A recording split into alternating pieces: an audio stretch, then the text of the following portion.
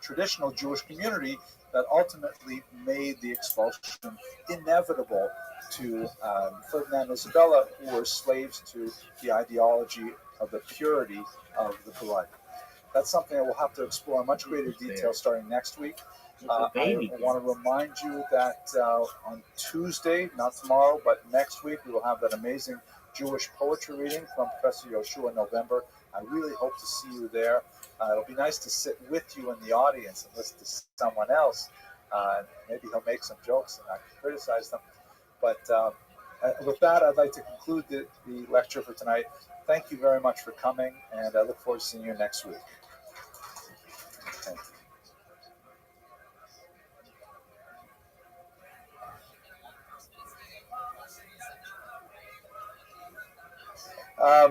Tonight's topic is a very difficult one, I have to say.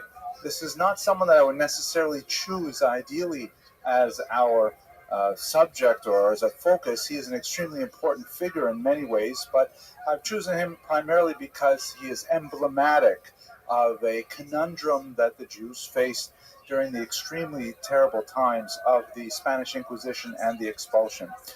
He'll be a foil in some ways for the larger discussion that will take up the bulk of our time tonight, which is speaking about the mechanics of the Inquisition that led inexorably and terribly to the expulsion of the Jews from 1492. I'm speaking, of course, about Abraham Senior, also spelled Senior, who was a very important financier and leader of the Jewish community in Segovia, Spain, during the last years of the 15th century. We have to begin with a joke, though, and it's hard, after spending so much time this week in particular being immersed in the Spanish Inquisition, but I will try nevertheless.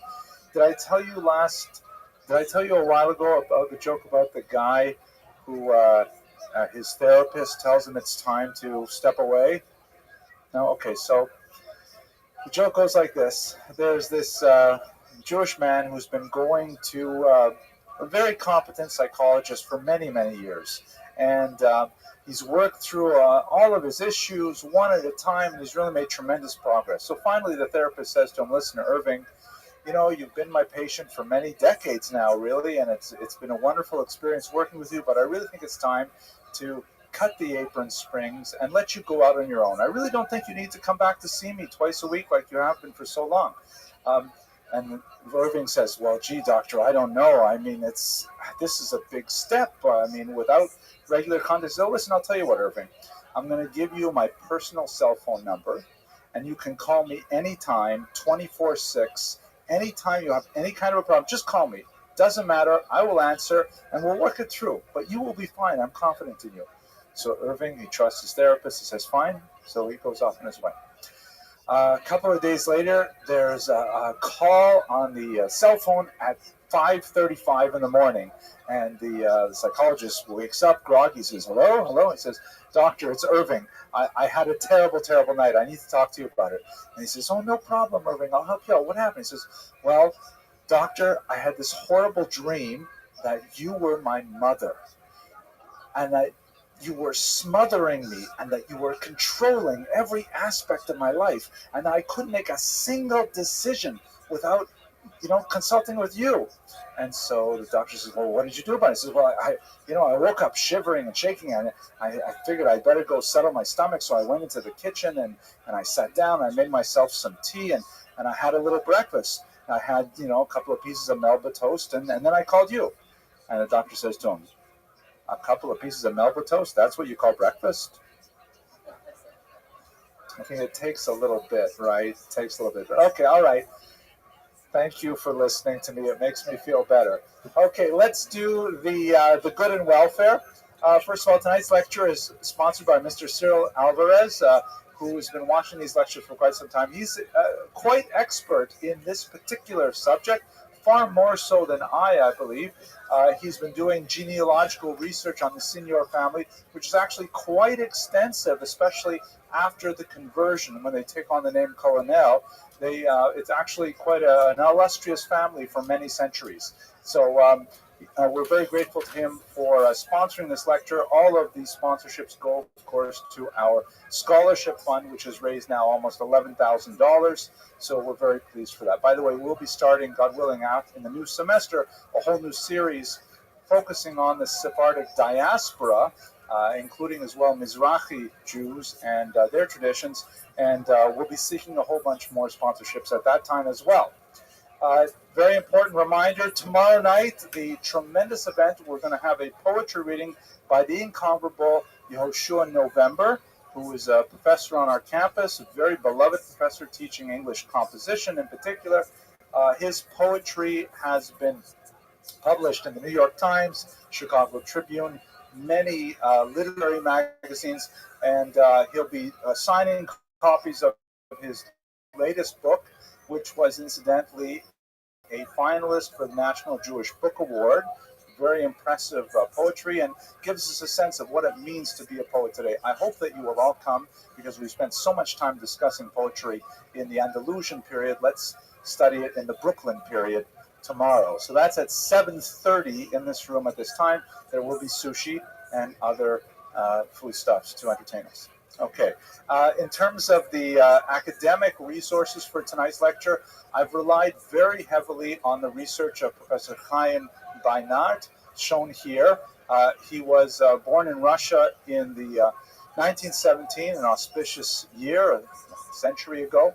He served in the Latvian army, and then immediately after finishing his service in 1937, he made Aliyah to study at Hebrew University, serving also in the IDF, in the intelligence division, and ultimately he became a professor at Hebrew University. He served as the Dean of Humanities at Ben-Gurion University of the Negev, and he retired as a distinguished professor once again at Hebrew University. So his analysis is extremely important.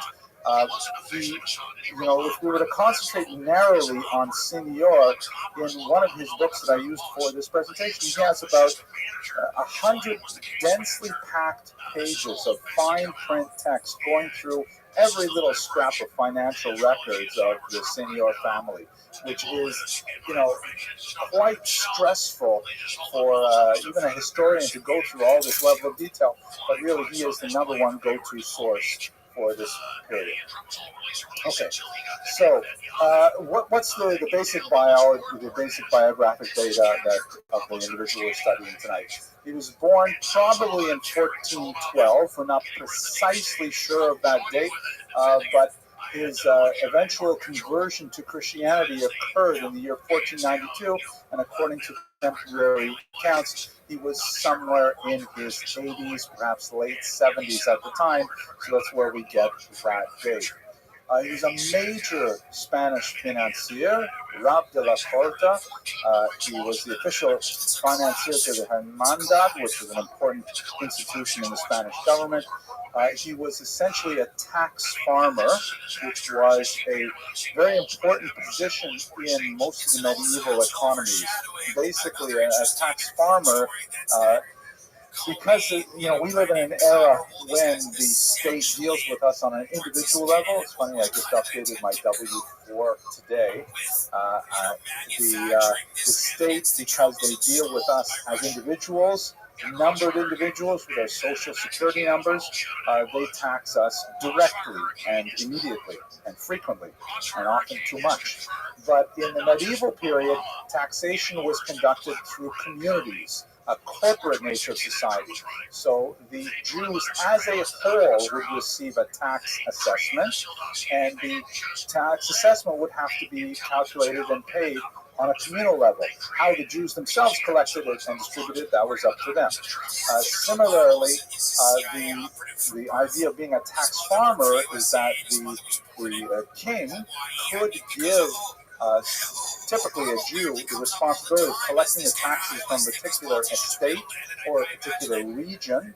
And let's say the king set that amount at, let's say 100 ducats, just to put in a round term. If the Jew were able to raise 110 ducats, then the 10 ducat profit would remain in the possession of the tax farmer. And that's essentially what tax farming was. So we're going to look at the specifics of his role in the economy shortly. His adopted name, once he converted, was Fernan Nunez Coronel. He was after the sponsor was King Ferdinand himself, hence the Fernan. Nunez and Coronel are very important aristocratic names, particularly in the Guzman family. If you know Sephardic Jews, many of these names resonate over generations because they were, high-level names in the Spanish aristocracy at the time. His son-in-law, Rabbi Meir Melamed, who was referred to frequently as Rabbi, so he evidently had some kind of training. He also converted with his father-in-law. He took the name Perez, Fernan Perez Coronel, and that's how it comes down through history. In less charitable accounts of his life, in Hebrew in particular, the term senior is sometimes punned negatively as sonei or, meaning in Hebrew, one who hates light. He converted to Christianity because he hates the light of Judaism. That's the derogatory use of the name. As we shall see towards the end of tonight's lecture, it's a considerably more nuanced and complicated decision. And if anything, as a historian, our goal tonight is to try and give some perspective as to what must have gone on in his mind.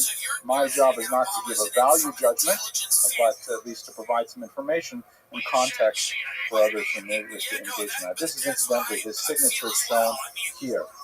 We have, in terms of source base, a tremendous array of sources, but they are almost all financial in nature. Bills, receipts, lawsuits, of which there are many, royal commands to Signor, and summonses if these commands were not followed directly, and so on. But we know very little about, for example, where his family is from, even his own birthday. A lot of his family issues are simply lost because our source base is essentially financial and governmental. So, here's the basic problem that affects to a certain degree Judaism, but especially affected the Christian world and was very significant for many of the processes that we'll be discussing today. And that is basically the concept, as we would say in Hebrew, Mylin B'Kodesh V'Lemorim. One ascends in holiness, one does not decline in holiness. And so both Judaism and Christianity have this idea that once you join the club, you can never get out. Once a Jew is converted to Christianity, even forcibly, according to many opinions that were significant at the time, then they are a Christian, that's it. They cannot get back to Judaism. They cannot renounce their Christianity, even if that baptism was done against their will, under duress, and so on. Perhaps you recall the most tragic of these stories was the case of the Mortara affair, which occurred in the 1840s in Italy. And in fact, apparently Steven Spielberg is working on a movie version of the Mortara affair. A very sad story where there was this Jewish household, and they had a Christian maid working in the household. Their young boy, who I believe was about 6 years old at the time, I think his first name was Arturo, not sure exactly, but he had a terrible flu, and the maid, who loved the boy very much, she's a live-in maid, she cared for them, she loved the boy very much. She was worried that he was going to die of the flu, and he would go, and because he was a Jew, he would be damned to eternal hell. And so therefore she secretly brought him to the church and had him baptized, just to protect his eternal soul. It happened that the child recovered, but the maid happened to mention it to one of her other friends, and the word got around that this Jewish boy had been baptized, and amazingly the church actually kidnapped the child and refused to return him to the family. And despite this is 1840, this is pretty much the modern era. Despite the best efforts of the family and international Jewish pressure, Moses Montefiore was very much involved. They were not able to exert the release of this child from the Vatican. He ended up growing up in a monastery and becoming a priest and engaging even in some Jewish proselytism afterwards. So it's a terrible kind of story, and that's 1840. That's 300 years later. So certainly in the 15th century, we're going to have this problem.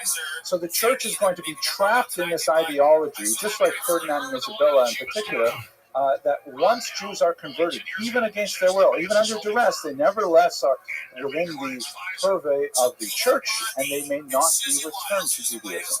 This will be the problem that we will explore many times. I would also like to say one more word, to a certain degree, as a kind of a prologue.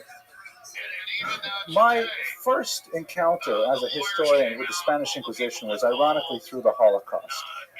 This important book, The Destruction of the European Jews, is one of the great initial studies of the Holocaust by a very important historian known as Raoul Hilberg. Hilberg is certainly the father of Holocaust studies, certainly the father of Holocaust history. He dove into the Nazi archives, and he wrote this massive 3-volume work which essentially dissected the very mechanics of the bureaucracy of murder. And it was a fascinating study, and landmark study that has shaped all Holocaust historians afterwards. He's been criticized for relying too heavily, perhaps, on Nazi documents. He downplays, for example, Jewish resistance and things like that, but that's not our purpose today. What is useful for our purposes is that in the very first chapter of this book, he essentially compares the Holocaust to the Spanish Inquisition and expulsion. And he says that the roots of the Holocaust may be tied to the events we'll be discussing today and next week, 500 years earlier, which I always felt was a stretch. I always felt like, oh, come on. We talked last week about the lachrymose model. As they say in French, plus ça change, plus c'est la même chose. The more it changes, the more it's the same. I thought it was a real stretch to say something that happened 500 years ago in a medieval environment is really what happened in the Nazi bureaucracy in the 1930s and 40s. But, in fact, the more I study this period, the more I see that, in fact, Hilberg's argument holds a lot of weight, in my humble opinion, and perhaps we will have the opportunity to explore this as well. The element that I'd like to identify tonight as perhaps the defining similarity between the Holocaust and the Spanish Inquisition. It's not the purity of blood argument that he makes much of. It is the idea that the Spaniards were slaves to their own ideology. That even when it was counterproductive, even when it was financially ridiculous to even contemplate expelling the Jews, nevertheless there was this inescapable quality of the Inquisition that ultimately forced them to expel their Jewish population. Okay, very long introduction. Let's look at the history itself.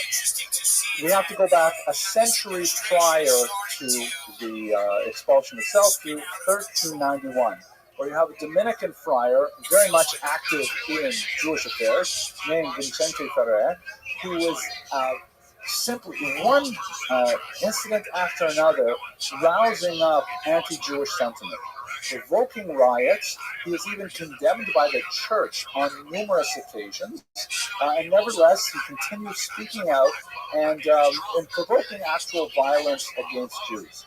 One should recall that the church is hardly an effective hierarchical monolithic system at this time.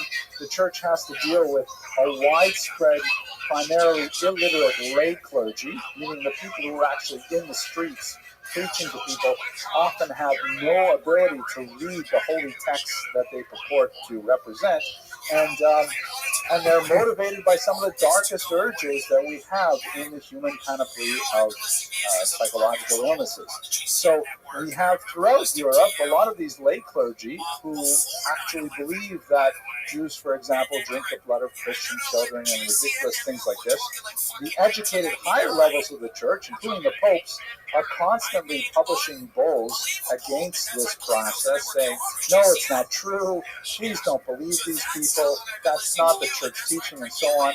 And while the church still, will persecute the Jews in the sense of pertaining to the doctrine of witness did you know that last year, Hulk Hogan died? The Augustinian idea that Jews must be preserved. I did. Very sad news. Did you know that Ozzy Osbourne died? Did you know that you're going to lose in basketball? Dog. Don't dog me, dog. Are you going to send me an invite, or am I sending you the invite?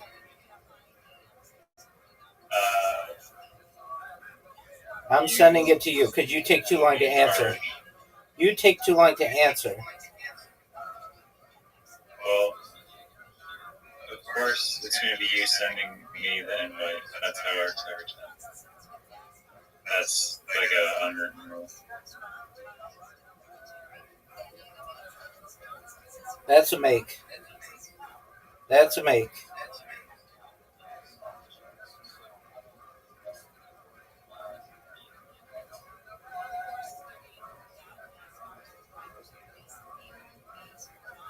Bad. Very bad. Do you just go on like celebrity-who-died-today.com? No, it's on the radio.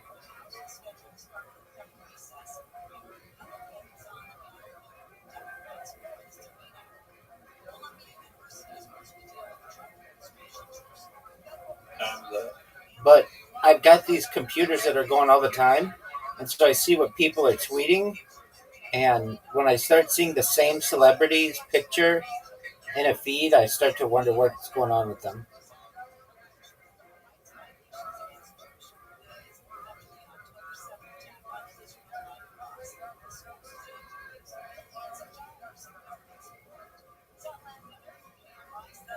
You did pretty well for a dick sucker. Yeah. You did well, dude.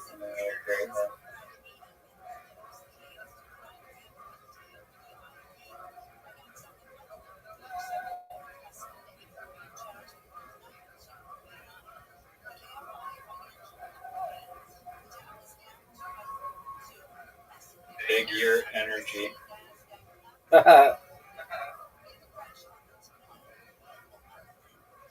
How many people do you think live in a yurt? Millions. How many?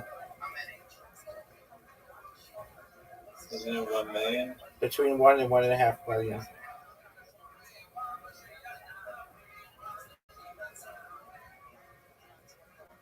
I'm proud of the way that you just played, because you just tied me. No, that was bad. Are you ready for this and then Moncala? Yeah, I think. I'm pretty sure this thing is like just it's basketball is one of the worst games because you actually can't be good at it. It's just like Moncala time, son. I think I've won like the last 4 or 5 games. I don't know what you're smoking. You're full of it. Can we do a go 9x9 after? Perhaps. I don't know how to win that game, so I might need a refresh round a Neither little. do I, so it's totally fair.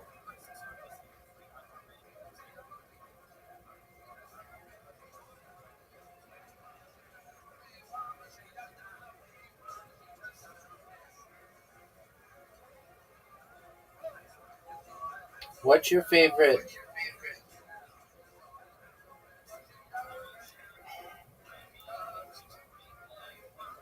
Justin Bieber song.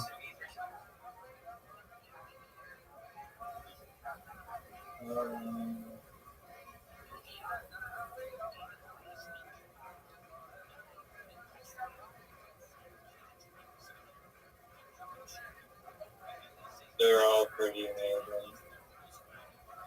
Are you serious? Yes. Okay. Justin Bieber is the best. Do you like Carly Rae Jepsen? Oh, that was pure luck. Call Me Maybe? No, that was like the most annoying song ever. That was spammed on the radio for like years. It wouldn't turn on. So definitely not. Fuck. You keep distracting me, fucker. Because you know you won't win. You have to freaking ask me distracting question. So good job. That was bullshit.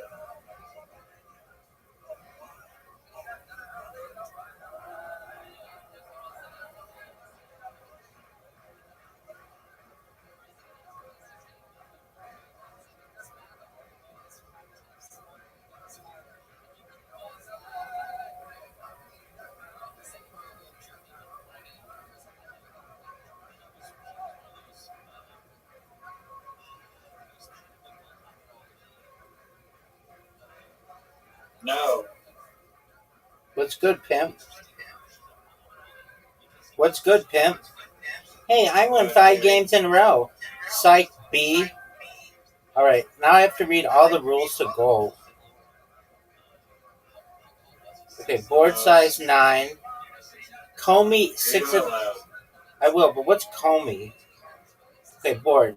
Go is a 2-player game, usually played on a board of 19 horizontal and 19 vertical lines, as shown below. One player uses a set of black stones. The other player uses a set of white stones. Do you understand this far? Yeah.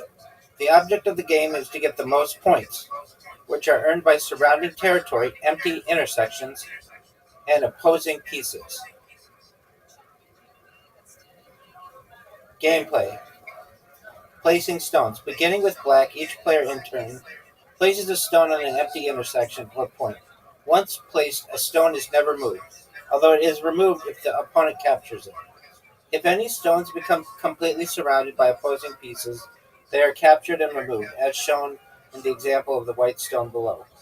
A stone or group is completely surrounded when it is not adjacent, in any horizontal or vertical direction to any empty intersections. Liberty. An empty intersection adjacent to a stone or group is called the liberty of that group. An empty section. Okay. In the above example, white stone has only one liberty, the point marked X. If black plays there, white stone is captured. Okay. In the below example, a solidly connected group of 4 white stones has only one liberty, X. A black play there captures the group. Captured stones or prisoners are kept aside and counted at the end of the game. A stone may not be placed on a point where it will be completely surrounded, unless it also causes an opponent's stone or group to be surrounded. If a move causes both players' stones or groups to become surrounded simultaneously, the stone or group belonging to the player that made the move survives, and the other stone or group is captured. I don't get that. Okay. In the above position, both white and black can make a capture by players playing at the point marked X. If white makes the capture, the position will be shown in the second diagram. If black makes the capture, the position will look like the third diagram. Oh.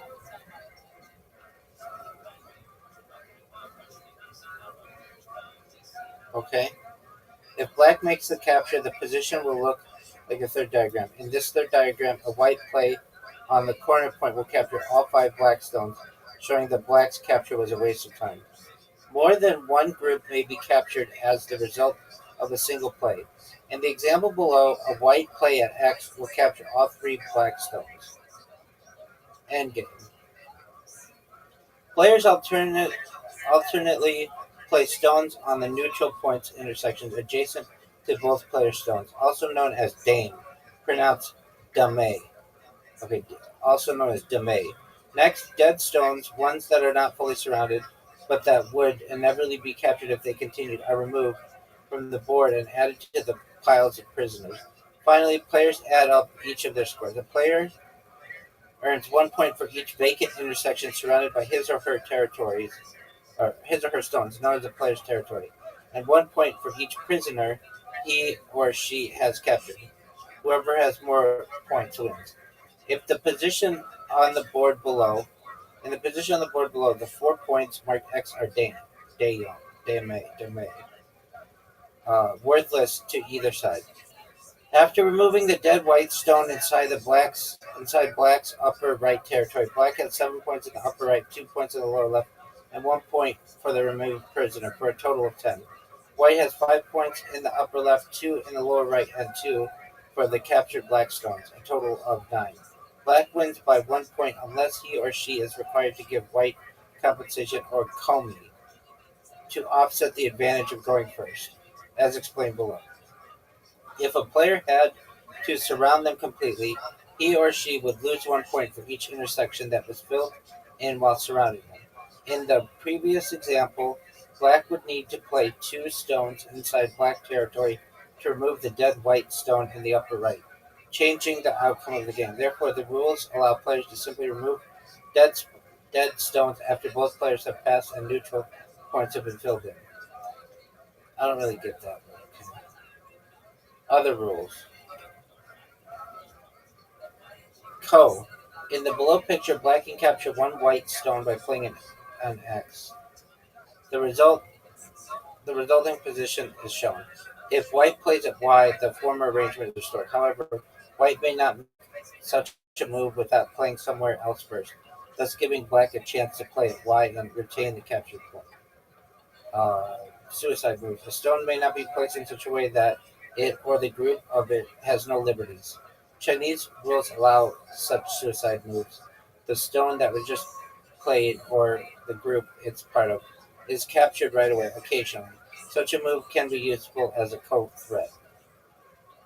This is illustrated by a below position in which white move at X would cause 2 white stones to be removed, but white would now threaten to play X again, making black's eye to the left or X of false eye.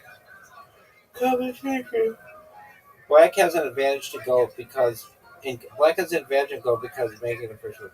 To offset this advantage in even games, white is given the compensation or komi, most often in the amount of 5.5 points, but sometimes as much as 7.5 points. The compensation is added to white's score at the end of the game. Since white's score will not be a whole number, ties are impossible. Territory and prisoners are counted automatically, but it's up to the players to add compensation and determine the winner. For even games, it is recommended that komi be fixed at 5.5 points, regardless of whether the board is 19 by 9, 13 by 13. I don't know what this is. Okay.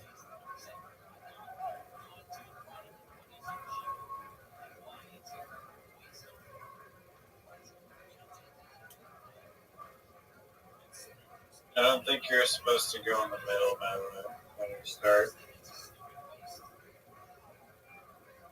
But maybe wrong.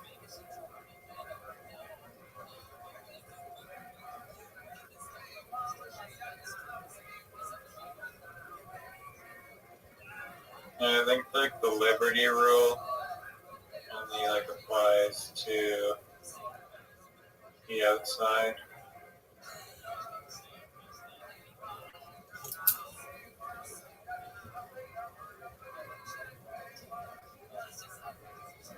Or sorry, not.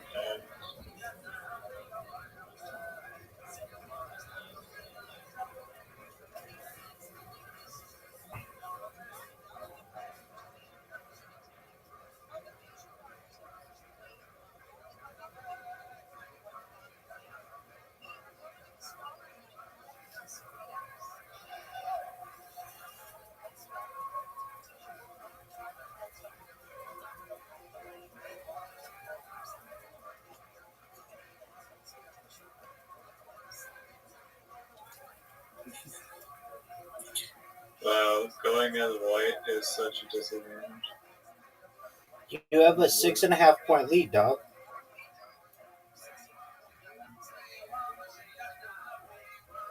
I wonder why there isn't a timer.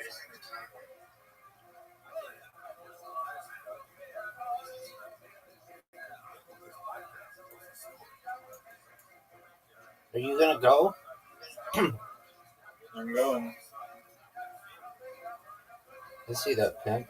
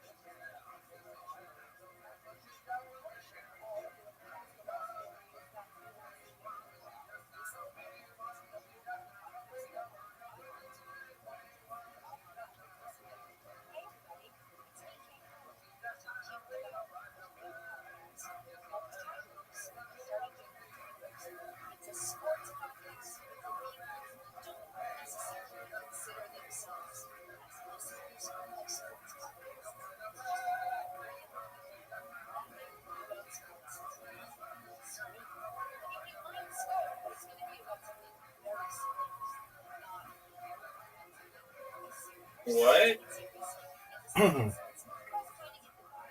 How? Because I'm sexy. No way.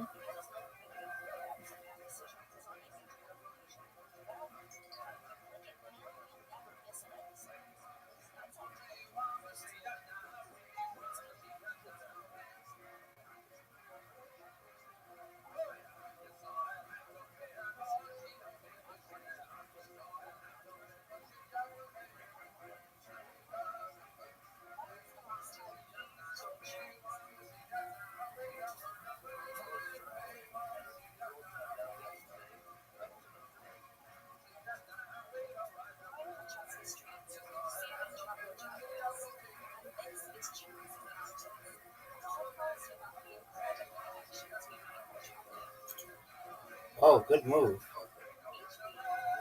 Oh, you're at 20.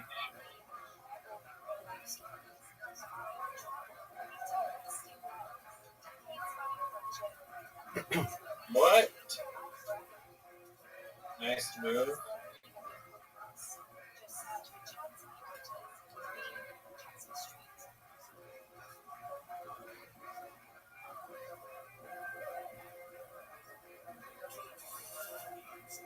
What is happening? Oh, I can't repeat that.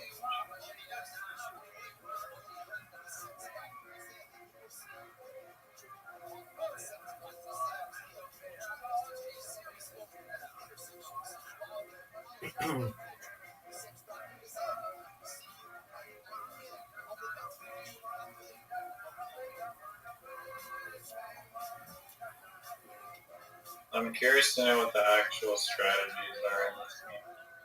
To win?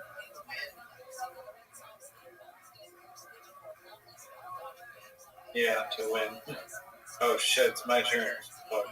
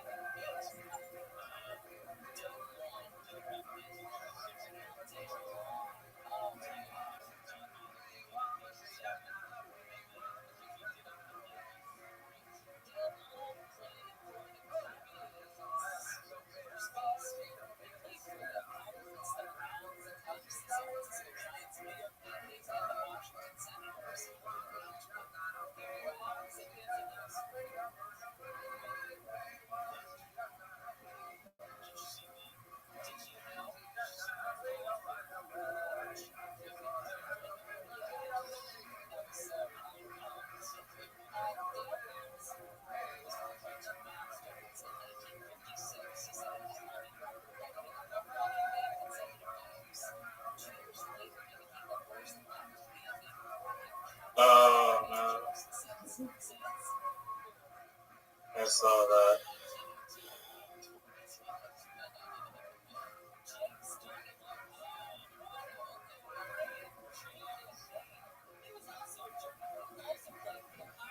It's confusing to me, like, who's surrounding who. Because it kind of doesn't seem like anyone's surrounding anyone.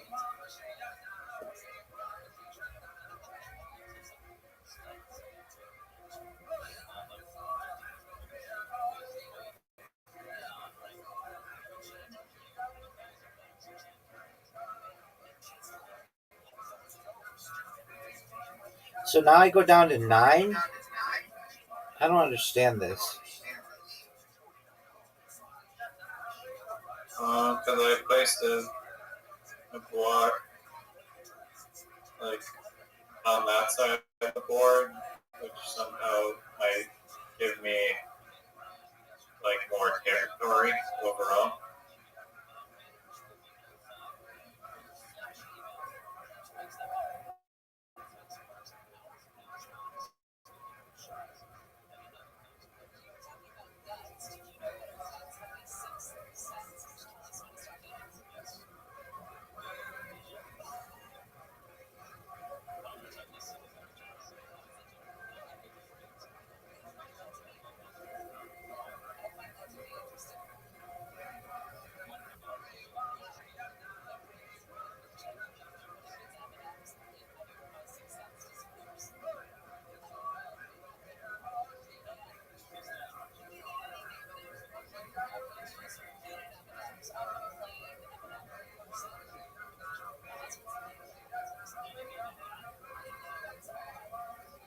Are you thinking a lot about the next move? It's your turn, dog. That just happened.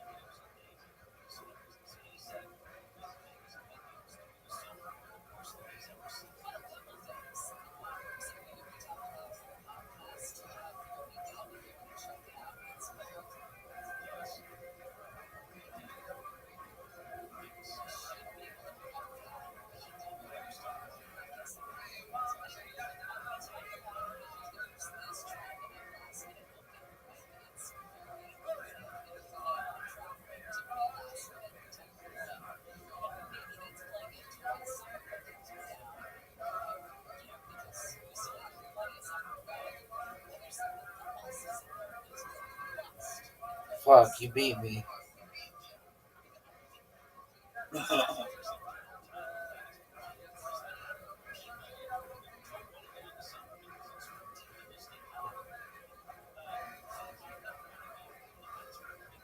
mean, it's not over yet. There's still some territory up here.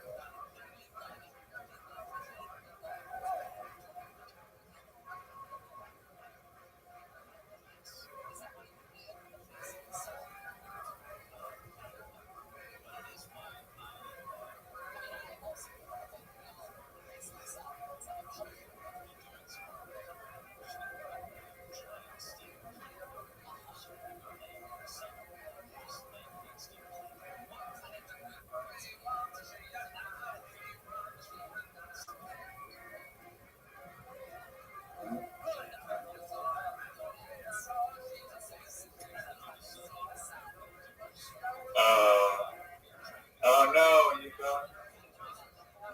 Shit. Yeah. Because I'm a pimp. Last second. Pulls the rabbit out of his head.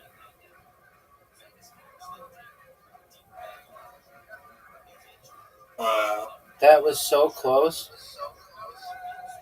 GG. I still don't get it, though. So let's see here.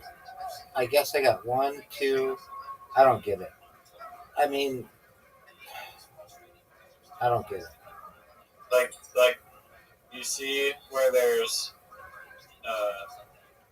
base, like like on like the edge, on like the right edge, you have like those black pieces that, and there's two like intersection points, like those corners that aren't touched. That means that you own that space. Right, I get that. I get the capture thing. That's a tough game. You know what's more fun though?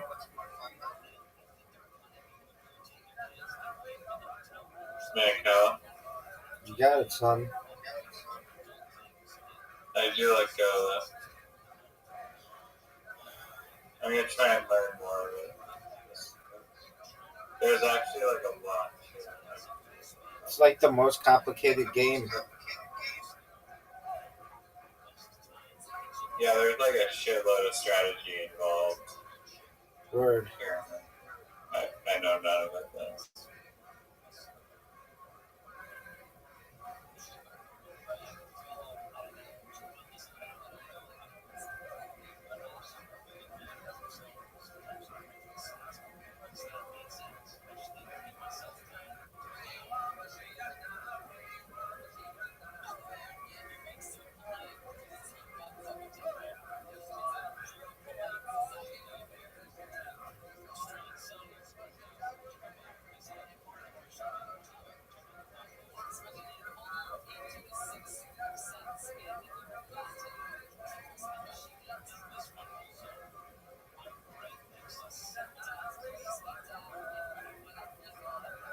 I did not mean to do that. I would have won if I didn't do that. I don't know if you would have won. I would have won.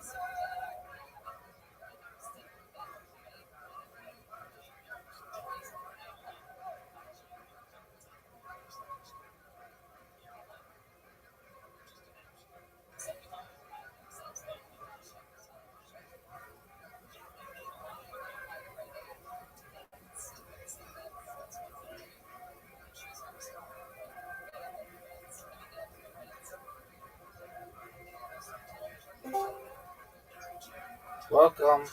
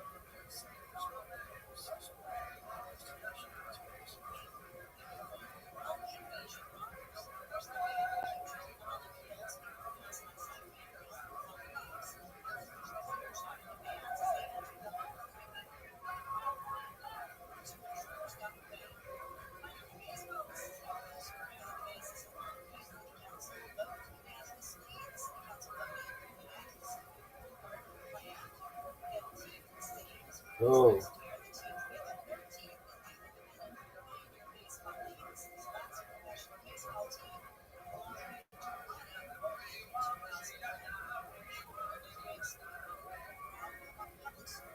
You're gonna have to get rid of 15 eventually, son. What do you want me to do, baby?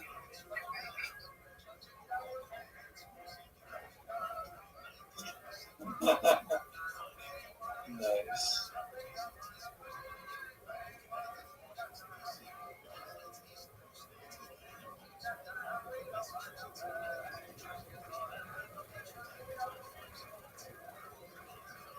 What's gonna happen? I don't think we've ever seen a 16 before.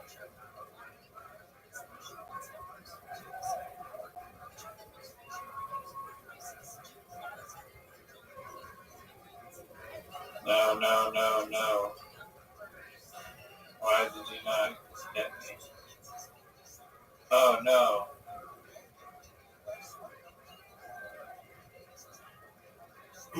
Gotcha. I can still tie. No, you can't. It's over. I can still tie. I don't know why you say that. It's over.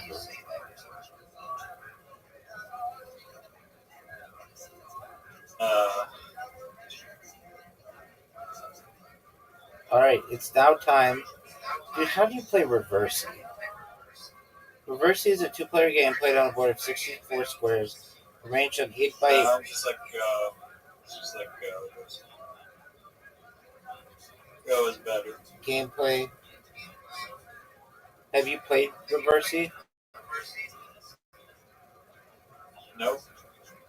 Okay. Dog.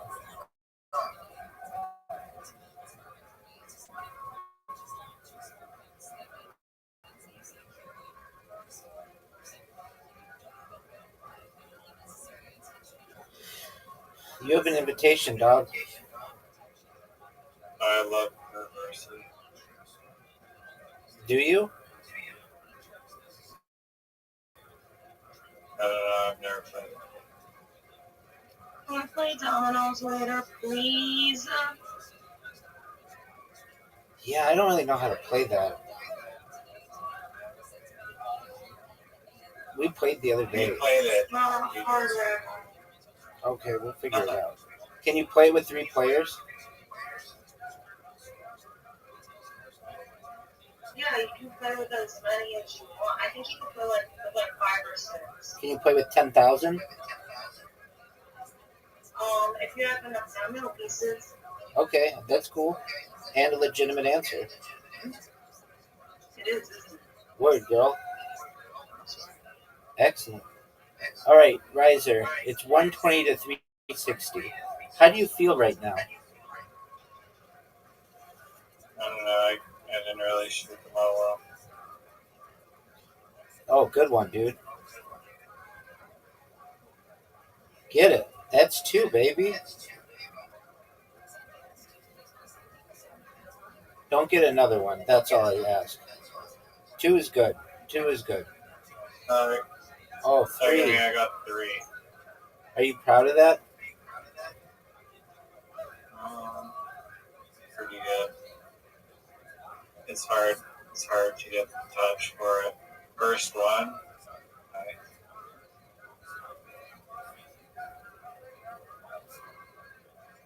Oh, I missed the board with one of them. It went in that little hole and it got 0 points. I didn't think that was possible. Oh, it's definitely possible, son. You've got a chance to win. That's a miss. That's a big make, dude. Big make. You should be proud of that shot. That's a miss. That's a miss. That's a miss. Alright. That's a I'll miss. take it. That's a miss. Let's see. Oh, huge make, dude. Huge make. Pressure means 760. Pressure is on, son.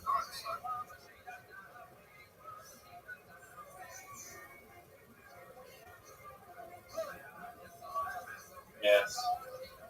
It's a miss. It's a make. Needs one more. 1 out of 6. Nope.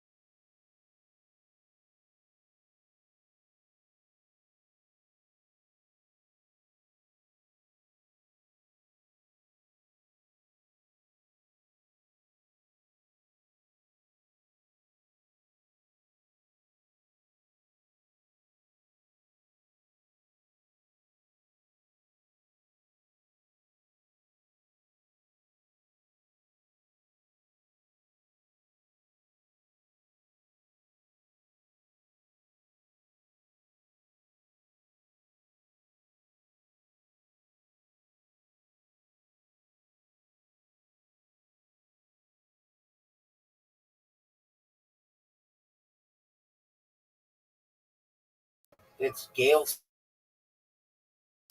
No one knows what Gale settle is. Oh, this.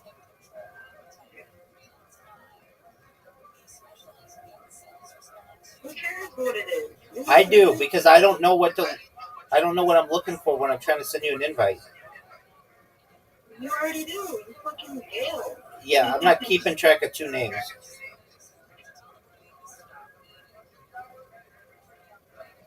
I think I'm gonna win this round. Are you sure? No, Rabbi's in trouble. He's actually not going to win all that I know.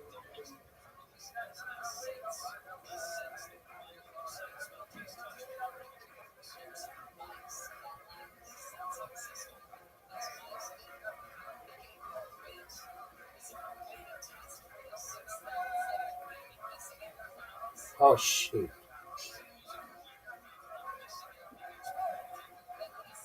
I like this game. Pretty good.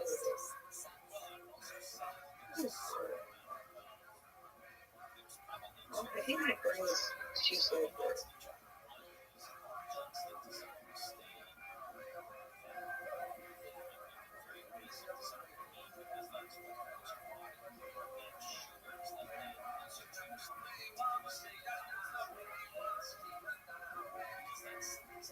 Why doesn't it spread? That was incredibly fortunate.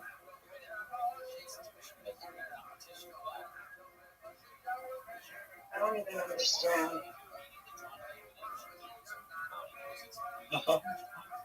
What? Don't you understand? I don't understand. So this shit floats down, and then I just move it, and that's all I can do. You can change the order if you tap. I didn't know that. Yeah, tapping helps a lot.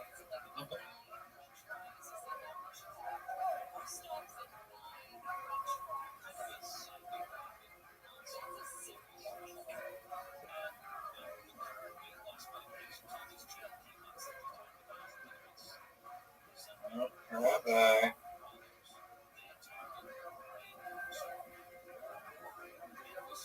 Are you gonna win this game, Big Hill? I'm trying. No. Oh.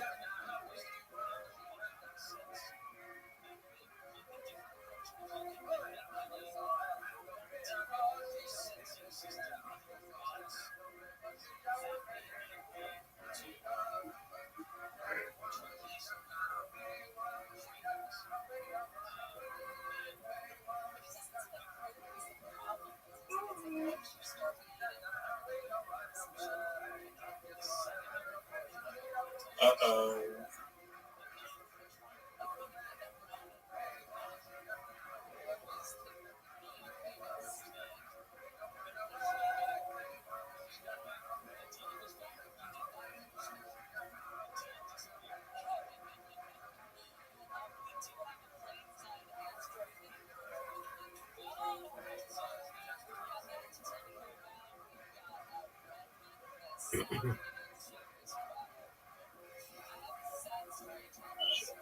Shoot.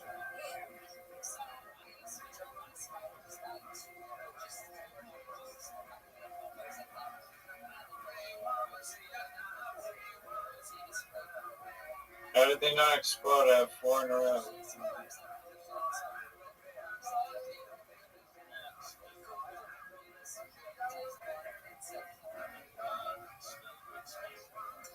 They're not exploding. Oh. Champion. Alright, let's read the rules. How to play.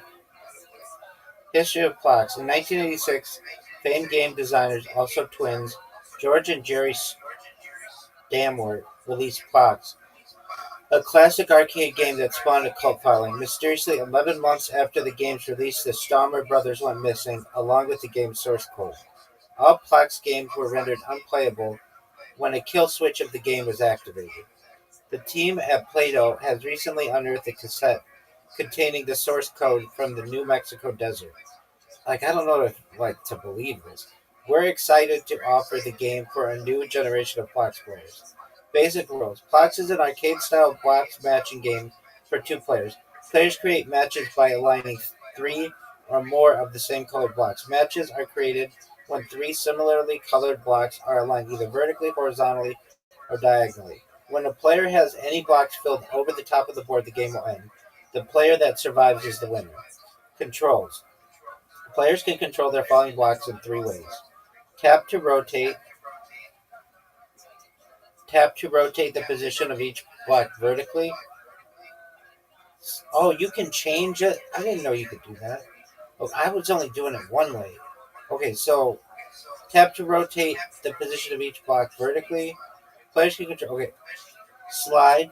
Hold, tap, and slide down to hold, tap, and slide Okay, left you are pure evil. or New right assessment. to move the block horizontally. Drop. Hold tap and slide down to drop the blocks down quickly. Junks. Any matched blocks will create junk blocks to be sent to the opponent's board. Larger junks can be created by matching more than 3 blocks or with a cascading set of matches. Ghost option. When the ghost option is enabled, players can see or preview ghost images of where their blocks will land at the bottom. I like that. Okay, cool. We're playing again.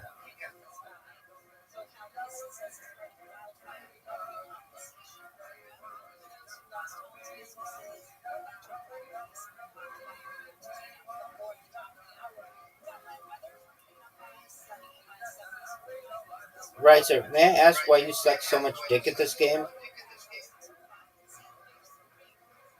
I'm not sure. I really like the background. It's very cyberpunk. Baller as fuck, son. It's baller as fuck, son.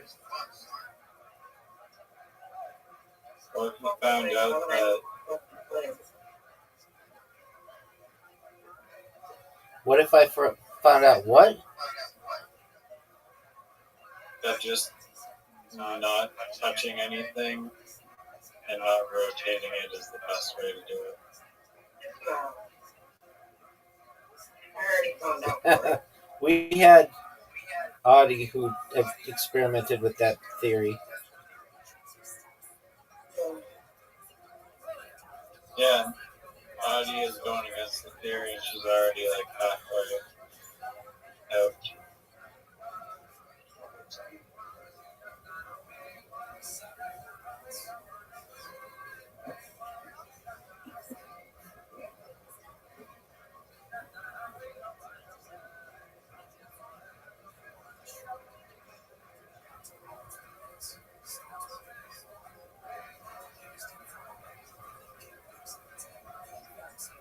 Sometimes it explodes 3 and sometimes it explodes 4 and What do you want me to do about it? write a letter.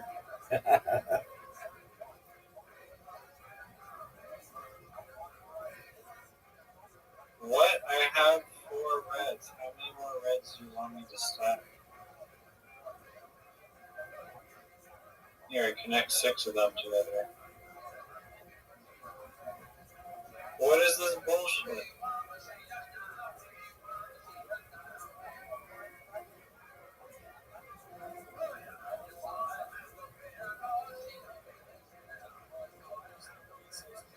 How are you guys surviving so fast? Because we're sexy.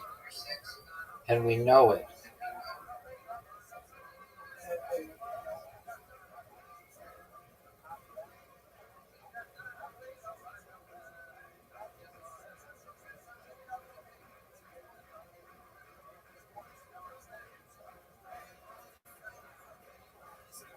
Oh, are you kidding me? It's an explode.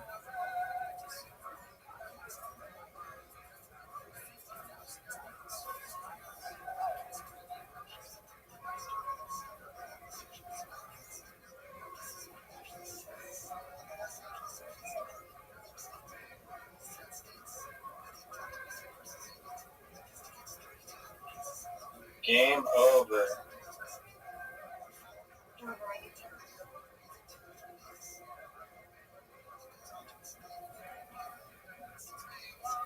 Oh fuck, I fucked up. Game over.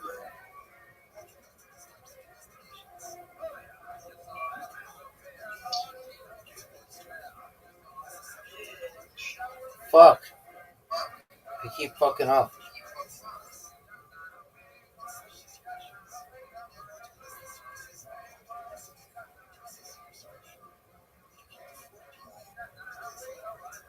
Oh, Audie, you might, you can hang in.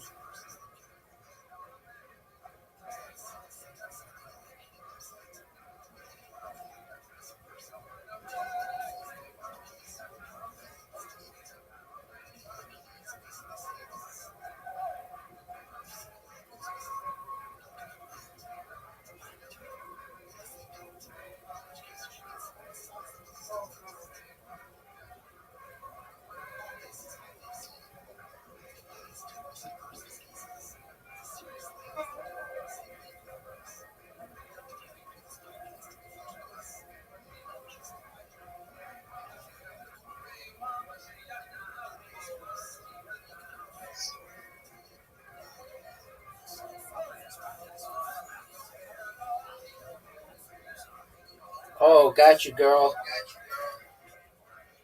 Wait, is it over? Yeah, but You won? What? Audie actually won? How the fuck did you win?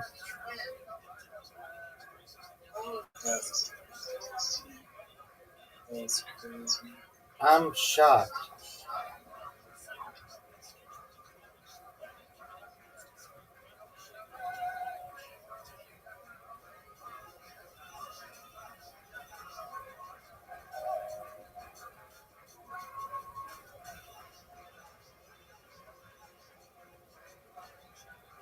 one of these windows doesn't roll up.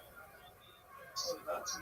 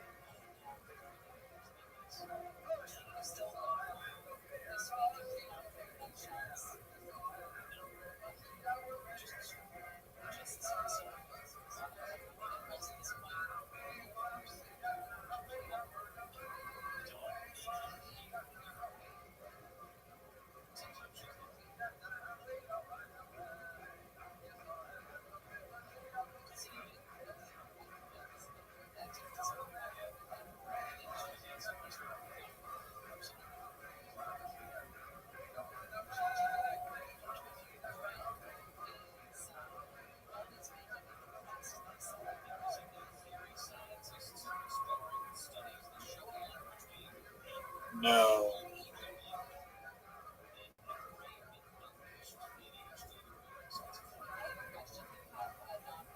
Oh no. I keep exiting like it's delicate. And I keep fucking up. Keeps dropping me like the worst one. Oh, I'm done.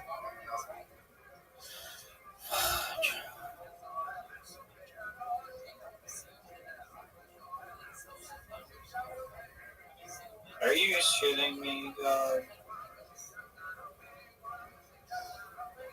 It would be one thing if they didn't just drop shitty cubes on you every time.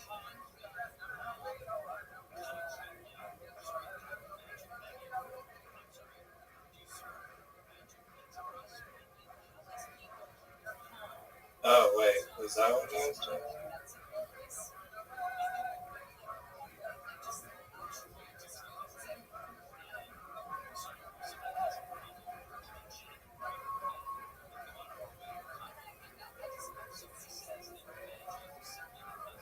Oh, fuck you, game. Fuck bullshit.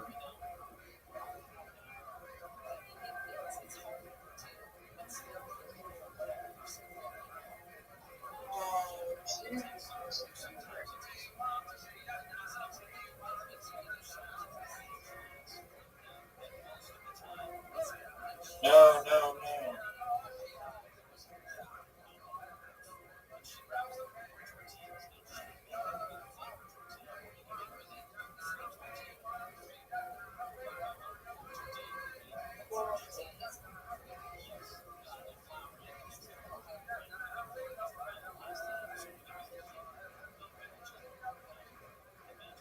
shit. No.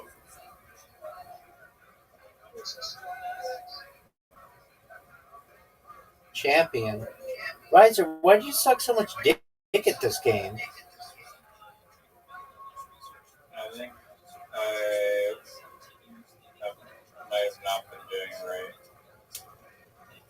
Do you think the sooner it drops, the more likely they are to explode? I don't know. Like, do you want to do it really fast? But we all have the same. We all have like the same pattern.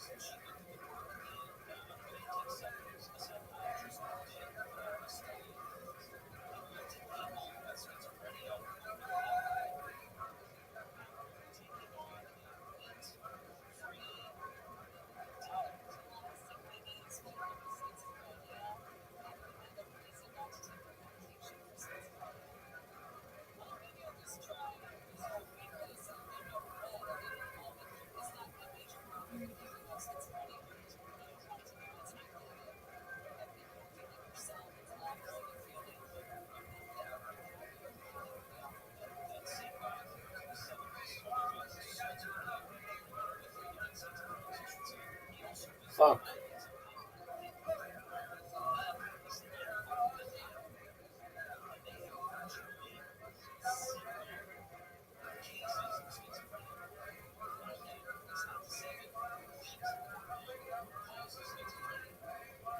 Fuck.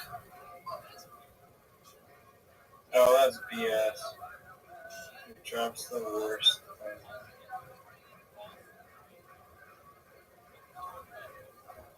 Fuck.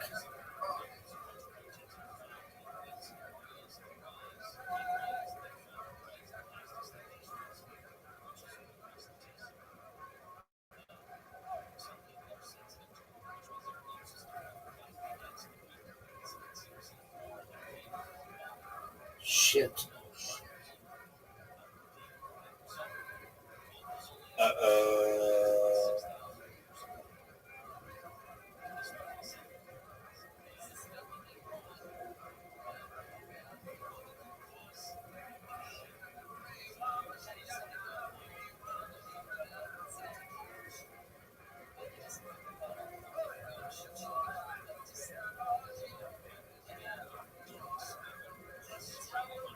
Why did that not slam?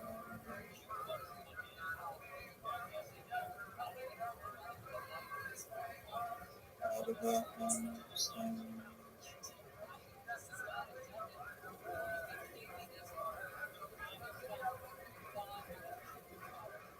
Oh, come on. Champion. Can't stop, won't stop. Survive for like 1 more second. Rockefeller. How far up is your... I was actually very close to it. Do you think Zoot knows about Hulk Hogan? I don't know.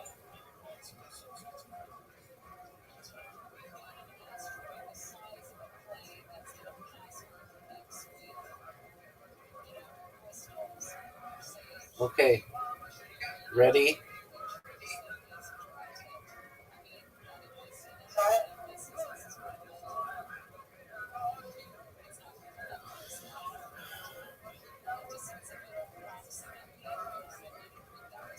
Isn't basketball played? Yeah, we could play basketball after this. I guess. You love that game.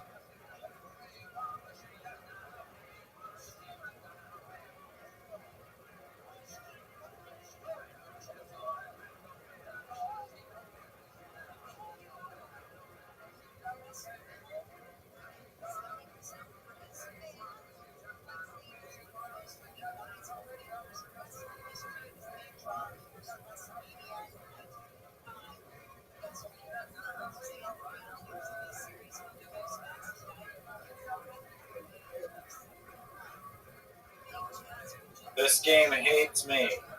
This game actually hates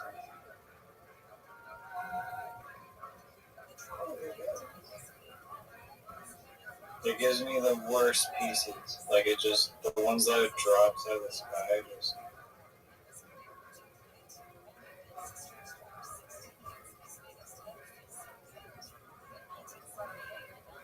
How does that not freaking break? I have like 8 of them touching.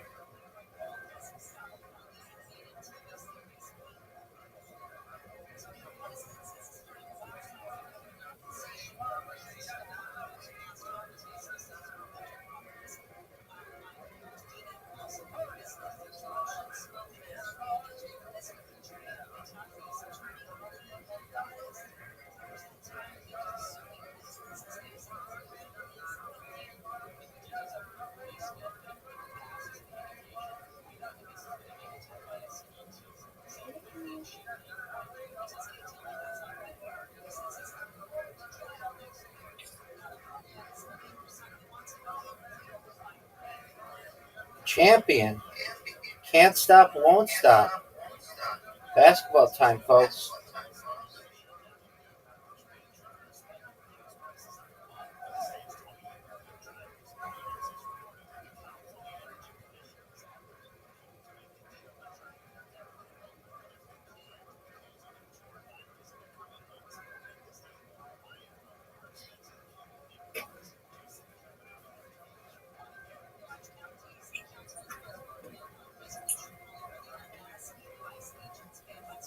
Do you have an invitation? These custom paid for basketballs or there's a disco ball, cookie. How do you get these tokens? You actually have to pay money for them? You can. It's like 20. You get 20,000 for $9 or something. Wow. I think they give you a whole bunch if you're sexy. That's how I got mine. And or played ranked games. I earned them through ranked. Word, I think. That's a miss. That's a make. That's a big make. It's a make. That's a make. That's a make. Big make. Make. Big make. 11, dude. That's a huge round.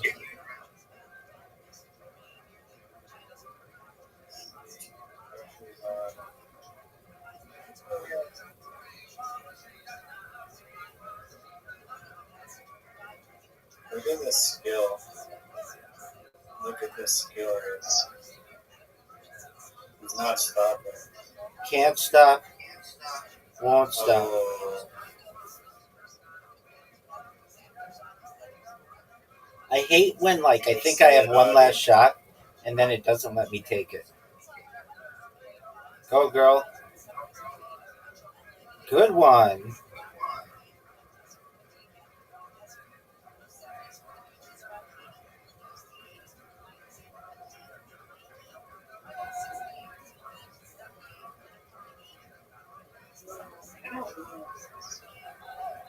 Riser, you up?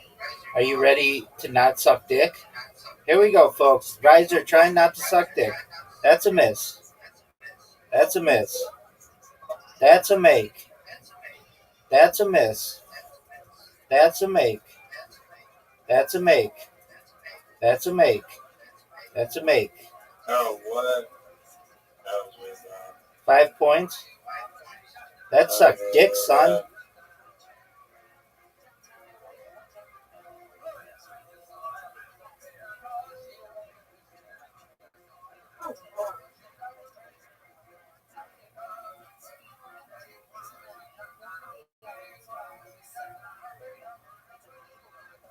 Wow. Like a pro, baby. Impressive. I wasn't going to be hot every night. Yeah.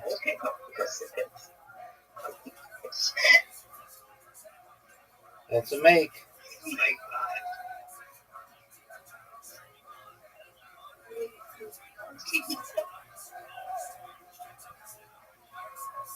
Riser, you need 5 to tie. I'm in your head. Easy. In your head. In your head.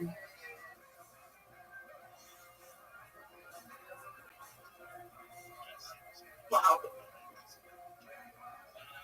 No, What? not good, son. Rose? All I need is 4 to win. Riser, did you know that?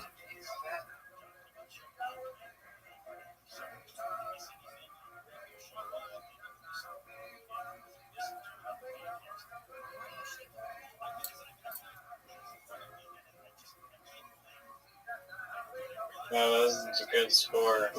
30, baby. Can't stop, won't stop. Mini golf time. Congrats. Damn. Oh my god, good call.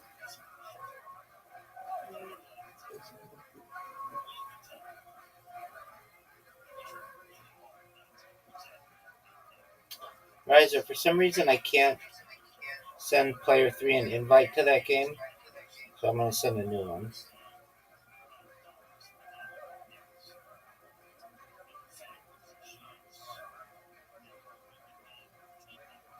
That's fucking rude.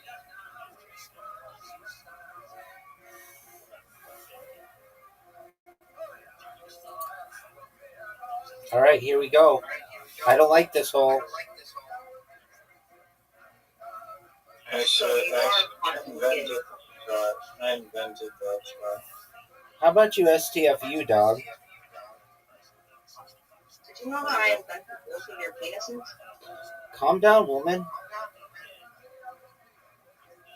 Oh, you just You just fucked him. Good job. Watch this amazing shot. This shot sucks dick. Oh, I'm getting wet. Boom. You've never seen a shot that beautiful before. So, I wasn't paying attention, honestly. Hit my ball. BMW. Nice shot, BMW.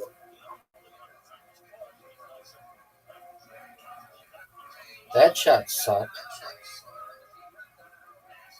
It's actually literally perfect for what I like. Thank you for your input. Look how good this one is. Did you see that? Riser, did you see that shot? This is an ugly shot. Thank you. Nope. Naughty. Riser, now knock all the shit out of the way so that I can score and take an early Not lead. gonna do. Knock all that shit out of the I way will do those. so that I can score and take an early lead. I didn't need to do that. Actually, I would have beat you. Oh. Hey, Audie, just don't knock his ball in the hole. Just knock my ball in the hole, girl. Teamwork makes the dream work. Well, I'm a lot of days off mine, and I didn't notice the zeros and stuff. Yeah, Rabbi? Dog, I've never been more ready in my entire life. Are you fucking serious? That would Yeah, you're dog. hit me in the water. Nope. That was one of the dickest shots Make it. I've ever seen. Knock me in the hole, dog. Dog, catch me outside. How about that? If you don't talk to it, I don't talk to it. Oh, no way. She's going to win. If you don't talk to us, I don't talk to you. I love it. If you don't talk to it, I don't talk.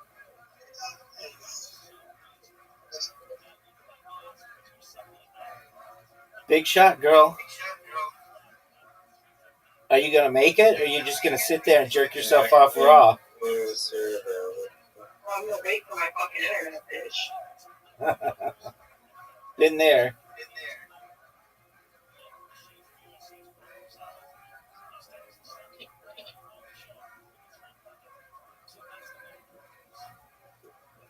Oh, come on. You deserve to get it. Wait, too hard. Perfect. Go. Let go. My game isn't connected. I had that issue too. Must be That's not connected. It must be their servers. Riser, you're up, dog. It's not.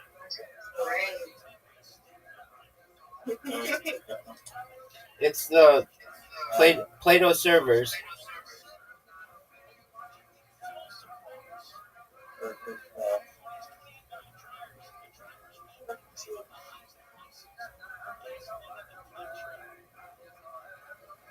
Look how sick Don't this even go this way. Go the other way. dog.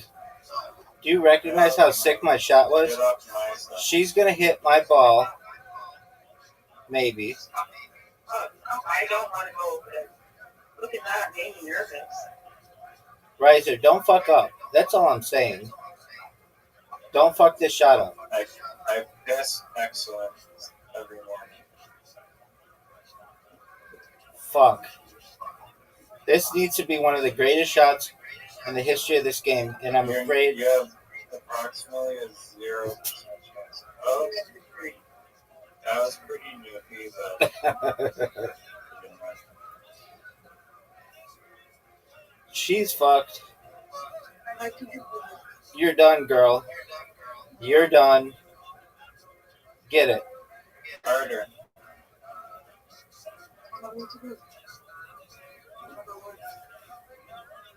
Harder. We Oh, you missed pretty hard. Too hard.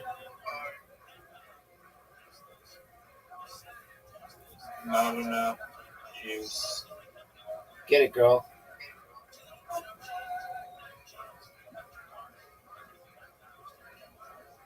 Rabbi down by 2 strokes. I hope that gives us a good hope of like, where if you go first, you can hit off the tree and get like a hole in one. That's what I did.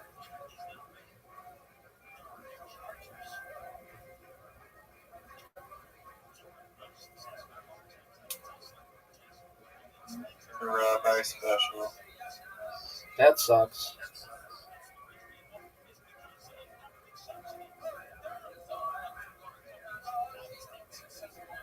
Let's see your perfect shot, Mr. Perfect.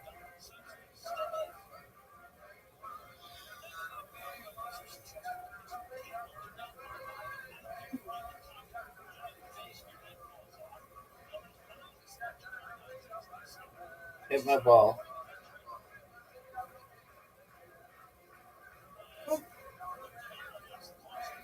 Riser, don't suck dick. Dick sucking. Oh, what? That was a major league dick sucking. Are you cereal? Get through. Knock all that shit down. It's your turn. Gale settle 23. Gail. Call me Gail. Gale settle. Oh, come on. Gail Withers. That's my new name.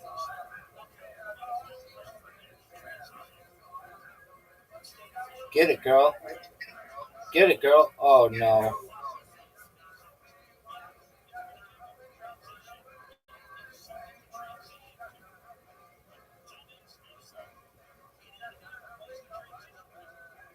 Blast it. No, hard. Just take a shot. Try to make it go through the goal.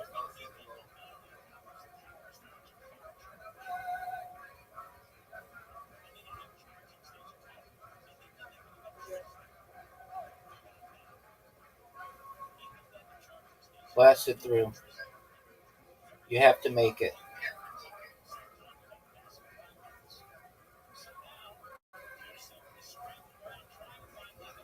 Not a bad shot.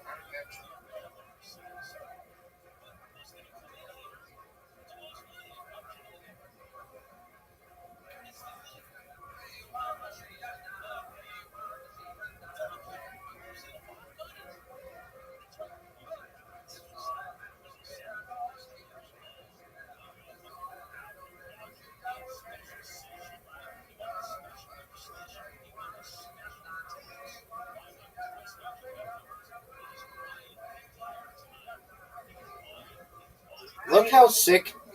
Look how sick. Oh, dude, Riser, you fucked me. Riser, you fucked me. That was not cool, dude. Now Audie has to hit my ball. Get it, girl. She won't do that.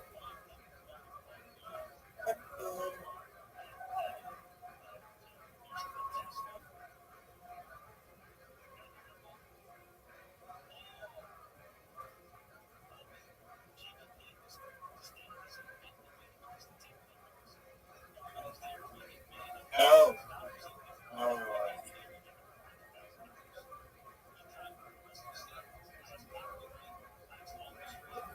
Stop. Drop. Let it down. Open up shop. Rabbi, you're gonna love my next shot. You're going to try to water bump me, and I don't know if you're going to be able to do it, son.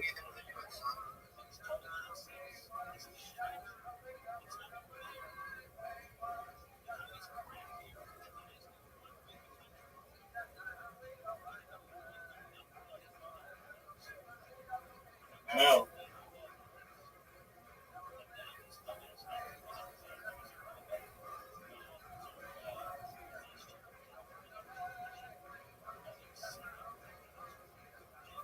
Water. Oh my god. Why would you do that? Well, people are usually go into the water and just sleep over it. Wanna see the water bump of the century? That's not the right angle. Pinwheel. That's not the right angle, son. Off the Son, that's not the right angle. Son, that's not the right angle. And you're now going to get 0 points. And I'm going to take the lead if Audie makes this shot. He's not gonna. There's no way she makes this shot. Too hard. No way. Backboard. You see how quickly he gives them faith? Anybody with any common sense would think that was way too hard. That's cyberbullying. It is. Hey, my whole fucking life is cyber. I'm going to get sick of you. My whole life is cyberbullying.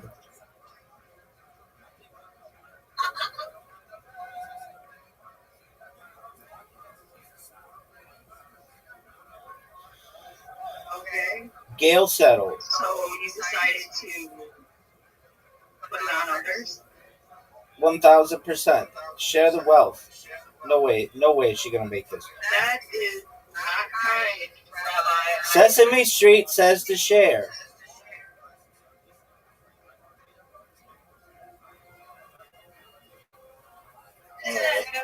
With anything. I share my cyberbullying with you all.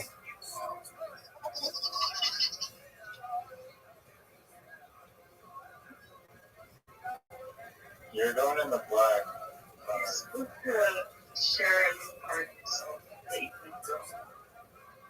Stop. Drop. Let it down. Open up shop. Roll. Roll. What are you going to do, Riser? Riser, what are you going to do, son? Riser, you fucking cunt. Get it through, Audie. Get it through.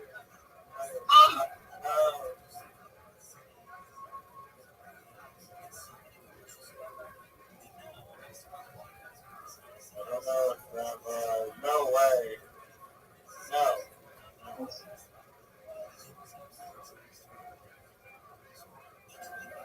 Just defend it. I'm just going to defend it.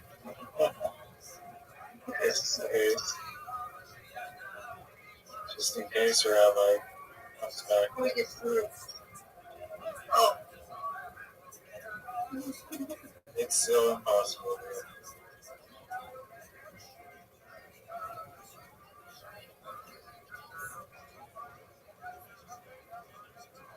Hey, Rabbi, come knock my ball in. I fucked up.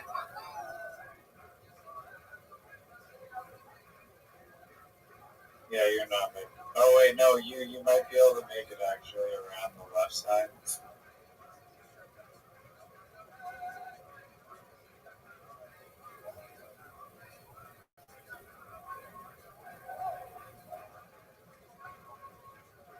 Make it, Audie, make it. Not again. A little softer. Off the right. Softer though. Not too hard. Too hard. Way too hard. Too hard. Like 70%. 70%. 60% actually.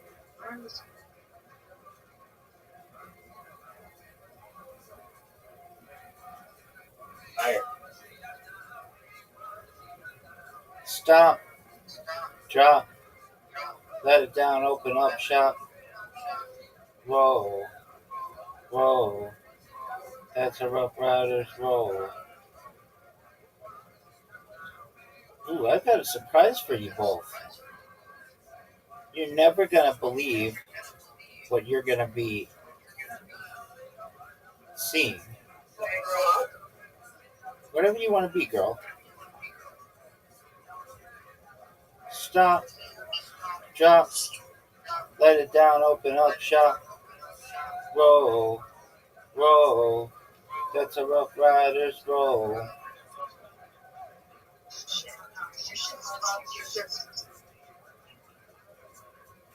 Rise, are you proud of that shot? No. No, no. It's Audie's turn. Audie, you're up, girl. There you go. Look at you. High five. That's how you do it. Will you teach Riser how to do that? No. Okay. No. $9 million. That's too much. Riser, don't fuck up. Oh my lord. Riser, why are you... See what you made me do? Riser, why are you so shitty? Audie doesn't want to teach me. Get it, girl. 2 in a row. Now's your chance to shine. You're a star. No way. What the? She's a star.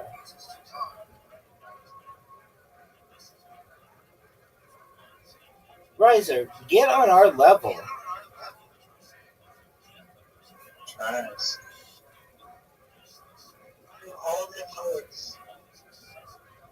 Make me a star shirt. Thanks. Riser, that was absolute dog shit. 3 in a row, girl. Get She it. gets 3 in a row. That's a turkey.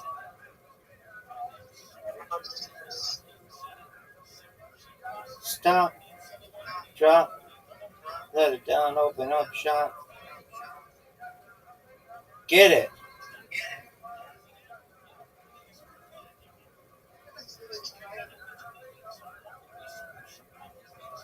Riser, I dedicate this roll to Hulk Hogan.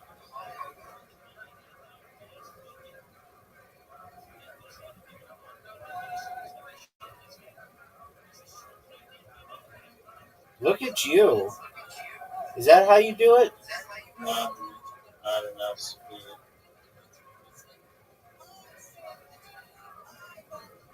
Oh, no good at this game.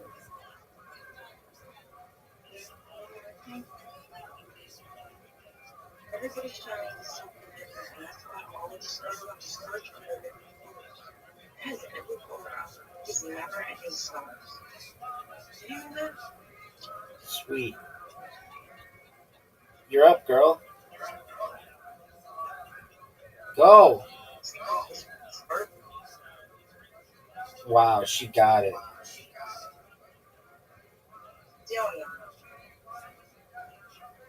That was awful. That was awful. Get it. Get it. Riser, why is it that you're so far behind?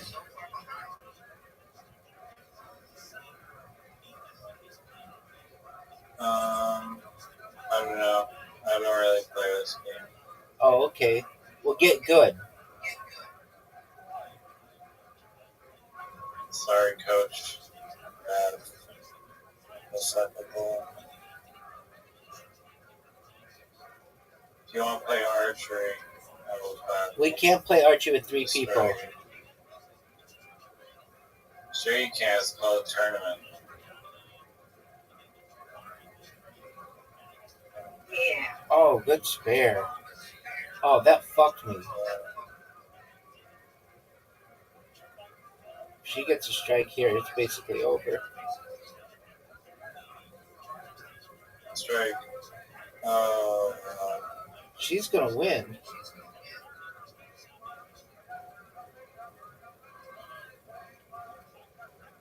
oh, keep going. Oh, what a comeback. What the hell? Is he going for the triple X? Wow. So nice. You, like, tripled my score there. Bounce.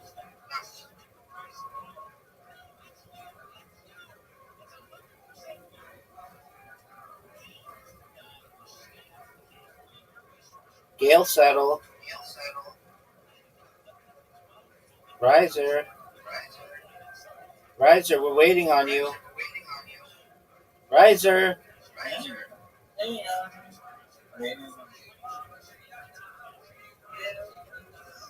Is this the easy one or the hard one? Easy.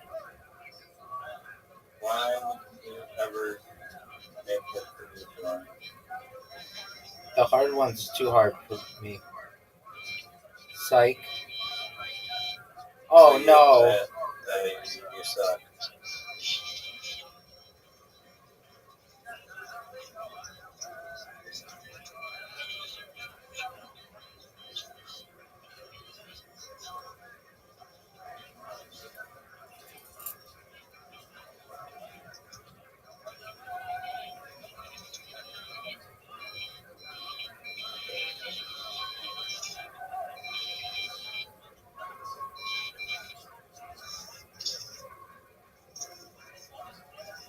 What? That was it?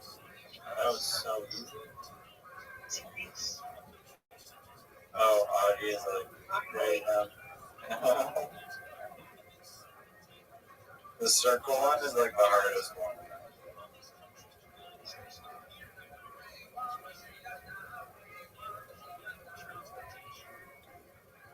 Alright, we're gonna do it, but we're gonna do it hard.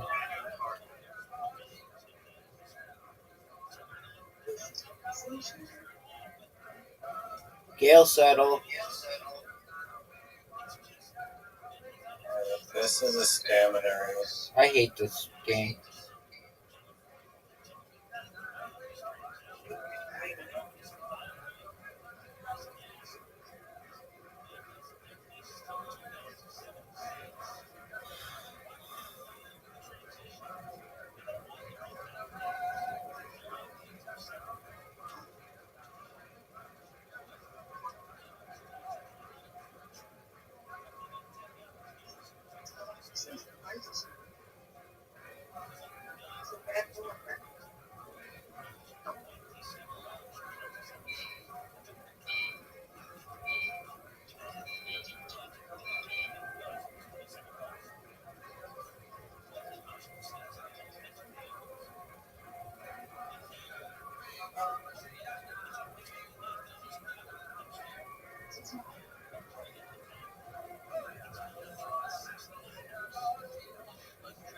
You're gonna mess up, brother.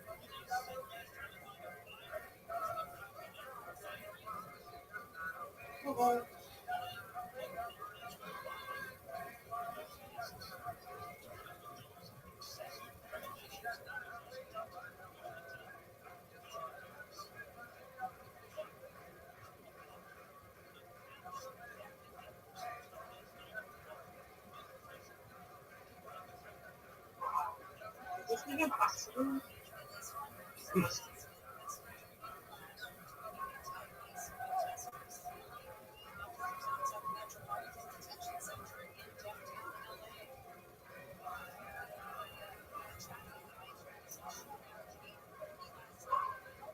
Are you sure this is his name? Are you supposed to go around it? No. How are you there? Because I'm a pimp, baby. Hey, wait. How do you fucking get through the star? Do you go through it?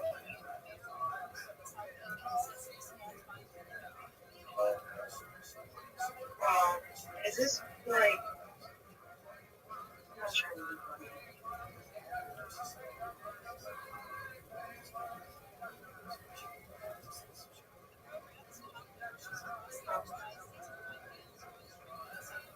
Oh shit, this one's bad. This one's tough. Oh, does work.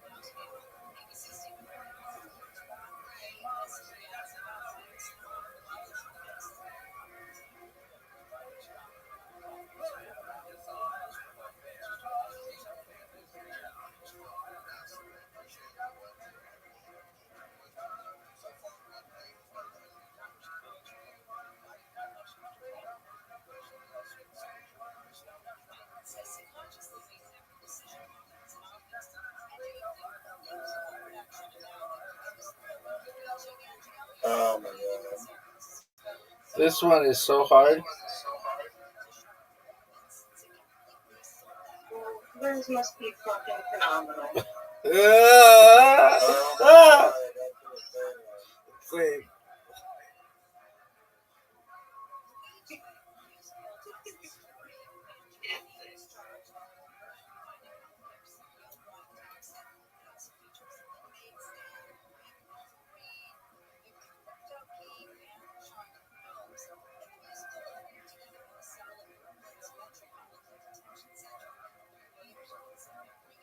No.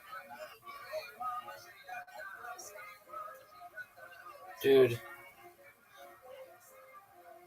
I'm getting it this time. This is the hardest one. I'm getting it this time.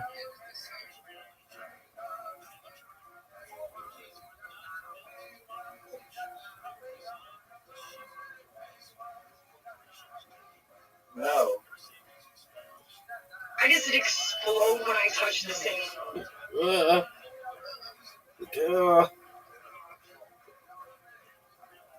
I What? won. Did you actually do it? How did I win? No. It was like, no, you're never gonna finish. So we're just gonna end the game. Let's do it again. No more of that. That hurts my arm. My forearm. Word box. Yeah. Word box, but the round time's 60 seconds, not 90. Gale settle.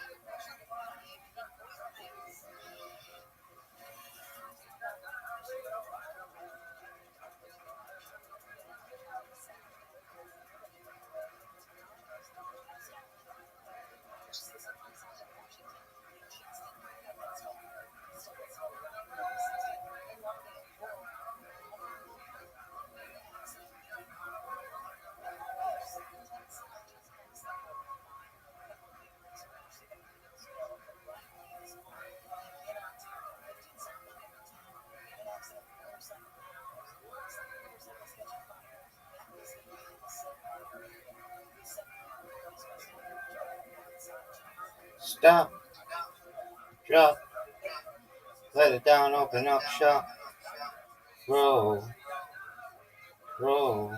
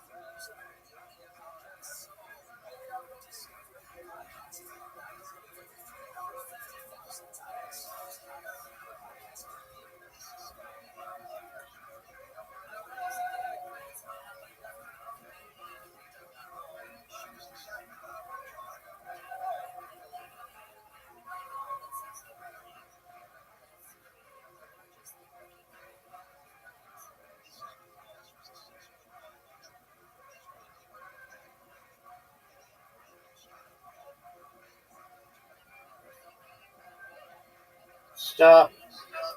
Drop. Let it down. Open. What did you? What? Are you happy with your results, Riser?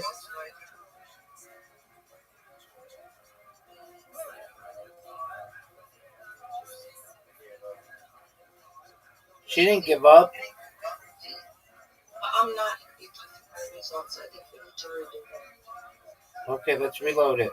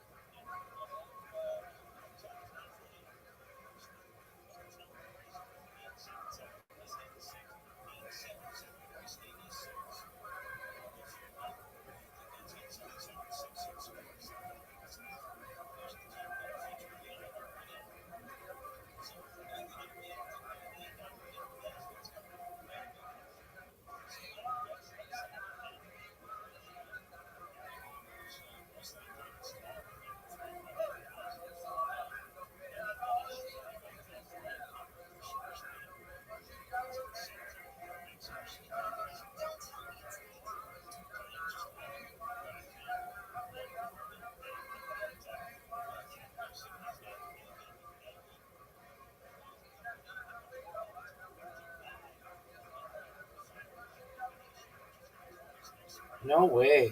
Oh, you didn't see penis in the thing?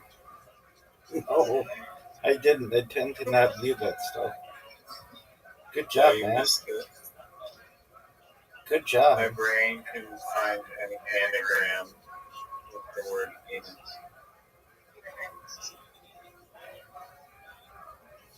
It was like my first win in that. Stop. No. Drop. No. Come on, one more, dog. No. One more. Quit with this invitation to client No. shit. One more. No. Just one more. No. I want to see if we can finish.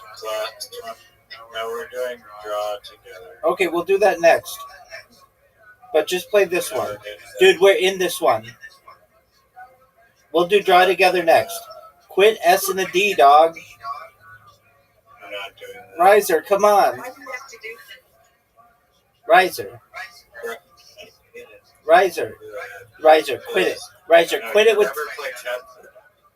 Riser. You have an invitation. We're waiting on you. Riser, you have an invitation. I declined it. Nope, you're in. This is the one or the hard one? The hard one. the easy one? See how If it's the hard one, I'm gonna throw my phone out the window. You don't want to do that. I mean, my iPad.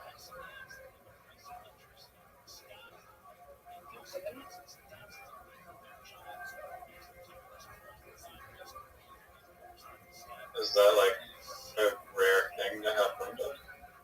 no, it's just something I'll put What?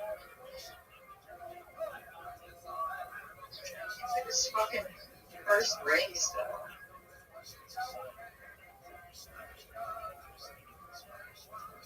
They literally got killed.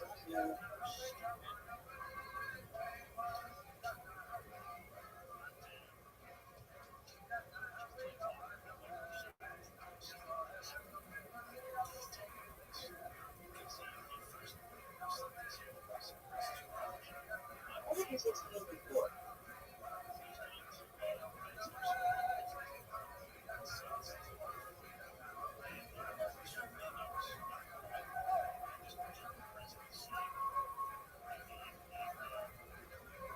I don't like black people.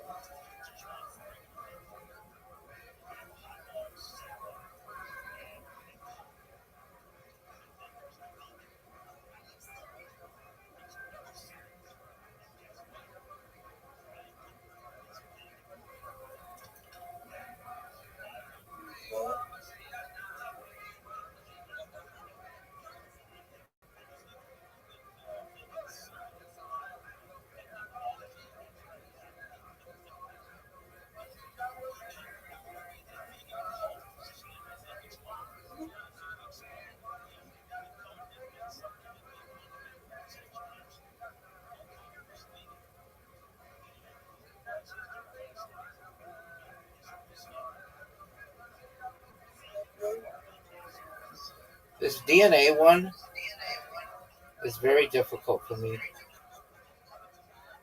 Psych, just got it. Like a pimp.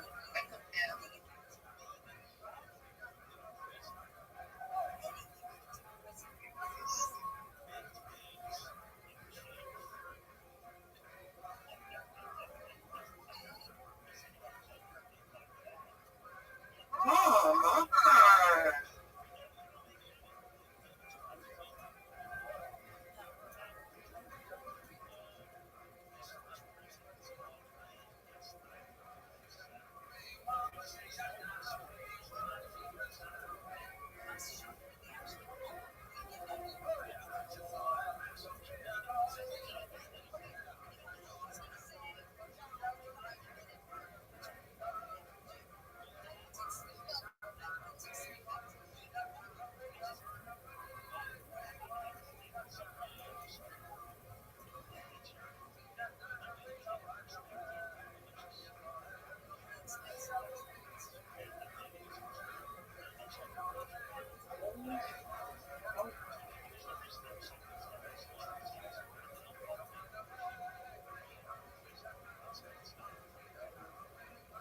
Dude, this one.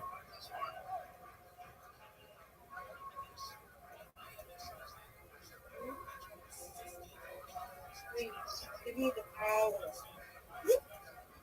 What?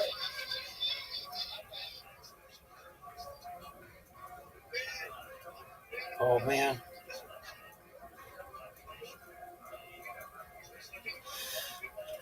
Stop. Drop. Let it down. Open up shop. Go. Roll. That's a rough riders roll. Riser, what one are you stuck on?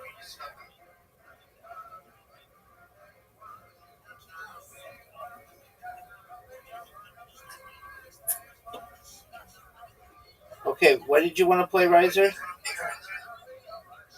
Draw together.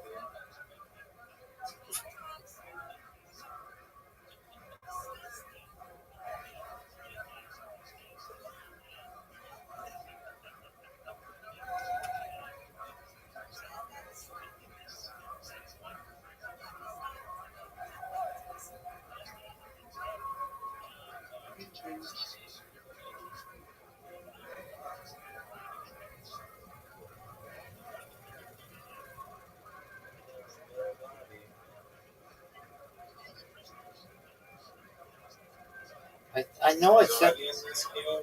Audie, did you accept? Or is it only a 2-person? No, I thought did. it was more. I did it for 3. Oh no, it's only 2 people. Apologies.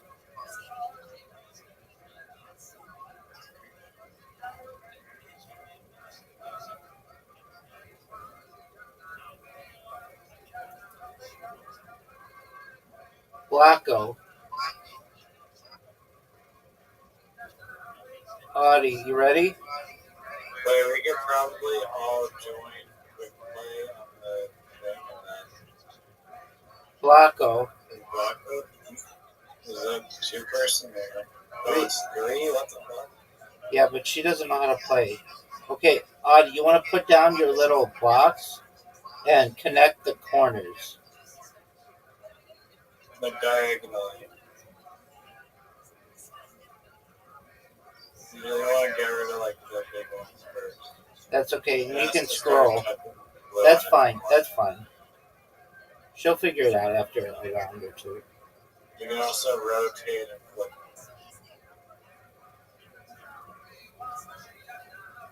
Oh, you bastard.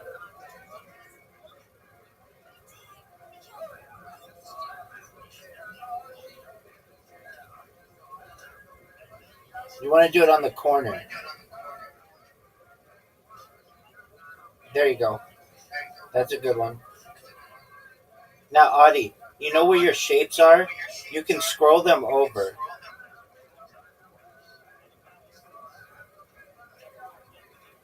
Fuck you. Oh, Jesus.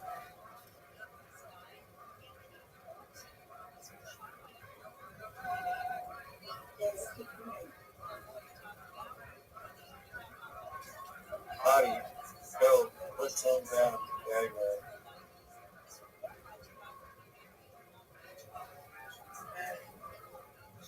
Hurry up. You're gonna lose. Pass the diagonal. It has to be on the corner. It's not like Tetris.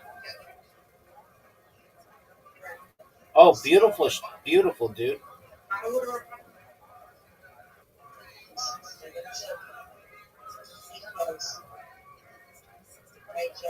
Actually, they're probably helping us preserve a lot of space. We're just gonna keep finding the pieces like this.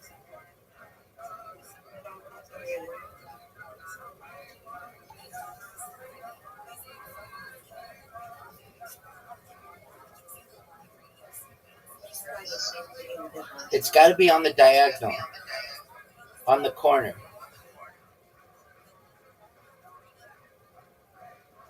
On the corner. Move it to the left, 2 spaces. Move it to the left, 2 spaces. To the left. The left. No.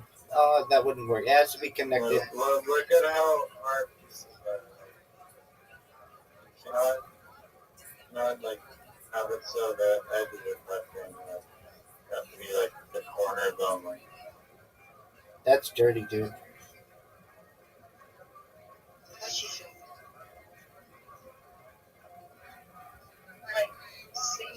Not supposed to touch the same corner unless it's a piece that this on. Is that what's going on? Like that? Put it there. Yeah, you can do that. Yeah, there you go.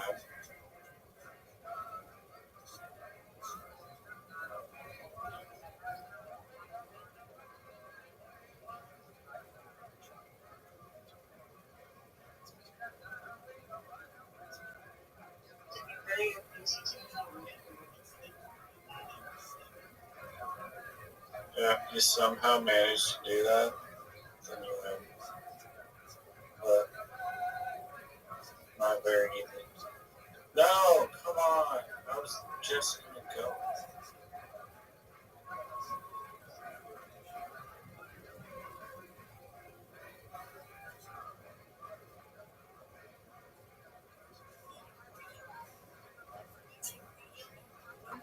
Yeah, right there. Okay.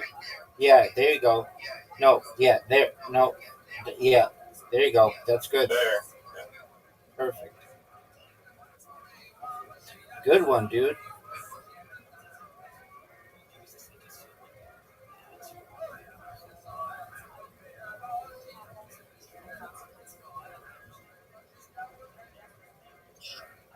Definitely.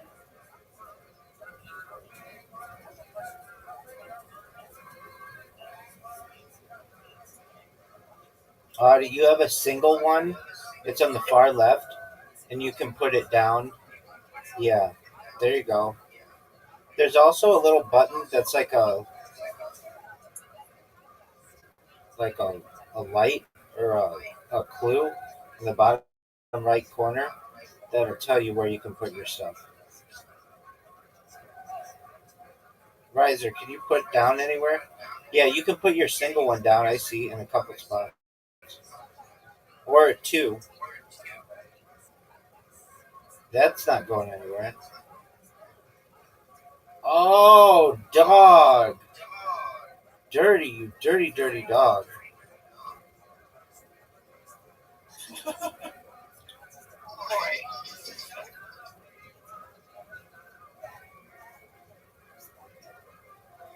Stop. Drop. Let it down. Open up shop.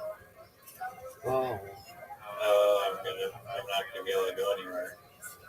You can put your Or single. how do I go anywhere? You can. I don't think you can. Yeah, I can. I can put I one. have like one square. Yeah, with the one square. Audie, press the little clue button. It'll tell you where to go.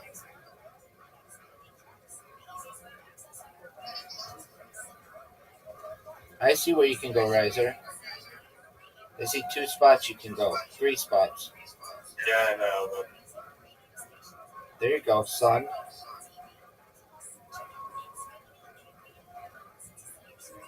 but the problem is that they're pretty limited. What do you do? There you go.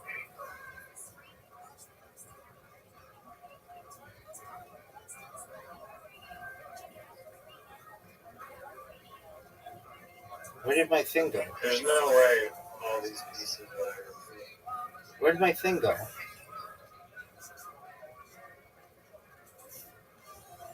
Yeah, now that I see it, it's actually, it gives you points for each piece. Word. I'm out of moves. No way, Riser.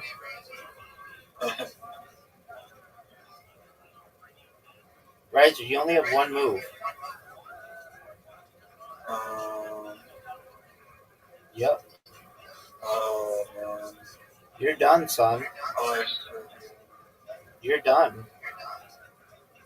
Champion. Alright, let's try you it have to again. do it on a bigger grid. Let's try it again. Bigger grid? Yep. Oh, do you know how to play now?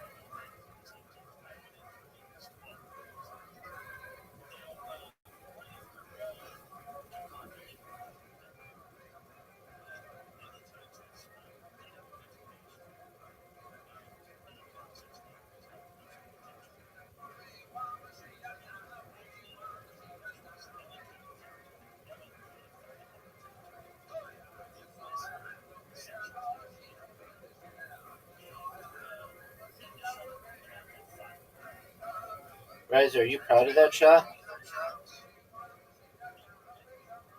Yeah. Yeah.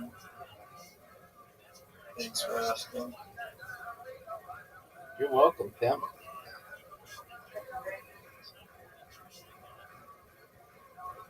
Look at this move. Look at that move. Newfie. I That don't know shot. about that. That move sucks. That move was one of the worst moves I've ever seen.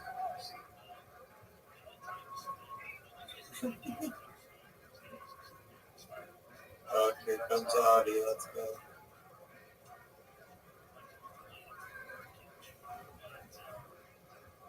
Don't do that. No. First mover advantage.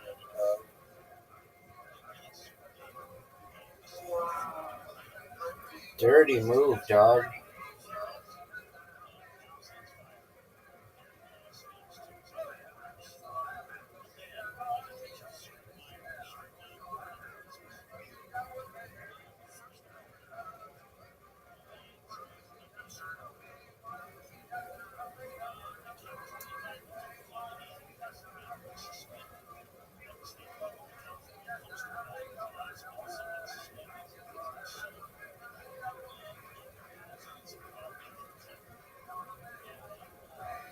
That sucks.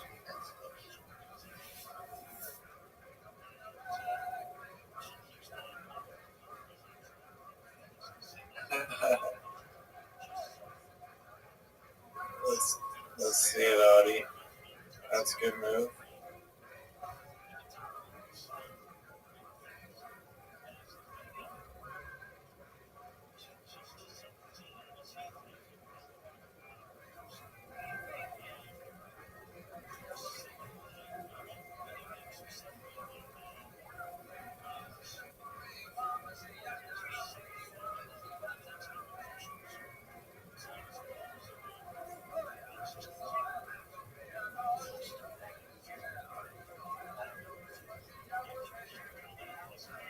Oh, Newfie.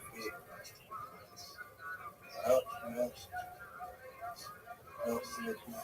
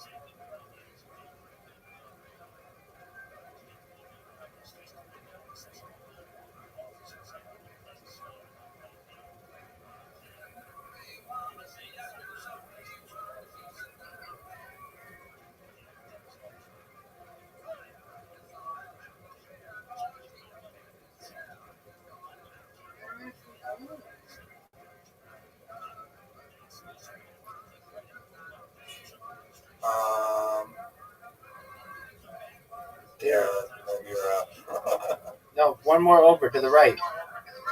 One more over to the right.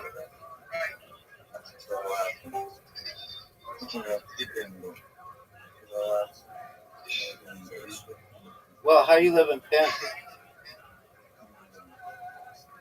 Well, we're just playing games. What games do you play? Oh, all kinds. We played Go.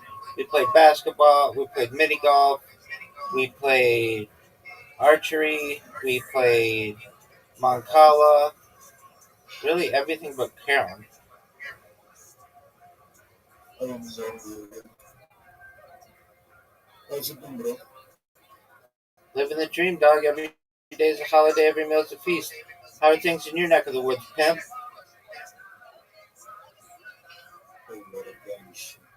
That's what I like to hear, baby.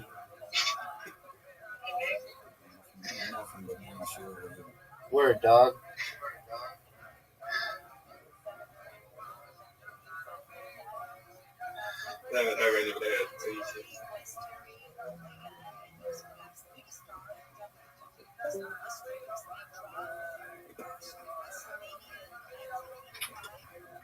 You look asleep, bro. Hey, who's Odie? Odie.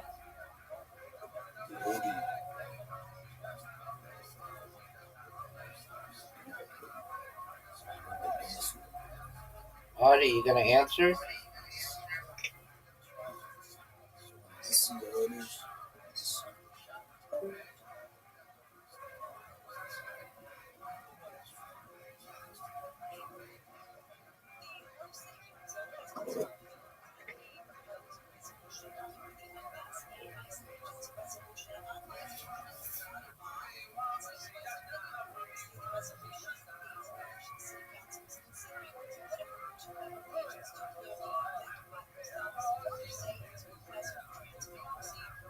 Oh, man.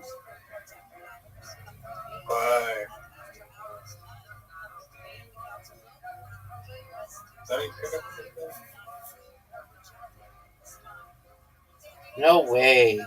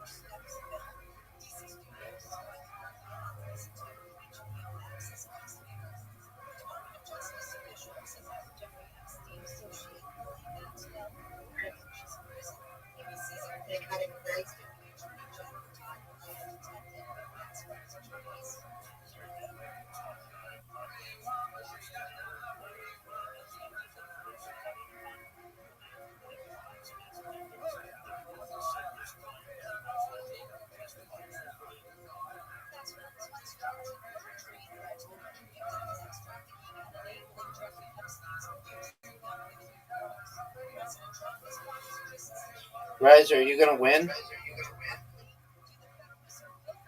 Fuck you, dude. Yeah. Fuck you.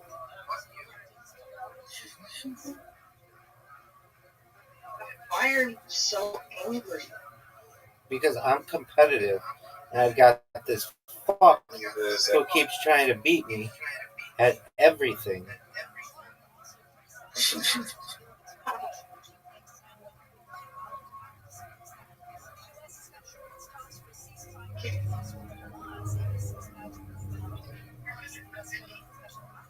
Anybody know?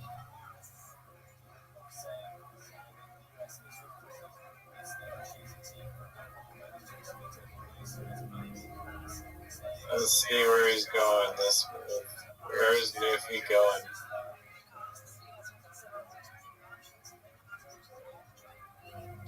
Oh, wow.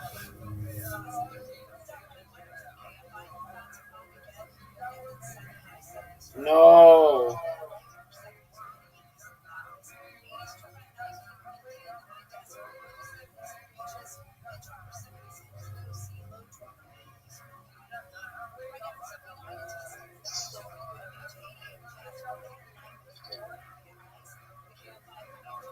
Yes. What the fuck are you? Good girl. Why would you do that?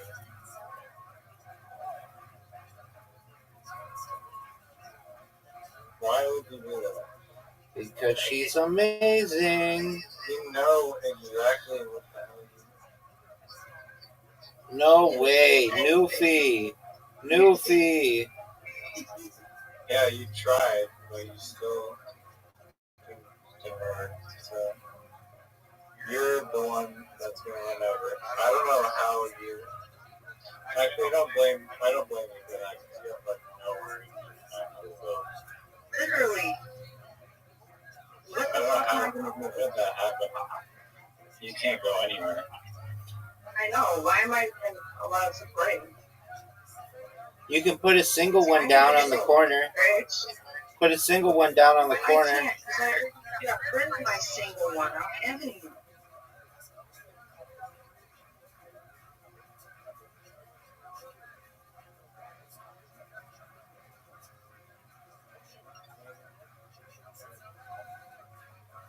No way.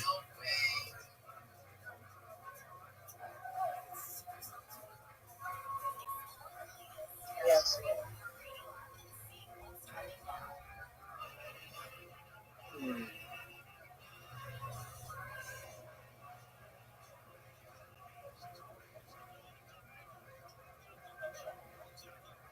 I'm running out of moves. I don't think I can do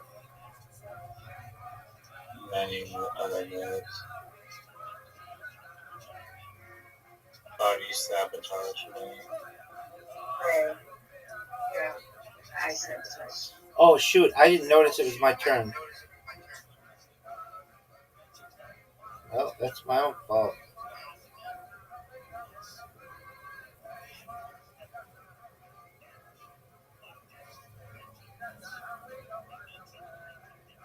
Confused. But I am actually very good at this.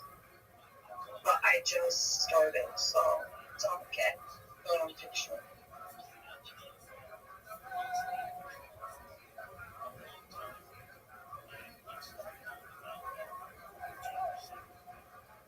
I'm out of moves apparently. Oh wow. Are you serious? Because I'm a pimp That was a nice little with sexies. I know it. You know it. Everybody knows it. All right. Next game that we're gonna play is. block again. We're playing block. You want to play Blacko He again? said she wants to get a block.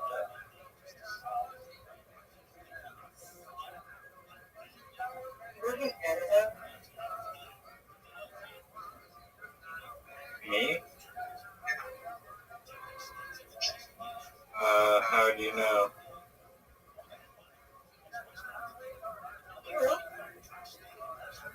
Yeah.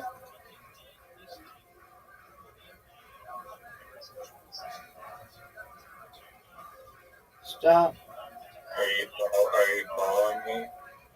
No, but did you know that we have the same birds? Same geese?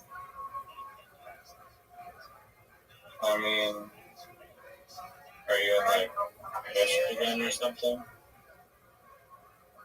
Wait a minute. And yeah, you guys are gonna have some Canadian geese. They're really annoying though. They shit everywhere.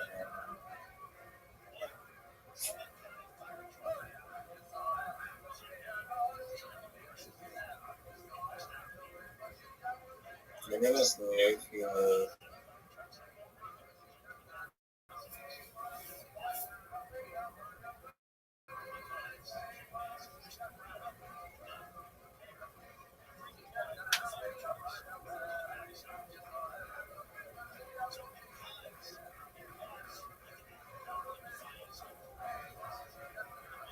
Put it down.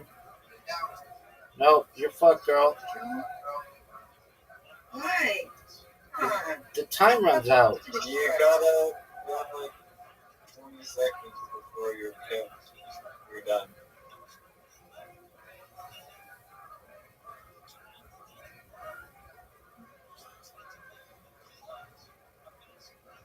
Dude, fuck you. Get the fuck out of here, dog. What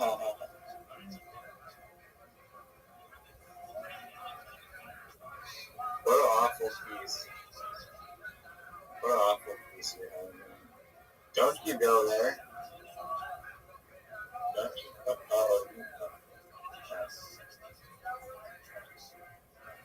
you think that's gonna stop me? Can't stop, won't stop. You Rockefeller. think that's gonna stop me? Can't stop, won't stop. Rockefeller.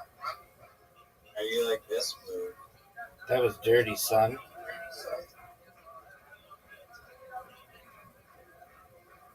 Maybe if we work together, we can make it so that there's like no space. No, I refuse. Yeah, right? You could have fun together. You could even make a picture. She's mocking you because your idea was such dog shit. What? You heard me. Me? My idea? No, his idea was such dog shit that you're mocking him.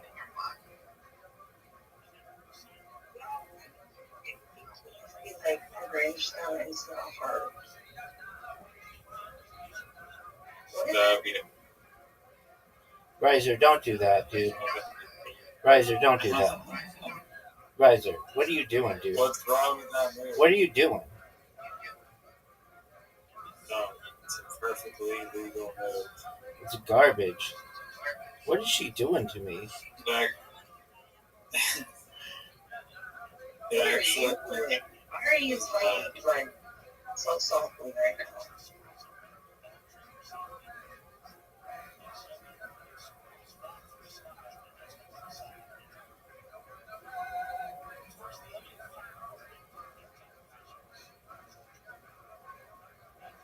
that's a good one too.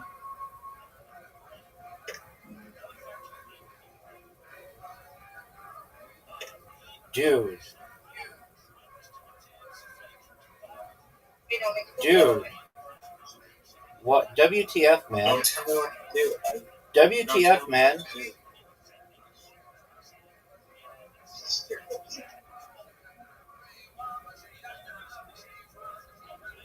Oh, don't waste the two piece so early. Those things are valuable.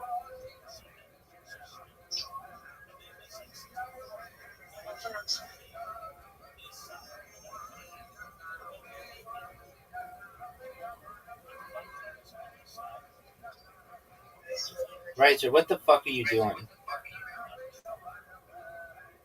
Building my thing. That sucked. What? Are you fucking serious, dude? You just think that's so fucking funny, don't you?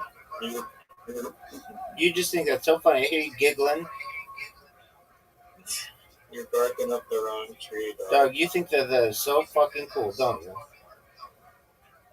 Noah, you're supposed to stay on your side. I'll stay on my side, but no. Stop. You're trying. Drop. Let it down. Open up shop. I heard a bell. Audie. I heard a bell. That's how Rough Riders roll. What the hell are you doing, bro? I'm a pimp like a West Side gangster. Are you fucking serious? Bro, I'm completely done. No! What is wrong? What is wrong? Dog, I'm completely boxed out. Yeah, you are. Deservedly, because you're being a punk. Oh, that's not good. That is not good.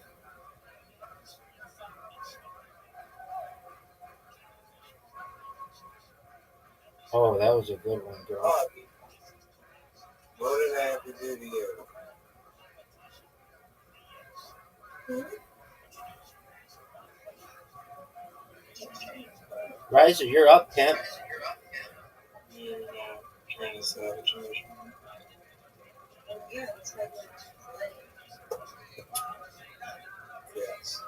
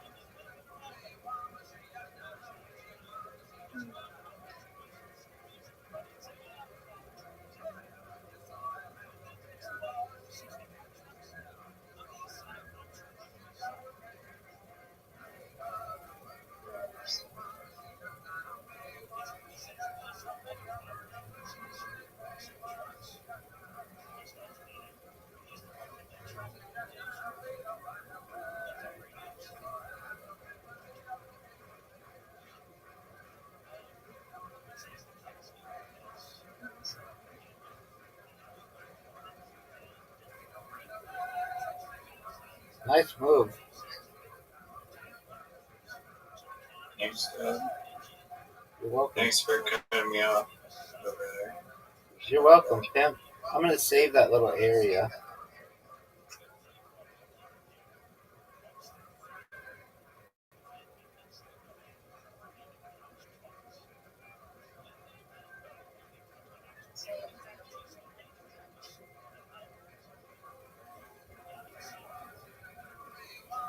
How do you, what the fuck are you doing? Let's do my best. Thanks for asking. Why would you do that to me? Not cool. Great, dude. Great, man.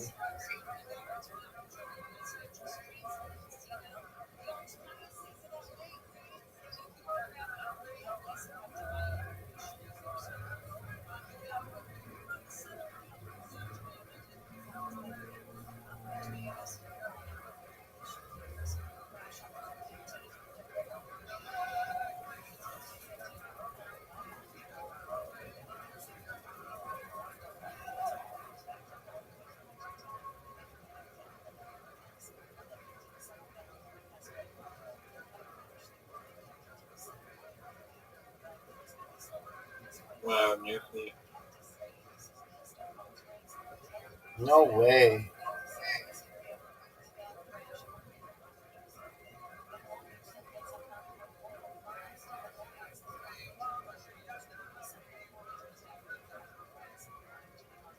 No way. Newfie. I'm gonna be like, yeah, maybe.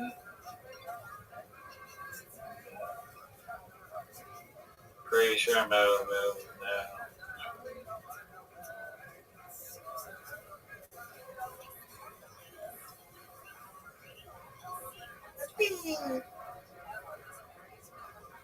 No way.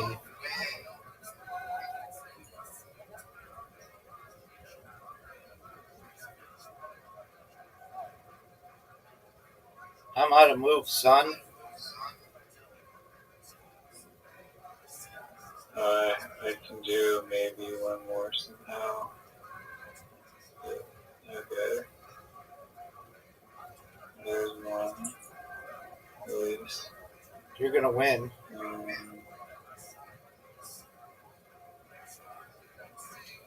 Let's go. All right. I need a break. I somehow did it. I need a break. Yeah.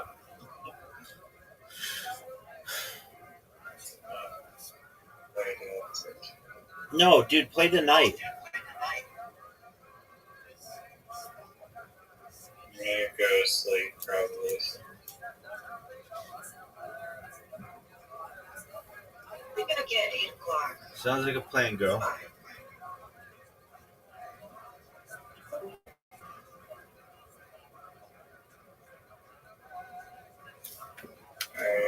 You wanna go outside? Alright, later, Rabbi. Take care, Pam. Peace out.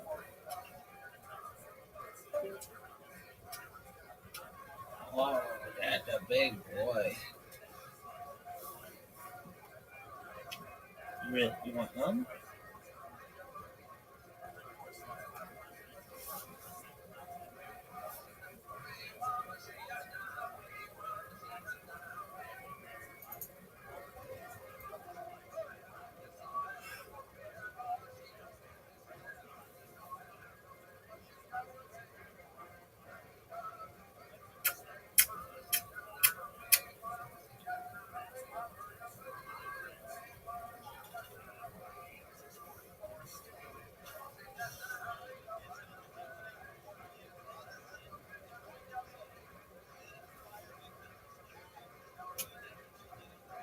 You want that stuff?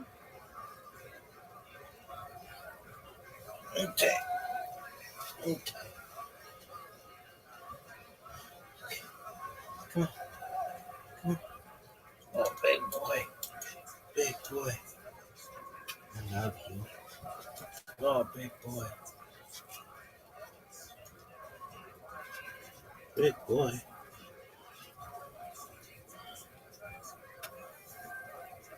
You're so sweet. You're so sweet. Everybody loves you.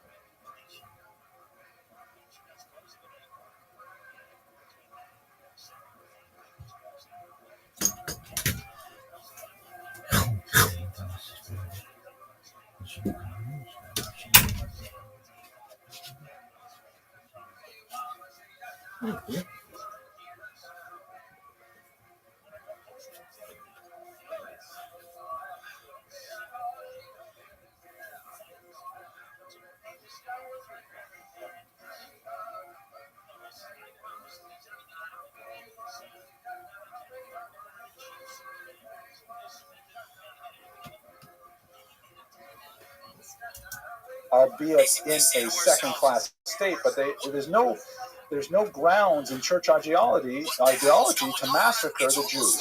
It simply doesn't exist. It happens from time to time, but it's usually it's the expression of the underbelly of the church, often egged on by people like Ferrer, but it's not at all church teachings. The church is still, religion of peace and wants to have some measure of coexistence with the Jewish. It's a lot easier. You ask a good question, but I have a feeling it's probably better if I get to the end of the lecture and take questions then, because I think it will be hard to sum. If we were to go down the rabbit hole of explaining anti-Semitism, it would take us a long, long time. But just to answer your question anyways, because that's really where I'm holding, the doctrine of witness argues that Jews must remain alive. They must remain in a subjugated state, but they must remain alive until the second coming, because only then will they be able to validate the second coming.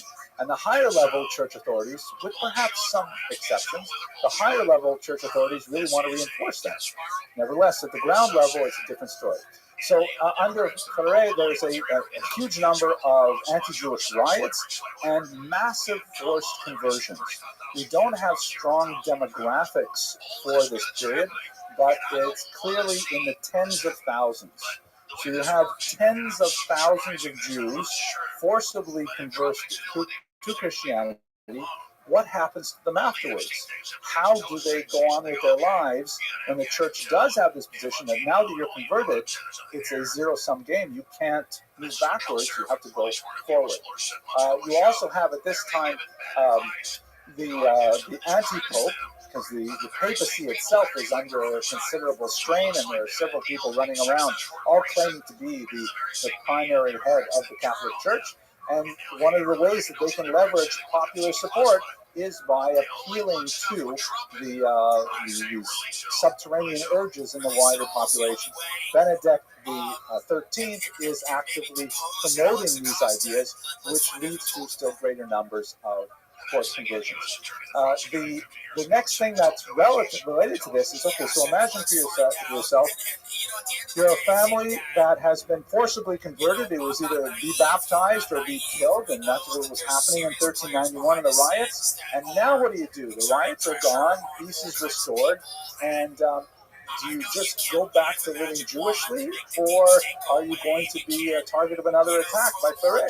So you try to maintain your lifestyle nominally as Christian, but you don't want to eat bread on Pesach, and you want to know when to fast on Yom Kippur. So you go back and you check in with your Jewish relatives and your Jewish compatriots. What exactly is going on Jewishly? If this goes on for a generation, 2 generations, 3 generations, as it did, then it gets harder and harder because people are living more and more openly as Christians, and they have to, with some subterfuge, go back to the Jewish community. So what they started doing at this time was they started distinguishing these new Christians, we're going to explore the terminology shortly, and preventing them from having contact with Jews, because they knew that they're going to be, so to speak, infecting them with Jewish education, which is perhaps the worst thing that can happen in this case. So we also have to note as well that in 1414 there's another big acceleration of this phenomenon with the Disputation of Tortosa. Disputations are a medieval phenomenon that Spain pioneered. The most important of which we discussed last year was the Disputation of 1263, in which the great scholar Nachmanides represented the Jewish side. By 1414, however, the church had got it down correctly. They knew exactly how to stage these things, how to set the rules in such a way that the Jews could not possibly get the upper hand like they did with Nachmanides. And so you have a process. The Tortosa Disputation was almost 2 years long, and it was a pageant. It was like Jews were forced over and over again to go listen to these debates in which the text was very seriously limited. Jews were not allowed to say whatever they wanted in these debates. And afterwards, the judges, who of course were all Christian, would declare the winners, which were invariably the Christian interlocutors, and they would impose a series of punishments on the Jews. Like, for example, they'd have to hear, 50 forced sermons. And so for the next year, every Shabbos, they would have to, hear preachers coming into their synagogues and preaching gospels. Or on Sundays, they would have to actually go and show up in church, and they would take attendance.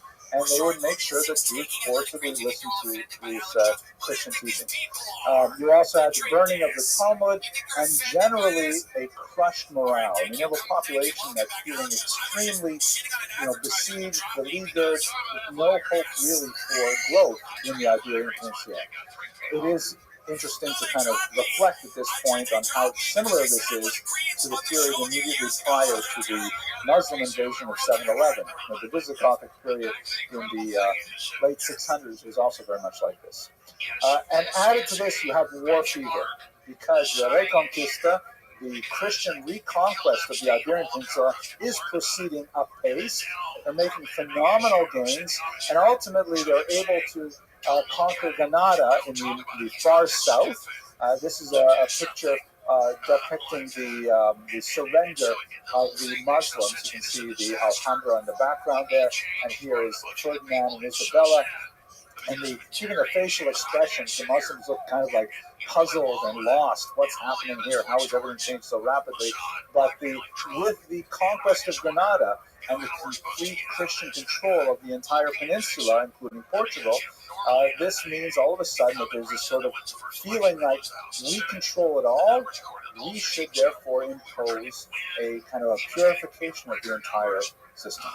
Kind of like when one political party holds all three branches of government. Maybe I shouldn't say that. Let's just keep going on. That's not a good comparison. Okay, so in the 1470s, the Inquisition is created. Well, what exactly is the Inquisition? It specifically targets those new Christians who, that is, Jews who were forcibly converted to Christianity, who are backsliding in their faith and adopting Jewish practices, teachings, ideals. Here is the official seal of it. It's interesting, and in Latin it says, Exsurge Domine et Judica causam tuam. This is actually a quote. It says Psalm 73, but the Catholic Church counts the Psalms a little differently than the Jews, so I had to look it up until I found it here in Psalm 74. The motto of the church is Kuma Hashem, Kuma Elokim, Riva Rivecha, Zechorcha Paschka Mine Navel, Kol Hayom, which I'll translate. Arise, God, and fight your fight. That's what's included over here. And then the second part of the verse is, remember the insult you receive from base people every day. Meaning, go out there and fight the fight of God, because there are these lowly people who are insulting you every day. That's the concept of the Inquisition. We're going to inquire as to who are these base people. Once we identify them, then we will punish them appropriately. The lead inquisitor was, of course, Torquemada, shown here, an unusually wicked person with a tremendous zeal for torture and the various instruments to elicit the kind of forced confessions and false confessions that have made the Spanish Inquisition so infamous. You can imagine that it was probably a lot like the 1930s in the Soviet Union, where a family of new Christians would be isolated, arrested, put on the rack, tortured with a whole series of tortures. I'm not going to go into in detail. If you like, you can listen to my lecture on Uriel da Costa from last year when I go into a much greater detail. And they would be forced to give up the names of so many other accomplices, so many other false Judaizing New Christians and so many other Jews who are associated with them. But technically speaking, at this point, the Inquisition is specifically targeting not Jews, but Jews who were forcibly converted to Christianity and were entertaining Jewish ideas. It would, however, spread rapidly. Because let's just understand, who are these people, these so-called new Christians? That's the term I've been using. So perhaps the most neutral term we can use is converso, which means converts. Right? That's a term, whether they converted willingly, whether they converted against their will, it doesn't matter. They have converted to Christianity from Judaism. Christians called them new Christians in order to make a distinction, which does not exist theologically, between those people who were originally Jewish and now have become Christian with those who were originally Christian. And the new Christians were subject to a whole series of demeaning tests of faith to demonstrate what we would call in Latin the term bona fides. Right? Maybe you've heard bona fide, as that's how Americans say it, right? Bona fides means good faith, meaning that they are, in fact, what they purport to be. The new Christians were not assumed to have bona fides. They were untrustworthy. The Hebrew term used is anusin, which means literally those who are forced. In other contexts, for example, that's the term used for someone who is raped, anus. The term marano is a derogatory term, means literally pigs. Obviously, this is used inappropriately. And finally, another neutral term, crypto-Jews. That is, they're still Jewish in secret, crypto-Jews. These are all the same people, but it gives you a sense of the various ways in which they could be viewed from without. What would happen is that these conversos who were suspected of Judaizing would be drawn before the Inquisition and, as I mentioned, tortured and be required to confess and name names. And then they would be sentenced, as in this famous representation by De Goya, to a series of ritual abasements that were designed to serve as markers to the larger population of the dangers of Judaizing, and also as fitting punishments for the conversos themselves. They would often be required to wear this humiliating tunic and the conical dunce cap. The tunic was called the San Benito. You can see them here. In these pictures, they're clearly very dejected. In some cases, they were required to wear it for life. In other cases, they were required to endure various torments, including the death penalty, the auto da fe, being burned at the stake. And this being burned at the stake, by the way, also included being burned in effigy. The numbers are staggering. Again, we don't have a really clear sense of exactly how many people were killed, but we're once again talking about tens of thousands of people over the course of a few years. It is amazing how concentrated this was in particular cities, but throughout the peninsula as a whole. So it was an absolutely horrific period for Jews. Now, I should say for conversos. Now, what about the traditional Jews who were, technically speaking, exempt from the Inquisition because the church doctrine protected Jews as long as they had not converted to Christianity?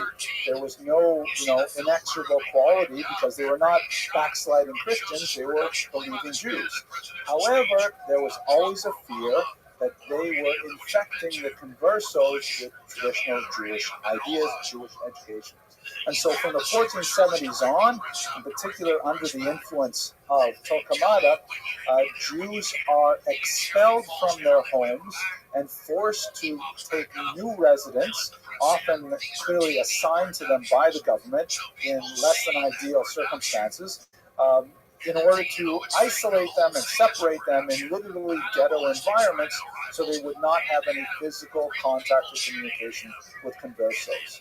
So you have the conversos being exposed to the Inquisition forcing Jews to be isolated by local expulsions. In one case, an entire province, the Jews were expelled, but in most cases, they were expelled from particular regions in cities in order to separate them from Jews. And by the way, according to the Abramson rule of history, you can see there's a clear economic upside for Christians to be engaged in this, because all of a sudden, Jews who typically are a highly urbanized people, and they tend to live in the downtown core of cities because they're early settlers, this all of a sudden frees up all this prime retail real estate that can be used for the crown or for local officials and so on. You can send them out. You know, they may live in Midtown, and they have all these beautiful brownstones over there, or the Upper West Side, Upper East Side, and say, listen, from now on, you have to live in your space, I don't know, Brooklyn? No, Brooklyn, what's it? Flatbush is already, this is Givaldic here. In some other place far away, like across the river to that other state over there or something. That would be the kind of model that we're talking about. Okay, let us look at the economic impact and look at Abraham Senior in more detail. So, to explain exactly what his role was in the economy, there are several figures who are at the top of the financial pile in general society in Spain. Abraham Senior was one of them. Don Yitzhak Abravano, who we'll speak about next week, is another. Very different choices during the Inquisition. He chose to go into exile with his people, so we'll have more of a heroic interpretation of the story next week, I will. They functioned in a specific place in the medieval economy because they were called servi camerae. What this Latin term means is servants of the royal chamber. What exactly is that talking about? So I'm sure you've studied the feudal system. Back in high school, you know, you had at the bottom peasants or serfs who were kind of like landed slaves. They have sort of like a land allotment, but they do not have the freedom to move. They are required to seek the Lord's permission to marry, and a certain amount of either their work product or their actual labor is owed to the Lord. So in some cases, they would actually, if they were very strong farmers, they would have to pay a certain amount of their crop to the Lord as a tax, basically rental for the land. Or in places where the produce is not such great, they would have to do something called corvée, which is meant that a certain number of days a week they had to work on the Lord's fields, and that's basically the position they occupied in society. Then you move up from there, you have the burghers, the city dwellers, who are engaged in all kinds of professions and crafts, and they are usually organized in guilds, which prohibit Jewish membership, but they are the shoemakers and the tailors and things like that. Then you have a class of noblemen, and the original idea, the theory of the nobility is that, and this is a traditional Marxian analysis, is that the peasants who were so busy working the land could not defend themselves from nomadic attacks, so they sort of appointed a certain class to be the warriors, the knights, who would protect the peasants from depredation. And this was a kind of a social contract that the nobility were there to protect the larger society, and the peasants would agree to pay for that. Obviously, it became very exploitative, and the nobility got richer and richer, and the peasantry became poorer and poorer. And at the top of the nobility, there you had the king. So the big, and by the way, one other very important estate is the church. The church sort of stands outside all of this, reports essentially to the Pope in Rome, but serves the entire population. Now the big question is, where do the Jews fit into this system? They are certainly not peasants, they're certainly not nobles, they are kind of like burghers, but they are not allowed into the guilds. So what exactly do they do? So this is where they get the job, servi camerae.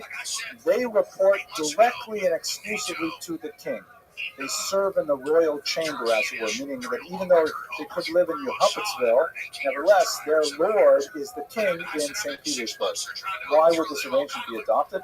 Primarily because something called the Law of Gratian, which is the church canon law which prohibits Christians from charging interest to each other. The law of Gratian says that Christians can't engage in any kind of credit-bearing enterprise, which essentially stunts the economy because no one can invest, no one can find venture capital to try some brand new venture and then pay interest on that loan. But the Jews were allowed to do so because of a reading of a biblical verse. So the Jews could function as moneylenders and could actually amass a significant amount of capital through usury. Usury has a negative connotation, but when you're thinking about 30 to 50% interest rates, it is usury. It is a really heavy cost. So Jews were moneylenders, which were a highly valued commodity in the medieval economy. In fact, France expelled the Jews 3 times in the 14th century. And when you see they expelled them 3 times, it's because they had to invite them back 3 times as well, because they couldn't manage their economy without this institutional credit happening. So the Jews had this very special role where they were allowed to engage in money lending. They generated a lot of capital, and the king could tax that capital, which was highly valuable. That meant that they were protected, for the most part, from popular uprisings, but not exclusively, especially if the king felt that he himself owed too much money to the Jews. Then, as we saw, for example, in York in 1290, then the nobility would simply expel the Jews, and that was the easiest way to get rid of the debt. Then you have to invite the Jews later to make up for the lack of a credit in the economy, but that was the idea. So the seigneur family were the principal tax farmers of the kingdom of Ferdinand and Isabella, which ultimately encompassed almost the entire Iberian Peninsula. So if you are to persecute the Jews, what happens if, for example, you convert them? Oh my gosh. It's like you take all these bankers, and they're only allowed to be bankers if they're Jews, and if you make them Christians, was wird sein? All of a sudden, the banking industry crashes to a halt because these new Christians are not allowed to engage in exchange of interest. And what about all the debts that are owed to these Jews, which are the income base for the taxation of the king?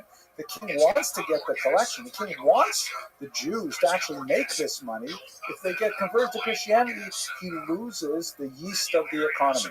Or to look at it from the metaphor of Shimon Dubno, the Jews are like a sponge that can be dipped into the peasantry and the minor nobility, and then they will be drawn out, and the water will be squeezed out by the king.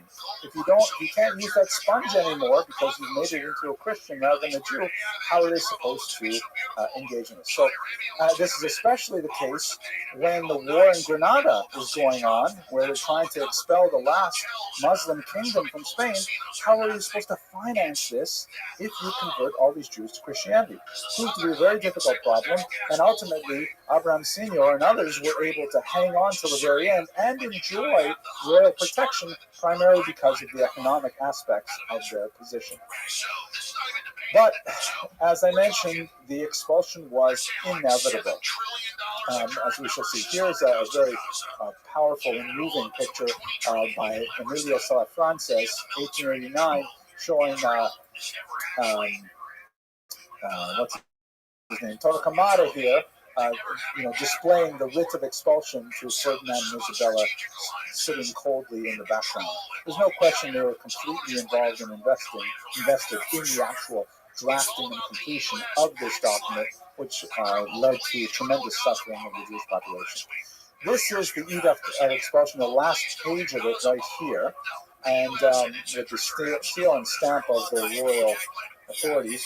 What I'd like to do is actually read to you a little bit from the document. It is actually about 4 pages long in total, but I've only selected a few passages, and I think it's quite illustrative of what the church was thinking.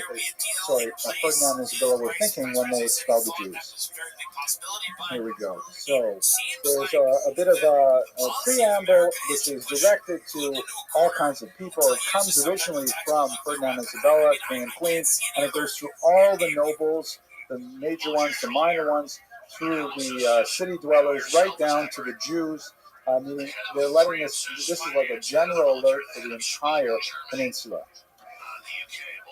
And after this preamble, it reads, "You know well, or ought to know, that because we were informed that in our realms there were some bad Christians who Judaized and apostatized from our holy Catholic faith, where the chief cause was the communication between the Christians and the Jews.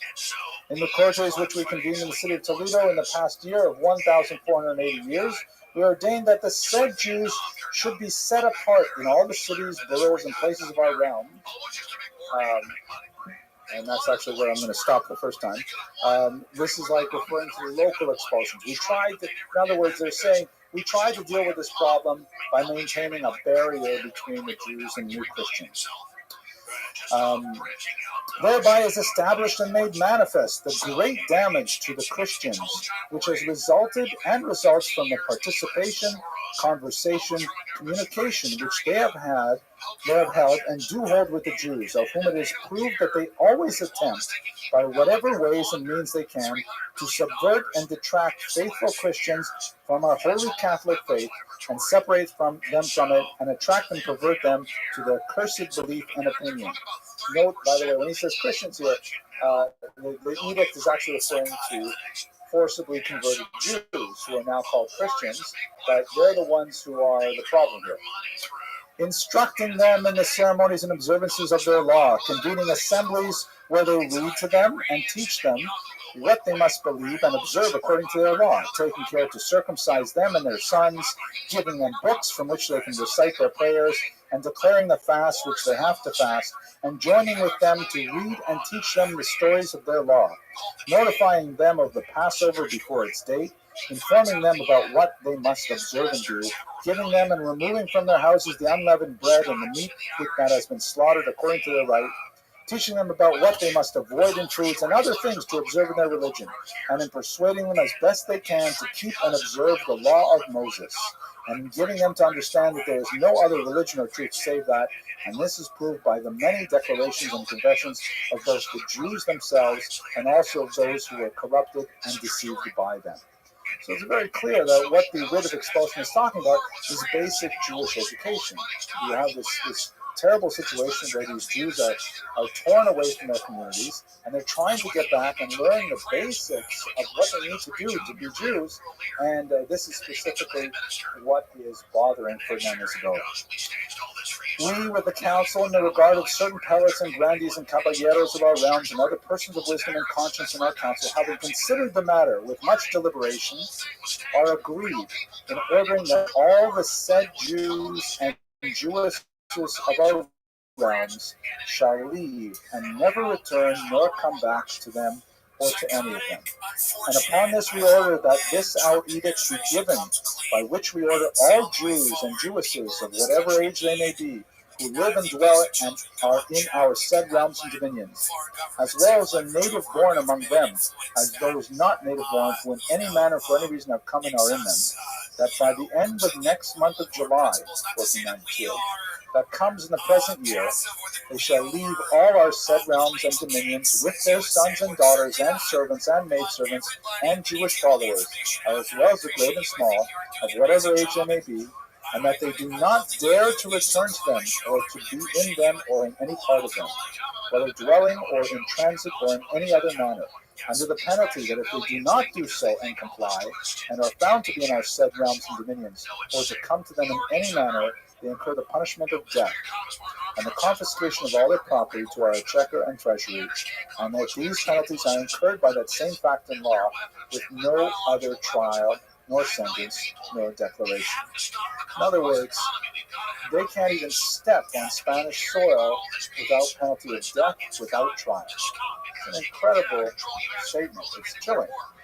And we command and prohibit that any or all persons in our said realms of whatsoever estate, condition, dignity they may be, dare to receive, shelter, or assist, or keep publicly or secretly a Jew or Jewish, or Jewess, after the said date of the coming end of July, and hereinafter in our lands or houses, or in any other part of our said realms and dominions, on pain of loss of all their possessions, vassals, and citadels, and other hereditaments. Meaning, if any Christian gives refuge to a Jew, they suffer complete confiscation of their entire property.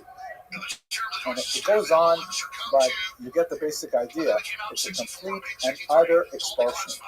Even though this will have tremendous economic consequences, Ferdinand and Isabella are locked into this Orthodox Christian interpretation with no flexibility whatsoever, and they move toward this largely because of the events that began in 1391 with the forced conversions.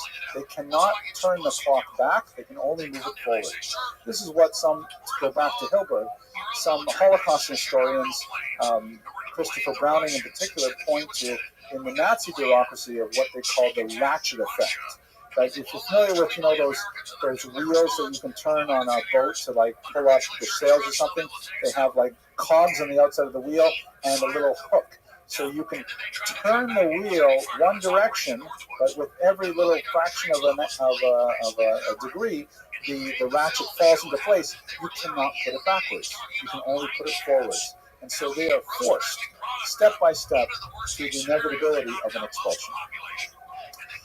The Seigneur family indicate the documents that we have, and by the way, much of this material, much of this decision to expel the Jews happened in camera, in secret, with very few people in the Jewish community, even the most high-up elements, Abravanel, Seigneur, and others, were completely taken by surprise by this. This is something that Ferdinand, Isabella, and Torquemada cooked up on their own largely, and it fell down like a sandbag from heaven, completely surprising the Jewish population. We know that as late as May 29, Seigneur had declared that he would definitely emigrate. He would give up his vast land holdings, his incredible debts that were owed to him, his huge financial empire. He had determined that he was going to leave with the Jewish population. Nevertheless, 2 weeks later, he and his son-in-law and almost all of his children, 2 sons and 3 daughters, converted to Christianity. There is a legend, very poorly sourced, but there is a legend that says that Queen Isabella threatened that if Seigneur did not convert, and then he would take on a new economic role, as we shall see in a second. If he did not convert, she would destroy the entire Jewish population. It's a poorly sourced legend. I'm not entirely sure how she would actually carry that out. The idea of genocide at this level really is a modern phenomenon, not a 15th century one, so it's possibly not true. By the way, I forgot to mention that Seigneur was also very much involved in the initial shidduch between Ferdinand and Isabella, which shows on the one level just how high up he was in their esteem, and at the same time he could not absolve himself of this horrible crime. What led him to stay, we don't really know, but we can imagine. His age, in his 80s, to pick up and leave and to go wandering, who knows where, finding refuge somewhere, very difficult. His status, he'd invested himself for years as the head of the Jewish community, and in many aspects that was his role. And this massive multi-city empire with so many different businesses, millions and millions of the equivalent of dollars involved, and all of those things, to give those things up must have been incredibly difficult. Not to mention the pressure from his children, who may not have felt the same way he does. We do have several financial records and court records that attest to some of their activities, but in the end, all we do know is that he and his family converted to Christianity. One daughter, Reina, apparently did not convert to exile. Although there's one possibility that says, in fact, he did convert. That's the name of Rabbi Meir Malamed's own wife, but most likely not. So the aftermath was complete economic chaos. Baynard goes through a tremendous amount of detail discussing how the peninsula, now bereft of Jews, except for a significant number who moved to Portugal, and we'll study that next week, what exactly happened to them there. It's also, unfortunately, a very sad story. what happened to all of the economic activity that was concentrated in people like Senor? So one of the things that the church had to kind of, the crown had to take care of right away is all of the debts that were owed to Senor, and all of the debts that were owed to Jews throughout the population. The crown claimed them. So in other words, if your average Christian businessman felt that with the expulsion of the Jews, the debts would then be forgiven, and they got a huge, boon from the government. They were wrong. Boons from the government probably never come, and the crown put Senor in charge of collecting all of the debt owed to the Jews that were now out of the country. In other words, the Jews forfeited their debt, and in many cases they forfeited a huge amount of their assets because it was impossible to liquidate them with just a few weeks, really, till the expulsion edict took effect. So Senor was charged with the task of collecting that debt, which proved extremely difficult. He lived only a short amount of time afterwards, but there's a tremendous number of court documents indicating the displeasure of the crown with his failure to generate the kind of income that he used to when he was Jewish. His son, Meir Melamed, ended up passing away shortly before his father-in-law, and Abraham died sometime in 1493. There's some mystery surrounding the specific circumstances of his death. But the economic situation of Spain after the expulsion of the Jews took several decades to be addressed and recovered. Many of those losses to the crown were simply not made up, and the general economy of the region took a turn for the worse, which was offset only by the fact that the discovery of the New World, which will be our topic in 2 weeks, was able to reimburse the crown with a lot of new funding that was not present before. So that's basically the story of this very sad period.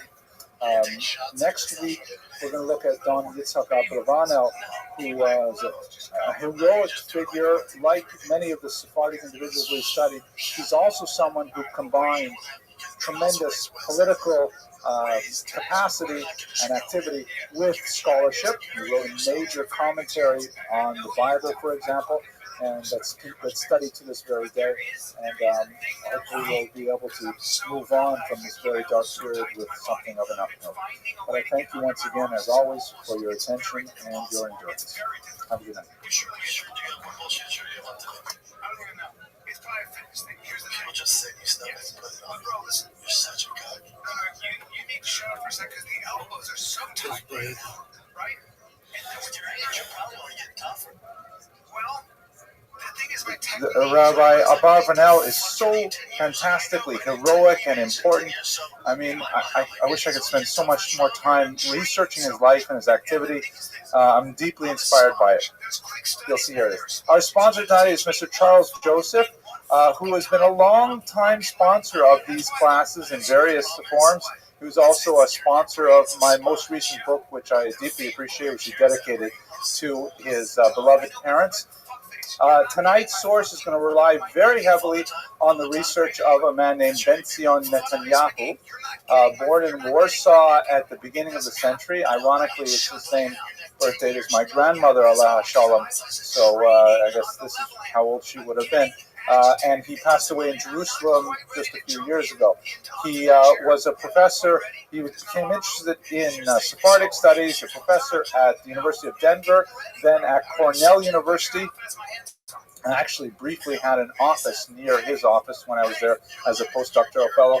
Later, the Encyclopedia of the Encyclopedia Hebraica. But the reason why we're studying him tonight, of course, is because he wrote a definitive biography of Abravanel. Abravanel, we'll get to that name in a second, which was published originally in 1953 and then reissued 3 times afterwards because it was really so classic. You may recognize the name Netanyahu because here he is with his illustrious son Benjamin, the current Prime Minister of Israel. He was also the father of Yoni Netanyahu, the hero of Entebbe, and really a very impressive individual. Another son also involved in the idea. So he has a political and a religious history that's fascinating, but for our purposes, it's his work as a historian that will inform most of our comments tonight. Okay, so I want to go back to something that we spoke about briefly when we looked at the life of Abraham Senior last week.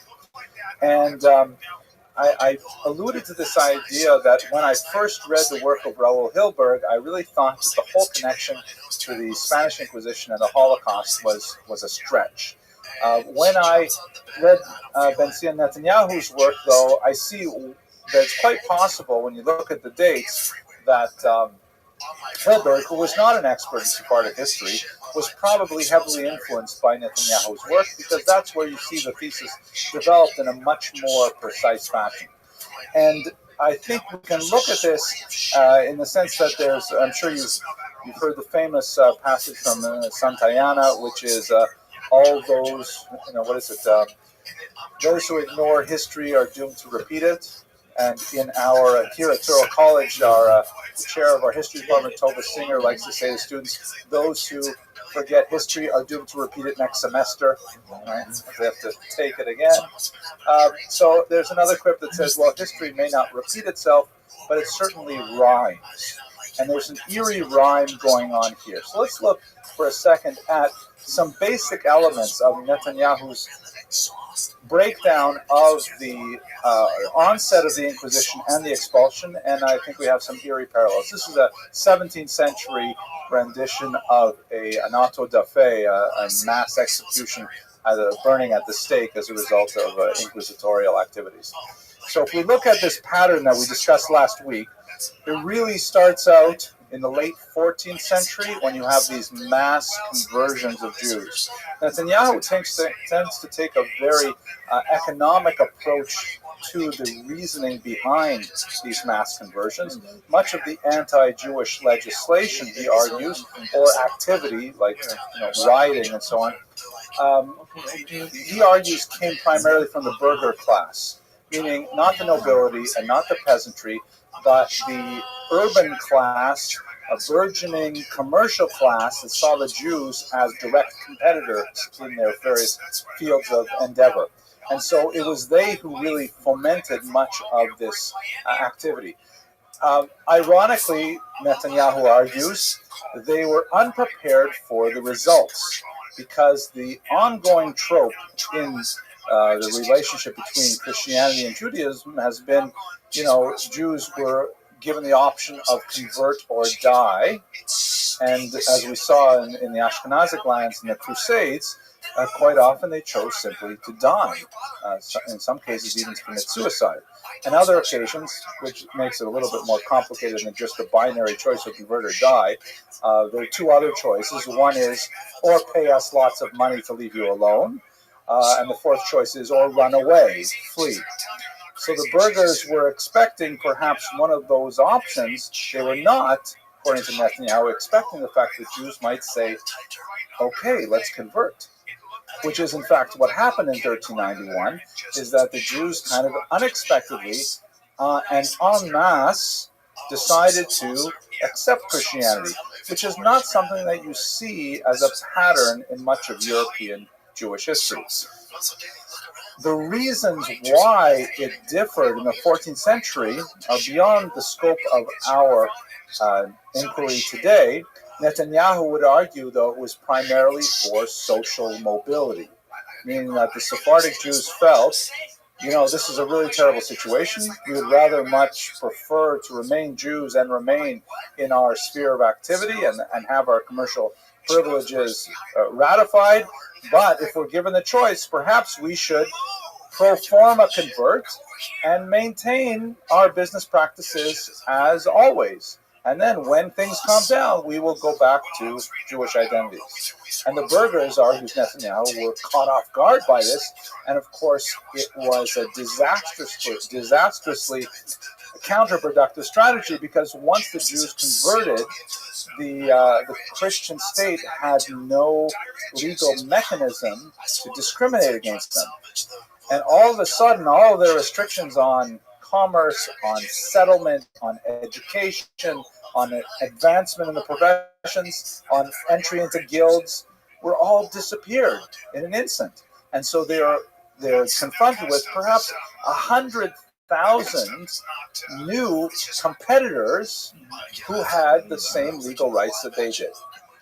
Hence, this caused the persecution of these so-called new Christians, where the Christian state now had to actually create a new category that did not exist in Christian theology, these almost Christians. They had performed the rites of baptism, and by all traditional canon law, they were in fact full Christians. What is a new Christian? So new Christians and their children and their grandchildren were kind of like really suspect Christians. We're not exactly sure what to do with them. This led to the Inquisition, because the church was interested in, well, what are we doing with all these people who claim to be Christians and they're not really practicing, and they're going back to their Jewish roots, so you had to inquire as to their bona fides, quite literally.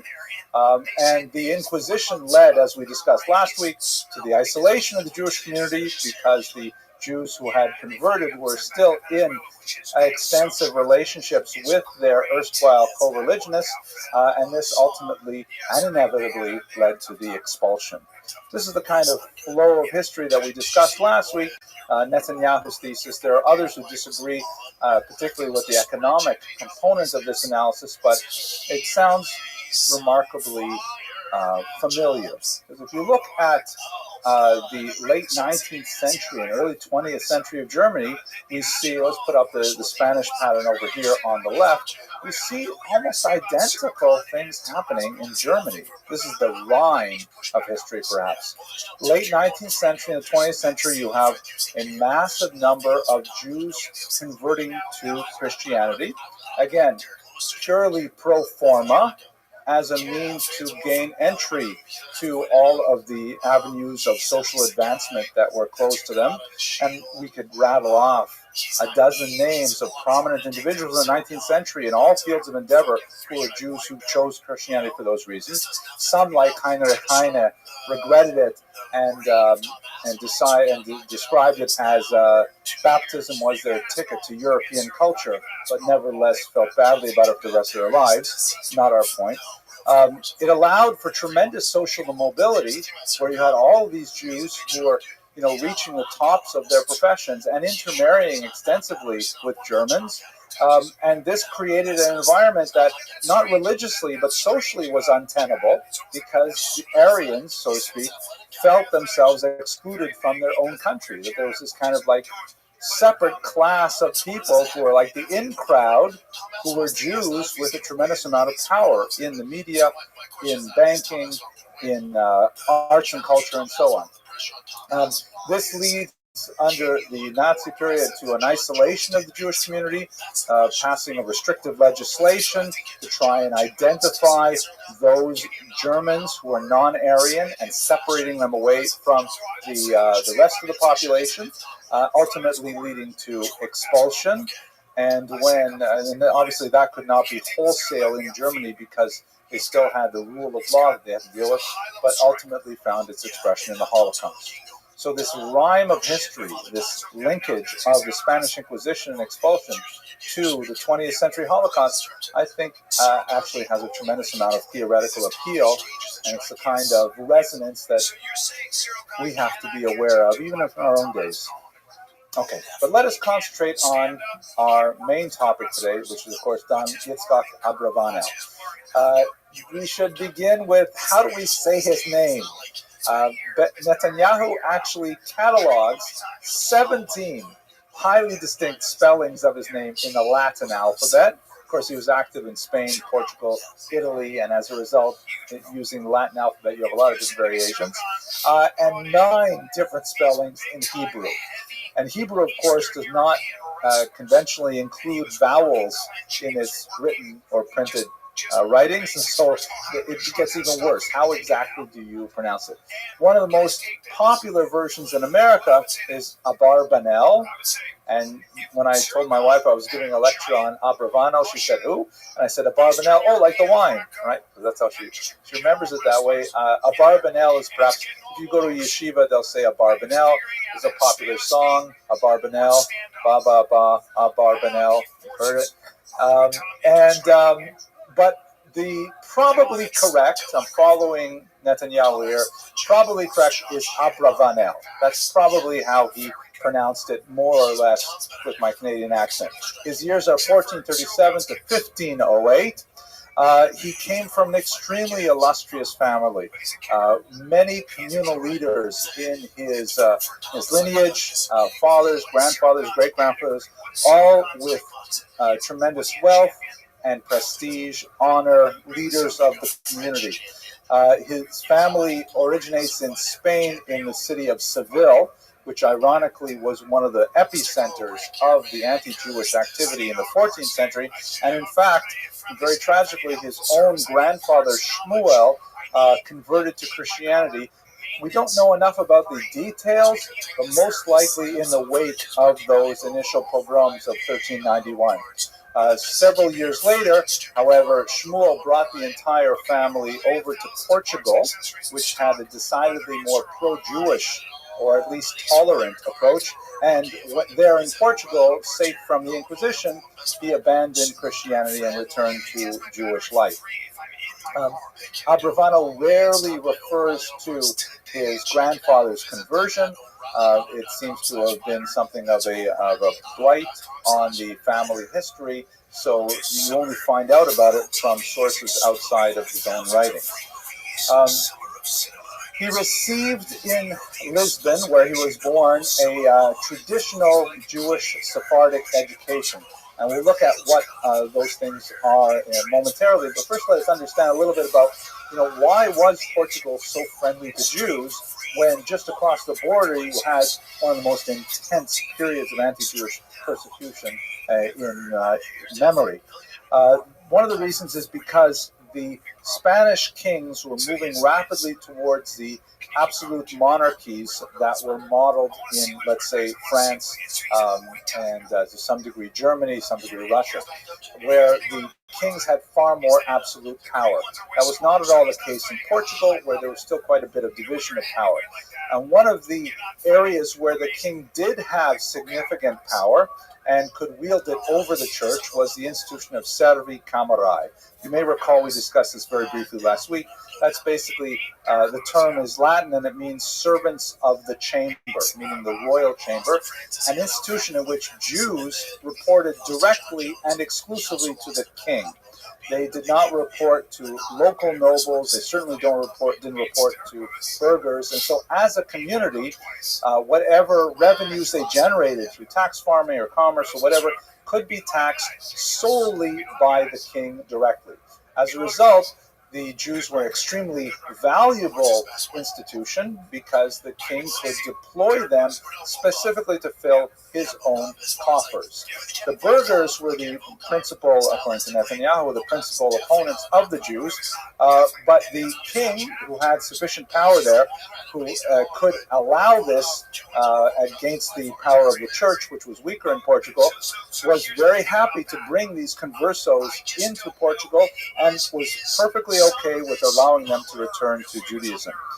We won't actually talk about it today, but 5 years after the Spanish expulsion, here I am not talking about it today, 5 years after the Spanish expulsion, when Portugal wanted to enter into a dynastic union with Spain, unifying the peninsula, the rulers reluctantly imposed the expulsion on Jews, but with kind of a wink and a nod, they said, but if you convert to Christianity, we will give you a 20-year lease on the Inquisition. In other words, just convert to Christianity, just do the thing with the water, all right? And for 20 years, we're going to look the other way on Pesach and when you kasher your house for, and kashering your meat and things like that. We'll look the other way for 20 years, hoping to keep the Jews in the population rather than having them leave. Of course, they left. Still, this was a period of tremendous change. Abravanel was right at the center of it, but in his early years, it was actually a very stable kingdom with tremendous opportunities for growth and advancement for a well-placed and rather brilliant young man like Abravanel. He was especially associated with one of the more powerful houses of the nobility, the House of Braganza. This is the he became Alfonso I, the Duke of Braganza. His initial association with Braganza would be excellent for his advancement. Later on, however, it would prove to be his demise, as we shall see. What was his traditional education? So he received a thorough grounding in rabbinics. And if there was a bias toward one aspect of the massive oeuvre of the rabbis, it would certainly be studies of Tanakh. He was an unparalleled expert in the Hebrew scriptures, and of course much of his writings are based on the Hebrew scriptures. One of the Spanish, we haven't had enough time to discuss these things this semester, but one of the Spanish geniuses of their particular form of Judaic research was into text, and specifically Tanakh. So the Spaniards excelled in perfecting the Talmudic text and also the religious texts. Spain was also, of course, a hotbed of Kabbalistic activity, people like the Ramban, Moshe de Leon, and others, and so he was quite familiar with Kabbalistic texts. This would be very significant later on in his life as he began to write about Messianism and predict a Messianic future. He believed, for example, that 1503 was going to be the year the Mashiach came. He was quite disappointed to live past that date without Mashiach. At the same time, again in a typically Sephardic mode, he received a very extensive and thorough education in secular studies. Rhetoric was a big deal. He studied Cicero, Thucydides, many of the great Latin classics in particular, and he even studied the Church Fathers, who were also noted for their rigorous dialectic and their beauty of expression in Latin, which he knew quite well. He was heavily influenced by Aristotle, although he had significant differences with Maimonides, and one of his great works was a commentary on Maimonides. Later, through the influence of his son, he began to shift himself a little bit more towards the Neoplatonics, but nevertheless, we're talking about a person who is truly a gifted and well-rounded individual with a tremendous breadth of sources at his fingertips. In fact, he's one of the more popular of the Hebrew commentators on the Bible in the church, primarily because of his very liberal attitudes towards deriving arguments from sources outside of the Judaic tradition per se. Okay. So, in Portugal, he rose along a trajectory that you might anticipate for a person of this stature, with the background that he had and the experience of his fathers and forefathers. He rose to become the leader of Portuguese Jewry under Alfonso V in his 30s, and he performed a number of economic activities, tax farming, just like Abraham Sr., many of the patterns that we've seen in other figures. He also was pioneered, or I shouldn't say pioneered, he led the charge for defending world Jewry whenever he saw an opportunity to help out. For example, it was a terrible story of 250 Jews who were taken from one particular island and thrown into slavery. And this was something that happened from time to time in Jewish communities, where they will be seized by pirates and then put on the slave market. Portugal was very big in the slave market, and Abravanel raced around the peninsula, gathering up a huge amount of sums to track down each one of these Jews who was sold into slavery and then ransoming them back. And for this kind of activities, he earned the respect and admiration of the entire Jewish population, who looked to him as a Moses-like figure, someone who was truly deserving of respect and adulation. Yes, question? Can I zoom in on the face a little bit? On the words? Not so easily. When you go online, you can do it. Let's try this here. Control plus. Yeah, sorry. Students, what are you going to do? They write down notes and stuff. He had a massive fortune. At one point, there was a loan of an astronomical amount collected from the nobility in Spain, in Portugal, to give to finance a particular war effort, and he himself gave more than 10% of it, just from his personal coffers. Rather remarkable amount. He had a happy family life, fathered 3 sons, who followed in his path and who achieved fame on their own in many other fields, as well as Jewish leadership. And he maintained in touch with them even when the family was atomized by the Spanish expulsion, and managed to reunite with them towards the end of his life. But as you can imagine, this was short-lived. That's kind of like his trajectory upward, and he's active as a political and as a communal figure, a very serious success as an economic figure. But his patron, Alfonso V, died of plague, which was devastating the Iberian Peninsula at this time. He was 49 years old. It was completely unexpected, and this changed Abrevano's fortunes dramatically. The successor, and this name I'm not sure how to pronounce it. Some say it's Joao. I like to think of it as Joao, as I think I told you last week when he was born. They said Joao is the boy. I can't do that joke twice. But Joao II, the successor, was not at all the same as his father. Among other things, he was very land poor. He complained once that all my father left me were the roads of Portugal, meaning no landed estates, no massive treasury. And here he's trying to build together. He's seeing that all the other kings are moving towards the direction of the absolute monarchy, l'état c'est moi, these kinds of attitudes of the state being identical with the king. And Portugal is the ugly duckling in the background. So one of the ways that he hoped to shore up his authority was to find some quick sources of wealth and then distribute it in order to buy the loyalty of the nobility. The 2 obvious solutions were to dismantle the House of Braganza, which was a major rival for the throne, and seize their lands and then be able to distribute it to other nobles. And since Abrevano was one of the primary figures that was supported by the House of Braganza, he was definitely caught in the sights of Joao II. What happened was Abrevano was summoned to court shortly after the death of Alfonso V.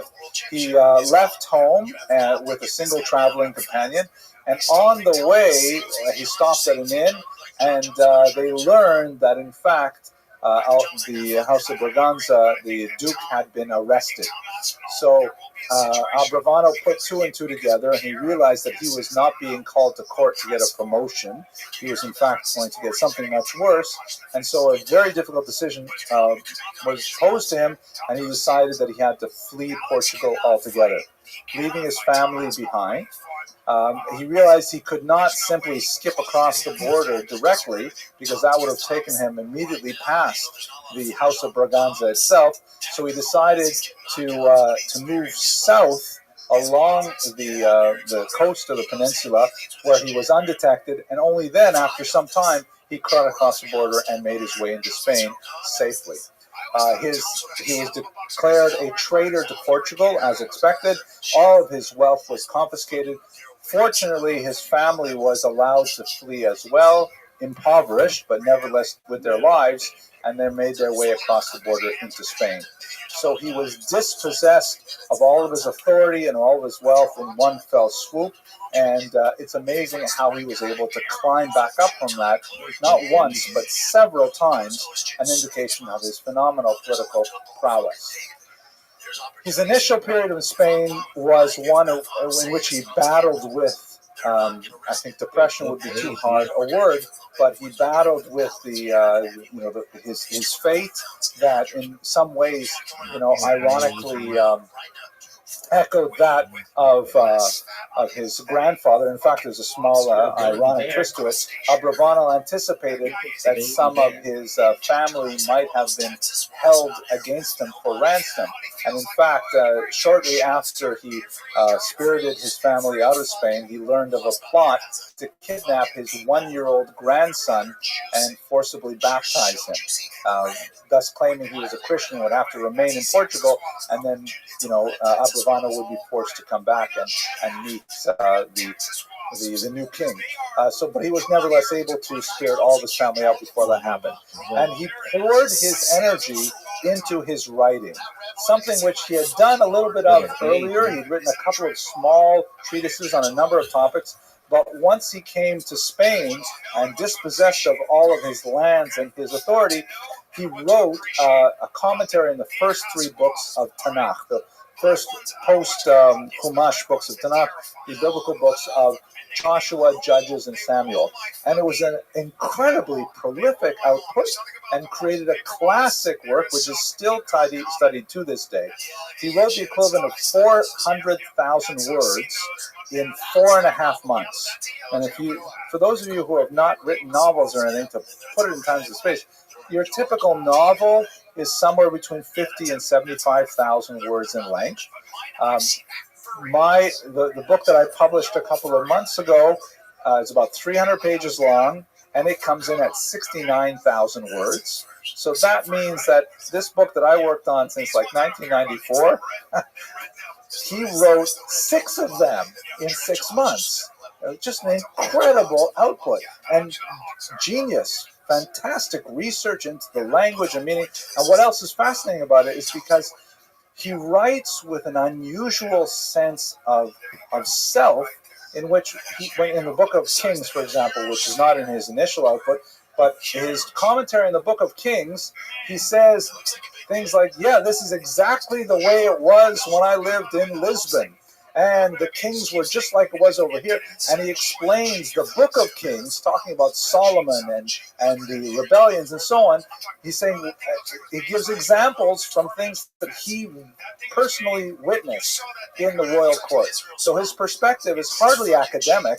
It's more like a memoir.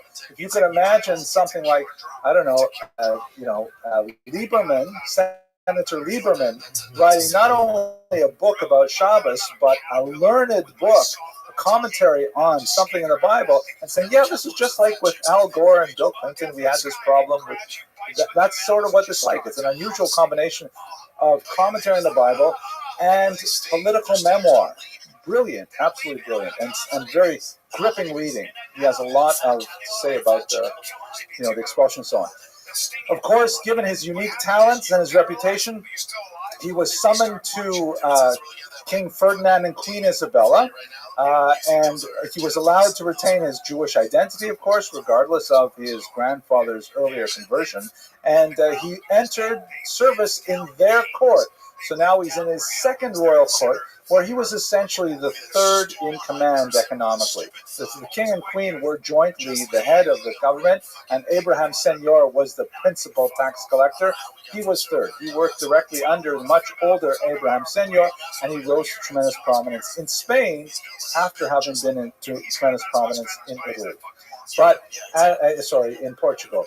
As we discussed, that was short-lived. We're talking about basically the period from 1483 to 1492, which is the day of the expulsion. 9 odd years was the period of his rise to power in Spain. Amazingly, Abravanel and the other Jews of Spain did not anticipate the expulsion. Netanyahu writes about this at great length. How is it possible? A lot of it has to do with Ferdinand's own poker face. He is in fact, I didn't know this, but when Machiavelli wrote The Prince, Ferdinand was his model. That was exactly the person he was writing about. And Ferdinand was able to keep his counsel to himself. He was famous, apparently, or infamous for what he wanted to do. And in fact, the Jewish community was completely caught off guard by the writ of expulsion. Abravano attempted to stay the expulsion. It was just released in March, and it was supposed to take effect in July. And we were talking about a ridiculously short period of time to expel several 100,000 people from the peninsula. Abravano raised a massive bribe, offering it to the king and queen, hoping that that would stay the decision. It did not, unfortunately.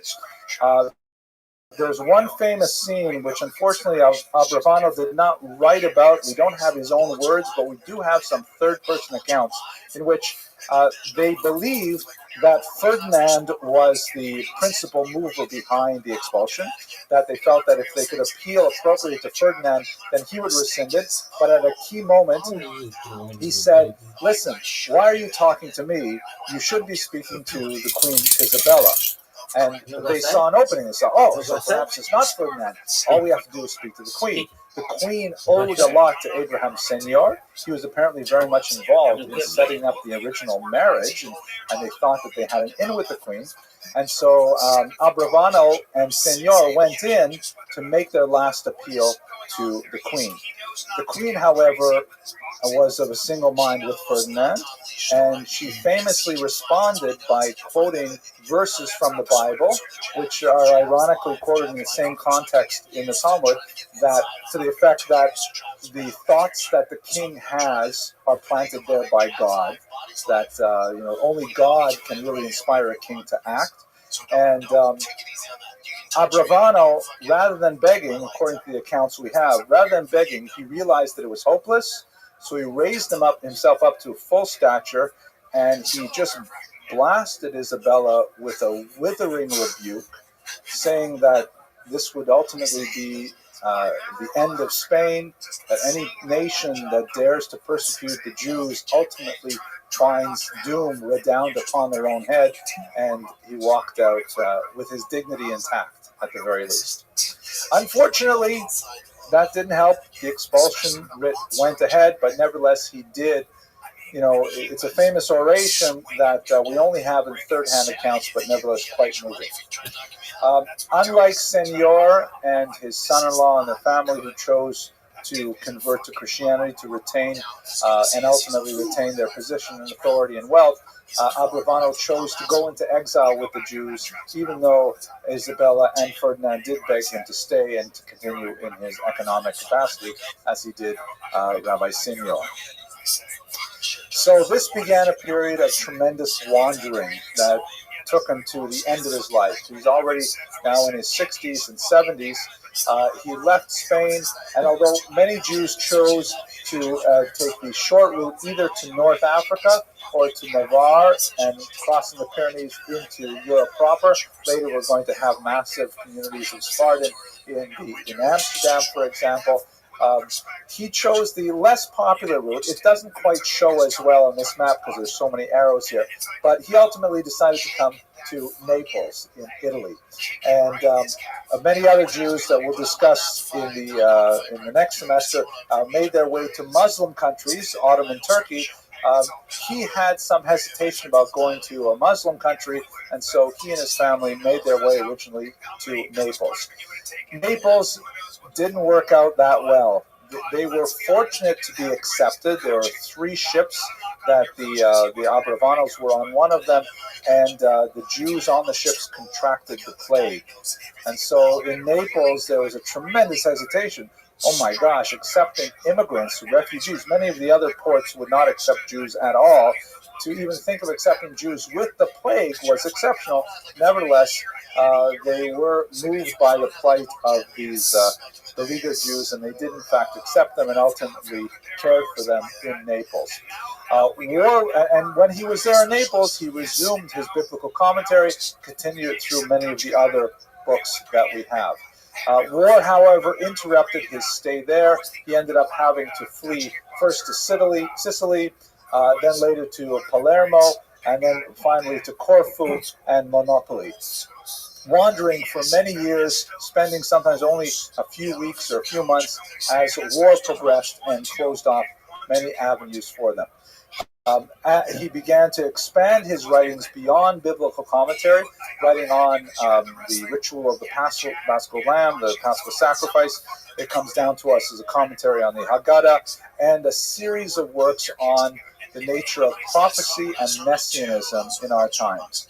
And at this point, under the influence of one of his sons in particular, he was very taken with the Kabbalistic trend that we spoke about with Ibn Gabriel and others, and he began to try to use his knowledge of the Torah to calculate the Messianic end, which he believed would occur in 1503, as I mentioned earlier.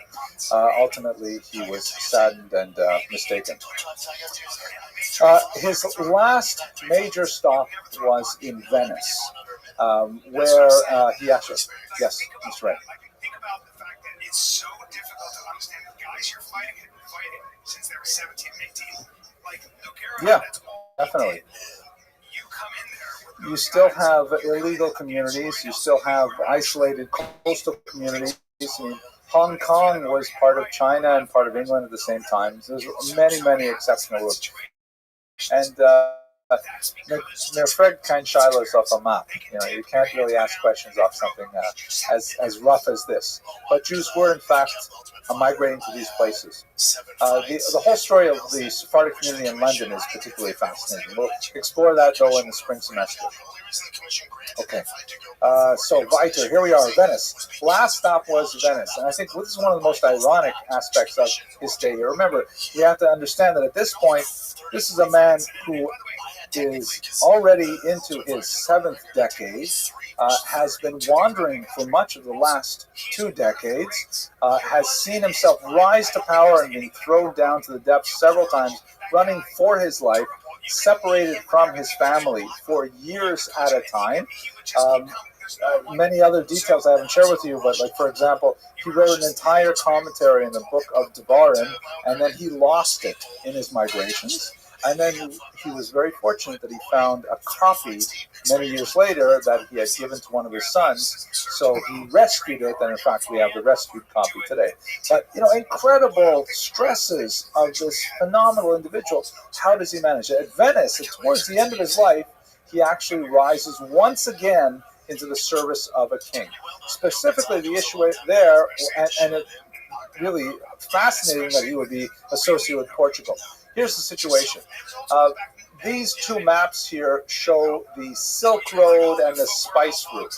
You have tremendous wealth of natural resources. Spices are especially valuable because you can, this is before refrigeration. Spices are necessary to keep meat longer and so on. Silk is primarily produced in Turkey and in points east, China, and elsewhere. Closely guarded secrets how it's produced, but it's a highly valuable luxury commodity that's very easy to transport, very light, and has a tremendous return on investment. So you've got India is packed with wealth. China is packed with this kind of wealth that Europeans way up here just love. They want that stuff, spices, silk, and so on. Hence the name Spice and Silk Road. But the thing is, there are only 2 routes. There is the overland route that takes you across the Himalayas into Baghdad, and then out here from, let's say, Lebanon, Syria, and then Venice was one of the Mediterranean ports that controlled the trade. Or you could go the maritime route, which essentially took you through Arabic lands, and then up here to Egypt. There's no Suez Canal at this point, so then it has to go overland, either above the Sahara Desert or once again into the Mediterranean basin. And one of the most important things about the economics of the Silk Route and the Spice Route is that every time you stop the caravan, you got to pay some taxes. Every place you stop, there's a toll. Every place you go, you got to pay for the local security to keep away the brigands. It's an expensive venture. And like you might buy a bolt of silk for, let's say, $1 in China, by the time you finish paying taxes on it, you've got to sell it for $500 in France. It just expands in price so much. So the goal is to try and find a way to get from India to Europe without paying taxes and tolls at every rest stop. it's kind of like traveling with little kids. You want them to sleep as long as possible, so you don't have to stop at every single gas station. Maybe that's not the best metaphor, but let's go on. So this is what happened in this time. Vasco da Gama. You recall we spoke a few weeks ago about Abraham Zacuto and his development of the astrolabe and his development of the Alphonsine tables that allowed Vasco da Gama to make this tremendous trip. And this put Portugal suddenly way forward, and their economics boomed as a result. Vasco da Gama found a way to get around the coast of South Africa, primarily through using a lot of the shifting wind patterns. This is a really dangerous turnaround here, and then it took him a while, back and forth, but he eventually got to southern India without having to make all of those toll stops. And so this maritime route to India, which was relatively easy for Portugal to dominate for at least the first half century, suddenly gave Portugal a chance to make a phenomenal amount of money in the international silk and spice trade. And this made Venice overnight irrelevant. It's like trying to sell VHS machines in the era of Netflix. VHS is all over. In fact, for those of you on the internet who were born in, let's say, 1990, a VHS is kind of like a digital recorder that wasn't digital. I don't know why I bothered showing people things like that. But anyway, so Venice was freaking out when Abrivano landed there, and they didn't know what to do about it. So Abrivano, amazingly, he came up with a plan, and he suggested it to the king of Venice, saying, hey, I have an idea of how we can negotiate an effective trade deal with Portugal. You'll have to take a bit of a loss because they really have the advantage. But on the other hand, you have the local trade network already built into Europe. And if you make a partnership with them and sacrifice some of your profits, you'll be able to stave off economic disaster. The kings and nobles of Venice heard this elderly patriarch, long flowing beard, apparently a very tall individual with a booming voice, very eloquent, and they thought his plan was fantastic. And they elevated him and said, okay, you will be our prime negotiator to go back to Portugal. If you can imagine it, Portugal, that originally he's exiled, he's under a death penalty in Portugal. You can go back to Portugal as our emissary to negotiate this deal. Unfortunately, Portugal said, we're not even interested in learning about this deal because we're going to keep all the money for ourselves. We'll make our own trade deal. Thank you very much. And Venice was not able to pursue that route. But nevertheless, you get a sense for what kind of individual this must have been. This is the third set of kings that he has served and risen to the very top by dint of his own personality and intelligence. So when we think about Abrivano as a whole, and we have just touched on the political contours of his life with a little bit of a sense of what he has written. The true brilliance of Abrivano is in his writings, where you see the combination of his political insight, his depth of experience, and his intellectual acuity really come to the fore. His writing is very crisp and sharp.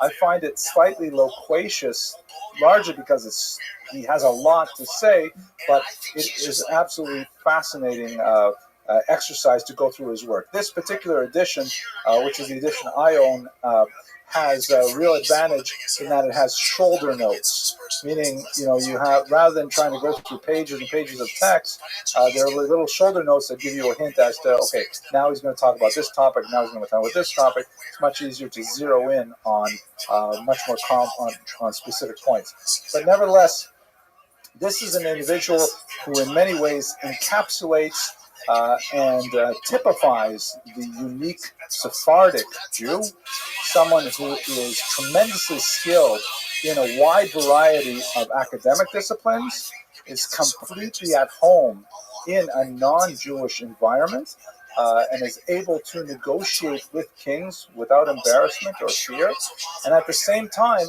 absolutely true to the tradition and presenting a broad-minded view of Judaism that is compelling and appealing even to this day. I really enjoy doing the research and learning a lot more about the life of Yitzhak Abravanel. It's fascinating, especially so interesting to see how his life contrasts with Abraham Senior's.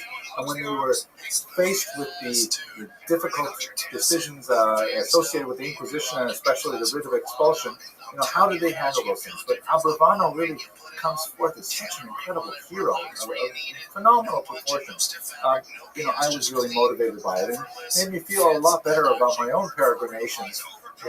My wife and I observed that in the first 7 years of our marriage, we moved 10 times, and that was solely for the sake of pursuing higher education. And it was in 5 different countries and several different continents. We could do it because we were young and we had the energy, and it was all for good things. But for Abravanel to be able to, put out such a tremendous amount of material under such incredibly difficult circumstances, all I can say is really motivating for me that I've got to finish my next project really fast because I have so many things I want to write. Anyways, so good and welfare. Oh, one more thing. I also, I'm just reflecting to myself. What I take away from this particular lecture is the incredible parallels with Nazi Germany in the 1930s. I never took that seriously, but, I think Professor Netanyahu and Professor Hilberg really have a case to make there. And if you haven't seen the lecture on Abraham Senior, please go back and watch that because you'll see how I present the initial part of that argument. And then today, of course, at the beginning, we discuss how Netanyahu approaches it. Maybe it's something we'll explore in greater detail in a future lecture series. At any rate, this is the week of Hanukkah. The first lighting is tonight as I'm making this recording. If you have yet to choose Hanukkah presents for your loved ones, may I suggest my new book, which is right here on the... I enjoyed writing this book. I think it's a very meaningful one, and it gives people a chance. Here's a picture of me on the cover and stuff. It gives people a chance to learn about the tremendous activity of the Piaseczna Rabbi, something very dear to my heart, and I hope to do some ongoing projects on this. And otherwise, I really hope you have a fantastic holiday. We're going to take next week off in order to be able to enjoy the holiday, and then we'll return on December 25th with the final lecture for the fall season. Thank you very much for joining me as always.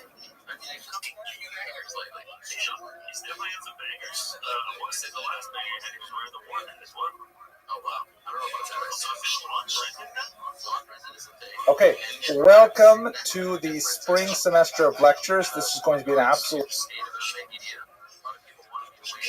fantastic series. I'm so pumped up myself about the research that I've been doing over the break since the fall semester, and our basic topic is going to be moving from the Iberian Peninsula, the history of the Jews of Spain and Portugal, to the Sephardic diaspora.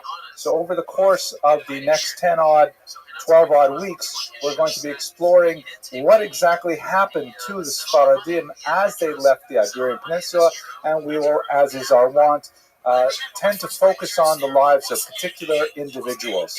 Tonight, we're going to talk about someone who has received very little attention in the scholarly world, even though there is quite a bit of archival data that can be mined, and only now are scholars beginning to really work with the material that we have, particularly in Italian archives, the life of Benvenida Abravanel. As the name indicates, she is a member of the great Abravanel family. I'll show you her family tree, and there's some interesting sort of difficult skeletons buried there that we'll explore. But she's exemplary in so many ways of the new identity that Sephardim began to develop as they entered the first century of their diaspora. Some fascinating things I hope to share with you. Global ideas like, in many ways, they really constituted the first diaspora community since the exile of the Jews from Israel in the first century, and they were able to become an international community far more than any prior diaspora, as we shall see.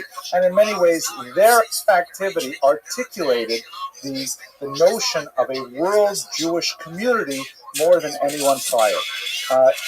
I'm also very grateful to be able to speak about her because it's so hard to find women with enough historical material to actually fill a sophisticated or even popular lecture such as this. But we do have quite a bit of material on Ben-Venida Abravanel, and I look forward to sharing with you the aspects of her life, and especially the gendered aspects of her life. Let's do the good and welfare materials before we get too far. As I mentioned, the series is going to focus for the rest of the semester on the Sfaradim as they fled the Iberian Peninsula. As you can see, these beautiful arrows showing them traveling to Northern Europe, to the entire Mediterranean basin and the Eastern Mediterranean, the Ottoman Empire, and also out to the New World, to America. We'll look at the crypto Jews as well. I'm also hoping to discuss the experience of the Holocaust by Sfaradim. That is also, as I wrote in one article a long time ago, an occluded history, because so few scholars have really studied Sfaradim as opposed to Ashkenazim, even though Sfaradim were heavily affected by the Holocaust as well, particularly in Greece. Tonight's lecture is sponsored by Dr. Karen and Michael Marcus in memory of their parents, Harry and Ann Chait, and Isaac and Bertha Marcus. We're very grateful for the sponsorships. Your presence here tonight is sponsorship enough. It makes me feel very proud that so many of you come out to hear these lectures. And for all of you on the internet, we're hitting about 2,000 views a day, which is kind of an impressive number, I think. We're really grateful for your participation as well. If you would like to support this series specifically, we're engaged in this project primarily to raise funds for student scholarships. We've raised $12,000 so far. I have a goal of $100,000, so we're almost there. And the website is bit.ly/the Friends of Jewish History. We have 5 lectures this semester that have yet to be sponsored. They're $250 each for a sponsorship. That's a really nice way to participate. But I also really appreciate getting smaller donations too. They all go into the same pot. Even the pushka from my desk goes into this pot, and it helps out our students.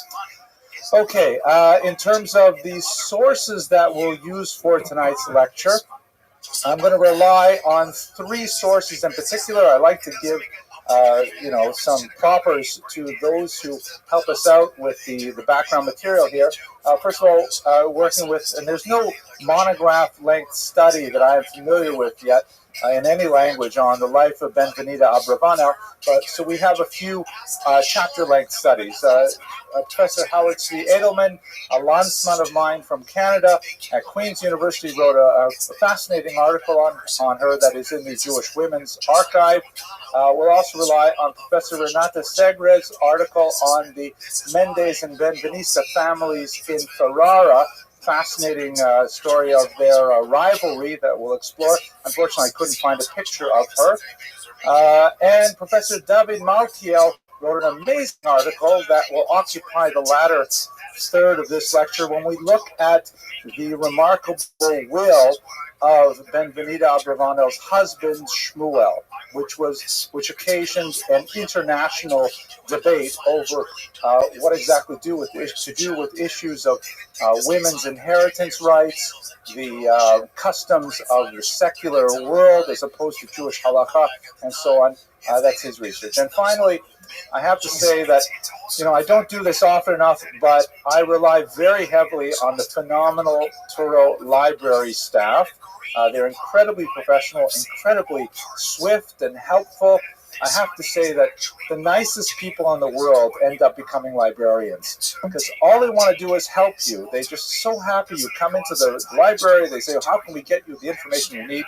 In particular, I was desperate for one article that I didn't have, and it was shortly before this lecture, and the amazing Carol Shapiro indicated here in the Manhattan campus. Got it for me in the blink of an eye, and I'm very grateful to her and to all of the Turl library staff, particularly in the basement of Avenue J.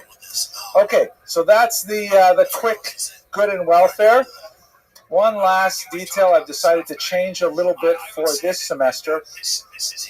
You know, for a long time I used to tell a joke at the beginning of every class, and I thought that went great. I really enjoyed it. Then for a while people complained on the internet, so I stopped telling jokes. And then people complained on the internet, hey, where's the jokes? And then most recently the complaints I'm getting on the internet is, you know, you have to realize I've been giving these lectures for like 5 years. So there's quite a few, several hundred lectures on the web, and people complain saying, wait a minute, you told that joke already. I mean, how many jokes can I possibly know? So anyways, this is what I'm going to try to do this semester. I'm going to only tell jokes for the first time, meaning I've never told these jokes before. It usually takes me about 4 or 5 tellings before I get it right, but you're going to suffer through the first time. So here's the joke, and then we'll get started. David has led a really profligate life.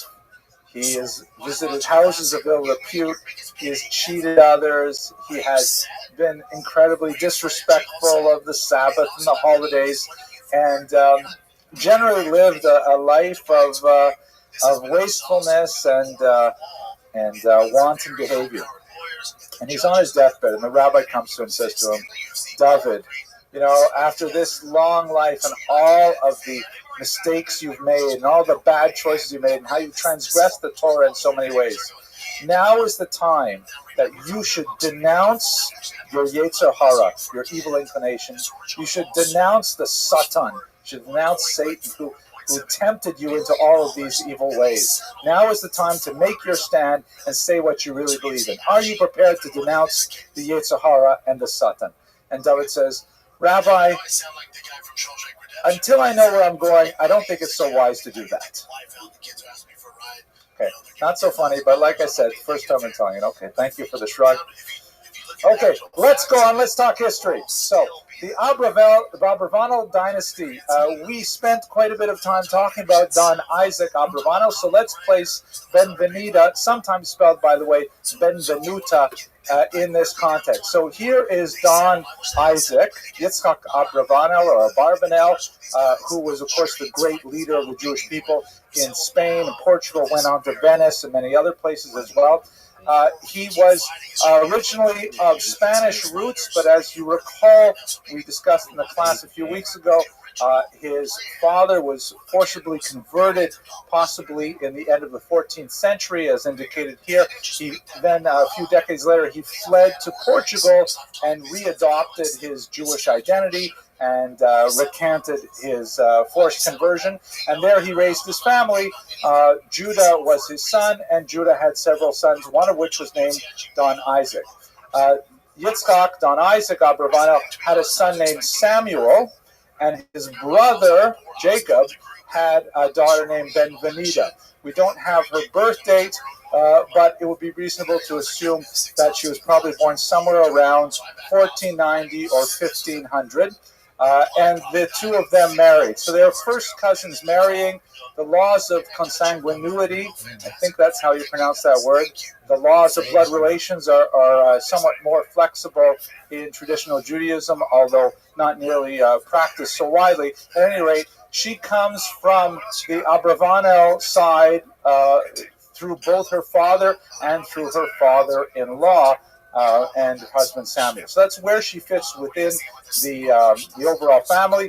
She had several children, Letizia, Yehuda, Yaakov, and Gioia, and there's more to this story that we'll reach later. She lived her life outside of Spain, of course, because the expulsion occurred in 1492, and most of this story occurs right in the beginning of the Portuguese and Spanish diaspora. So I'd like to just pause for a second and think about that for a minute. I've mentioned Spain and Portugal several times in the last few sentences because, you have Shmuel, who migrates from Spain into Portugal. Then you have his grandson Isaac migrates from Portugal into Spain, and then they're of course expelled. what is the whole business of Spanish and Portuguese Jews? And you'll see quite often that they're mentioned in the same breath when you speak about the diaspora. What is the big deal about Portugal? The obvious point is, of course, that so many Jews fled from the expulsion of 1492 into Portugal, but they were only there for a few decades at most, stretching into the 16th century and slowly making their way out of there. How long does it take before you adopt the identity of the neighboring country? Here you have, for example, from the website of the Congregation Sharas Israel here in New York, the Spanish and Portuguese synagogue. And as the website indicates, it was started by 23 Jews in 1654. And for only 23 Jews, do they really have to have Spanish and Portuguese? I mean, couldn't they get away with Spanish or even Iberian? I mean, why do they have to specifically designate Spanish and Portuguese? So I would like to prefer as a possibility that definitely has some historical validity, but it's a little bit of a chidush, a little bit of an insight that I had. We should recall that there is a key difference between the way in which Spanish Jews, by and large, were able to integrate into larger society and Portuguese Jews. Why is that so?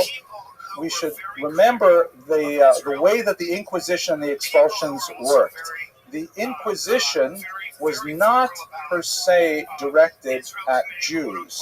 The Inquisition, you will recall, was directed at Jews who had converted, forcibly or otherwise, and were secretly Judaizing, or were suspected of Judaizing. In other words, you have, let's say, a massive forced conversion of Jews in 1391, and all of a sudden you have several generations of Christians who have full access to everything that Spain has to offer, no more legal restrictions, but on the other hand, they only marry other converted Christians. They insist on going back to buy food for Passover, going back to synagogue to get lessons in Hebrew, and their Christianity is questioned by the church, leading ultimately to the institution of the Inquisition, which specifically inquired into the bona fides, literally the good faith of their Christianity. So the Inquisition per se targeted these so-called new Christians.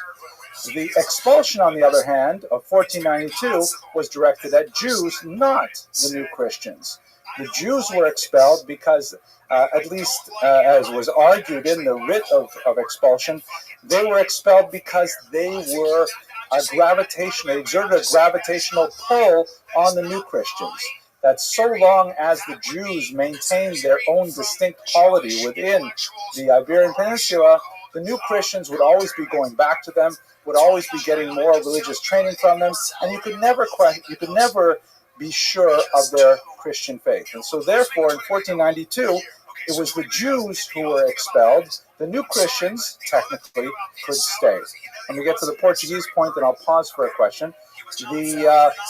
So when the Jews were expelled, the first place that they went, of course, was Portugal. This is the easiest crossing.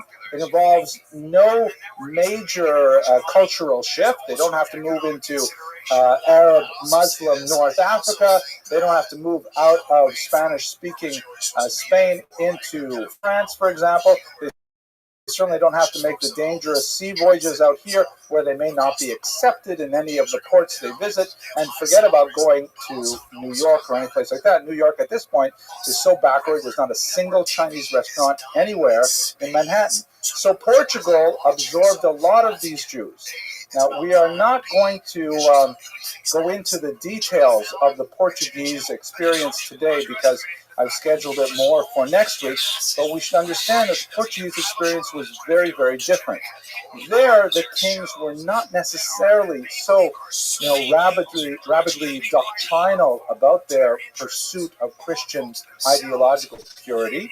They were prepared to tolerate a lot more open hypocrisy in order to keep the Jews within their boundaries, and they were willing to engage in all kinds of stratagems to keep Jewish wealth in Portugal and simply turn a blind eye to their poor observance of Christianity. So you had in Portugal a lot more of these new Christians, a lot more Jews who had converted for reasons that we'll discuss in much greater detail, God willing, next week. When they also were forced out of Portugal, 1497 and later, then you had two distinct populations in the Mediterranean basin. You had Spaniards, Sephardic Jews per se, who were the old Jews, who had never converted, and you had the Portuguese new Christians who were returning to their Jewish roots, but technically were freed from the shackles of Jewish religious identity and legal disabilities. And the two groups had a very different access and entree to European culture, to European laws and society, as we shall explore.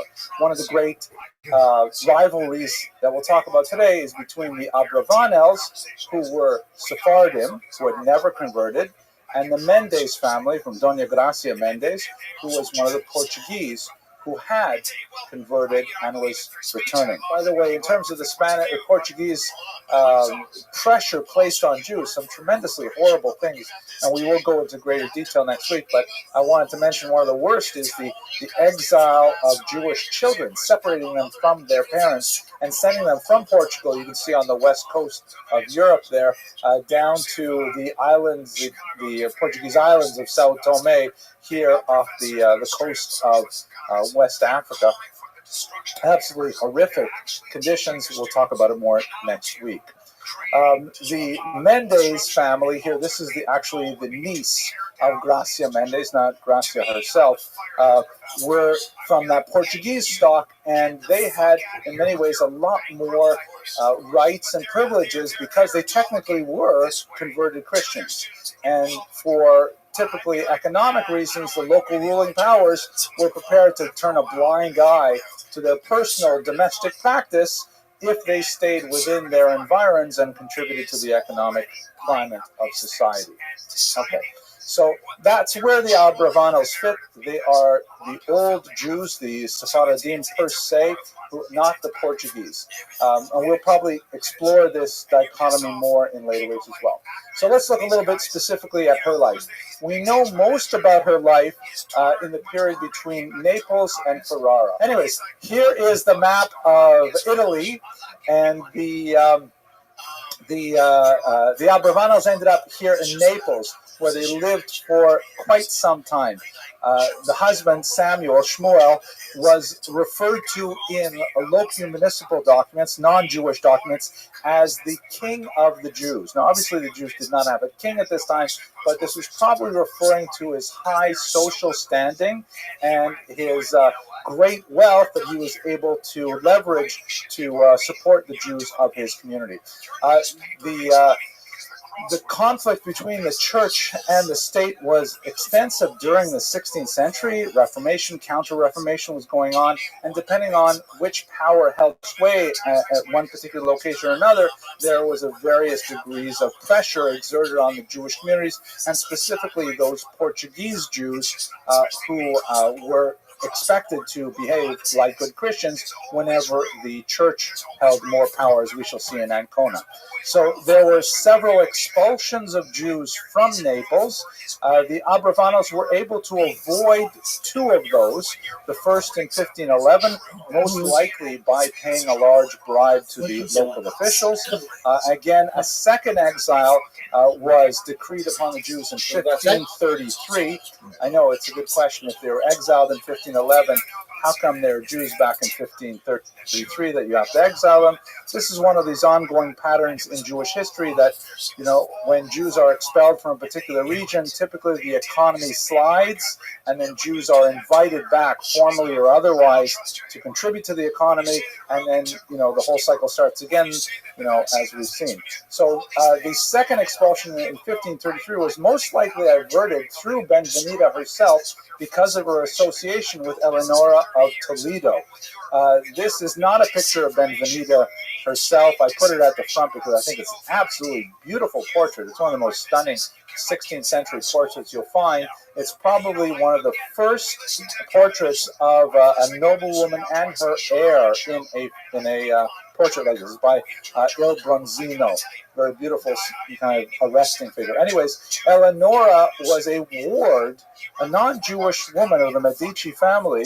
She was a ward in Benvenita's home, and she was tutored by Benvenita. She was actually raised in their home, placed there by their family in order to receive some of Benvenita's erudition and her sense of etiquette and style and so on. So we only know about this kind of secondhand, but the fact that a non-Jewish young girl from a very important family was placed within the Abravanos family to be raised gives us some indication of what their standing must have been like. As she grew up, when the expulsion of 1533 was ordered, her personal intervention, Eleonora here, made a significant difference in allowing the Abravanos to evade that expulsion as well. The joke that I had right here is, I was going to say, I can't help but saying it, I was going to say that, you might think it's unfair that I should put a picture of Benvenita's student up there, but the reality is that, when you really become close with a student, professors actually tend to take on a little bit of their physical likeness, for example. And then I had pictures of Brad Pitt and Tom Cruise, and I was going to say, these are some of my former students. George Clooney, one of my graduate students. Such a waste. Okay, anyways, so that gives you a sense of how powerful it was. But she could not avoid it forever, and in 1541, a third exile was declared, and in fact, they moved to Ferrara, which is in the north of Italy. You can see it up over here. It turned out to be a very important center for Jewish activity in Italy, primarily because of a new technology that had become quite the rage among Jews, and that is the technology of printing. Benvenita was one of the primary sponsors of print scholarship, and I would love to spend a lot more time talking about this revolutionary aspect of the 16th century in the Jewish world, but I'll just hold myself to maybe a couple of minutes. We should realize that the evolution of print technology made a massive difference for Jews that we're still feeling today. And in fact, we feel many echoes of it today with the institution of the internet, which some of you may have heard of. The idea that you could mass produce at a reasonable price printed documents led to a literacy explosion among Jews, who already prided themselves on having a higher level of literacy than the surrounding society, but all of a sudden you could circulate a tremendous amount of ideas very widely. I mean, we're talking about a period when you have the seam between handwritten, hugely expensive manuscripts of the Talmud and commentaries and so on, to all of a sudden having just about anybody able to actually, it's the equivalent of publishing a blog. So you could write something, you could get it out there quickly, cheaply, and so many people could access ideas. Not all societies accepted the printing revolution. The Muslims, for example, in Turkey, the Ottoman Turks, they felt that printing was such an ugly and cheap, poor imitation of the beauty of handcrafted calligraphy that they waited about 100 years before they really got on the ball with printing, not recognizing it for the technological advantage that it gave a society. But Jews were early adopters of printing. Many of the early printed works we have in general are written in Hebrew. This is the era of the first printing of the Talmud, for example, and so on. Really an incredible thing. So she was at the center of that new printing world. Ferrara was a noted location for printing. One of the first and most important books that she contributed to, which was actually dedicated to her rival, Gracia Mendez, because she gave apparently even more money, was this book that we'll study next week, The Consolation for the Tribulations of Israel, which was a Portuguese work that was written by Rabbi Samuel Usque as an attempt to explain the earth-shattering significance of the Spanish expulsion. That will be our topic for next week. But you can see that this is the frontispiece, and you can see the globe, the idea that here the Jews are now once again a diaspora people, after living for over 1,000 years in Spain, suddenly they're wandering around the globe, and the Latin phrase here on the banner is "In God is my hope." It's a fascinating work that we'll discuss next week. So that's one of the major contributions she made, was using her wealth to sponsor scholarship. She also used her wealth for one of the other unfortunate aspects of the sudden diaspora from the peninsula. She used a lot of it to ransom captives.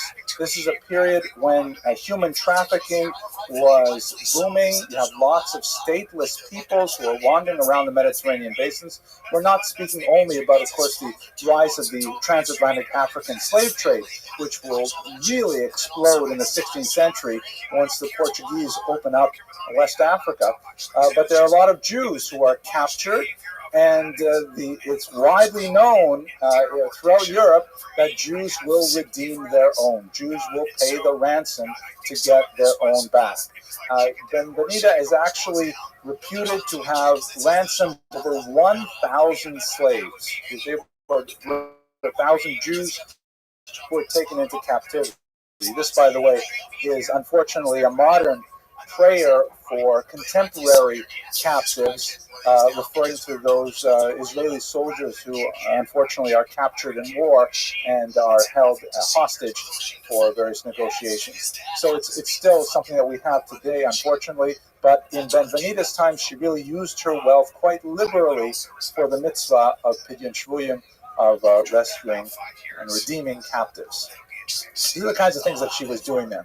One other thing was really quite unusual and consequential for world Jewry at the time, and Benvenida was very caught up on it, and that is the episode surrounding an unusual and mysterious figure known as David Reuvéni. Probably born around the year 1500, died around 1550. We believe his death is kind of a mystery. He was sent to prison, ultimately in Portugal, and there he disappeared. Reuvéni was a small man.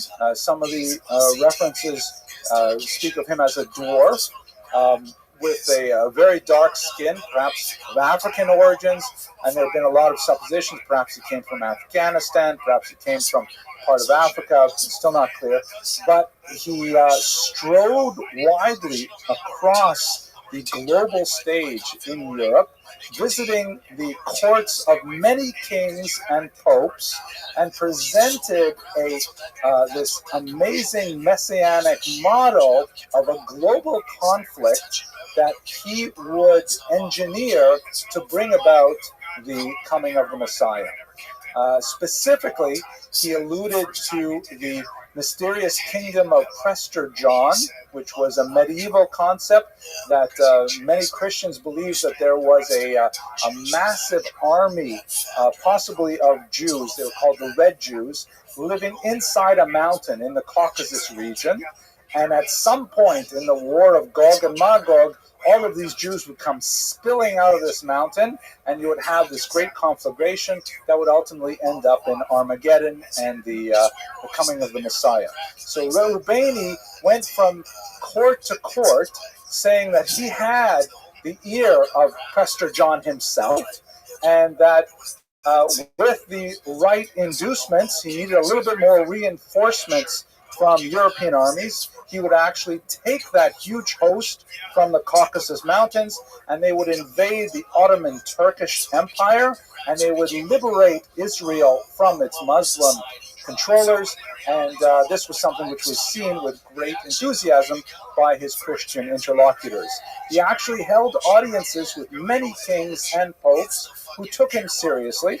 And Benvenida Abravanel also, he created. She supported him financially. She supported him with this amazing banner that you can see represented in this piece of art here. It doesn't zoom in there, in which it has the 10 Commandments emblazoned on it, and he made kind of like a striking figure, wandering with tremendous chutzpah into all of these courts and claiming this.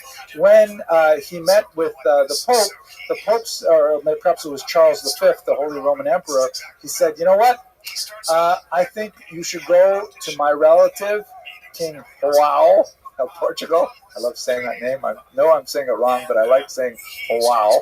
So go to him, and he'll help you out. So he went to Portugal.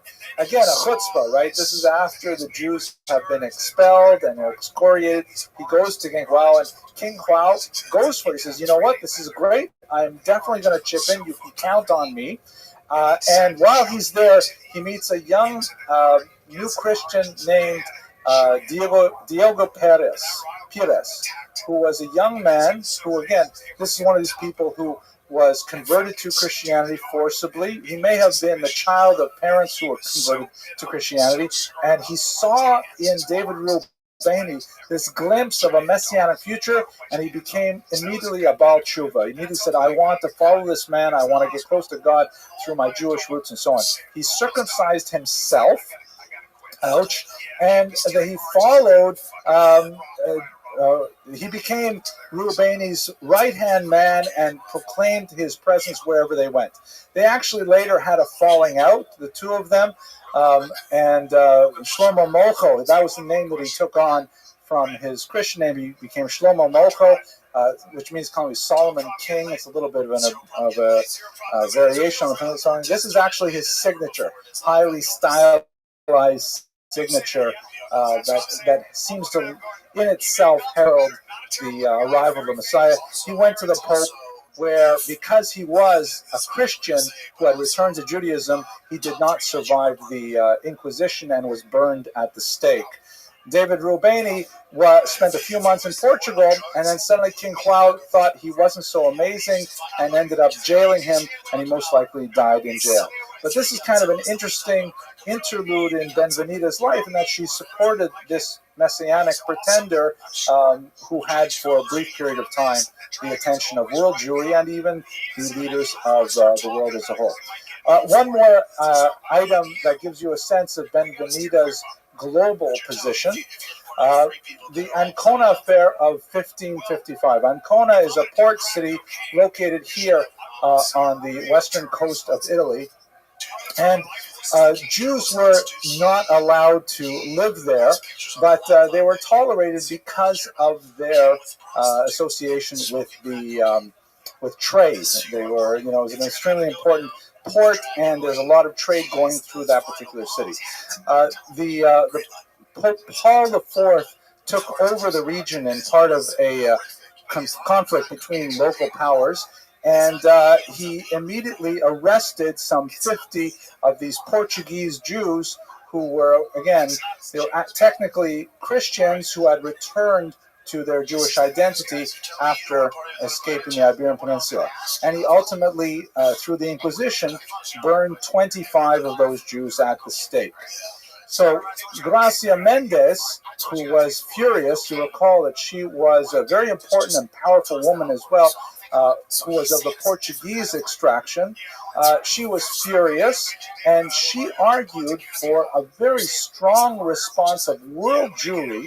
This was rather unprecedented, if you think of it, in the 16th century for someone to be suggesting this. She argued that the entire port of Ancona should be boycotted, that Jews should no longer use Ancona as a port, and they would cripple it economically. Mendes herself was extremely wealthy, had tremendous connections in Istanbul and in the Turkish Empire, and as a result, her point of view had a tremendous amount of economic and political clout behind it. Benvenita, on the other hand, disagreed and said that, if they were to antagonize the Papal States by boycotting Ancona, then it would only reflect more poorly on Jews elsewhere. Furthermore, as did not need to be pointed out at the time, Mendes herself would have profited tremendously by diverting trade away from Ancona to some of the ports that she had more interest in, whereas Abravanel had much more interest in Ancona itself. After a few years of significant internal Jewish controversy, it died down and Ancona remained open. The boycott did not take hold, it did not have permanence, and it certainly did not move Pope Paul IV to change his positions whatsoever. But just the very chutzpah that a Jew should suggest a international boycott of a port, and let alone not only a Jew, a woman should suggest a boycott of a port, gives you some sense of how much these women were giants of the 16th century, and how they clashed with each other over some very significant elements. Now, the last part of this story is one that can be hard to tell well. I'll do my best to try and give it over, but we actually have quite a bit of archival evidence to back up this part of Benvenito's story. You will recall that in many of our discussions in the past, a lot of Jewish history is reconstructed from the responsa literature, She'elot Tshuvot in Hebrew. This is when there's some kind of legal dispute or a question about practice or about changing social mores, and a question seeking guidance on how Jews are to react to those changing mores. And the answers that the rabbis give back say a lot. Besides the theological and halachic Jewish legal information, they tend to say a lot about the nature of the social fabric of the historical period. So for a long time, we have possessed significant responsa literature about a very notorious dispute over a will that occurred in Ferrara in the 16th century, but it's only in recent years that it has been connected specifically with Benvenida Abravanel. And David Malkiel has published a major 60-page article that identifies all of the archival sources that points it specifically to her. So we know that the story of this controversial will is in fact associated with her and her family. And that's a sad story. And by the way, it makes me think of my father, Oliver Shalom, who always used to tell me that whenever there is a will, there is going to be family dispute, that children fight over the inheritance. That never happened when my father, Oliver Shalom, passed away, but only because I'm an only child. And who else am I going to fight with? But anyways, here's the story. Samuel, the husband of Benvenida, some years after the exile from Naples to Ferrara, had to go on a long journey. And he apparently at that time composed a will. Then, several years later, while he was being treated for an illness, possibly, he was ultimately killed by a medicine that was prescribed to him by a local doctor. May have been malpractice, perhaps it was an allergy, who knows. But at any rate, Samuel dies, I believe the year was 1550. And there is immediately a dispute over the disposition of his property. Now, you would think that it should be fairly straightforward. Jewish law tends to give priority to the firstborn male child. There are firstborn male children here. There are survivors. What's the problem?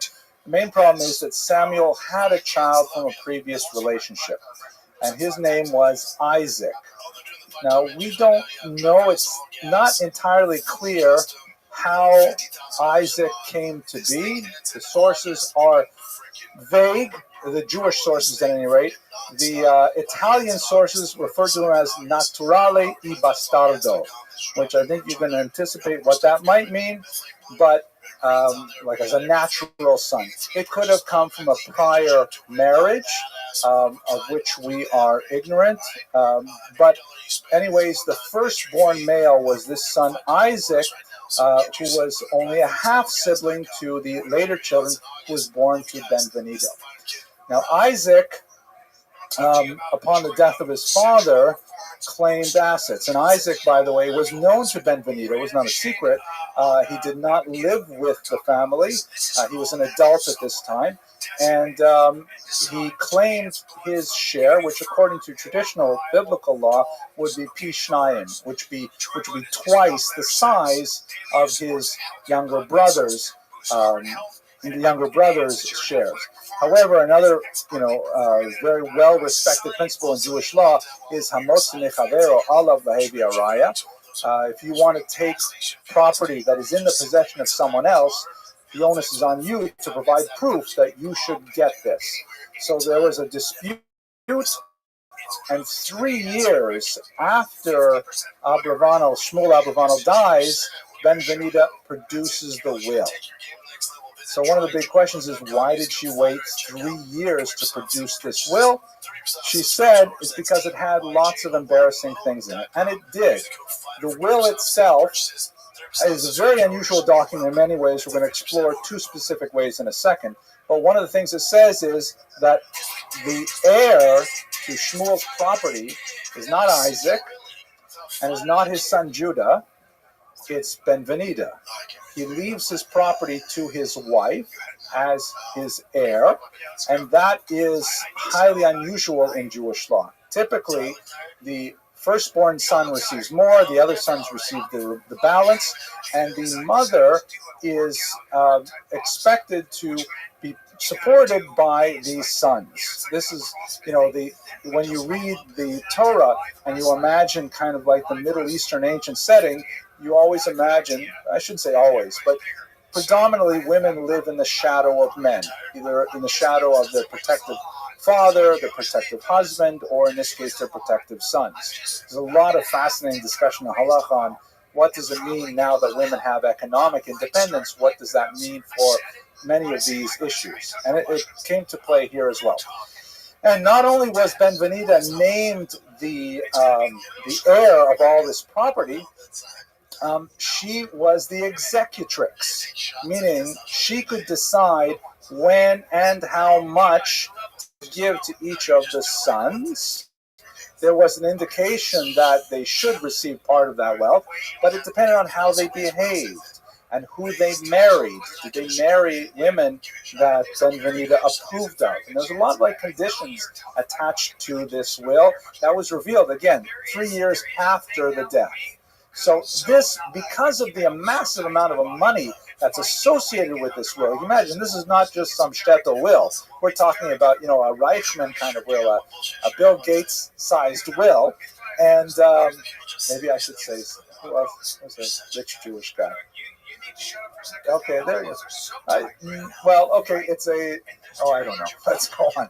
I don't want to think about it. Jared Kushner wrote a vase. A big amount of money. So it immediately became an international cause célèbre that attracted the solicited and unsolicited opinions of rabbis all over the world, including the opinion of the great Maharam Padua.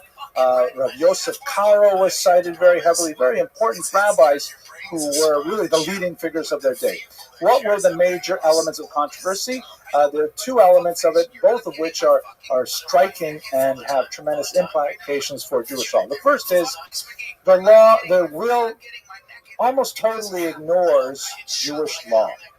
The will gives the money to the wife, and while there's kind of like a token where he says regarding his son Isaac, he should get some special jewels that are precious and valuable, it doesn't give him the pishnayim that the Torah refers to, the double half. Now, this is not totally outside of what can be expected, because there is a very well-known phenomenon that in order to find a way to distribute one's wealth before death, there is this halachic institution called the Matana Mechayim, a gift while alive, where a person can say, listen, I have $100,000. I would like to make sure that all of my 10 kids get it equally, so I'm giving it to them right now while I'm alive, each $10,000. And then whatever's left after I die will go according to traditional inheritance law. So it's not completely unheard of. But the law basically flouted, the will basically flouted that aspect of it, and did not really even bring it into any serious consideration. And secondly, also more difficult, they didn't do it with 2 kosher witnesses, which would be the standard Jewish practice of executing a will. They went to a notary, and this, a non-Jewish notary, which was like, oh my gosh, how can you disperse so much wealth by using a non-Jewish authority to bring this about?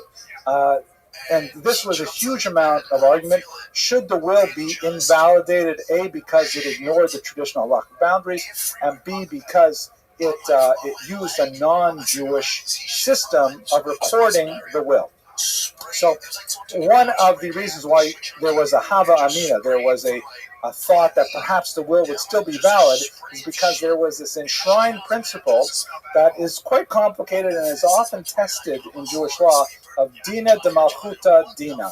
The law of the land is the law.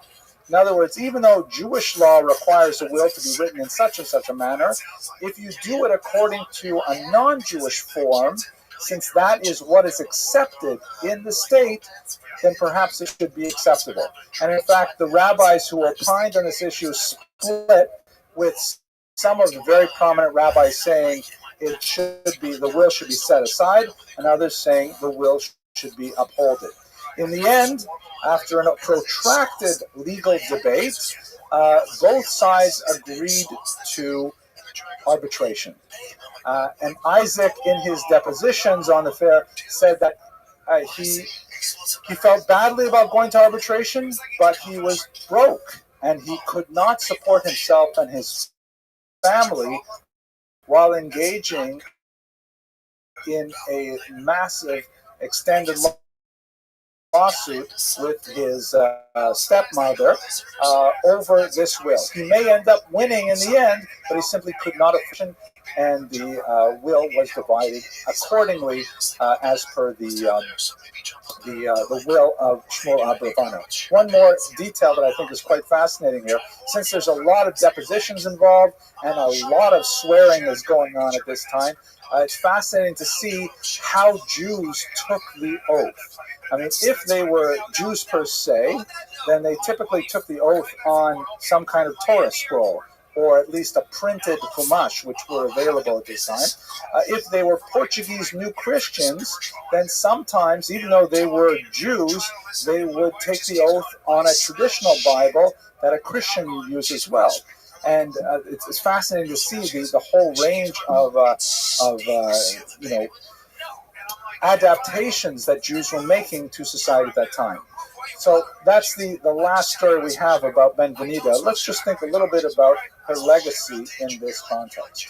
So what we begin to see in the period of life of Benvenida Abravanel, and we will explore it more as we move through the 16th century, is that ironically, by expelling its Jews and then later by expelling its new Christian heretics, meaning these crypto-Jews, these Portuguese Jews, the Iberian Peninsula released upon the world an unusual new diaspora, perhaps entirely unprecedented in its nature and scope, in that these were Jews who, first of all, had a strong connection to each other over a broad swath of international territory, were located in many different countries to a degree that we've never had before, as Jews tended to use, if we can use the phrase, chain migration, where they tended to, make small incremental moves across the coast of North Africa or up the Italian peninsula. All of a sudden, they're scattered. Literally, the word in Greek, diaspora, means scattering. They're scattered across the Mediterranean, and they constitute one community. They constitute one nation. This is something which is fairly unprecedented in European history and certainly in Jewish history. Furthermore, because of the strange, nuanced shading of the Portuguese Jews, that is, those Jews who, as baptized Christians, were technically freed from legal restrictions, and if they could find themselves in a home where there was a sufficiently tolerant climate, they could nevertheless practice Judaism. Jews tended to exploit that dual identity for their economic and political and legal benefit.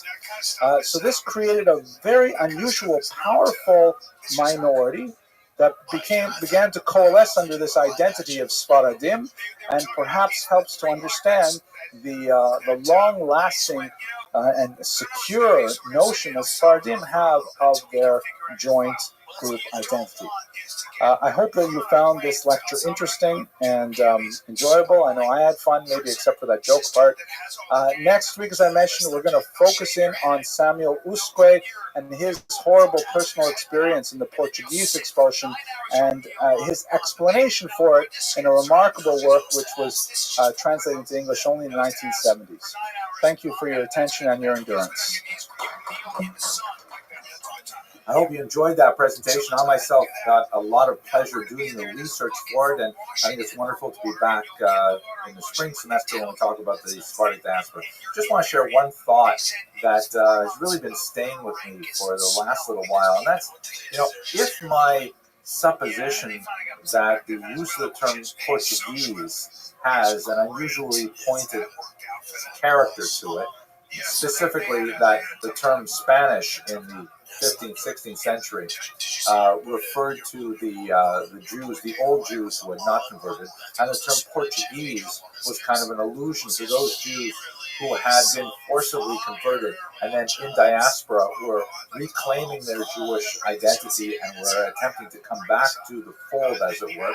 If that is true, if that's the way that term was used, then I think it's so beautiful that you see the use of Spanish and Portuguese together in things like the synagogue here in New York City, the oldest synagogue in the area.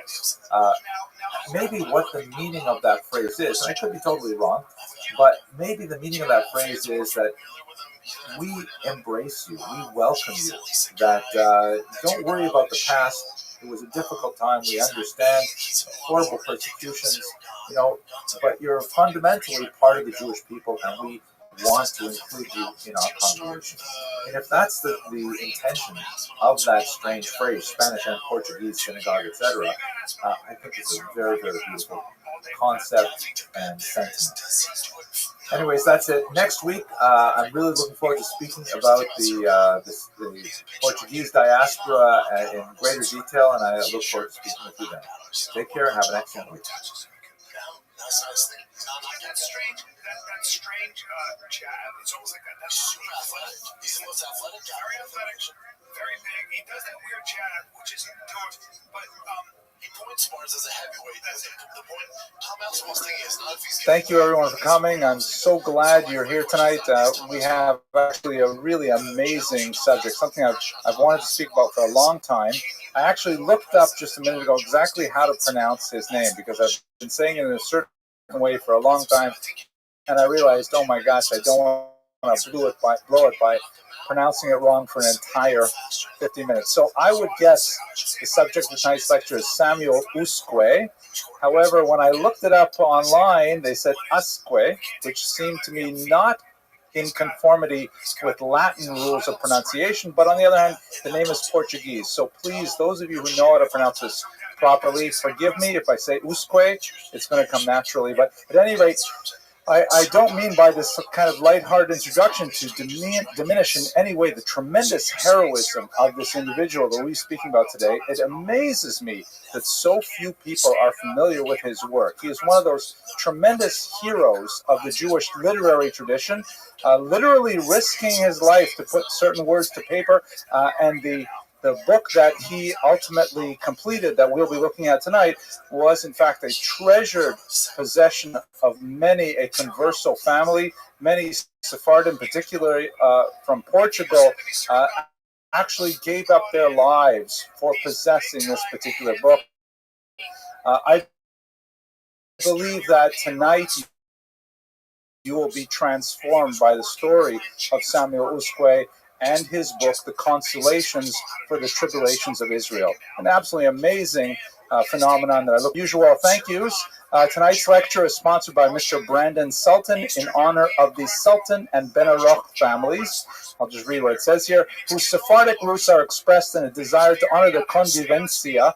That's what we discussed last semester, right? The coexistence of Muslims, Jews, and Christians for that brief period of time in early Al-Andalus, and also in loving memory of Mrs. Jean Milstein, whose relentless optimism was an inspiration to us all. I also have to make a good end, so thank you to Mr. Sultan, who is a regular viewer of these lectures online.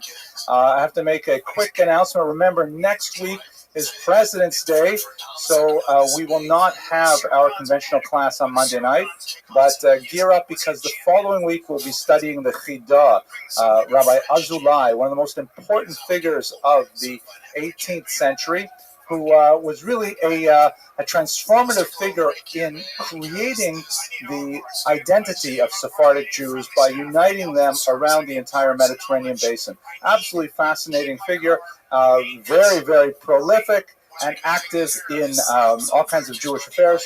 We are also short, unfortunately, a sponsor for next week, so if anyone would care to donate to our student scholarship fund, we ask for $250 to make these lectures possible, and the money goes entirely 100% to our students to help them pay the sometimes difficult tuition bill, because college is expensive, and in order to make this work, we try to help them out in every way possible.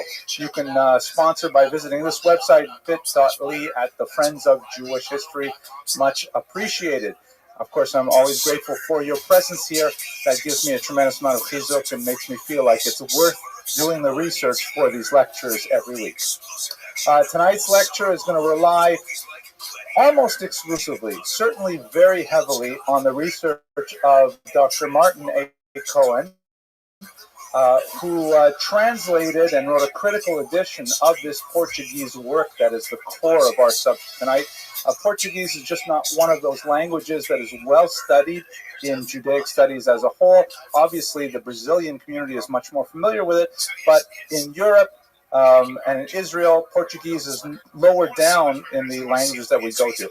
Nevertheless, we have essentially a Shakespearean work, something of that great status in Portuguese literature, authored by the Jewish individual that we'll discuss tonight, Samuel Usque, and we're deeply grateful to Dr. Cohen for his pioneering research in many areas of Sephardic studies. We'll be returning to his research when we look at conversos and crypto Jews here in the Americas, where he's done quite a bit of research as well.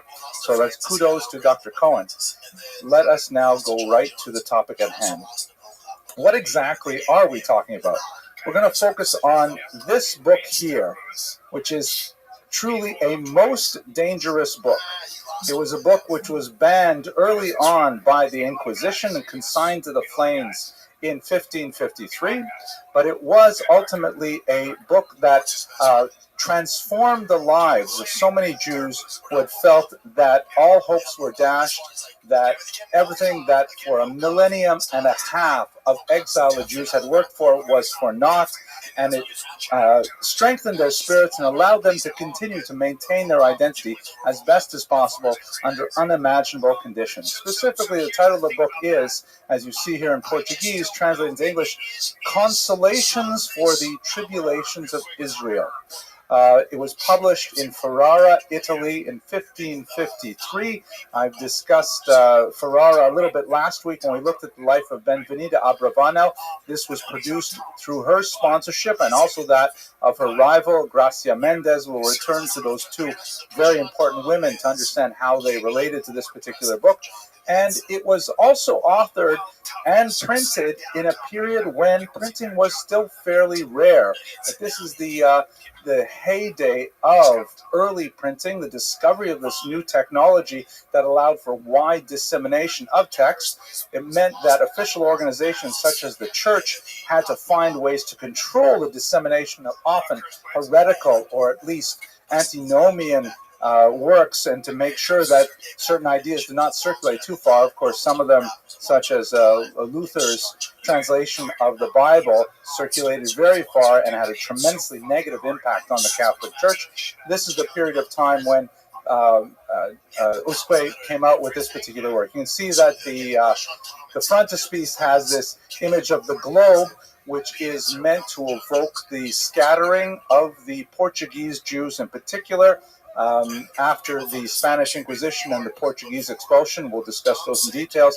And the kind of the banner around here says, my hope I place in God.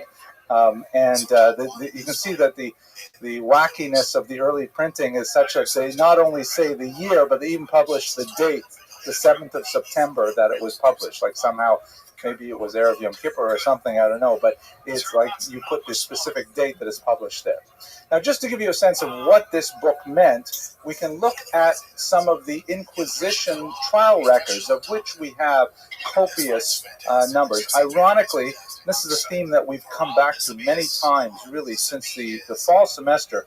There are uncanny parallels between the Spanish Inquisition and expulsion and the Holocaust of the last century. So many parallels in terms of social developments, in terms of how governing authorities dealt with the challenges of a changing society and so on.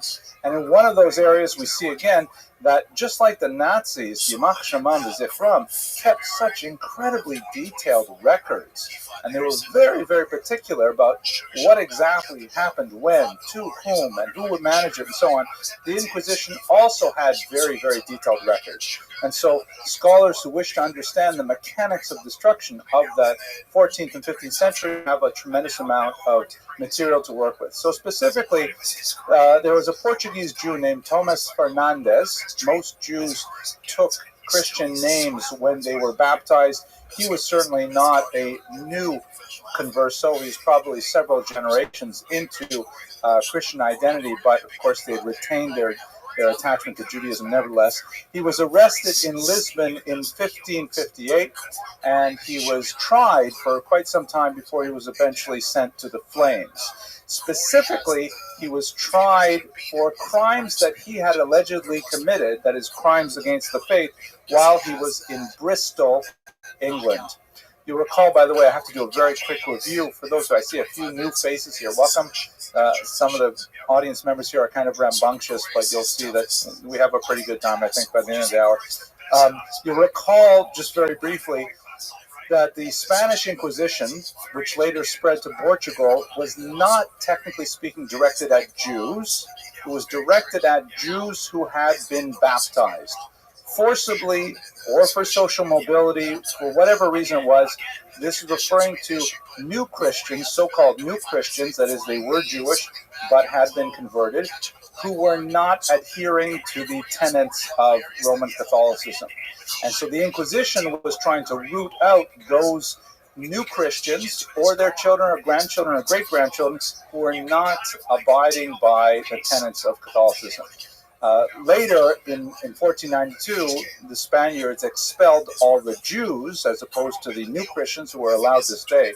But they expelled the Jews because they were suspected, correctly, of continuing to maintain contact with the so-called new Christians and to be a center of authority and education and religious practice to these forcibly converted Jews who are now Christians. So the Inquisition is directed technically at Christians who were suspected of harboring Jewish beliefs. The expulsion was directed at Jews per se. Hence, you have this distinction in terminology, the Spanish and Portuguese Jews, because many of those Jews who are called Spanish were in fact Jewish and expelled. Many of the Jews who are called Portuguese were in fact forcibly converted, as we shall see shortly. At any rate, in the trial, the Inquisition trial in the 16th century of Thomas Fernandes, we have this interesting passage in which he writes that when he was living in Bristol, there was another new Christian named Simeon Ruiz, who lived in London, and Fernandes had already under torture given up this name, so he was speaking about all of his associates in the context of the Inquisition trial, and that this Fernandes, a book of prophecies, a printed book of prophecies. You'll notice that the word. And what was this book about? It spoke of the troubles which the sons of Isaac suffered, and said that they must not lose confidence nor be discouraged because God would send the Messiah. And this is undoubtedly a version of this book that we hold here straight from the amazing Avenue J library downstairs. There are a few errors in here, like, for example, it says it was dedicated to Beatriz de Luna.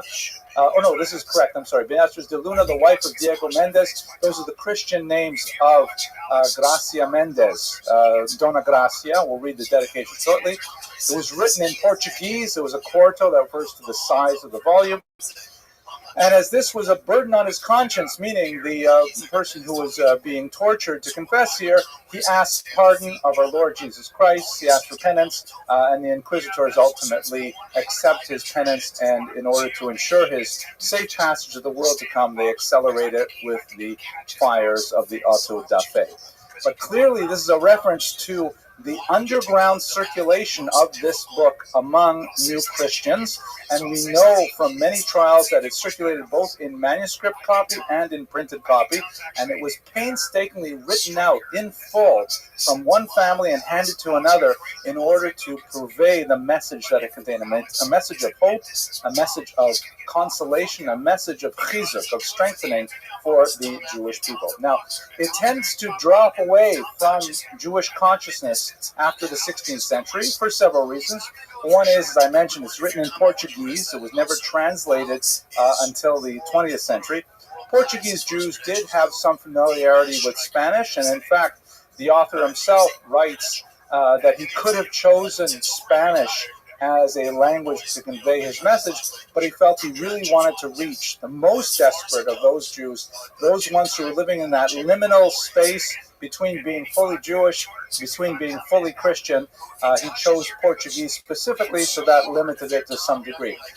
It could be that the reason why it fell out of circulation is because in 1553, almost immediately after it was printed, the papacy instituted a mass book burning of Jewish texts, and it probably got caught up quite a bit in that first major book burning of the 16th century.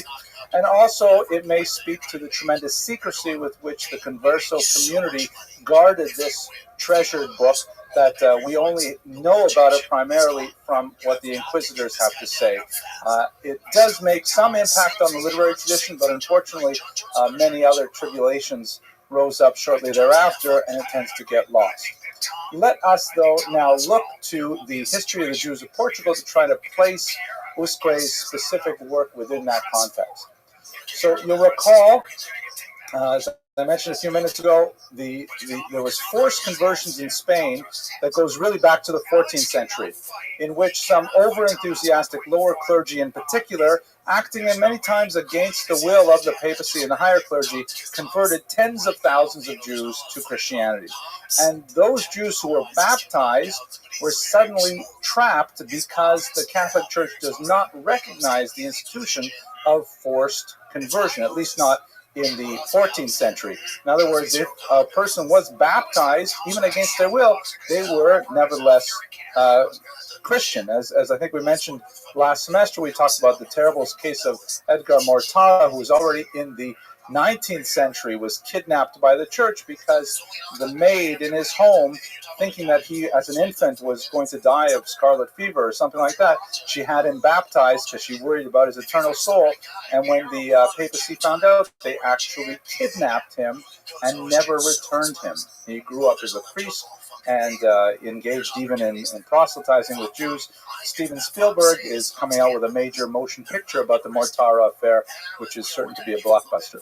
At any rate, you've got in Spain now this massive population of Jews who are forcibly converted, who now have free reign in the economy and society of Spain because they're no longer held captive by the restrictions that were associated with their prior Jewish identity. This was very upsetting to the social, political, and economic order, and especially because many of these Jews continued with their traditional Jewish practice and associations, marrying with other new Christian families, sometimes even with Jewish families, and sometimes you would have marriages into old Christian families. It was highly destabilizing. So the Ferdinand and Isabella brought in the Inquisition to control that movement, and ultimately in 1492 they decided that's it. we're going to get rid of the Jews, and hopefully that will solve the problem, because now these conversos will have no one to whom to turn. They were very wrong. Ultimately, of the Jews who were expelled, many of them fled to neighboring Portugal here on the coast. Now, in Portugal, it was an exceptionally sad story of how they were treated. There was a kind of a oscillation between incredible cruelty and liberalism, which at times assuaged the fears of this emigre community that in fact they would be allowed to live safely in Portugal, and in other times crushed those hopes in their infancy with tremendous brutality. We look at, now I would like to say my favorite king, but that's only because I like his name. And I know I mispronounce everything. It's João, right? Olivia, is that how you say it? João. But I like saying it João, though it's not right. But anyway, this is João II, who in 1492 admitted the Jews and said, listen, I see there's thousands of you pouring across my border. You're all very wealthy. The Jews are known as being the leaven of the economy. So you can come in here, you can bring your wealth, you can pay a special tax, and you can live here for 8 months until you sort yourselves out, so you figure out where you're going to live. And in the meantime, once he realized how valuable this new immigrant community was, he said, you know, we should really keep the Jews here. But rather than simply open up his borders and give them free reign, he figured it would be much easier if they came and stayed, but as Christians. So he exposed them to many forced conversionist sermons, which were debuted and very popular since the 13th century in Spain, after the Barcelona dispute with Nachmanides. And his successor was especially cruel. João II. He figured that one of the ways we're going to get the Jews to convert is actually if we work through their children. After months and months of conversionist sermons with very little success, he actually took perhaps several thousand children and separated them from their parents and sent them to the newly discovered island of Sao Tome, which is here off the coast of West Africa, with the explicit statement that they would then be returned to their parents once their parents converted to Christianity. So that particular episode is recorded in Usque's book. I'd like to read it to you very quickly just to get a sense of his style and something which was immediately prior to his own birth. To my misfortune, he puts it in the present in the first person singular because the narrator is none other than Jacob the patriarch, who describes in a kind of symbolic way all of the suffering of the Jews throughout time. So he writes, to my misfortune, the island of Sao Tome had recently been discovered. It was inhabited by lizards, snakes, and other venomous reptiles, and was devoid of rational beings. They used it, for example, to house a slave fortress for the burgeoning transatlantic slave trade that would dominate the region. Here the king exiled condemned criminals, and he decided to include among them the innocent children of these Jews. Their parents had seemingly been condemned by God's sentence. When the luckless hour arrived for this barbarity to be inflicted, mothers scratched their faces in grief as their babies, less than 3 years old, were taken from their arms. Honored elders tore their beards when the fruit of their bodies was snatched before their eyes. The fated children raised their piercing cries to heaven as they were mercilessly torn from their beloved parents at such a tender age. Several women threw themselves at the king's feet, begging for permission to accompany their children, but not even this moved the king's pity. One mother, distraught by this horrible, unexampled cruelty, lifted her baby in her arms, and paying no heed to its cries, threw herself from the ship into the heaving sea, and drowned, embracing her only child. Thus those innocent souls were removed from their parents' sweet tenderness by such inhumanities and delivered into the power of merciless enemies. O brothers, who could describe to you the hidden and visible anguish which cloaked all my children?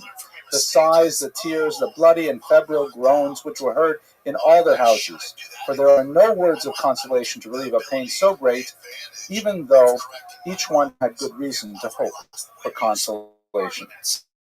He goes on to say that when these innocent children arrived at the wilderness of Sao Tome, which was to be their grave, they were thrown ashore and mercilessly left there. Almost all were swallowed up by the huge lizards on the island, and the remainder who escaped these reptiles wasted away from hunger and abandonment. Only a few were miraculously spared that dreadful misfortune. Absolutely horrific, unimaginable kind of persecutions that were meted out to the Jews in an attempt to bring them into Portuguese society as Christians. But unfortunately, it gets worse. So this is a picture of his successor, Manuel I. Manuel I, the king, wanted to create a dynastic union with Spain, creating one Christian dominion for the entire peninsula. And so in order to effect this, he agreed to take the daughter of Queen Isabella, the Infanta Isabella, as his wife, creating a dynastic union. Isabella and Ferdinand, very doctrinaire, anti-Judaic individuals, insisted that they would not form a union with a country that still permitted Jews in its midst. So Manuel agreed to expel all the Jews in 1497 in a manner similar to the Spanish expulsion of 1492. This is, by the way, not Isabella's daughter. This is his second wife, Maria. Isabella died in childbirth, and so he then married her sister in order to preserve the union. The expulsion of the Jews from Portugal, or the agreement to expel them, ironically is, as the historian Prescott put it, the first time that Jews were persecuted out of love. Ironic, right? Because he loved, it's not really funny. I don't know why I said it. Maybe I'll just cut that out of the internet because it doesn't make sense. We're talking about the lizards. Now we're talking about, forget it. Okay, so what did he do? So he decided, I'm going to expel all the Jews, but then he realized, you know what? Once again, like his predecessor, the Jews are very valuable. So instead, you know what? Let's just baptize them all instead. Let's just make them Christian. That way we'll keep their wealth, we'll keep their know-how. It's only a few thousand Jews anyways, and so through various stratagems, he actually brought them to the seaside, and before boarding boats, they were baptized, and suddenly they became Christians. No more Jewish problem in Portugal, and then immediately thereafter, he closed the borders, and he said that no new Christians may leave Portugal. So one of these ironic situations in which the Jews are not free to practice their religion, they are free to be Christians, and they're not free to leave either. They must remain within the boundaries of Portugal with their wealth and their economic know-how and so on. So for the next several decades, Portuguese Jews are trying desperately to kind of escape Portugal and find a place where they can practice Judaism freely.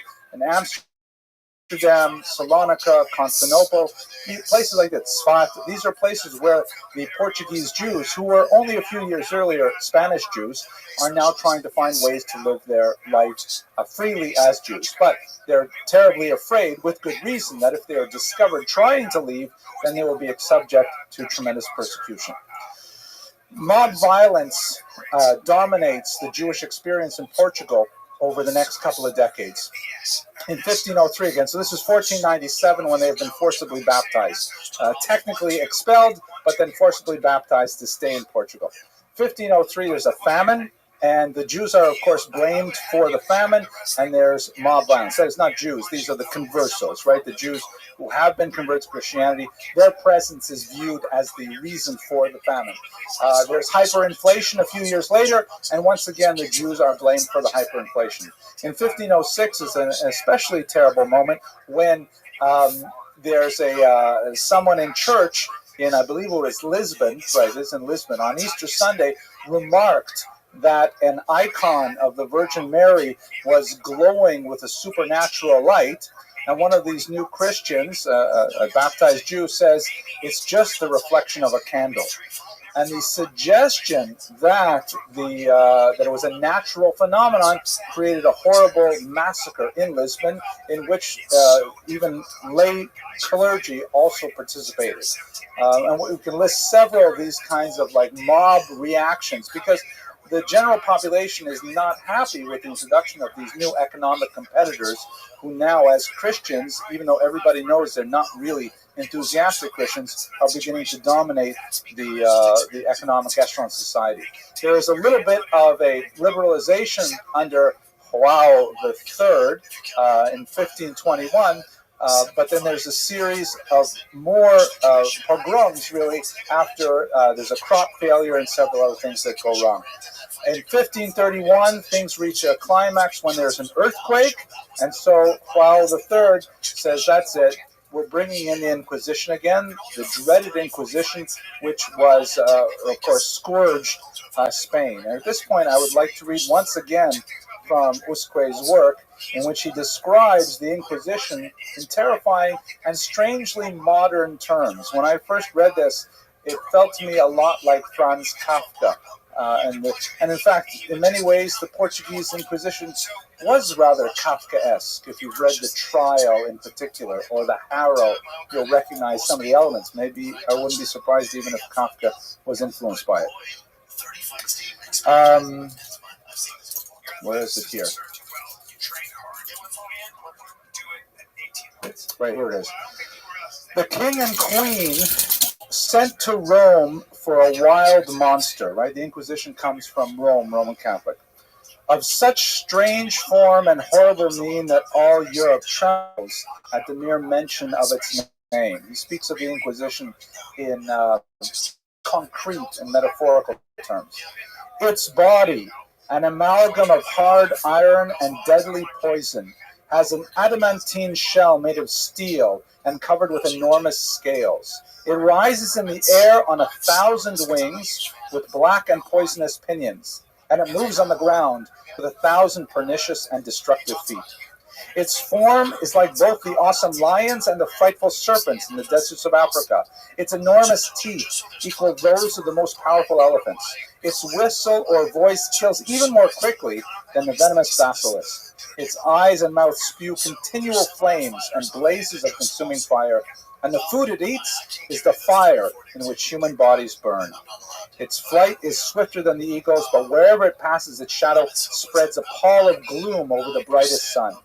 Finally, in its wake, it leaves a darkness like the darkness visited upon Egyptians in one of the plagues. And when it arrives at its destination, the green grass which it treads on, or the luxuriant tree on which it alights, dies, decays, and withers, and then is uprooted by the monster's devastating beak. It desolates the entire countryside with its poison until it is like the Syrian deserts and sands, where no plant takes root and no grass grows. Now he goes on to talk about how this affects the Jewish community, and it's interesting to say here that he says, I do not want to be remiss in telling you that in addition to the enemies, there were at that time some confessos, meaning like these new Christians, who delivered their own brothers into this cruel monster's power, an allusion to the cycle of torture and forced confession and denunciation of other Jews. Poverty was the spur and the reason for most of their evil acts. Many poor confessors went to the houses of their richer brothers to ask for a loan of 50 or 100 cruzados for their needs. If any refused them, they accused him of Judaizing with them. Terrible situation, and once again, with the Inquisition, João III closes the borders again. This is the environment in which Usque experienced his youth and young adulthood. So let us go to Usque himself. We don't even know if this is his real name. The only thing we really know about him are whatever information is included in this book and in a few scattered references of his contemporaries. It may be a pseudonym, because he shares some autobiographical information. He says that his family comes from Huesca, which is a town in Castile in Spain. So it may be an acronym meaning like the person from Huesco. It's also interesting to note that he seems very fond of acronyms and of anagrams. You know, when you take the letters of a word and you mix them up. So, for example, one of the main characters in the constellations is Icabo, which is an acronym of Yaakov. So, some scholars have argued that he may be Manuel Garcia, if I remember correctly. That's an acronym for not especially well known Christian. It's a Christian name for a converso, and Usque may have been a pseudonym that he hid behind. We'll talk about what Manuel Gomez, excuse me. We know from his own description that his family entered Portugal right after the expulsion of 1492, and he was born shortly thereafter, so he grew up in this environment of mob violence followed by the Inquisition.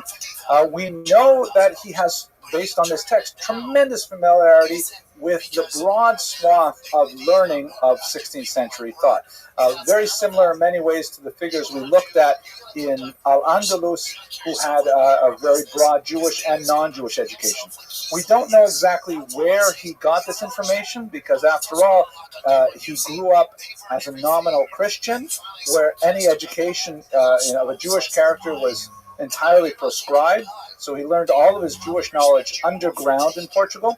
But he may have gone to the University of Coimbra because he was thoroughly familiar with Latin and Greek and with the literature of the Church Fathers. It's not impossible, argues Cohen, that in fact he may have been, like many sub rosa new Christians, he may have been studying for the priesthood, because only as a student of the priesthood would he have been given access to the kind of broad humanities education that was required to write a book like this.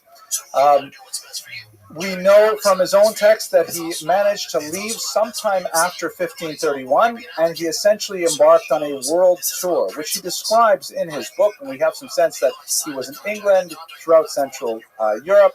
He also made it to Constantinople, Salonika, and Greece, all the places where Sephardic Jews had made their homes immediately after the expulsion, and in particular in the tremendous city of Tzfat, which was just then enjoying its tremendous explosion of Jewish creativity. But where we know him best is in Ferrara, where he actually wrote this book. Ferrara was the home of Doña Gracia and Benvenida Abravanel, the subject of last week's lecture, two incredibly powerful and wealthy women who used their political might and their political acumen and their considerable resources to defend Sephardic Jews worldwide through ransoming captives, to engaging in geopolitical machinations such as the attempted boycott of the port of Ancona and so on. And one of the most important things that both of them did was that they supported early scholarship in Ferrara and allowed for tremendous energies to be placed into publishing. The Ferrara Bible shown here is the result of their efforts. This is exactly in the same period as Usque wrote his book. And you can see in this particular image, which is written, the Ferrara Bible written in Spanish, for those who fled the Inquisition, you can see this motif, very beautiful, these terrifying gargoyle-like creatures that sort of remind me of the winds, perhaps, or they're blowing the winds. And here's a ship that's clearly in distress. The mast is broken, and there are these sea monsters in the water. And this is kind of metaphorical of the Spanish Jews being exiled from their homeland, going throughout the Mediterranean, even crossing the Atlantic to the New World with tremendous danger. There were 3 Usques of note in Ferrara at this time, and scholars have wondered, how could it be that this is a name, which, by the way, we don't even know how he spelled it in Hebrew. We only have it in the in Portuguese and Roman letters. How is it you have 3 Usques, not a common name, all together in the same place? possibly because they were related, or possibly because they all chose the same pseudonym. Solomon, Abraham, and Samuel. That's our protagonist today. They were publishers and writers together. Samuel in particular may be an acronym for Manuel Gomez, but the three of them together produced the Ferrara Bible and the Consolations for the Tribulations of Israel, and many other works of its kind.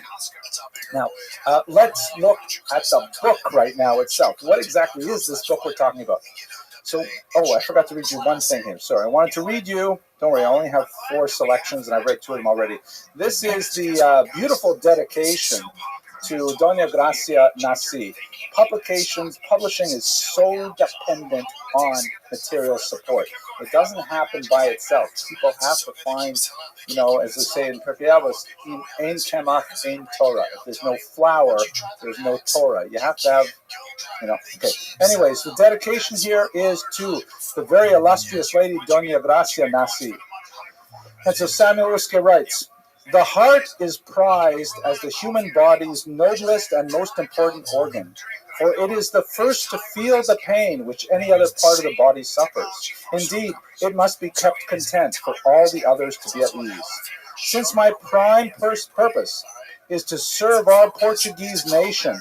Doña Gracia was also from Portugal. She was also a converso who returned to Judaism after fleeing the Iberian Peninsula.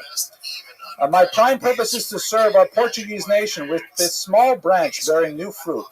It is proper to offer it to your excellency, for you are the heart in the body of our people. In the remedies you have offered, you have always shown that you feel our people's sufferings more poignantly than anyone else. I say this not out of blind devotion, though I am your protege, most illustrious lady, and desire to satisfy you through works, writings, and deeds, and to show myself in some small way grateful for the largesse I have received from your generous hand. Since you began to reveal your light, even our sucklings have imbibed this truth at their mother's breasts, and your name and the memory of your goodness will forever be a part of the marrow of their bones." Which is in fact true. We speak of Doña Gracia Mendes 500 years later with the same respect and admiration because of the decisions she made with her individual powers and wealth. So you get a sense of the relationships there. He also speaks very positively of her rival, Benvenida Abravanel. Obviously, he didn't want to offend either one of them, and he benefited from both. But anyway, what is the purpose of this book? It is, as I alluded to in his dedication there, that he wants to provide consolation for these scattered, embattled populations of Portuguese Jews who are not sure what to do with themselves. They're hiding their Jewish identities. They're hiding their Jewish practices. They're trying to live a life of outward Christian behavior. They're worried about what will happen to their children, what will happen to their legacy. And on a deeper level, metaphysically, they worry, has God abandoned us? Were we wrong to maintain our Jewish identity for 1,500 years that now we are suffering such tremendous pain? And so he begins in his prologue, which maybe I won't read to you, maybe I'll just paraphrase it. It's very beautiful. He says, listen, I've written this book, which is in many ways a long scroll of agony, to quote the title of a Holocaust work. It's a long scroll of agony detailing the so many persecutions that we have suffered since the exile, actually 2,000 years ago, under the Babylonians. And in each of those exiles, each of those persecutions, we have endured primarily by attachment to our faith. He spends a lot of time talking about how the persecution itself is embedded in biblical texts, that, this particular thing happened here, and you can see an allusion to it in the book of Deuteronomy. Some of those parallels are absolutely chilling. And of course, we can do the same in our own generation, looking at the Holocaust, where we see the similarities between these far-off prophecies and some of the terrible things that we experienced.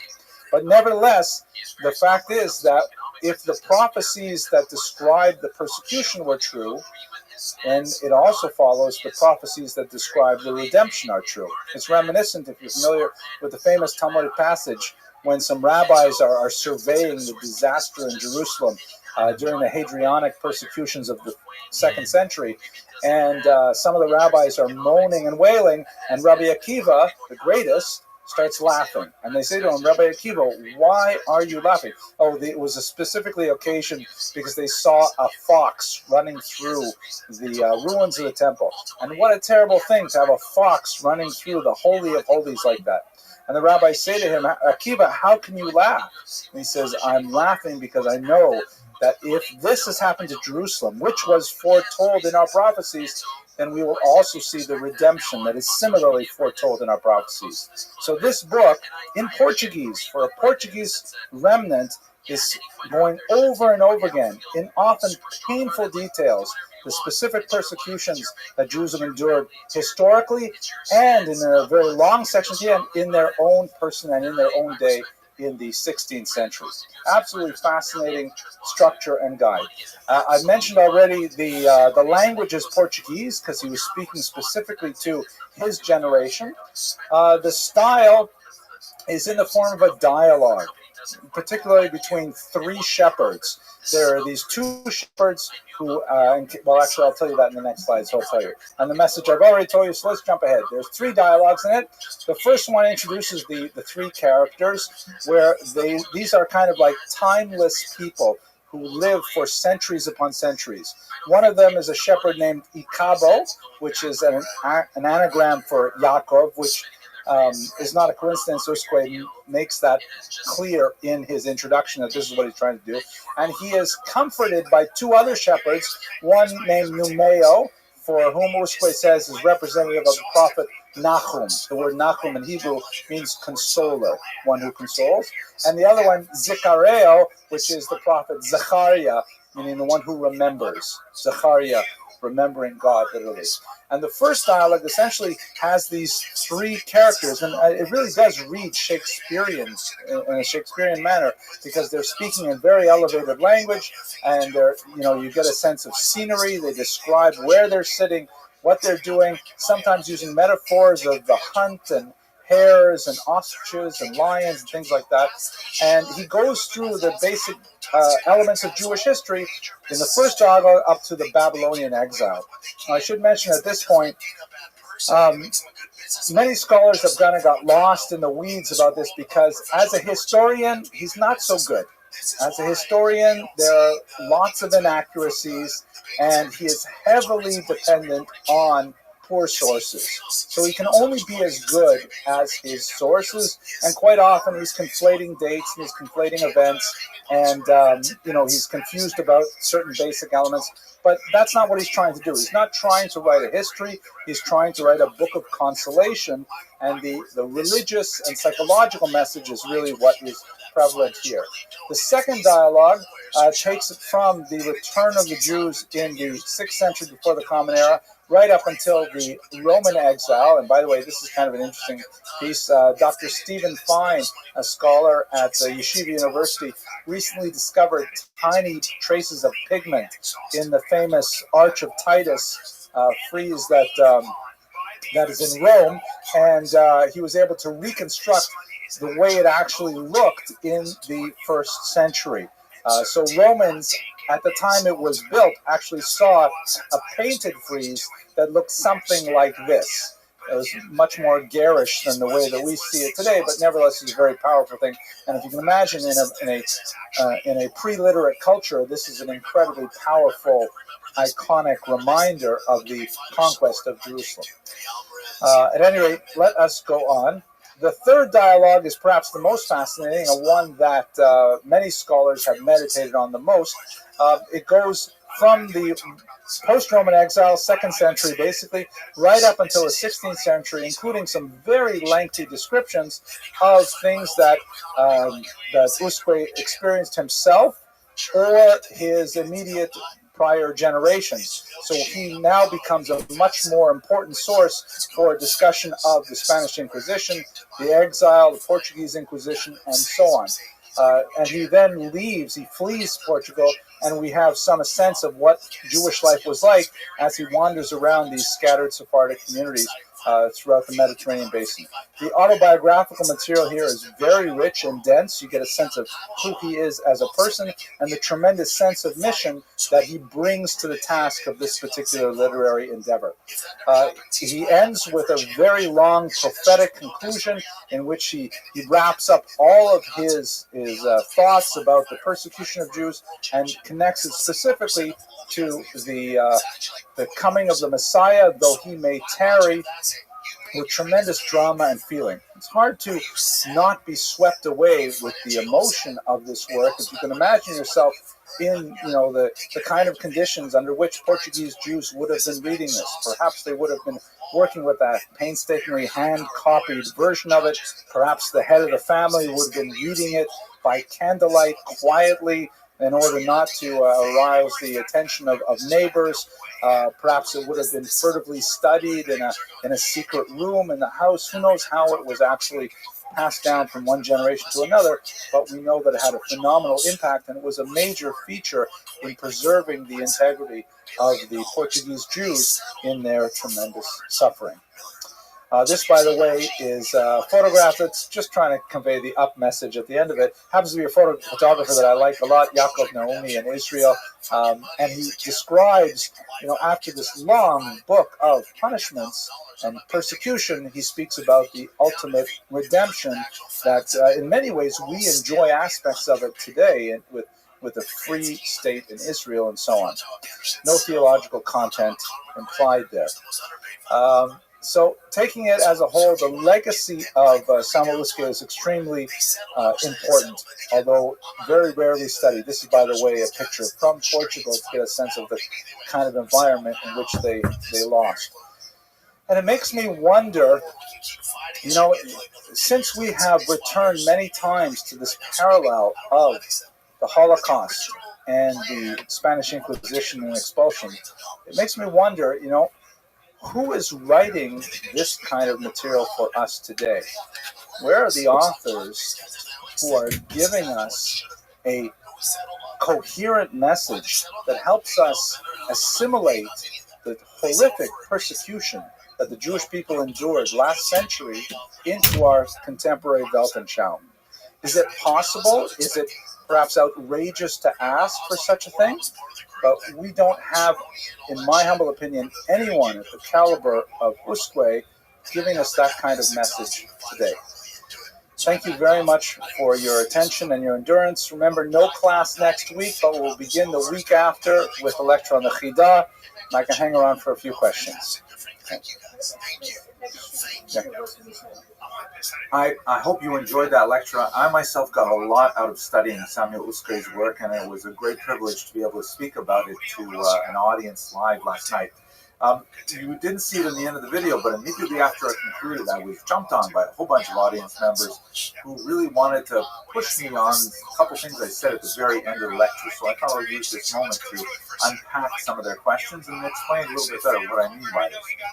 You should bear in mind that in many ways, we are in a parallel generation to Uske, that his experience 70 years after the Spanish expulsion has certain salient comparisons with the experience we have 70 years after the Holocaust. I'm not going to take this 30 seconds or so that I have right now to go through all of the parallels, but there's no question that we are living in kind of like not exactly a post-apocalyptic era, but a post-catastrophe era.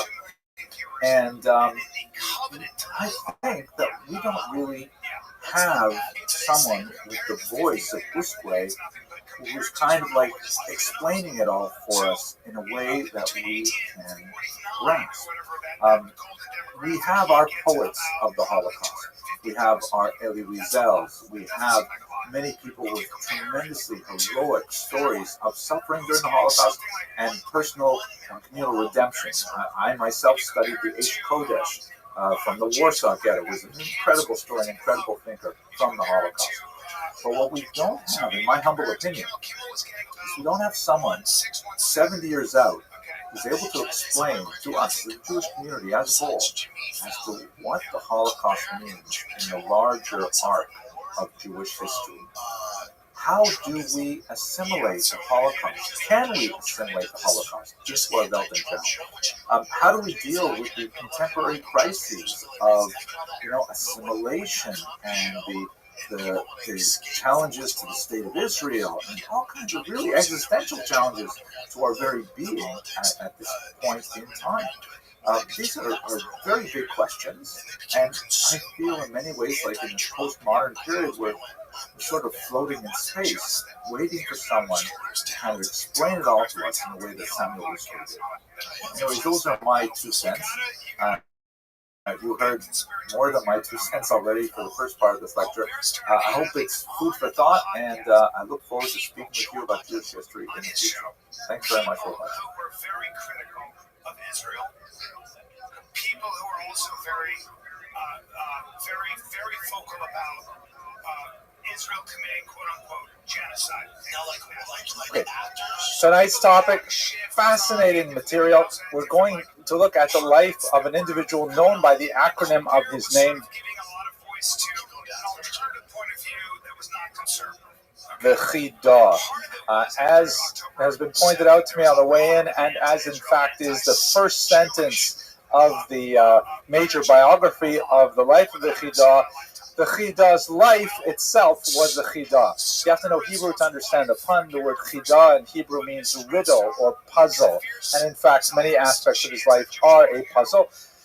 But the truth is, so much of it is available to us, and it's fascinating the details that we can learn. He was a major Sephardic figure in the 18th century, had a very important role to play in the crafting of the identity of members of the Sephardic diaspora scattered throughout the Mediterranean basin, all the way up into Northern Europe, and in fact into England as well. And I think you'll find his life fascinating and unusual. Let's start with the usual good and welfare material, though. First of all, tonight's lecture was sponsored by an anonymous donor. Thank you, anonymously. We're doing pretty well.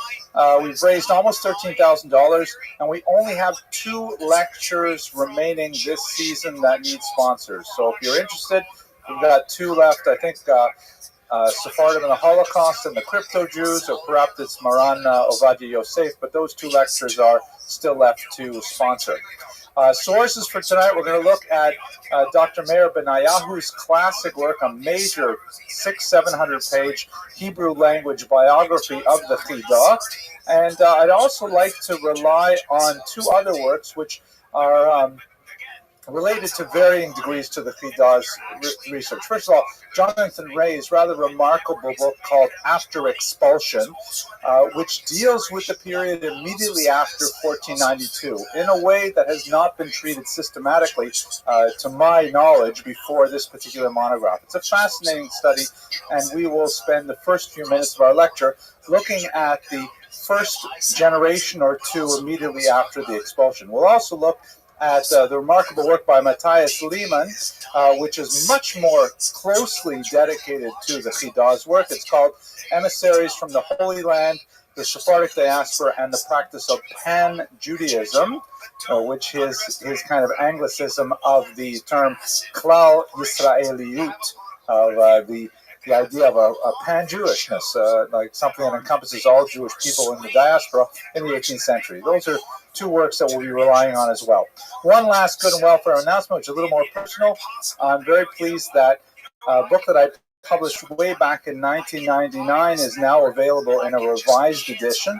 I don't even have my copies yet, but they are on for sale online right now. It's kind of a cool book. It's the first book I ever wrote. It's my dissertation that came out. Harvard University published the first edition. Here is the original cover. It's kind of a dull cover, I think, but at the time I was just so happy to be published. It really didn't matter to me. And it looks at the history of the Jews in Ukraine in the first few years immediately after the fall of the Tsarist Empire. It was a difficult time when there was a tremendous amount of on the one hand, great optimism that a lot of the independent governments that were set up during those first few years tried to create special relationships for the Jews. There was a Ministry of Jewish Affairs that was set up in Ukraine, for example, but it all ended in disastrous failure because there was a wave of pogroms that swept through the region, killing possibly somewhere in the neighborhood of 50 to 60,000 Jews. That's a low estimate, but probably a fairly reliable one. And ironically, about 40% of the recorded pogroms were perpetrated by the same government that also had the Ministry of Jewish Affairs. So this book explores that particular paradox. It just came out, I'm really pleased, in Ukrainian translation last year. So it's met with a certain amount of critical acclaim, both in English and in Ukrainian. And here's just one kind of interesting picture from the cover. This is a 1918 100 Karbovanets bill, which was published by the very brief-lived Ukrainian Republic.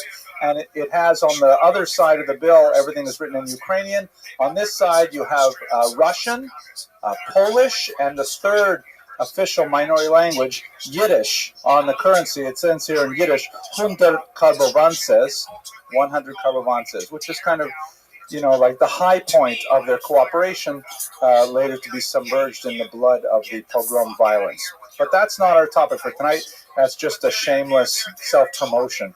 Okay, let's go to our topic. We're going to look specifically at the Chidah. Now, the Chidah's life is primarily 18th century. He was born, I believe, 1724 off the top of my head. So when you think about it, we spent a lot of time last semester looking at the Jews of the Iberian Peninsula per se, right up until the expulsion.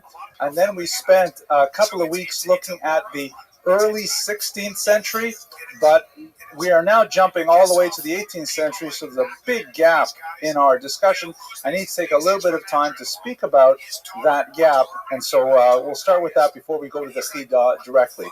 Of course, this map, which we've used many times, indicates the kind of paths that Jews took from the Iberian Peninsula, and this is where Jonathan Ray's book is absolutely fantastic, and actually quite disturbing in ways. For example, we should bear in mind the degree of dislocation that the 1492 expulsion occasioned for Jews.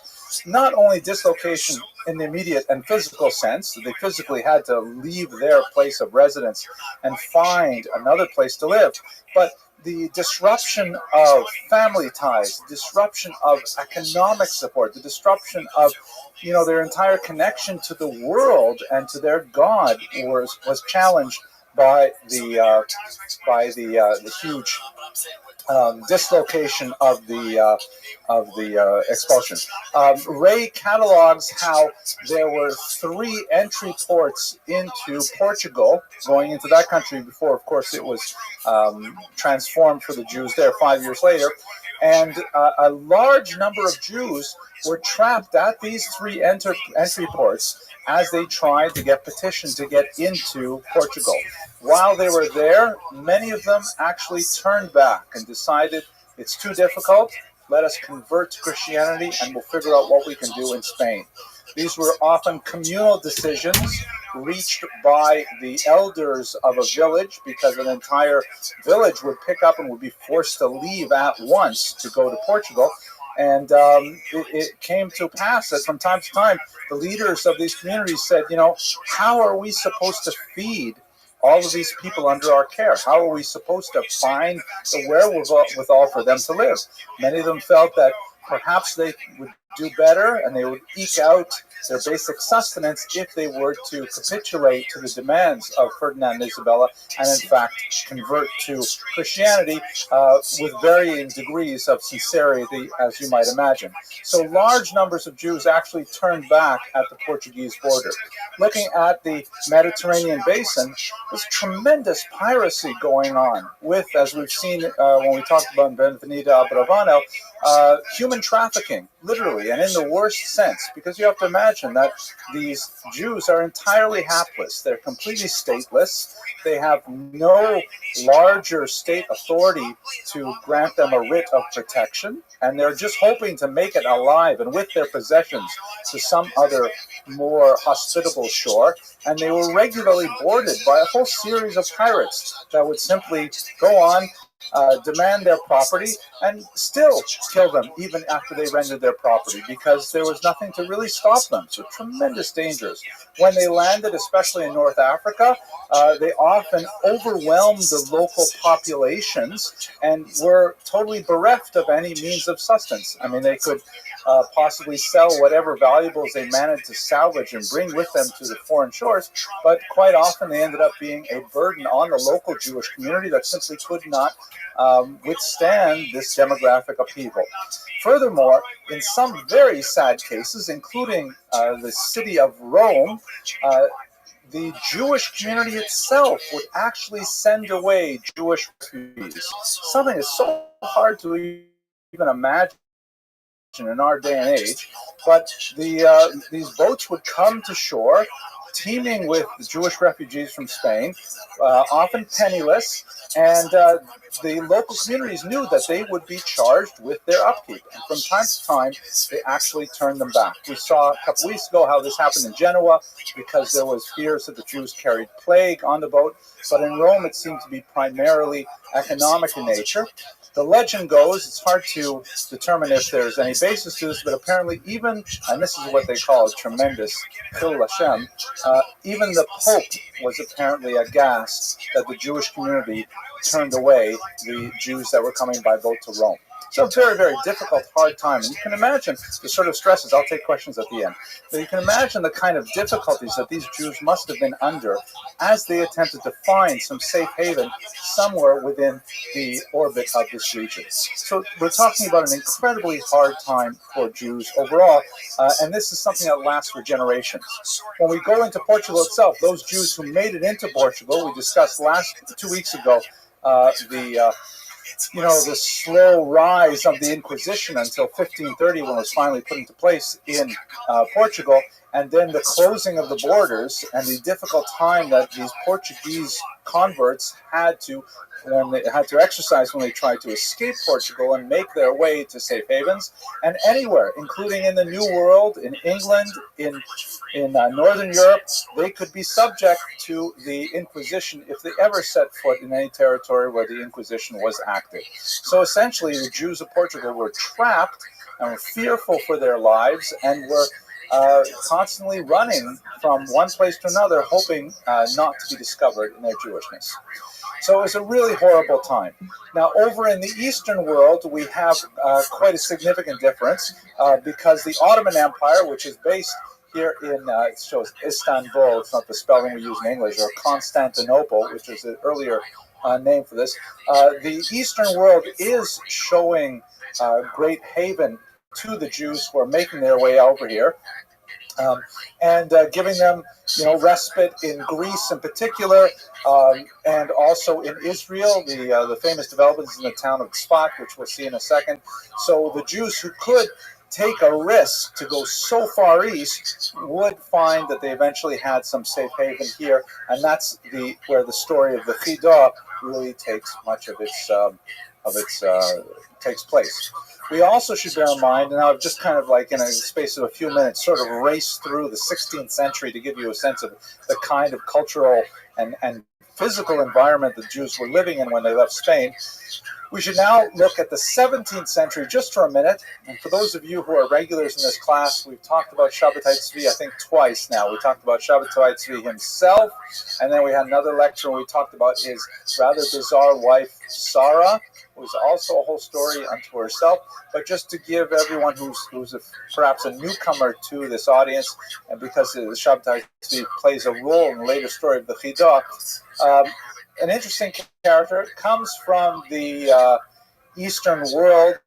He was from Smyrna in near Greece, where he was a rather talented, quite brilliant, well-loved young scholar, known to have a beautiful appearance, a sweet voice, prone to sort of lone wanderings in the forest, and perhaps with a somewhat delicate personality. At some point, he had some kind of a psychotic break, and he began to regard himself as the Messiah.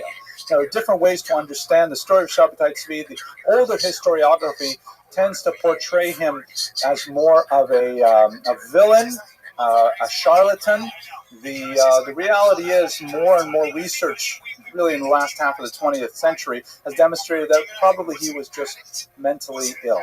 And he was taken advantage of by some of his supporters who encouraged him and perhaps reinforced the worst aspects of his illness, and unfortunately it triggered a Europe-wide phenomenon that swept up tens of thousands of Jews in its wake. At any rate, he was actually so popular that it became a non-Jewish phenomenon as well.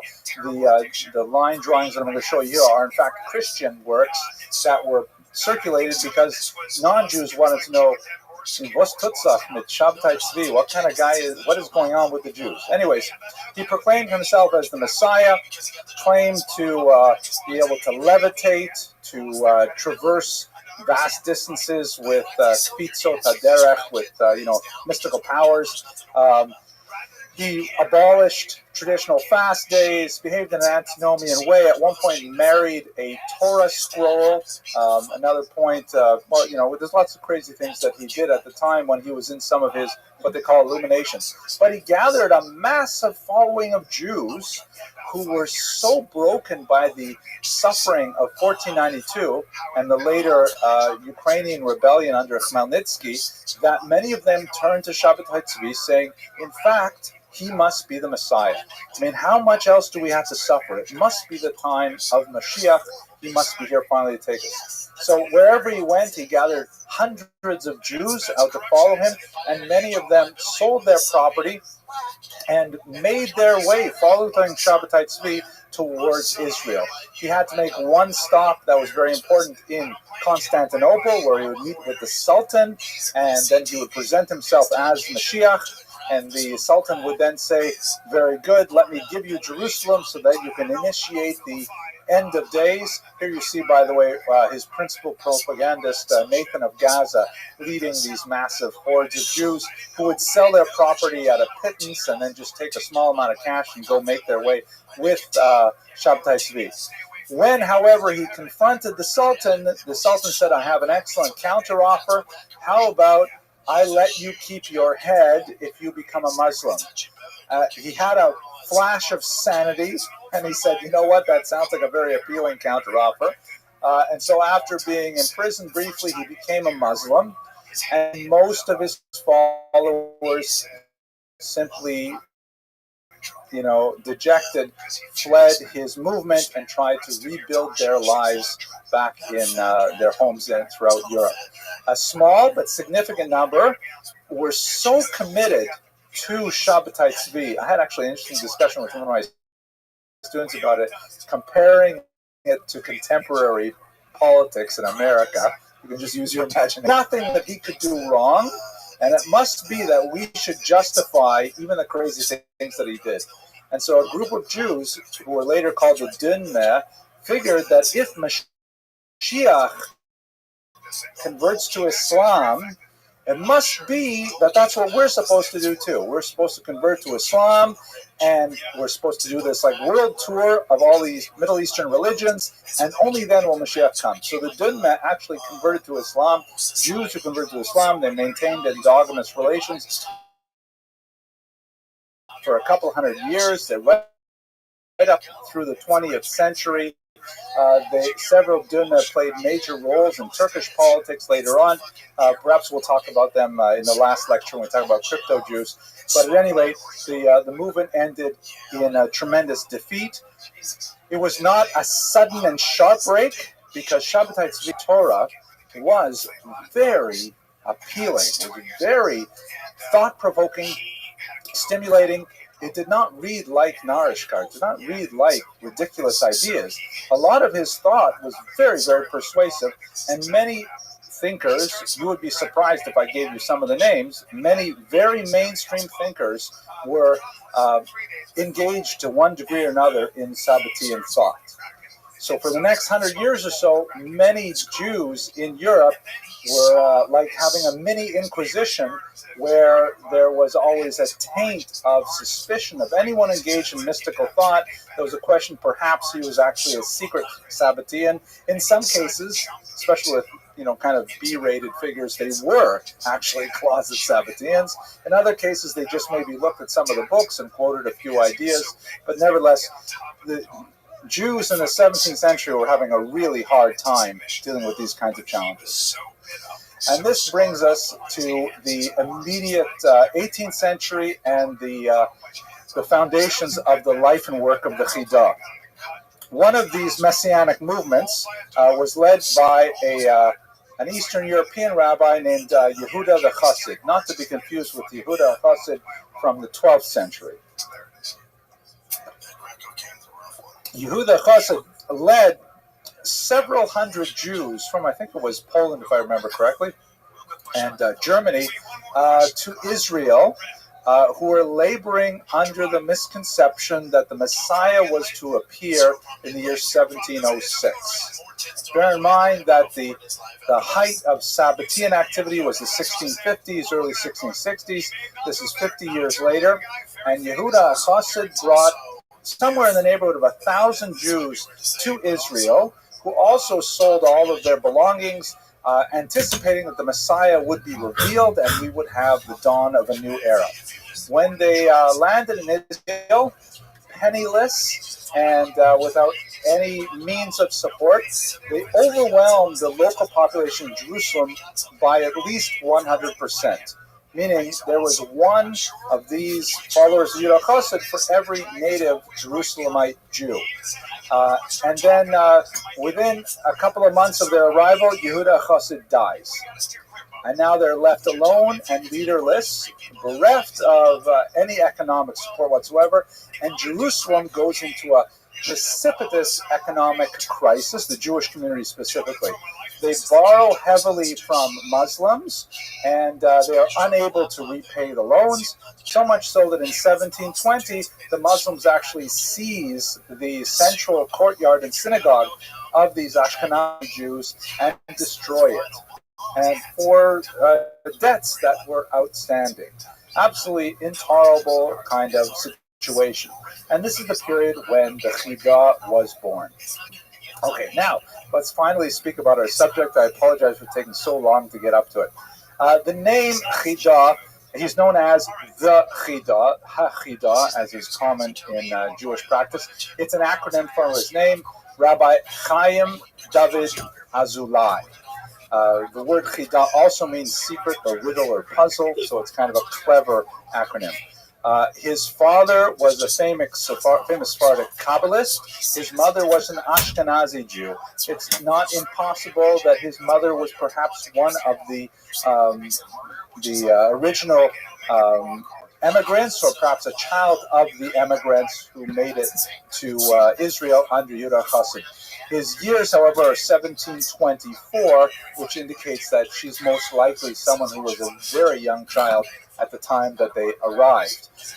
And he died in Leghorn, also known as Livorno, Italy, in 1806. His birth was occasioned by something of a miracle. When he was born, all of the attending physician, midwife, and in fact his own mother thought that he was stillborn, that he was dead.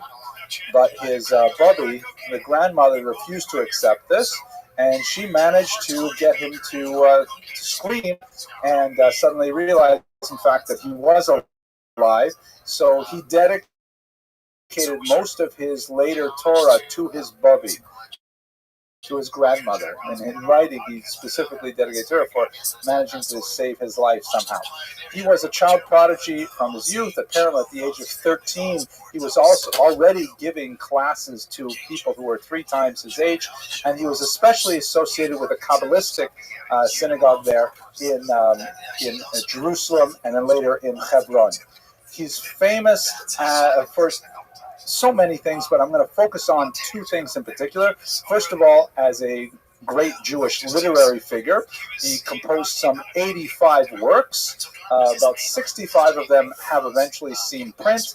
The other 25 have either been lost or remain in manuscript. Most of them are fairly small, but some of them are really quite massive, huge honkers of tomes. The most famous of which he actually wrote a massive 2-volume collection called Shema Gedolim, which he wrote in 40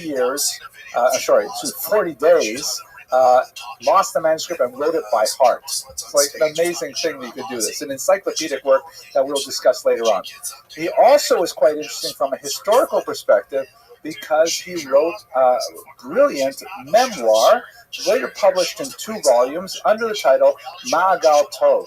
It may not have been his own title, but in fact, it's not even clear if he intended to publish his memoirs. They may have originally been started as kind of like his own personal journal associated with the job that he had to do, as we shall discuss.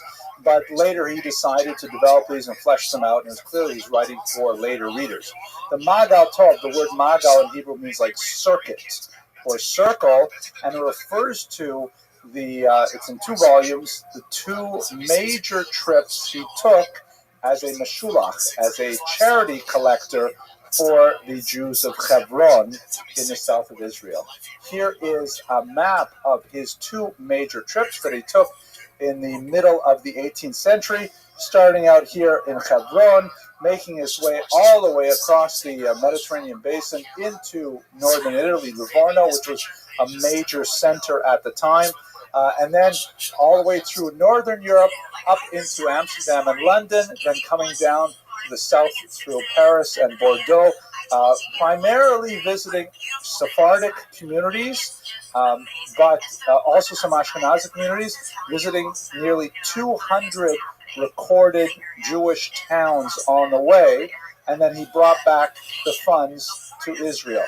He was then sent out a couple decades later, where he made a slightly different trip. This time, the first time he also went to Istanbul and the Ottoman Empire. The second time he skipped that and he stayed primarily in the West.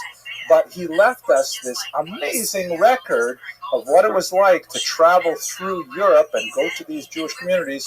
And we have now a phenomenal document that has not been studied enough. In fact, it's only been translated into English once in the 1980s, and in many ways a brilliant translation, but could be brought up to contemporary standards, and there's a lot more research that can be done. Okay, so that we're going to spend a lot of time looking at these particular excursions. This, by the way, is his signature, which gives you the kind of mystical, Kabbalistic feel of his persona and the larger type of issues that he worked with. I have no idea even how to read this. I don't know where to start. If it's backwards, forwards, whatever. Okay, so what he was doing. The institution he was involved in is called shlichut, or he was on a mission. The shaleach in Hebrew means to send out, and a person who is sent out is called a mishulach, meaning someone who is sent. Or someone who is shadar, which is shliach de rabbanan, a messenger, an emissary of the rabbis. And basically, he was sent out to collect tzedakah for the impoverished Jews of Israel. You recall that they're struggling because their population suddenly doubled with all of these Ashkenazi freeloaders who are showing up. The Sephardim are managing well, and all these Ashkenazim come. Some of them are Hungarians. They take all the furniture, cover it with plastic, put chandeliers everywhere. Can't pay, everything's on credit. So he was sent out to collect the money. Now, it's a really interesting kind of institution. Why would someone want to do this? And these trips, by the way, took like 3 years. These are massive trips, leaving his family behind and so on. When I talked about this with my wife the other day, I was saying, it was so exciting. I'm reading about the Chidah. Guess what he did? It's so interesting. And of course, my wife's reaction, it's always 180 degrees what I'm thinking about. She's saying, what's going on with his wife and kids? Like, how come we don't have any books about what his wife and kids had to put up with while he goes gallivanting off, visiting all the great museums of London and Paris? She's at home in Hebron dealing with all these Ashkenazim. What's going on? So I could not, as usual, answer my wife's queries satisfactorily, at least not to her satisfaction, but we'll try. But among the motives for being a shaliach are obviously is tremendous communal responsibility. It's a great honor to be able to support the community this way, but it's also very profitable. The Mishulachim, and we have great records of how the Mishulachim work. They keep 1/3 of everything they collect, right? Which is, I understand, about the rule of thumb nowadays. And watching that's a Jewish history huge chunk lectures. of money. What are you up if you to? go to a wealthy community and you collect 6 figures, well, you've made, a decent salary right there in a few days. Okay, visit cool, to man. I'm glad you're here. Bal Harbor How'd you or find out something about like me? that. So it can be quite profitable. It's difficult, but your wife and family are cared for by the community that you left behind, and you come back with a massive amount of money. Definitely. You also need to choose someone. The community needs to choose someone who is trustworthy. Well, you're always welcome who here. will I'm glad you're manage the here. accounts appropriately, will not embezzle the funds. A huge problem that was ongoing with the shluchim in that time. Absolutely, you can also talk in in our here. time, I don't know, because they would have to maintain very detailed and trustworthy records of the monies they collected, the monies they dispersed, and so on. The study by Dr. Lehman that I showed you. What'd you say, big man? What you doing on the bed for? What am I doing on the what? On the bed. Sleep? Oh, I took cameras in here. Yep, I'm watching Jewish history lectures and just chilling. Feel free to stay as long as you want. I'm always live, and you're always welcome here. What are you live on? I'm on YouTube, Twitch, Rumble, Discord, Twitter. I'm live on everything you can name, basically. What's your Twitch? Just type in Rabbi Rothschild, like my name, and you'll see I'm on like 4 or 5 different accounts right now. Rothschild? Just spelled like my name in here. I'll go give you a follow, man. I appreciate it, dude. Thank you. How are you? How's your day going? Comics? Can we watch sports in here? If you want to stream it, you can.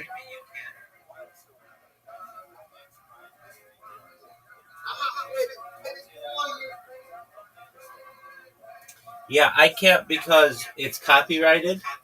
But if you want to stream it on your computer, you certainly can.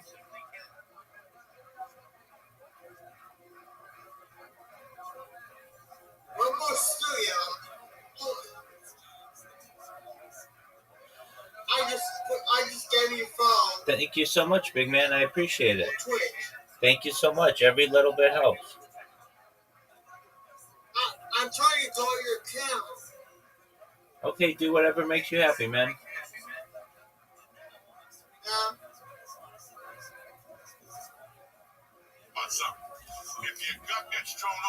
But earlier goes into great detail looking at the records of the central organization based in Constantinople and the kinds of problems they had with less than trustworthy messengers. You also had people who were like free agents who would show up in a town and they had poorly crafted, faked, or missing documentation to prove that they were representing a particular community, and they would represent themselves as being bona fide charity collectors, collect a certain amount of money and move on, and then when the real charity collectors would come, there would be nothing for them because the community had already emptied its coffers. So it's a real problem and something that required attention. Just to give you a little bit of sense of this, when I was studying this, I was reminded of my childhood. Forgive me, this is very therapeutic for me. I was born and raised in a fairly remote part of Canada here where the red dot is, a little town called Iroquois Falls. And I remember, this would be in the late 1960s, maybe early 1970s, that every now and then this rabbi would show up, and we were the only Jewish family in this town. This rabbi would show up, and my parents would kick me out of my bedroom, and I would have to sleep on the living room sofa, and he would get my bedroom for a few nights while he made the rounds in whatever the Jew in this town 10 miles away, a Jew in this other town 20 miles away, and so on. And my father told me that This rabbi was collecting for Beis Yaakov in Montreal. I think his name was Shaulson, if I remember correctly. And he would literally, in the 1960s, hitchhike 800 miles from Montreal to go visit all the tiny little towns of northern Ontario. In every town, there's a little Jewish general store that was owned by someone like my father, and he would go from town to town, hitchhiking in areas where there are more bears than people. It's incredible, hard to imagine why he would do that. And then later, the reason I'm showing all of North America is because we moved down to North Miami Beach for my first tenure track job was down here, and I'm going to shul one day, and I show up, and I see there's the rabbi, and he makes the same route, probably not hitchhiking, but he makes it all the way down to North Miami Beach, and of course he knows my father and my mother and every single Jewish family along Highway 11 was absolutely astounding. And just to give you a sense of the remoteness, this is one of my sons in Iroquois Falls. This is the town, by the way, the whole town. This is everything. Here's the paper mill over here. And if my son were to turn around and look back this way, there will be no human habitation until you go over the polar ice cap and go into Siberia, because it's so far north. And this is where this Meshulach would travel. It's really mind-boggling that this would happen. So that's the kind of institution that we're speaking about. And the Chidah was one of like these hitchhiking Meshulachim. He went with just one assistant. And we have to realize, by the way, this is a person with a brain the size of Montana. This is a person who, if he just stayed at home and wrote Torah books, he would be incredibly famous. Yet here he is, going from town to town, knocking on the doors of wealthy people to ask for funds for Hebron. It's astounding. It's like you can imagine a Nobel Prize winner, standing on a street corner with a tin cup. That's the kind of job that the Chidah was doing. So the looking at the map as a whole, the kinds of places that he would go. Constantinople, here on the Bosporus, this little strait that separates the Black Sea from the Adriatic and the Mediterranean, a very important town, and it's the center of the Eastern Empire, the Ottoman Empire. Istanbul, of course, is the Muslim name. That would be the center of the Sephardic diaspora. That's where the Jews had the most power, and it was the capital city of the entire Ottoman Empire. So the central organization of these Meshulachim was based in Constantinople. And as Dr. Lehman points out, one of the important things that happens at this time is that the Sephardic diaspora, through the activity of people like the Chidah, begin to organize themselves as a diaspora community. Rather than losing their identity by being subsumed within the local cultures that they arrive, people like the Chidah are kind of like the arteries and veins that connect one community to another, often living with some degree of hostility with their non-Sephardic neighbors, and connect them to the idea that they are all part of one diaspora, that they are one cloud, so to speak, that is Sephardic in nature, despite their far-reaching connections. This diaspora was very difficult to manage. The languages of the central authority, the Pekidei Kushta, the appointed people of truth is the name of the organization, they would have to communicate in Ladino, which is basically a Spanish vernacular written in Hebrew characters. They would also communicate in Turkish and in Hebrew, and in different types of handwriting as well. They would have, different styles of calligraphy. They would have to send letters ahead to communicate with whichever communities these shluchim would attend to. So this is a very complicated, hard to understand diaspora, and somehow the work of people like the Chidah really tie them together. If you look, for example, at the Sephardim who were associated with Syria, and the Sephardim who were associated with Morocco, and the Sephardim who were associated, and especially over a couple centuries, they grow further and further apart. but the role of the beating heart, the center of the Jewish body politic, literally, and maintain their identity as a diaspora community. So why was he such an amazing scholar? This is a source, by the way, I didn't have the opportunity to consult. It's a more popular work, but by the very prolific young man named Yehuda Azulai. He's written quite a bit of work on Sephardic greats, and I look forward in particular to reading his biography of Rabbi Yosef. The Chida was like a dream mushalach. He was a tremendous scholar. On his first voyage, he tended to be viewed with a certain degree of skepticism, because if you imagine him walking into some German village and he's dressed in traditional Sephardic attire with a long robe and the turban, the picture that we see here is probably not that far off what he looked like. It's true, it is 18th century, so there's a lot of liberties taken, but we have similar kinds of issues with pictures of the Vilna Gaon, for example, but nevertheless, he apparently was very tall, very good looking, was an exceptional speaker, and he would be called upon as he comes into these towns to deliver some Torah wisdom.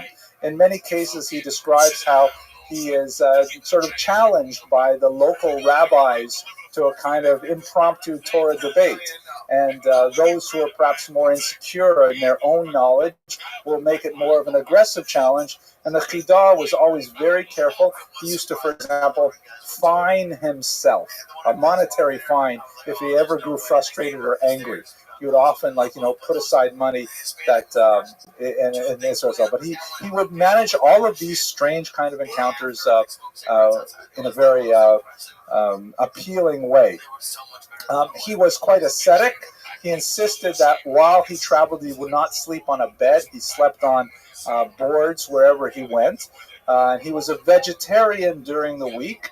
And for the Sabbath, because he was never entirely sure about the kashrut of whatever village he happened to be staying in, and by the way, he and his assistant were quite often dependent on the services of non-Jews to convey them to their destinations, and every now and then he had to spend Sabbath out in the forest or in a desert even, and all kinds of difficult situations. He mentions, the diary is just a mind-blowing kind of thing. He mentions, for example, when he was in England, and I've been to Scotland where I think I've seen things like this. He needed, and it's a diary, but it's a travelogue. It's very entertaining in many ways. He describes how he needed to relieve himself. And, so the caravan that he was with had stopped. They were you imagine some mules and some carts and things like that. So he went to look for a more private place to relieve himself, and he saw this low stone wall, right? You imagine in Scotland, they've got all these sheep around and stuff like that. This low stone wall, and on the other side of the stone wall, he saw what looked like solid earth. So he decided he would just hop over this stone wall and do what he had to do there. But on the other side of the stone wall was a cesspool, and he didn't realize it. He ended up to his chest in this filth, and he could not get out. It was and so he started screaming until some non-Jewish woman in a farmhouse nearby came out, and they pulled him out. Imagine, he's dressed in all this Ottoman garb with the turban and everything, and he's smelling, and he describes how you had to cover him in blankets and stuff like that. These are the kind of adventures. You imagine the Gadol Hador, this great rabbi, with these kinds of very human adventures. It grounds you in the kind of things that he's dealt with. He learned to shecht his own chickens, and he would shecht the chicken on Friday for his meal. Otherwise, he tended not to partake in the food wherever he ate. And there are a lot of interesting, miraculous stories associated with him. So much so, I'll show you at the end of this lecture, there's actually an app for your iPhone where you can read one miracle a day associated with the Chida. So many of these amazing stories. One, though, I find very appealing, that apparently he was brought an 8-month-old child to visit, and a very precocious child, and he actually taught the child the Hebrew alphabet, which everyone thought was amazing, and then he kissed the child on the forehead, and a few days later, the child died. Then people said to him, it's just a horrible, terrible story, but he said to them, you don't realize that child was actually Mashiach. Mashiach was born in our generation, but we were not ready to receive him. It's kind of woo-woo stories, but you get a sense of what kind of person he was. Okay. So let's talk about the first expedition. Here's the title page, Magal Tov of it, and you can see in this map here. Whoops, I didn't go over the map here. This is the first expedition. Takes them out all the way out into North Europe, out to London, back down through the Sephardic regions of Spain, of France, and then back out to the Ottoman Empire, where he reported to the central authorities there, and displayed the Pinkas, the record of the monies he brought down, and then back down to Jerusalem, turn over. To give you just a sense of some of the adventures he had, I talked about some of the receptions that he received. You also have to realize that he had to get frisked by the TSA constantly. He had to go into these many different countries, one after another, with all kinds of different rules. He describes, for example, that when he went into one particular town, I believe it was in Germany, but I can't recall off the top of my head, and they told him in advance, the Jewish community said in advance, listen, in our community, this particular nobleman who runs our town is insistent on the Jewish hat. Right? There was a ban that was placed in the year 1215, so this is already 500 years later. It was widely ignored, but that Jews had to wear some identifying clothing, either a round badge on their chest, sometimes 2 tablets of the law, but quite often a ridiculous conical hat called the Judenhut. And they gave him one. They said, you got to wear this. You can't go in town without this. He was convinced that this was not only undignified, but it can't be serious. I mean, this is, after all, the 18th century, please. So he describes how he put the hat in his cloak, and he walked around as normal inside the town. He got arrested, and he got dragged before the magistrate, who fined him 100 golden pieces, which was like an astronomical sum of money. And he managed to argue his way out of it by saying, hey, listen, I had it on my person. I was technically wearing it. I wasn't actually wearing it on my head. It was in my pocket. That's good enough, isn't it? You see the boys go out and play basketball. They have the kippah in their pocket or sometimes in their mouth. That's close enough, isn't it? Okay, I thought it was funny, but anyways. So he describes these kinds of adventures and difficulties that he has as he's traveling. Quite often he was subject to danger. He's carrying a lot of money. He has to bring this money with him. And it's true that when he gets to a more established town, then he can work with the Jewish community there and engage in bills of exchange to write essentially checks that will be sent back and that will be honored. But, on the open road, if he's walking out of a town with how many golden pieces in different currencies. Certain currencies are illegal to possess in different territories. Tremendous dangers that he's faced with for years, and he put up with them. Very adventuresome.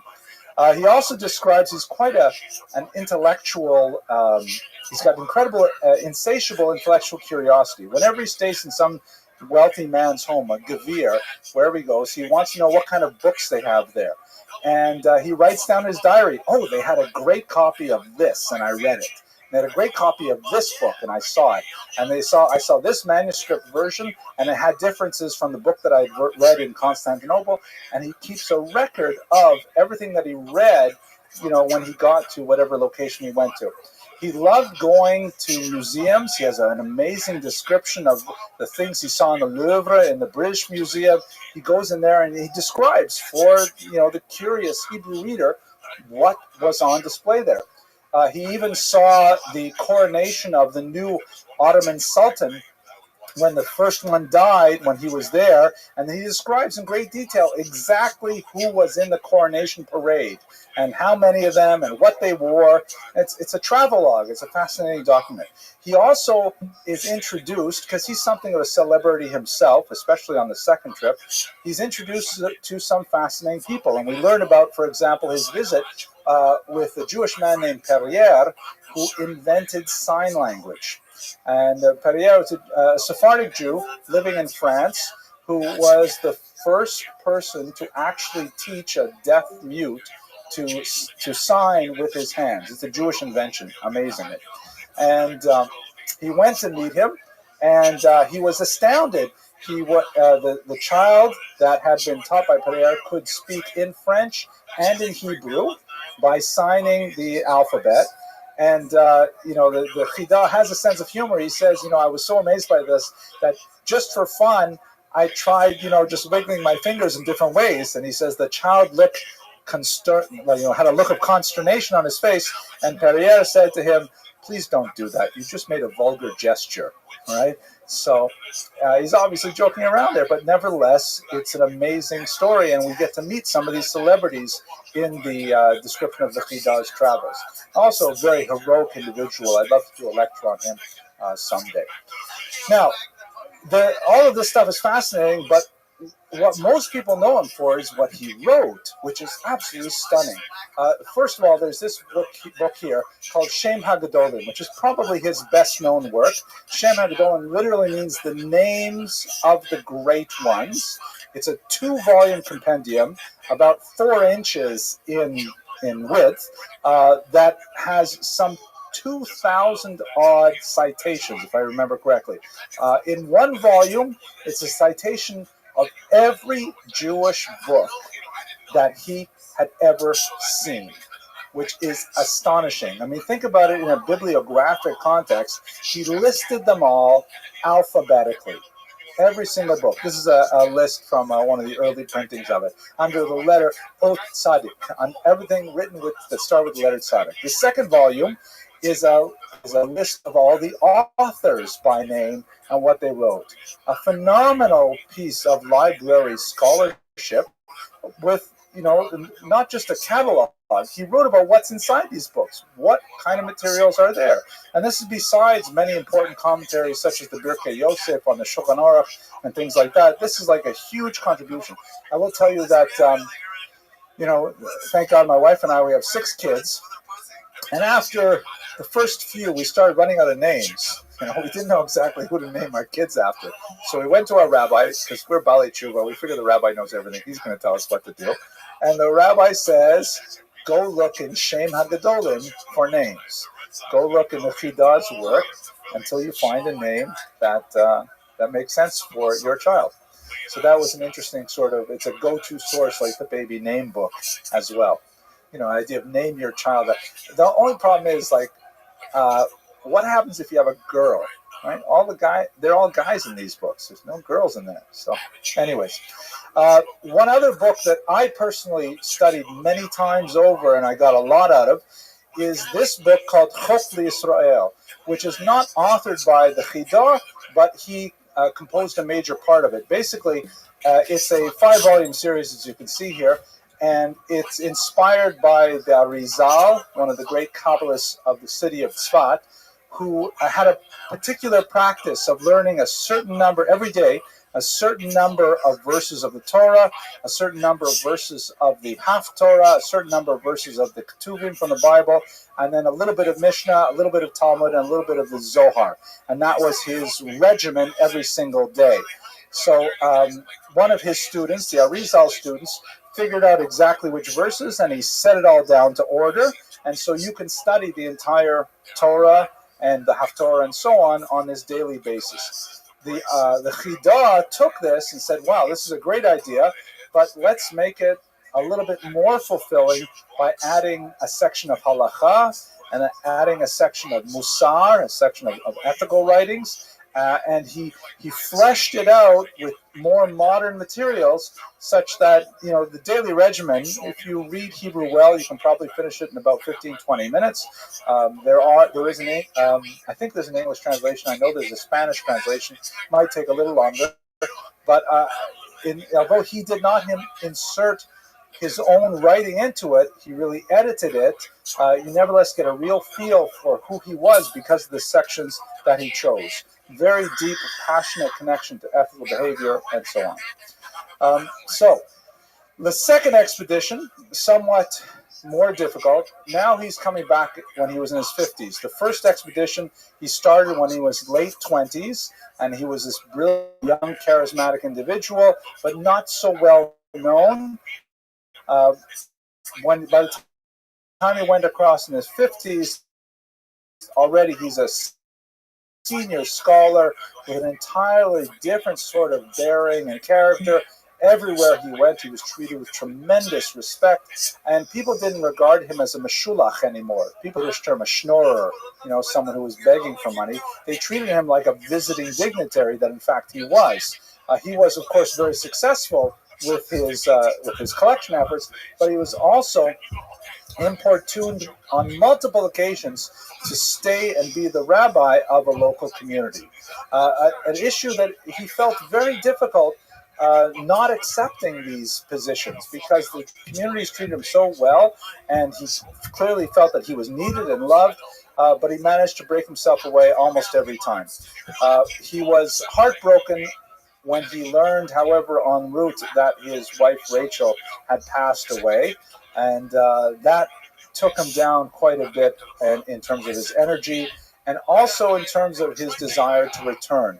Many of his family had already relocated to Livorno. He had children living in Livorno, and in the end, he decided that he would stay in Livorno, and he spent several years there where he finally passed away, being with his children. He did remarry another woman by the same name, ironically, and tried to rebuild his life, but he brought it to an end there.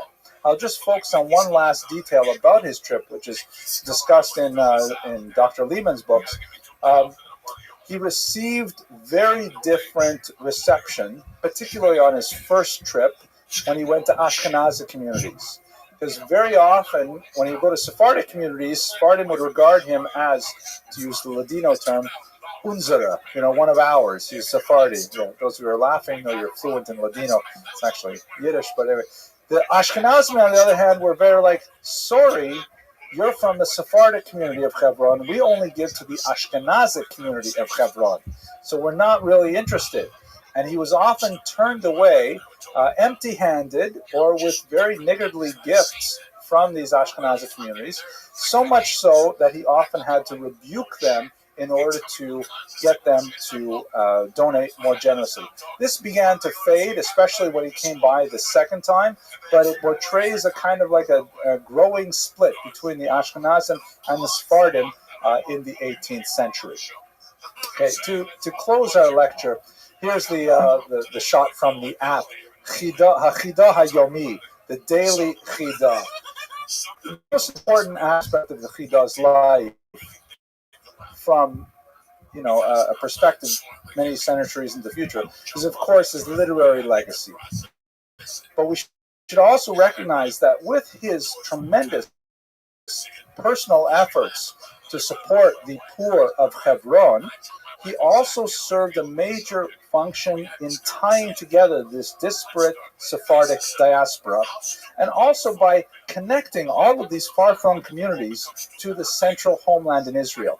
Here was a real-life, legitimate emigrant from Israel, or traveler from Israel, who was showing up in Amsterdam, in London, and saying, I need money back for the poor of Israel, that constantly reminded the Jews of their connection to the Holy Land. In fact, many Zionist historiographers really emphasize his role in planting the idea of early Zionism in the mind of 18th century Jews, because it really connected them to the concept that there are Jews living in Israel today. Let us recall, we're talking only about, before the Ashkenazic onslaught of 1700, we're talking about 1,000 Jews living in Jerusalem, a tiny amount of Jews.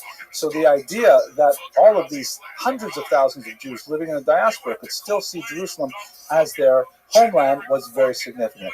So he really did a lot to solidify the idea of a Sephardic diaspora. Furthermore, the hostility which he occasionally encountered from Ashkenazim, more on the first trip than on the second trip, indicates the tendencies, the centrifugal tendencies that could have torn apart the Jewish community were it not for people like the Chida. There is one last miraculous story associated with his reinternment. In 1956, Chief Rabbi of Israel, noting that the Chida had always wished to be buried in the homeland, petitioned successfully to have his body reinterned from Livorno, and in fact he received a burial with dignity. Here is his mausoleum on the Mount of Olives. But there's one last small story. Sorry, Har HaMenucha, the mountain of rest. Thank you. There's one this is a tough audience. People know a lot, and I'm in trouble. We're going to take that out of the internet so it doesn't look. So there's one amazing story associated with it that's told by a Rabbi Mordechai Eliyahu that when they transfer his bodies, you may be familiar with this idea that the bodies of tzaddikim, the bodies of the righteous, do not decompose, right? It's like that joke, what is Beethoven doing lately? Answer is decomposing. But sorry, okay, let's just go back, serious. So the bodies of tzaddikim, this is a widespread mystical belief that the bodies of the tzaddikim do not decompose. So the story told by Rabbi Eliyahu is that, when they put the body of the Chidah in the plane, there were two occasions on the trip when, in fact, the coffin fell and was actually turned upside down. And so when they wanted to remove the body from the plane and they were going to take him for interment, the rabbi said, we can't just bury him without making sure that his body is resting in a dignified position. The rest of the Chevra Kadisha, the burial society, didn't want to open the coffin, didn't want to get involved, but Rabbi Eliyahu, who was the chief among them, insisted, and so he apologized, as is the custom. He apologized to the Chidah's body that he would not intend to do it any injustice or indignity. They opened the coffin, and he did not look. He just put his hands in to make sure that the bones were arranged properly. And he said that from the way it felt, in fact, the body of the Chidah did not feel like it had decomposed at all 200 years later. Spooky story, or 150 years later. Anyways, that's the story for today. Ladies and gentlemen, I hope you found the life of the Chidah as interesting as I did. Next week, we'll look at a very different individual. We'll look at Sir Moses Montefiore, also a person of tremendous heroic stature, working tirelessly for the benefit of the Jewish people. Thank you for your attention, as always. Hello, everyone. I hope you enjoyed that lecture. I really got so much inspiration out of hearing about the life of the Chidah. What am I hearing? I was talking. Reading about the life of the Chidah, doing the research for it was just fascinating. And what strikes me the most, perhaps, is the fact that this is a person of really global importance in terms of his scholarship and his erudition. And he had such a difficult, even menial job, particularly in his first tour, when he was traveling around, literally knocking on doors, collecting money for his community back in Hebron. It reminds me of that passage in the Talmud that says, Al tehi birkas hedyot kal be'enecha, do not regard the blessing of an ordinary person as of little meaning. It's not really kind of an awkward translation, but on the fly. Meaning, when an ordinary person gives you a blessing, take it seriously, because the person could be someone as great as the Chidah who would never have any idea.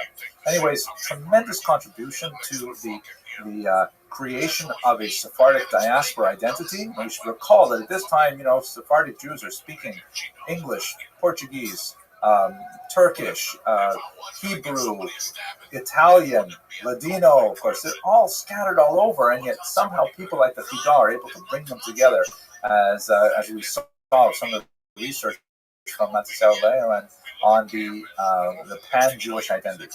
Okay, that's it. Last shameless plug. If you're interested in the Jews of Ukraine, check out the newest revision of my book that just came out. I'm very pleased with it. And I hope you have a fantastic Purim that's coming up this week. And I'll see you, God willing, next week. Thanks for watching.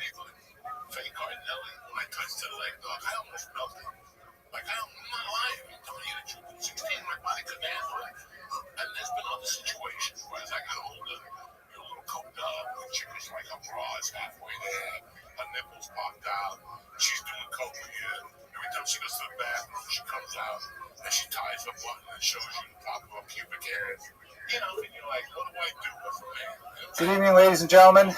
Thank you very much for coming. This week we have an amazing person to speak about, someone who lived just a little over a century and had a phenomenal impact on the entire 19th century, and in many ways a lingering legacy that continues to inform the way we relate to each other as Jews even into the 21st century. A person of truly towering proportions, someone who had personal influence in so many parts of the globe, and was really an inspirational character that I got a lot out of in doing the research for this particular presentation. I'm speaking, of course, about Moses Montefiore, an extremely important philanthropist from England who was exceptionally involved on a personal level on the rescue of many Jewish communities, both with his wealth, but also with his tremendous force of personality and the pressure that he brought to bear in so many different political environments. Many regarded him as a Messiah-like figure because of the salvations that he was able to bring to individual Jewish communities, especially in the Near East. His life is somewhat more complicated, but the deeper we go into his personal background, I think you will find that it is as inspirational as his tremendous achievements were. Let's do our good and wealth, though, very quickly. So tonight's lecture is sponsored by Christopher and Anne-Marie Bray.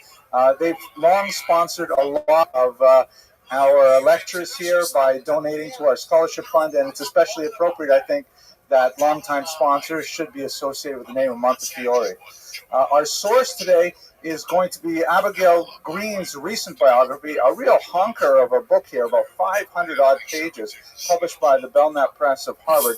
Really an impressive piece of scholarship.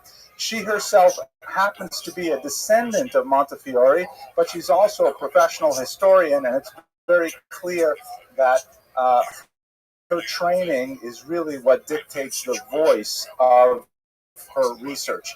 At the same time, it's fascinating to read about some of the inside scoop that she gives us. Like, for example, I'll speak a little bit about one moment when Montefiore's life was miraculously saved, and it is a custom at the Passover Seder that all the descendants of Montefiore read at the Seder one page from his diary in which he describes this personal salvation. So it's a very unusual kind of perspective that a professional, well-trained Oxford historian brings to the task, and it's a very worthwhile read. She's got a tremendous skill with setting the scene, whether it's Marrakesh or Damascus or Ramsgate. You really get a feeling for what's happening, and actually I'm hoping to see if I can bring some of that particular special spice into my own writing. But anyway, that's our primary source for today, her book on Moses Montefiore. So, who was this man? His years, as you can see, 1784 to 1885. He lived just over a century. In fact, the centenary of his birth was a cause for international celebrations, both in England, where he was a major political and philanthropic figure, and also among all of the Jewish communities, really, of the world. He was incredibly influential in finance and industry, where he made his fortune, and at a fairly young age, he basically retired from his business efforts and placed almost all of his energy into Klal Yisrael, into the Jewish people as a whole, traveling the world, helping besieged, beleaguered populations, trying to work through some of the political crises that they faced, and also lending of his phenomenal wealth to populations that were desperate for food and suffering from cholera and so on. We'll explore some of those things.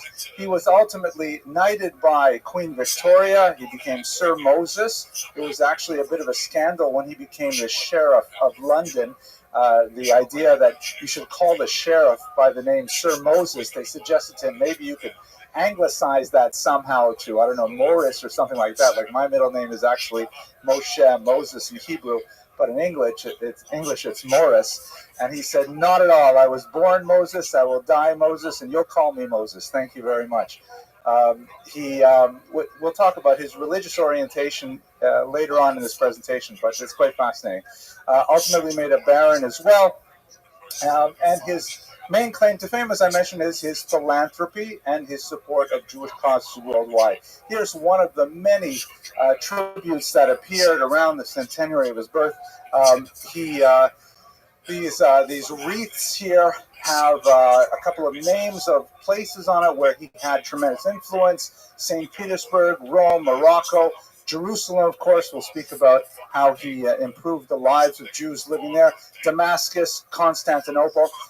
His coat of arms here, he was very proud to actually have the word Yerushalayim in Hebrew emblazoned on his coat of arms. And when his flag flew, when he traveled through the ancient Near East, the Near East, and the Jewish community saw the flag of an English nobleman coming around with this Jerusalem banner, they often broke down in tears. It felt like a messianic kind of moment when this great wealthy individual was coming through with tremendous aid for the population. He was also he liked to record aphorisms, and he jotted down things in his diaries and in the inside flaps of the books. He was an avid reader. One of his most famous aphorisms is "Think and thank." Right? Contemplate and express gratitude. He liked collecting these sort of things. So this is kind of like a tribute image to him on the centenary of his birth in 1884.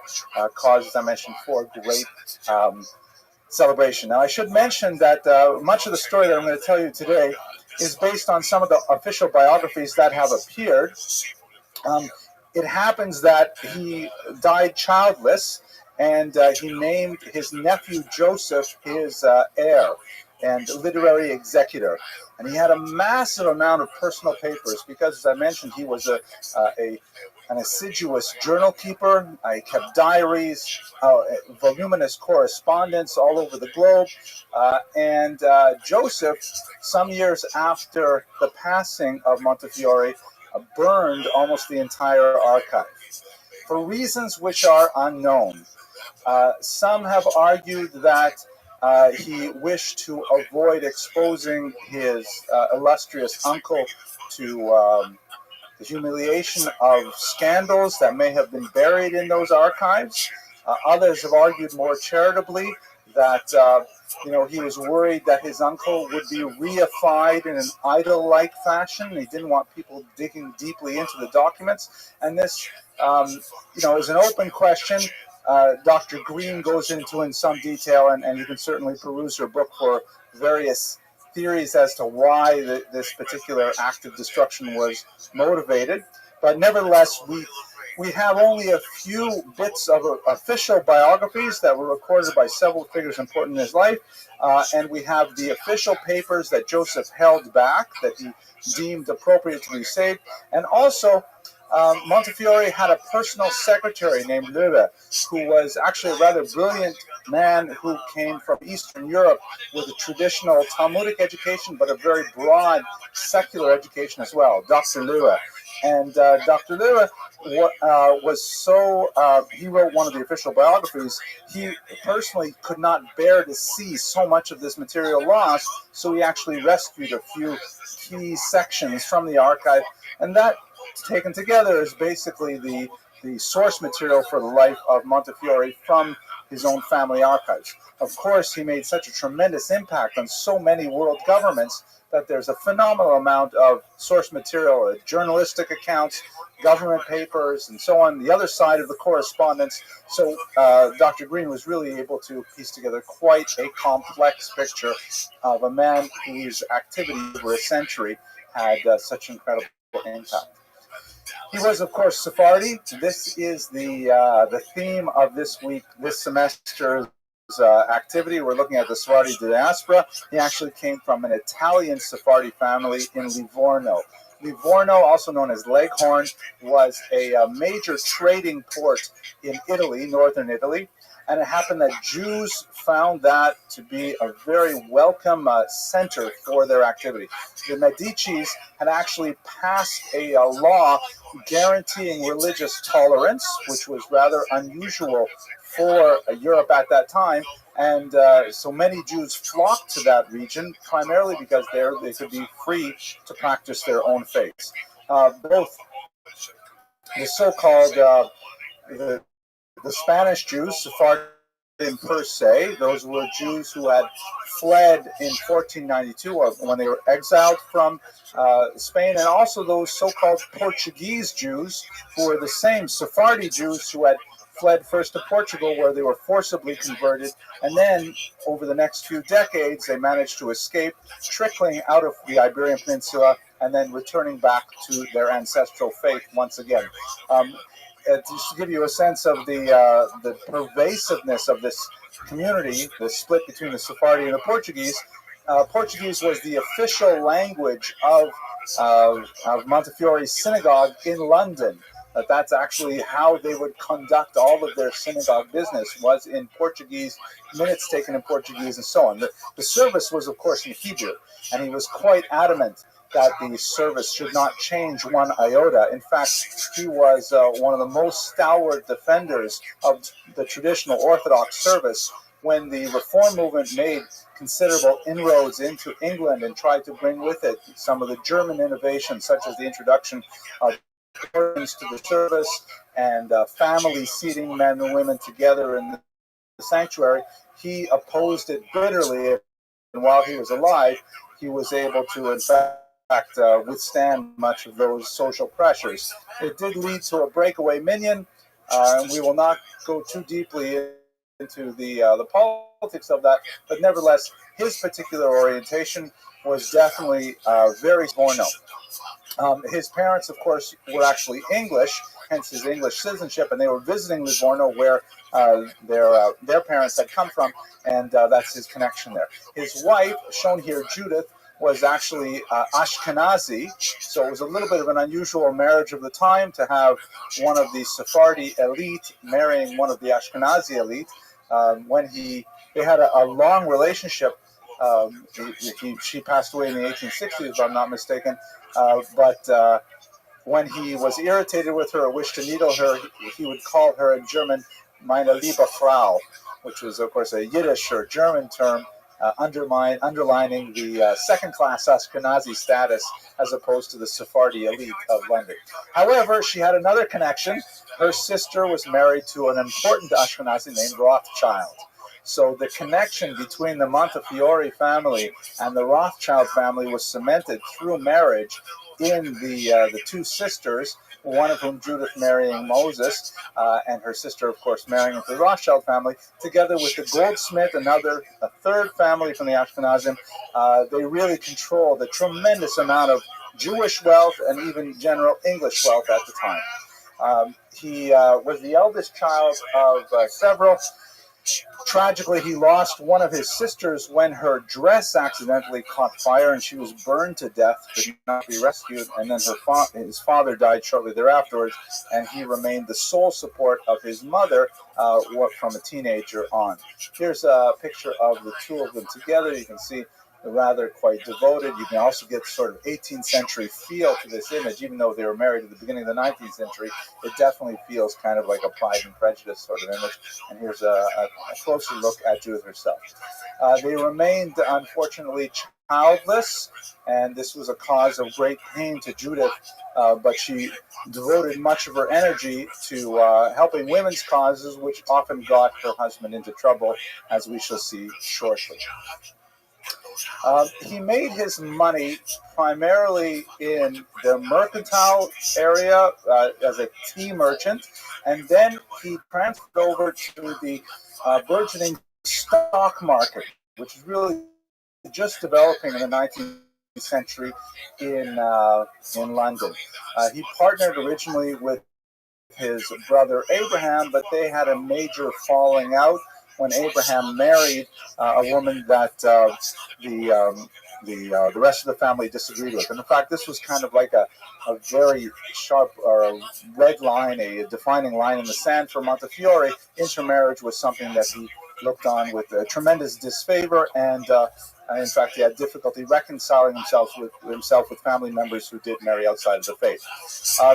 He made a tremendous amount of money in tea, and then later in the stock market even more money, and he invested quite a bit of that into several new industries. He was very interested in gas lighting, which was just coming to England at this time. That is, like we have electrification, they had gas lines running all over the place. It sounds terribly dangerous, but that's in fact what they had for street lighting and things like that. He was a heavy early investor in that technology.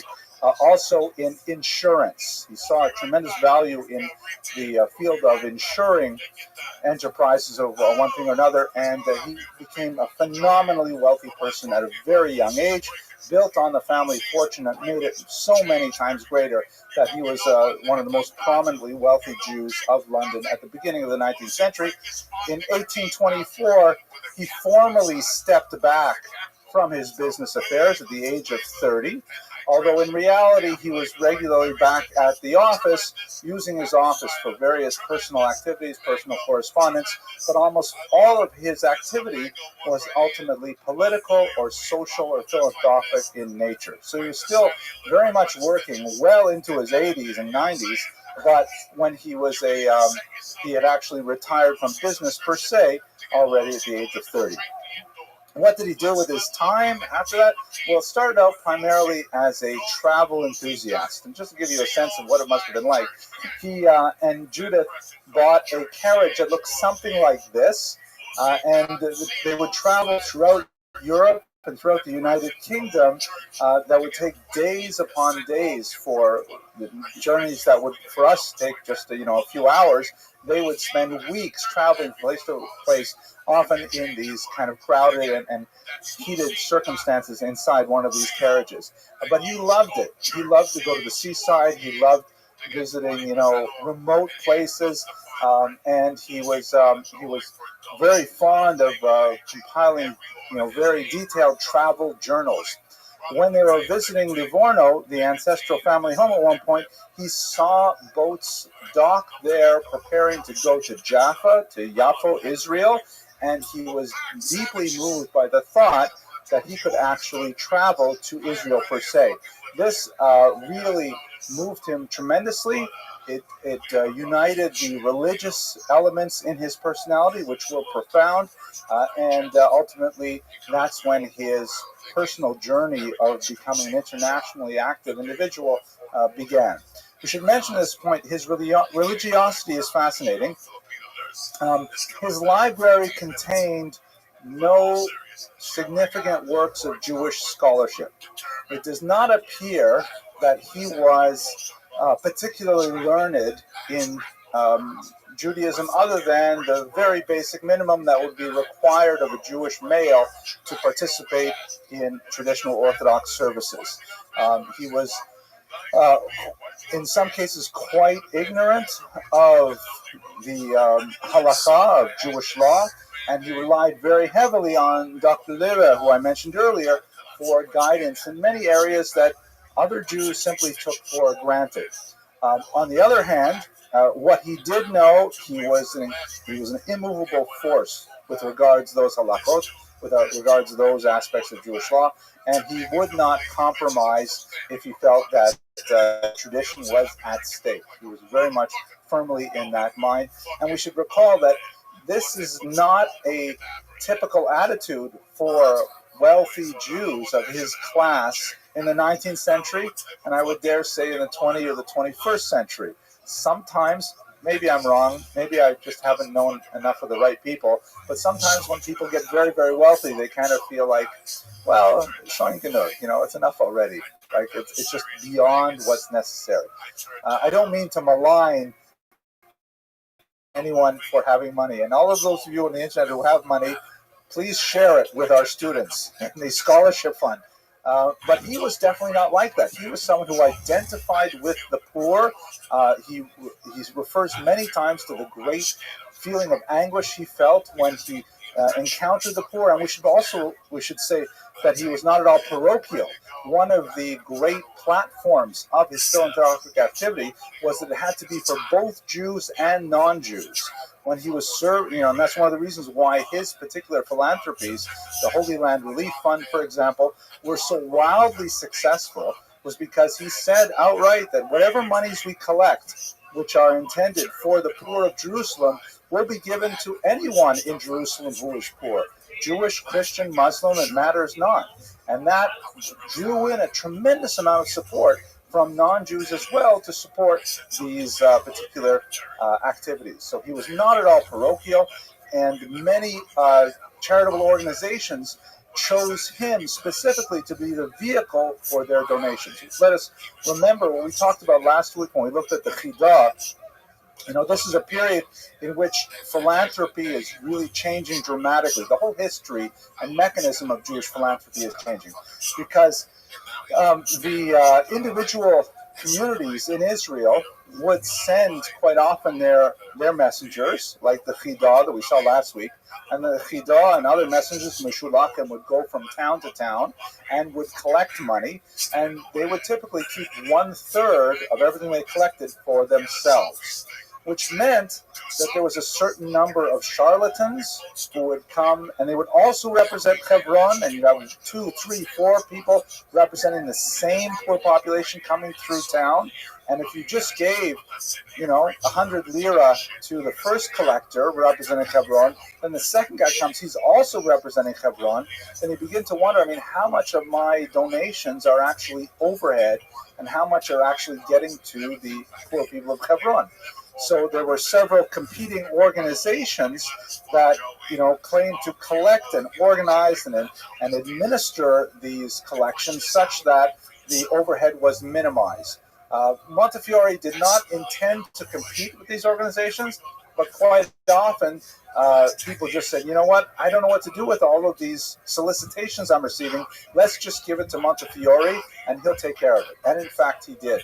So this is something that we see even in the charitable world today. But let us go back to our story of Israel. So he made 7 trips to Israel in total. And let's recall that trips to Israel in the 19th century were nothing like the trips we have today, where it's harder to get to JFK than it is to get to Jerusalem. It's a tremendous, these are trips that were quite dangerous, that required, travel through war zones, that required travel in places where there was no real secure rule of law.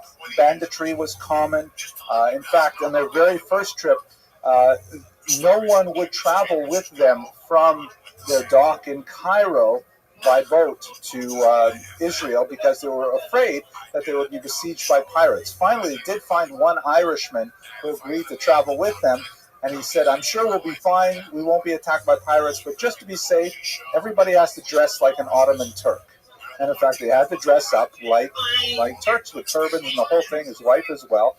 And, they couldn't get any guards to come with them, so he had to secrete all of the money he had with him in 11 small packets, distributing it through his luggage, and just hope that they would not be attacked on the way. Very dangerous kinds of travels. I would like to read you one passage here. I have a couple of passages in which he describes the kind of feeling he had when he was in these places. Okay, so when he first saw Jerusalem, he writes in his diary, with humble thanks to my God, the God of my fathers, the only true God, we arrived safe, without any accident, in the city of our forefathers, the great and long-desired object of our wishes and journey. May God Almighty bless my dear wife and honored mother, make me more deserving of his manifold blessings and mercies, that I may become every day a better man, a more righteous Jew, and more useful to my poorer brethren in general, so that my latter days may be virtuous and peaceable. May my God guard and protect me and my dear wife to the end of our lives, and then receive our souls to his almighty care. To get a sense for the genuine piety that he experienced upon seeing Jerusalem, it was a life-changing experience for him. He, over the course of these several trips, came with many charitable ventures. He was very big into the idea that the Jews in Israel should be given the means to make themselves productive. Let us recall who's living in Jerusalem at this time. Something like 3,000 Jews are there. The community is roughly split, Ashkenazim and Sephardim. Very different attitudes to work, to Europe. Montefiore was an unusual character because of his Sephardi roots, but also his tremendous wealth, coming in these decorated carriages, especially in later trips. And he often enjoyed wearing, by the way, his official uniform as the Sheriff of London, even after he was no longer sheriff, which is an interesting kind. When I think of sheriff, I think of Wyatt Earp. 6 guns but it's not like that. It's like more like the sheriff of Nottingham, right? Except good guy, right? With a big, like, old office, medallion of office with red robes and things like that. And he would appear, and people would be astounded that a Jew could be wearing these kinds of clothes and representing, one of the most powerful maritime so he believed very much in setting up various types of vocational endeavors for Jews. Sometimes that got him into trouble. The most famous, iconic example of this is, of course, the windmill that's seen in Jerusalem today. The windmill was one of his many attempts to try and get the Jews some means of production. Because of his experience in England and in Northern Europe, he felt that harnessing wind power to ground grain into flour would be something that would enable them to be quite productive. They didn't really think too much about exactly where they put this particular windmill. The wind was not as effective as they would have liked. The thing was constantly breaking down. They didn't have parts for it. So it's more of a kind of a visual icon than a very productive means of production for the Jews, but nevertheless, it was quite a significant statement, and it was a visual reminder of Montefiore's presence there.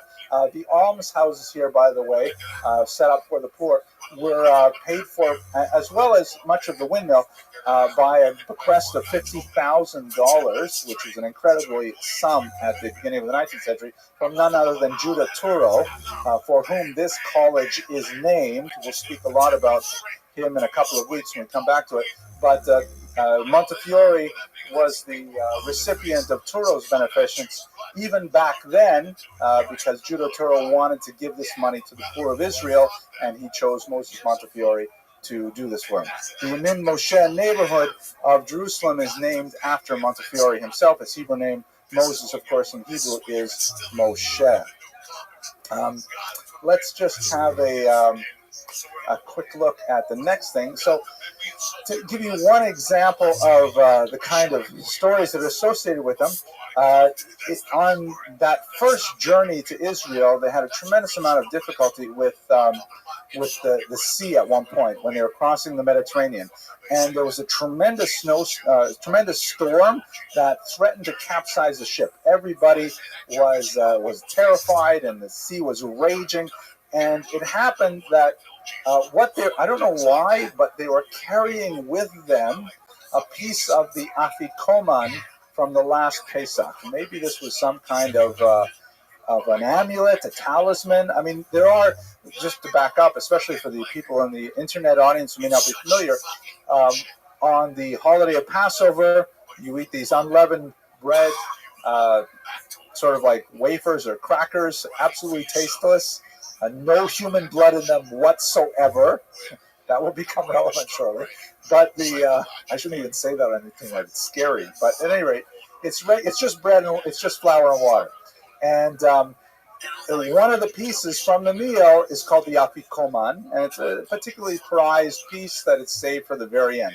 Some people save a little bit of it for various kind of folk remedies. I've seen it placed over the threshold of a door as a kind of a fertility invocation. People do different things with it. But anyway, he had some of this afikoman with him on the trip, and the sea was raging. The sailors were terrified. He went out to the side of the dock, of the boat, and he called upon God, and he threw the afikoman into the water, and amazingly the sea calmed, and everyone was safe. And after that, everyone was blown away, and they said, wow, this guy's a real Moshe for sure. This is really... So they gave him a tremendous amount of credit, and he recorded this in his diary. And this is, by the way, the story that they read at the Montefiore Seder ever since, because his descendants or his extended family recall that moment. As I mentioned, he was very involved with Turo College and healthcare. Sorry, not Turo College. Judah Turo and healthcare, which is still something very much associated with the Turo name. He was big into a personal philanthropy as well. One of the major controversies going on in the charitable industry in Israel at the time was how many people are there who are eligible to receive alms. The chalukah, the division of the funds coming in from Europe. Obviously, the census is crucial because when the funds are divvied up on a communal basis, if you walk up and you say, I represent 3,000 people, or I represent 4,000 people, that will have a bearing on how much money you can collect for your community. And there were tremendous controversies between various sub-communities in Israel. There were no accurate censuses to try and determine how much money should be distributed. So Montefiore decided that he would personally give a charity to every single individual that are presented in Dr. Green's book. I couldn't find it on the internet to put it here on the slide, where he's sitting down and there's huge lineups of people, kind of like the Lubavitcher Rabbi giving out dollars. Huge lineups of people, and each one would come, and Montefiore is seated there, and they would have a little conversation. He would give charity to them, and of course, this is the way he maintained the census, because he was able to keep track of how many people came to him, and in so doing, he was able to not only get a sense of how much money was needed for how many people, but also to have a personal connection with the people he was helping. It meant a lot to him to actually know the stories of the people who need help, and it had a huge impact. He was not above getting into trouble, however. For example, one of his visits, he was very much interested in visiting the Temple Mount. Again, I'm sure most of you in this audience are perfectly aware, but just for the internet as well, the Temple Mount, which currently houses the Muslim Dome on the Rock and the Al-Aqsa Mosque, on top of the site where the Temple of Jerusalem was originally built, both of them. And according to Jewish thought, eventually the third temple will be built, and we'll have to find someplace else for the mosques. But that's kind of like the embassy discussion. At any rate, since the Holy of Holies, the Sancta Sanctorum, the Kodesh Kadoshim, is located somewhere on that Temple Mount, Jewish practice since the destruction of the temple has been that Jews are forbidden to walk on that ground.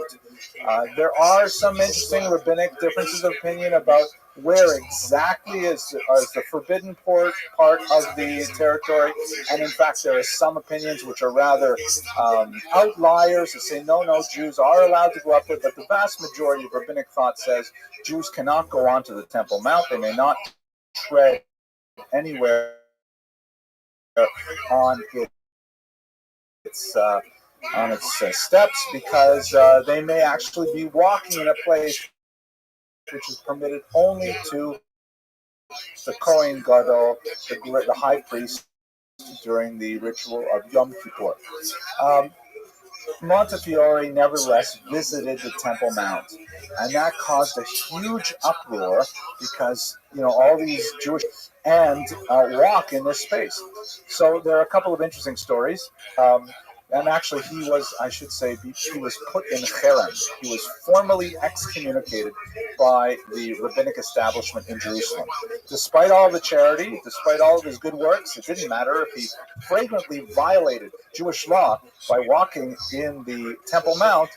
He was excommunicated. So we should have to pause it in a couple minutes now. There are a couple of stories associated with it. One of those stories is that, in fact, he did not walk anywhere in the Temple Mount. He was carried in one of those sedan chairs. And so the non-Jews, for whom there is ironically no prohibition to walk up there, they carried around. He never actually set his foot anywhere on the steps. That could be. Another story, which is perhaps more powerful and more telling of who Montefiore was as a person, though, is that when he was put into cherem, when he was excommunicated, he asked his secretary to provide a list of all of the signatories of the cherem, all the rabbis who had formally excommunicated him. And of course, he received this list. And then when he was called for an aliyah that following Shabbos, he asked the gabbai to read a mishaberach, to read a blessing on all of the men who had excommunicated him.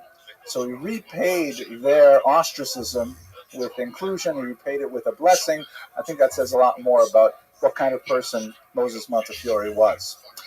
It's also possible, by the way, Dr. Green discusses the problematic dates of this particular harem, that it may not even have been his fault. It may have been his wife's fault. Why? Because among the many projects that Judith was very interested in was women's education. Again, the whole idea of making the Jews, the impoverished Jews of Jerusalem, productive, teaching them a trade, teaching them ways to earn a living. She opened up a Jewish school for girls in Jerusalem. Let us recall, by the way, that this is a good 60, 70 years before Sarah Schneerer, before the Beis Yaakov movement. And Sarah Schneerer had a tremendous amount of difficulty getting the idea of formal education for women established in a much more traditional community.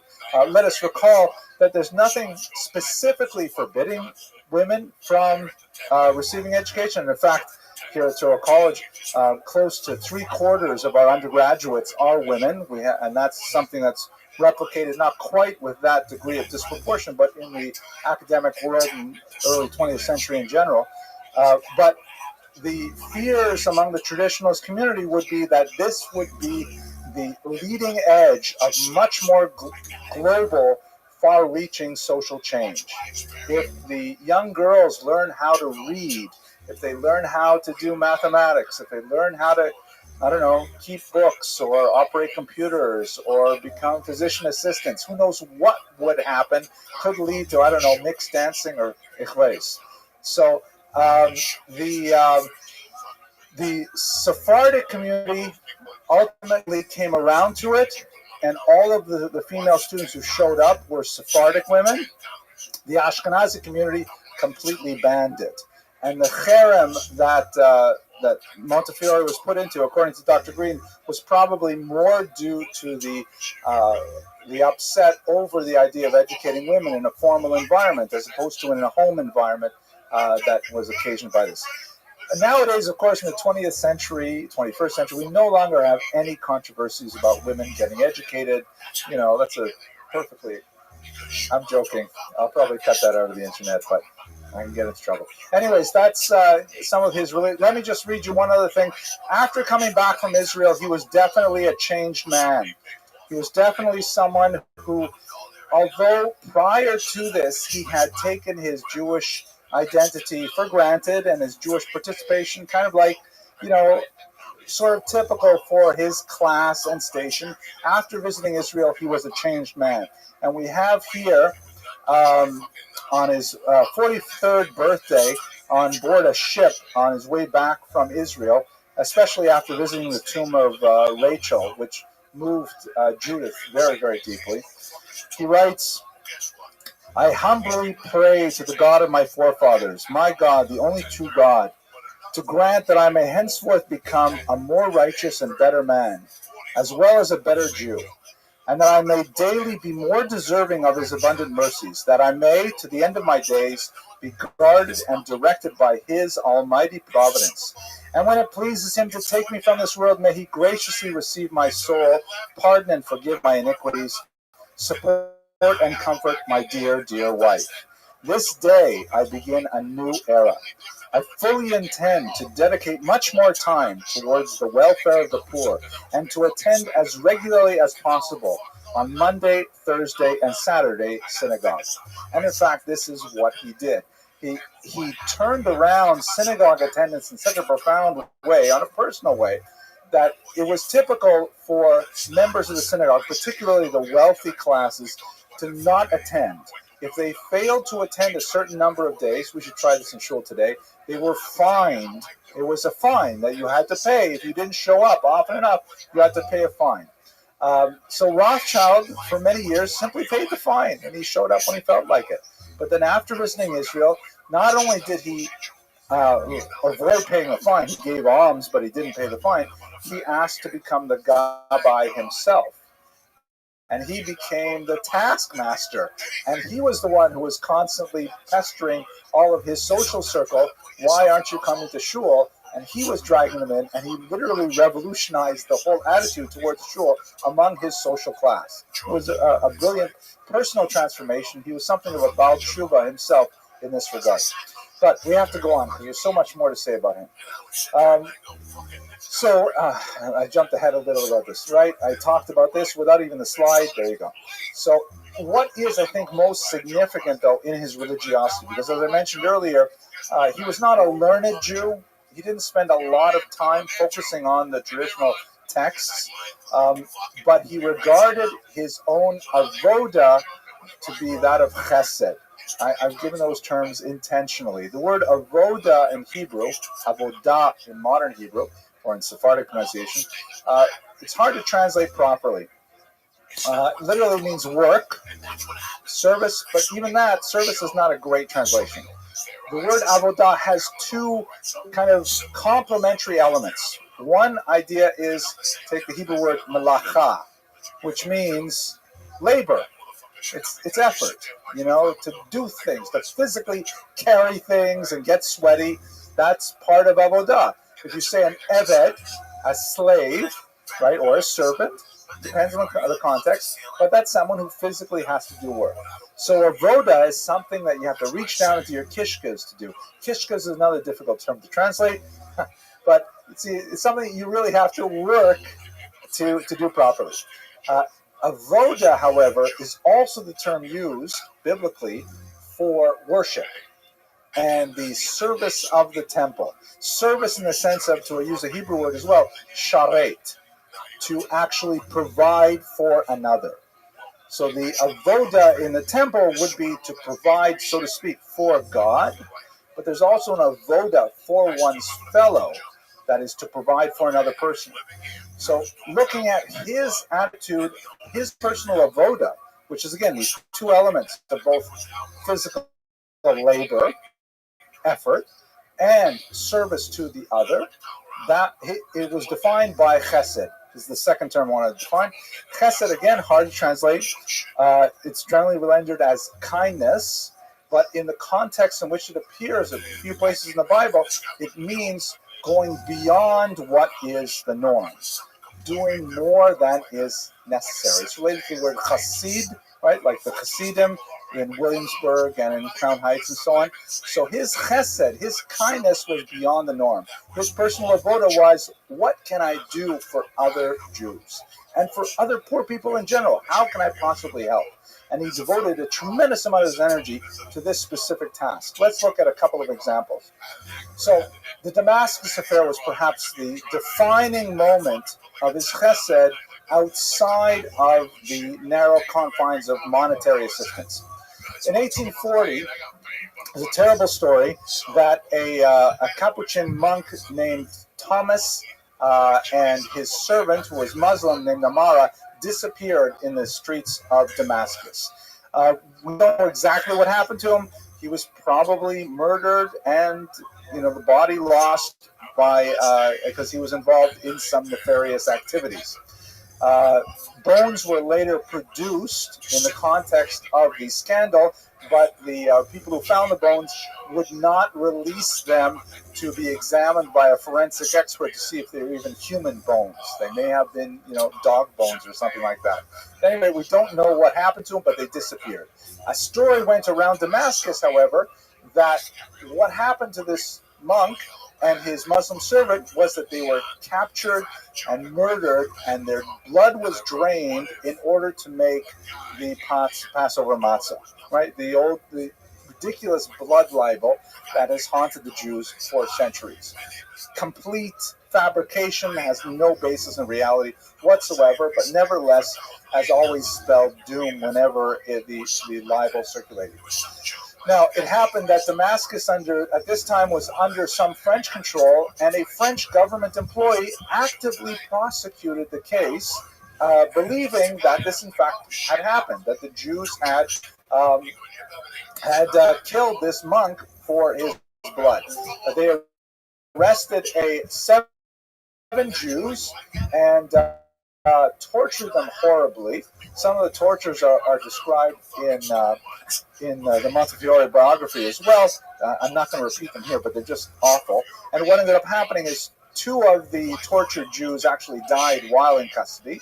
One tried to save himself by converting to Islam, and the remainder confessed.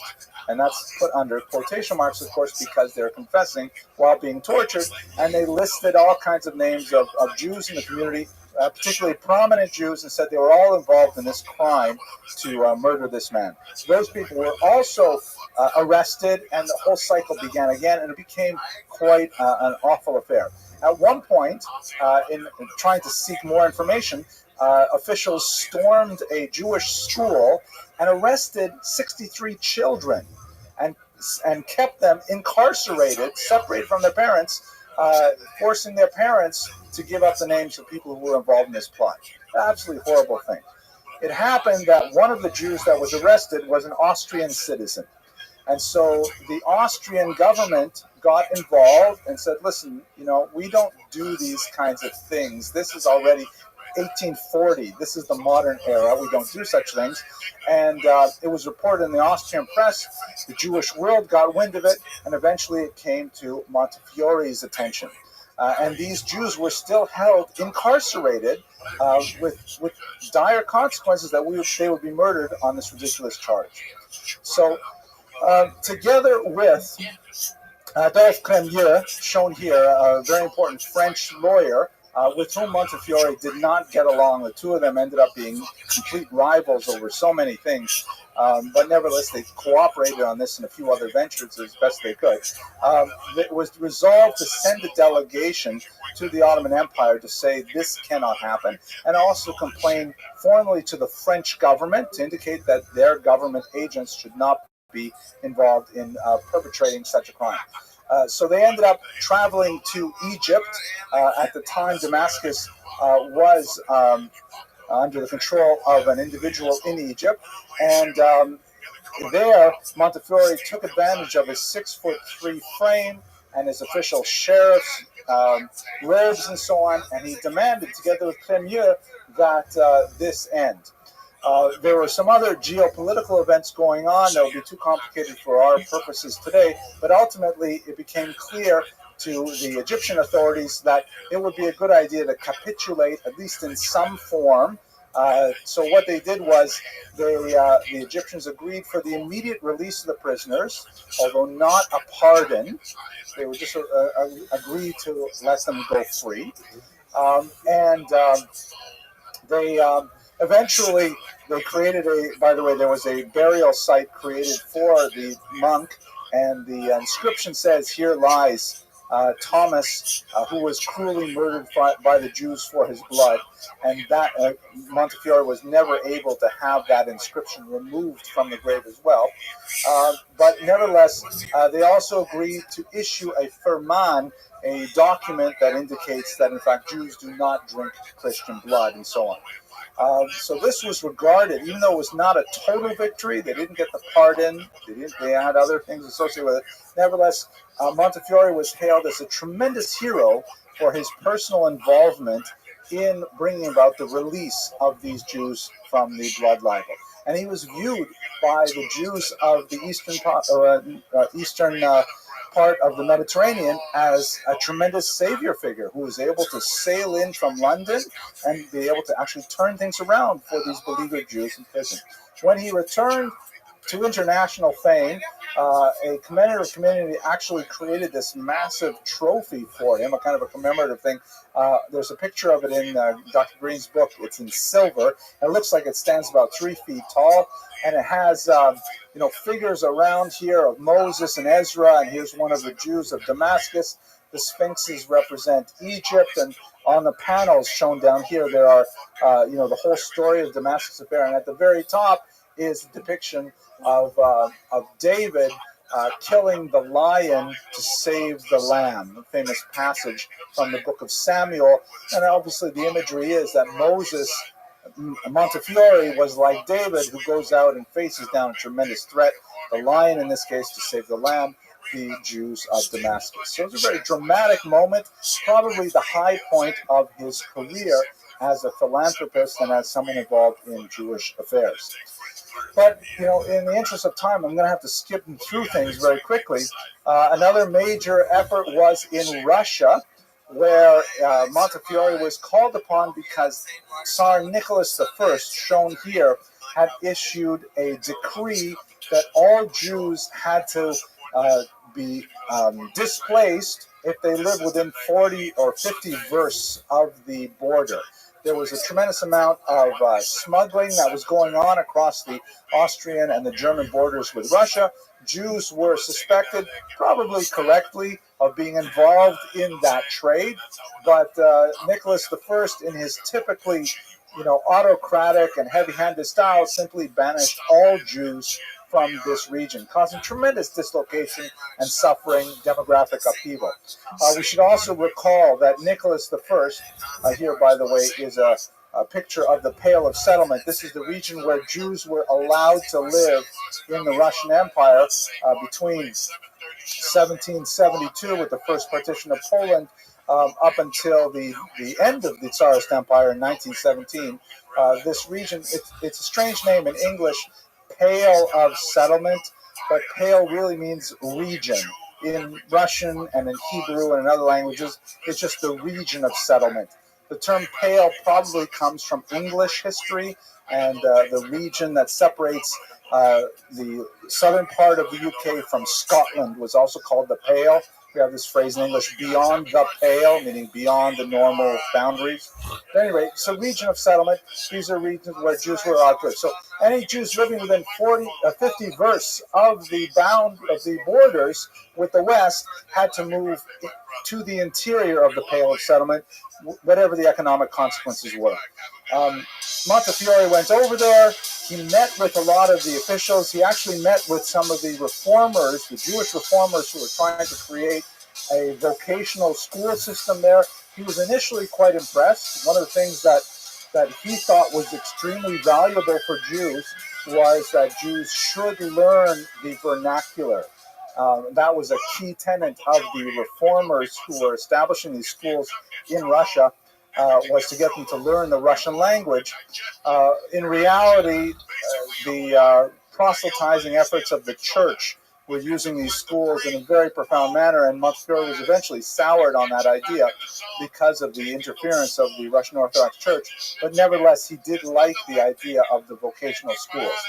He met with Nicholas I officials and attempted to dissuade them from this particular plan. He was not especially successful, but he did spend a tremendous amount of time arguing with them and getting to know the Jews of Eastern Europe as well. He was very moved by his reception in Vilna in particular. He and his wife visited the grave of the Vilna Gaon and shed many tears there, as he describes. But one of the fascinating passages is he had debates with some of the local Hasidic leaders. One, Itcha Meir in particular, and I think of Premishler, if I'm not incorrect. At any rate, they had a long discussion over the question of vocational training for Jews in Russia, and specifically the idea of learning the vernacular. And of course, the Hasidim were opposed to it because they felt that this would represent the end of traditional society. So towards the end of a long debate, here, I'll just read to you from Dr. Green's book here. And it's very appropriate since we just had Purim here. Lera, this is the Montefiore's doctoral assistant and translator, tried to persuade the Hasidim that there was good cause to be made in favor of enlightenment by arguing that if Mordechai had not understood the dialect of Bigtan and Teresh, right? Remember the story of Purim, that Mordechai overhears them plotting to kill a king.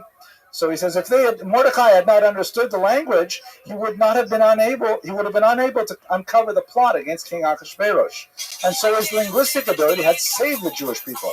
Rabbi Itcher responded, this is a Hasidic individual responding, that the book of Esther proved quite the contrary. Had it been generally known that the Jews understood the native language, then Bigtan and Teresh would never have been so indiscreet. right? They would not have spoken in the vernacular because they would have thought they understand.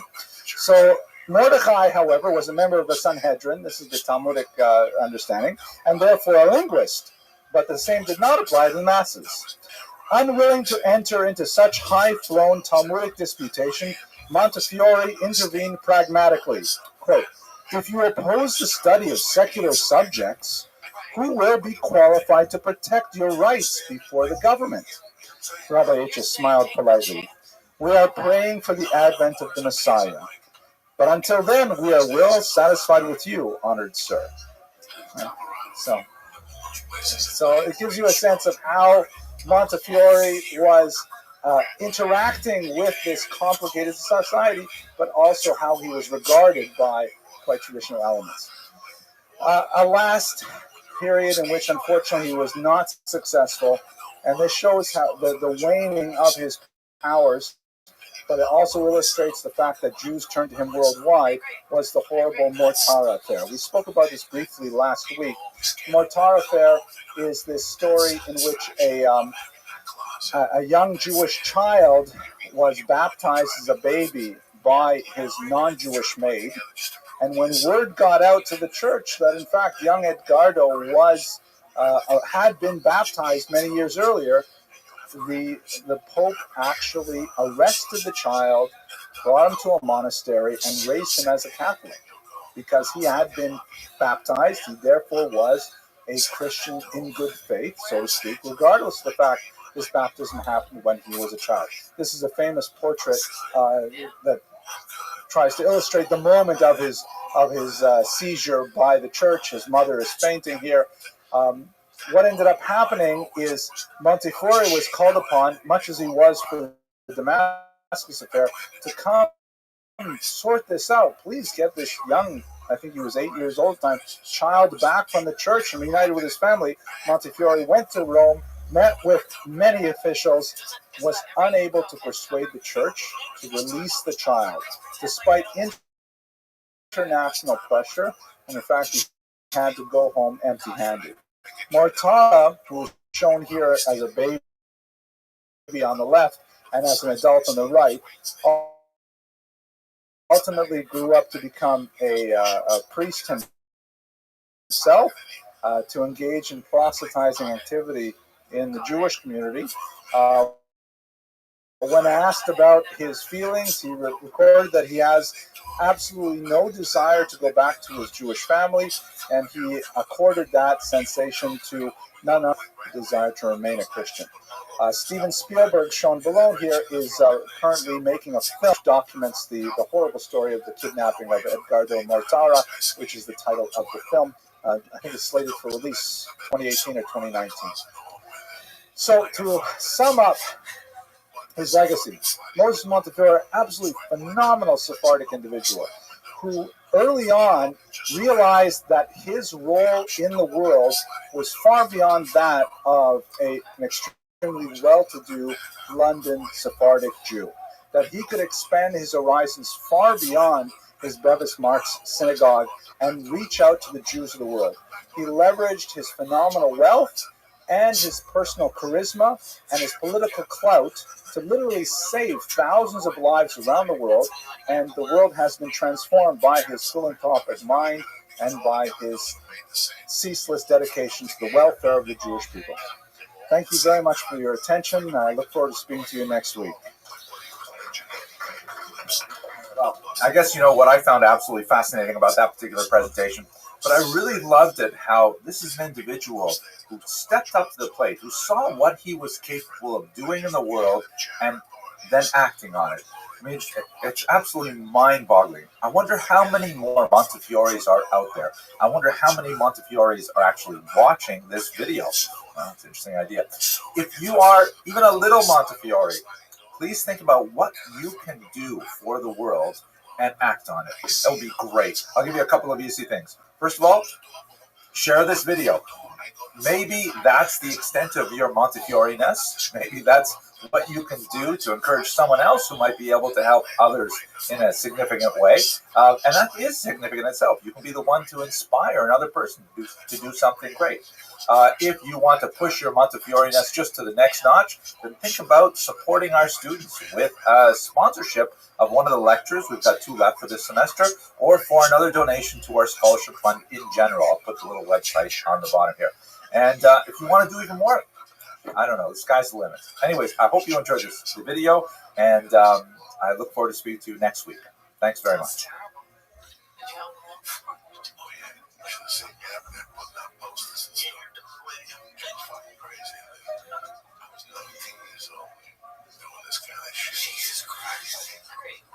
Okay, very good. Ladies and gentlemen, thank you very much for coming. It looks like I've been a sparse turnout tonight. I'm not sure why. Maybe it's the subject, because it's a very unusual topic that we're going to address tonight. We're going to look at the life of Daniel Mendoza. A little bit of a departure from our usual fare of, like intellectual and spiritual greats. We're going to go into the physical world. We're going to look at the life of a prize fighter. Fascinating story of his life. Not necessarily kosher in all respects, but, this is not a sermon or a drasha. This is a brief history class, so we're going to look at warts and all, so to speak. Let us begin with a thank you to Lieutenant Richard F. Moreno, who has sponsored many lectures, more than one in this particular semester. And this lecture is in memory of his father, Frank Moreno, who was born Pablo Igual Pero in Spain, whose family history, of course, goes through much of the material that we're discussing here. We're very grateful to Lieutenant Moreno for his support of our students and of this particular series. Tonight's sources, there's no book-length biography of Daniel Mendoza, at least in the traditional text format, as we shall see. So I relied on a few articles, which were quite fascinating. A beautiful article we'll read from at the beginning of this lecture. Lewis Edwards prepared a paper for the Jewish Historical Society of England, writing in 1938. It's fascinating to imagine what it must have been like to speak about a Jew who fought back in 1938 in an environment when the Jews of Europe just across the channel were enduring such tremendous persecution in the immediate pre-war era. We'll also look at John Wales' Daniel Mendoza's Contest of Identity, Masculinity, Ethnicity, and Nation in Georgian prize fighting. There's a lot to say about Mendoza and his specific role in embodying Jewish aspirations in a very physical form as a prize fighter, as opposed to a kind of like a pasty complexioned, Talmudic, underweight man sitting and learning Talmud all day. Mendoza was a tough little scrapper, as we shall see. And finally, most interestingly, a recent master's dissertation defended at McGill University by Daniel Brody, The Jewish Strongman Daniel Mendoza and the Assault on Stereotype in Late Georgian England. A little bit longer study than the other two, and actually quite useful. Unfortunately, one book that I really wanted to look at, I did not get in time to cover this lecture, but there is a graphic novel on Daniel Mendoza published by Oxford University Press, which is in itself an amazing thing that Oxford University Press is publishing graphic novels. It says something about the medium and how it's maturing. I don't quite get it yet, but I'm hoping to understand exactly why graphic novels are so appealing. Perhaps they're intended for undergraduates and so on. But anyway, fascinating material. I would have liked to have seen this before this lecture, but I'm putting a plug in for people who want to read more. So let us begin with just the bare biographical facts. What are we talking about here? And it would be appropriate now to speak about Daniel Mendoza in terms of statistics, because after all, he is a boxer, and that's what people do, right? His year, 1764, we're not precisely sure about that date, but he passed away in 1836. He was 5'7" and 160 pounds. So just to get a size of what that looks like, he had just a little bit of height on me, and I've got a little bit more than a little weight on him. So, in other words, about my size, only more svelte. That's the kind of size we're talking about. And he was the heavyweight champion of the world. fighting as a middleweight, and you've seen those boxers, right? You've seen Muhammad Ali, you've seen Tyson and so on. They're like the size of a school bus, and he was defeating them all. In his record, which is incredible, he fought 37 formal fights. He won 34 of those fights, 30 of which he won by knockout or technical knockout. In this context, technical knockout, TKO, refers to fighting until your opponent is no longer able to continue. May still be conscious, but simply cannot continue anymore. So this little tiny guy, chutzpah, was fighting against these big, tough Irish and Scottish and English men and beating them to a pulp. And he's a Jew. It's an amazing kind of thing.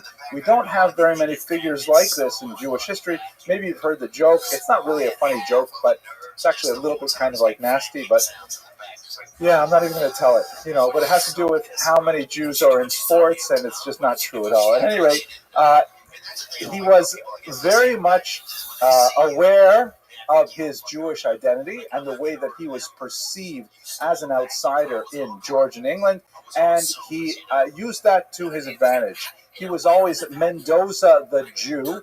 That's how he was billed in his fights, and it was he intentionally used his outsider status to portray his fights as kind of like a defense of this besieged nation and protect Jewish pride and really elevate the sensibilities of Jews.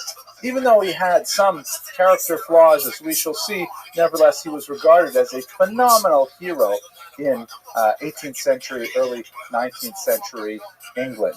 Okay, we should start with a little bit of an apology. As we are talking now about not necessarily the most educated or the most noble of figures. We're not talking, we're putting them in the same series as people like the Chida, Sir Moses Montefiore, Benvenida Abravanel.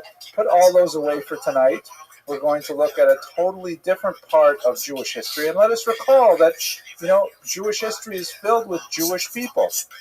And as Rabbi Beryl Wine, one of the doyens of popular adult ed history of the Jews, likes to say, you should never confuse Judaism with Jews. That's very much the case here. We're not talking about someone who was specifically motivated by his Jewish identity or tried to do something noble for the Jewish people. In fact, the opposite, he may have used his Jewish identity for personal gain in some context.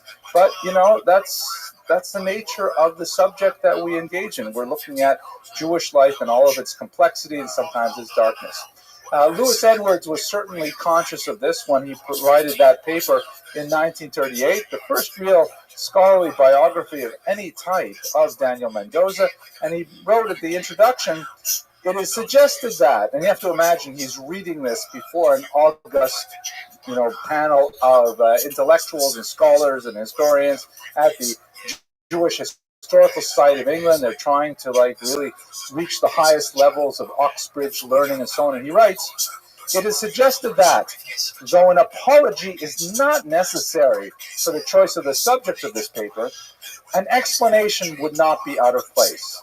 Meaning, why are we talking about Daniel Mendoza, a boxer, in this august setting? He says, to the muse of history, nothing nowadays is common or unclean.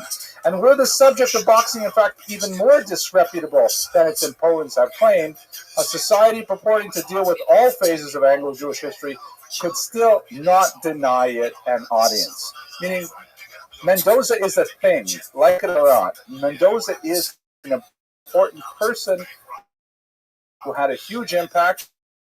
His Jewish identity was well known, and he was perhaps the most famous Jew in England in the 19th century. And as I think you will find interesting, he was probably the first Jew to meet King George, even before Moses Montefiore and many other people. For the record. Now, the archivists looking at his life have not been able to connect every single Daniel Mendoza reference in police records to our Daniel Mendoza. So in some cases, it's possible we're talking about multiple Daniel Mendozas. Certainly, there were crimes committed later in life after he had achieved tremendous fame that are definitely the Daniel Mendoza that we know and love. These earlier ones we're not entirely sure. But at age 18, for example, one Daniel Mendoza was convicted for a mugging that went wrong, and he was part of some kind of gang that was made up of other Jewish criminals. The reality of the history of Jewish criminality is something that goes way back into ancient times. And I'm not going to make any statements here about the proportion of Jewish criminals vis-a-vis the rest of society. My grandmother, Allah Shalom, always used to say that Jewish husbands are always the best because they don't drink and they don't beat their wives, and that's what makes them the best husbands ever. Kind of like a low standard, but I have reached that. I made it. Okay? But it's not hard to imagine it. We know in real life that we live in an urban environment. There are all kinds of Jews engaged in all kinds of activities. We might be able to make some generalizations about when Jews go into crime. There are certain crimes that are more Jewish in character, like white-collar crime and things like that. Fraud, perhaps, God forbid. But Mendoza was like right at the bottom. He was with a whole bunch of other criminals running in the streets, and among the things that if this is the same Mendoza, at age 18, he mugged a man. The man tried to fight back. Mendoza took out some kind of blade, perhaps a penknife or something, and stabbed him several times in the hand. He was caught and arrested, and he was in fact deported to a penal colony for 2 years. He disappears for some time. The same would happen to his son, who also picked up a life of crime as well. We know that when he came back, or actually this is a little bit earlier, he had a series of menial jobs. He was a glass cutter, and he was fired because he beat up the boss's son. He was a grocer. Here it says grocer. This is an old 18th century spelling of the word grocer. He was fired because he had a female boss, and there was some other woman who was constantly accosting her, and so he would zealously defend his female boss. This was a male customer who sometimes bothered his female boss, so he came to a rescue.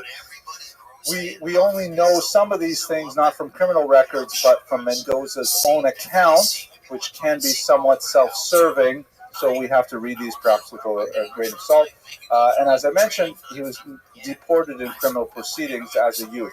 It's interesting to note that the Mendoza, nevertheless, is a tremendous hero for Jews, both in his own time and then much later as well. So we can see another comic version of Mendoza the Great, because it's hard to find heroic Jewish fighters before the Zionist movement in particular.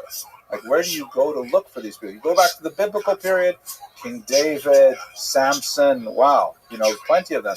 But then the scope of the Middle Ages, Bar Kokhba, then it's really hard to find fighters. And Jews living under often anti-Semitic, persecutorial conditions, feeling marginalized, feeling weak, feeling stereotyped. Mendoza was kind of like a, look at Mendoza. He's really what a Jew could be on a physical plane. It's a fascinating kind of contrast. Let us understand that when Mendoza was coming of age, this is in some ways a very bad time for Jews in England. The Jews had been expelled in the year 1290. The massacres in York, and Jews were essentially, persona non grata in England. Well, I can remember that, I spent a summer studying at Oxford, and they have these beautiful botanical gardens there that were built on the old Jewish cemetery. After they expelled the Jews, they had this wide tract of land. They just removed all of the gravestones, and they built a gorgeous botanical garden. So one day my wife and I were walking by, and she went up to the ticket window. My wife is like this. She has no fear. She's like channeling Mendoza in some ways. And she goes up to the person behind the ticket counter. She says to them, that all of this entire garden is planted on top of a medieval Jewish graveyard. And the woman behind the counter says, "No, so that's why everything grows so nicely." right? So there's at any rate, they're kicked out in 1290. They're admitted back in the 17th century, right? 17th century, uh, and but they don't necessarily have full emancipation yet. They are slowly, and especially the Sephardim, who culturally are much more inclined to adapt to the social norms of a society, adapting its dress and its language and so on and so forth. They are making real strides towards acceptance, and in fact, this is happening on the continent. France would grant equal rights to all Sephardic Jews in 1790. They would wait another year before they gave it to the Ashkenazic Jews. And in England, there was enough of this sort of momentum that in 1753, they said, you know what, let's pass a bill that was known as the Jewish Naturalization Act, informally known as the Jew Bill, that gives Jews equal rights. Passed through the House of Lords, but when it got to the House of Commons, there was such an uproar. It's a bicameral house, kind of like Senate and Congress. So the Senate, as it were, the House of Lords said, okay, sounds okay. It's close enough, I think, for Americans, right? So the upper house said, sounds like a good idea. But when it got to the popular house, there was such an uproar that it was considered an insult to Christianity, that you were vacating Christianity from the British Isles by admitting Jews as equal citizens. It was overturned, and the bill was dead. So England, as a government, had officially said no to Jewish emancipation, and they were kind of locked in a limbo of slowly increasing social rights, but legally they were still second-class citizens. There's a lot of fascinating things to contemplate with that. Perhaps we'll get to it on the next slide. This was not because of the Sephardim so much as it was because of the Ashkenazim. The Sephardim, as I mentioned, tended to adapt quite rapidly in terms of mores and behaviors and attitudes and so on, and they tend to be wealthier as well in business. We talked about the Montefiore's last week, but the Yiddish-speaking Jews from German territories, Austria, Hungary, Germany itself, they were really quite foreign, maintained their traditional modalities of dress and commerce and so on, and England just was not ready to consider them equivalent.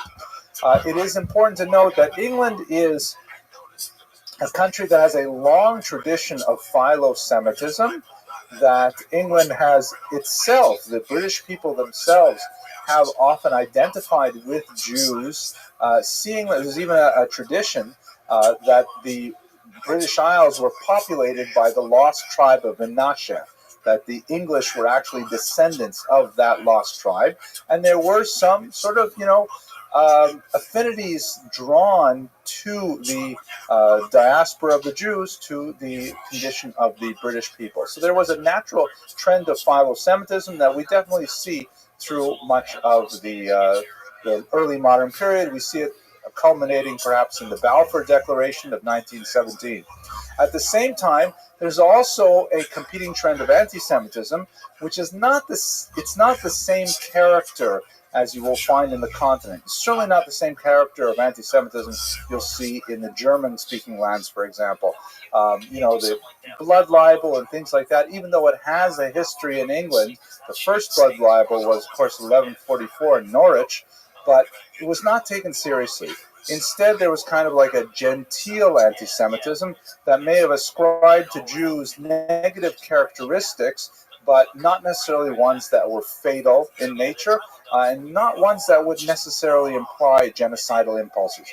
Fagin, for example, who's still about 100 years after Mendoza, 50, 60 years after Mendoza, is a classic case in point, where Dickens created this character of Fagin in Oliver Twist, who was absolutely horrific, and he was a Jew.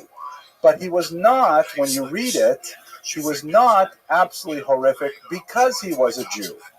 Jewishness was just something that went along with his awfulness, like, let's say, the fact that he had red hair. His red hairness was part of his character, and Dickens, played it up, but he did not necessarily make Fagin Jewish in order to advance an anti-Semitic agenda. In fact, when he was called to the carpet about it, he was horrified that people would think this of him, and he later attempted to undo it by writing about positive Jewish characters in his later works. But it's hard to undo this kind of characterization. It's hard to apologize for something when you've already offended so many. But that gives you just a sense of the kind of two worlds in which Jews could inhabit space in the British society. So let's go back to Mendoza. Here's a great picture from the period. Have a closer look at it. You notice that there's kind of like this backdrop. First of all, his pose. He probably didn't look quite this muscular. Again, remember, he's about my height and a certain number of pounds, smaller than I am. And here he looks like he's really quite buff, and he's got quite a bit of pounds on me. But nevertheless, you've got all these admiring British citizens in the background, and they're all, looking in awe at his awesome physique. He's got this determined look in his eyes. Note the haircut. That will be very significant, as I shall explain in a minute. And he's got his fists up ready to go. In the background, you have like the beautiful British countryside, as if he's defending the British Isles themselves, as if he is somehow the representative of all that is good and noble in the UK, and he is going to stand for it. So his innovations, why was he a special boxer, besides the fact that, of course, he was the heavyweight champion of the world for some time? So first of all, he had a unique fighting style, which boxing websites, when I was doing research for this, will go on and on about Mendoza's style. Like it was something really unique and special for the time. I don't know how to imagine it. I wish I had some videos of it. But apparently he adopted, like most boxers of his day, tended to compete in a very rigid manner. They would take their stances and essentially rely on their reach and their power and try to pummel their opponent into submission. Mendoza, on the other hand, would move a lot. It's amazing to me. They thought it was a big fetish, an innovation. They should move out of the way when someone else punches you.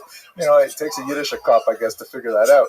But he apparently moved a lot. He put a lot of emphasis on footwork, on sidestepping, rather than simply standing there and trying to bend one way or the other. And he would also simultaneously defend and counterattack. So every move contained both a deflection of a blow coming his way and also a simultaneous attack on his opponent that was apparently quite deadly. From what little I know of Krav Maga, which is a form of martial art that was developed in Warsaw during the 20th century, that it has a similar kind of approach, but beyond our scope today. So his fighting style was apparently unique. I can't say too much about it. He was the first fighter to charge admissions for his fights. In other words, these were not like just, okay, I'm going to meet you tomorrow at noon, and we're going to create an open space, and then whoever wins, wins. But there was a lot of money changing hands at these fights because there was gambling. And since there was a lot of gambling going on, and Mendoza also capitalized on the gambling, he and his opponents, particularly Richard Humphreys, who we'll talk about in greater detail shortly, they decided to mount their prize fights far away from the urban centers, often outdoors, but you had to commute to get there. It wasn't something that was like fought in the alleyways. And so therefore, people who went tended to have more means that they could get away from work and could afford to travel to attend these things, and then they would actually charge admission to watch these spectacles. So he applied an economic incentive to prize fighting, which of course is still true today. Haircuts. In one of his last battles, he was brutalized by an opponent who, realizing that Mendoza was very proud of his Samson-like locks, grabbed him with his left hand by his hair and with his right hand pummeled Mendoza into submission. And you have to realize that the rules of boxing at this point in the 18th century were pretty limited. And so that he could do this it was legal, although somewhat dastardly. there is a widespread notion that you'll find on all these boxing websites that as a result of that particular fight, I think it was in 1795, boxers always cut their hair short. It's the Mendoza haircut in order to avoid this kind of situation in the future. He also had a unique sense of theater. He realized that boxing was the kind of sport that had a lot of economic potential and that there was a lot of build-up to it, you know, the gladiatorial aspect of it, the personalities of fighters, that they could speak in advance, that they could have like trash talk, and it would be reported widely in the papers, much like it is today, and so people would be built up towards these kind of events. He pioneered that entire industry. So in many ways, Mendoza was the father of modern boxing as a whole. As opposed to street fighting, Mendoza really took it to the level of an industry. Okay. His first fight is, I think, perhaps most indicative of where he came from. He was a young man, and he was 16 years old, 1789, and the fight was so remarkable, British newspaper. It was also mentioned in his memoirs, which we'll talk about later, and there's some interesting small discrepancies between the stories. At any rate, at this time, he was working as a grocer, and he had apparently a big box of tarts, a big box of baked goods. And he was walking past a regiment of soldiers who were training, and he may have looked Jewish or something, but one of the soldiers stepped out and said some derogatory remarks and actually boxed him on the head. That was not a pun. He hit him on the head. And apparently he was carrying the box of tarts on his head as well. The box fell down. They're all crushed and ruined. And Mendoza got quite upset. And he challenged the soldier to a fight. Mendoza at this point was 16 years old, still a kid, not well developed. And the soldier was, after all, a man of war. He was near 30, and he was a bully. And Mendoza did not like bullies. You know, it's true, I think, of many small people. They don't like bullies. At any rate, so the Mendoza challenged him to a fight right there, and all the soldiers thought this was hilarious. This little Jewish kid who is, he's not going to submit, and so they formed a ring right there, and in front of all the other soldiers, Mendoza completely demolished his opponent. Here's the quote from the paper. The Jew, note that, he's the Jew. He's not just some 16-year-old. He's the Jew. That's all you have to say about him. To the surprise of all present, gained a complete victory over the Christian, although the man of war was near 30 and the confectioner only 16. He is now, because it was written a little bit later than the actual fight, accounted the neatest, quickest, and most active pugilist in Europe. Well, it's kind of like a story. It's validated from outside sources. He relates it in his own autobiography as a moment of, he was abused. He was undoubtedly abused in an anti-Semitic manner, and he stood up for his rights, and he won. And in fact, right after he demolished his opponent, he demanded that the regiment pay for all of the broken tarts. And right there in the spot, they paid him 5 guineas to make up his losses, and he went on his way. It's kind of an interesting adolescent start to this world-class fighter. His most famous series of fights, however, are associated with this man here, Richard Humphreys. Originally, Humphreys, also a boxer, some years older than Mendoza, saw the tremendous talent in this young man, and he began to teach him and to guide him along the way. And under Humphreys' influence, Mendoza won fight after fight. He was virtually invincible. In fact, most of the fights that he lost, the 4 out of 37, were at the very end of his career when he was already quite a bit older. At some point, they had a falling out. The falling out was probably over a debt that Mendoza may have owed to Humphreys. He denied that he owed that debt. Humphreys was upset about it. It may have had to do something with Mendoza setting up a boxing school, not necessarily having enough funding for it. And in fact, Mendoza was plagued with debt most of his life. He married, he had a large family, he could never quite pull things together, even though he often won large prizes for his fights and often won large gambling winnings on his fights.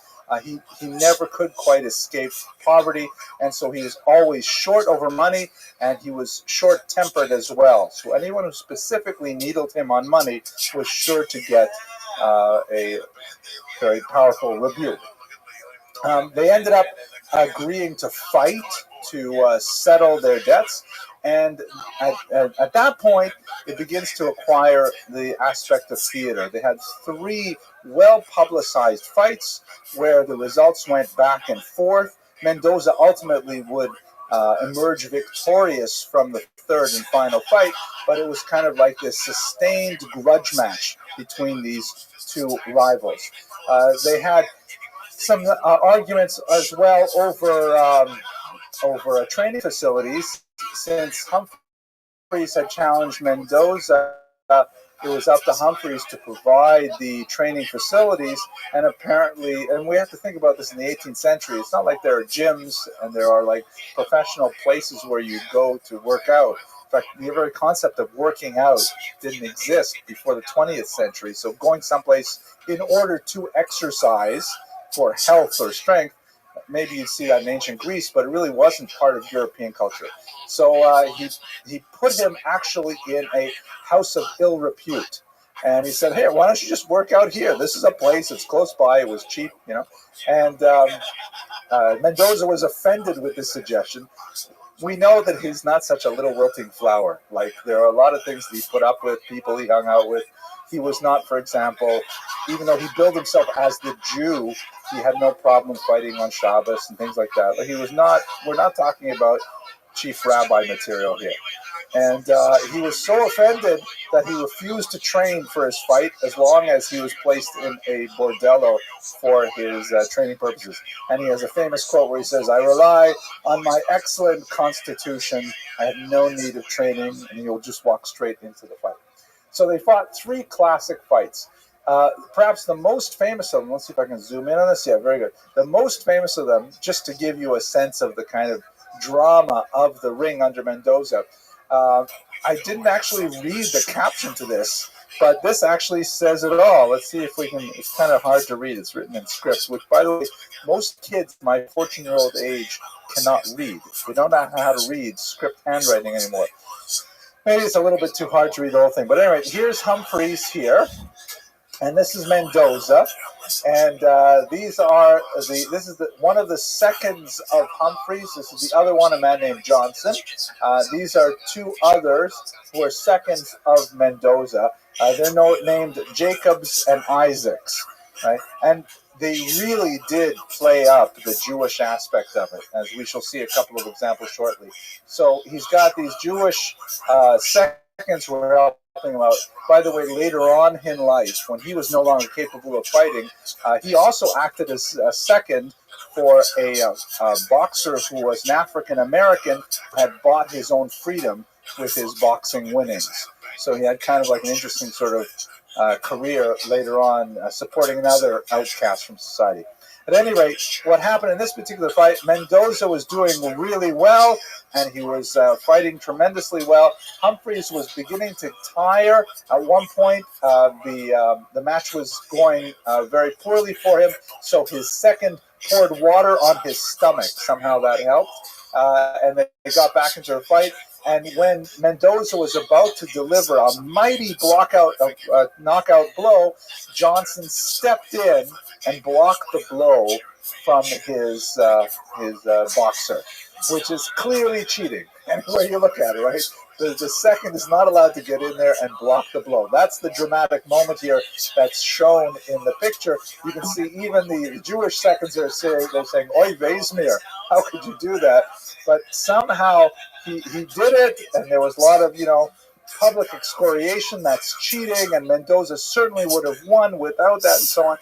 They had to have that third final match, and in fact, Mendoza did win the match, but one wonders, and I have not seen this in print from any of the analysis, but from just reading about Mendoza in a few different articles, I get the feeling that the whole thing was probably staged. Like, this just adds to the drama and the tension that, you know what, Humphreys manages to eke out not losing badly, but he does it with cheating and so on. Come on. It just makes you want to see the next fight. It makes you want to have Mendoza win in the end. So that's this kind of material was, in fact, au courant in the papers every day. People would read it, the sports page kind of material. This is a page, I believe, from that Oxford University press book, and this is sort of expressing the way in which he portrayed himself. It's not exactly I don't think this text is real. I think they made it up, but. Here's at a fight. Even the Prince of Wales, the future King George IV, was there at one of the fights. We definitely will see his connection with royalty in a minute. George IV says, "You're an admirable boxer, Mr. Mendoza, and a credit to your people." And he says, "I'm a Briton, sir." Meaning, what do you mean, your people? I'm us people. I'm you people, too. And he says, "Yes, that's what I meant." So you get a little sense of the genteel anti-Semitism there. But we do know that, in fact, as I mentioned earlier, he did meet George III, the current king, before even Montefiore, before Rothschild, before Goldsmith, any of the wealthy Jews ever got to meet him. This boxer, Daniel Mendoza, met him. And it's a fascinating story. Apparently, he was invited to go on a fox hunt, which is something that British people do, I guess. They get together, they get a whole bunch of horses, and they get some hounds, and they go chase after foxes, and then they kill them, or whatever they do with them. But at any rate, Daniel Mendoza, coming from the lower echelons of British society, had no idea how he's supposed to behave at a fox hunt, and apparently he broke the rules. He rode, if you can see this picture here, I'm trying to figure it out. I should have done a little more research. But I think all the people in the back are like the participants, and then you've got the people in the red are sort of like officiants or helpers. They're not actually stewards. They're called stewards or stewards. I guess in America we say stewards. Right? So the stewards are they're helping, right? They're somehow guiding the dogs and things like that.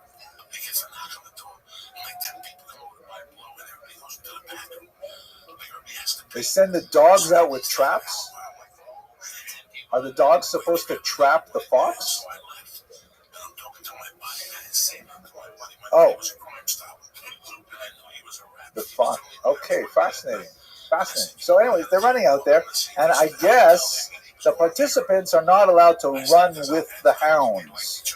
The hounds run in front, and you have to run behind them. So anyways, he broke the rule, and I guess he raced ahead with the hounds. So what happened to follow the sport in a way. This is from his memoirs. Which gave great displeasure to a gentleman who rode up to me and accused me of riding among the hounds and of other improper conduct. So in other words, here he is. He's at this fox hunt. He doesn't know what to do. He breaks some of the, he has some faux pas. And so some nobleman comes up to him and says, "Hey, you're breaking all the rules." He threatened to horsewhip me unless I altered my behavior. Not the right thing to say to the prize-winning heavyweight champion of the world. I felt greatly irritated at his language and therefore warned him in a resolute manner not to attempt anything of the sort, and declared that if he raised his whip for such purpose, I would certainly strike him off his horse, be the consequence what it would. My surprise was greatly excited at learning almost immediately afterwards that the person I had offended was none other than His Grace himself, meaning the King of England, right? That's not the King of England comes up to Mendoza and says, "You're breaking all the rules, and I won't have it." And he says, "Oh yeah, well, come down here and say that." Essentially, so kind of humorous stories, but there you go. He constantly played up this Jewish David versus the Christian Goliath. Like, even though Jews did not have equal rights, he nevertheless seized on this, and he always portrayed him as kind of like a Zionist mentality of like the David versus the Goliath, all the Arab armies surrounding him. Who knows how much of an impact he had on the formation of the Jewish mindset of the youth of the 19th century. It's hard to imagine. They actually had like Jews would sing these little rhymes at some of their events. This one is reported also in the papers that said, then this is a pro-Mendoza Jewish taunt song, right, to taunt Richard Humphreys. My Dickie, which is Richard Humphreys, was all the delight of half the Gentiles in town, the Gentiles in town. What a damnable shame to be spoiled by a cursed little Jew. Meaning it's tongue-in-cheek, I'm a cursed little Jew, and look what happens to you.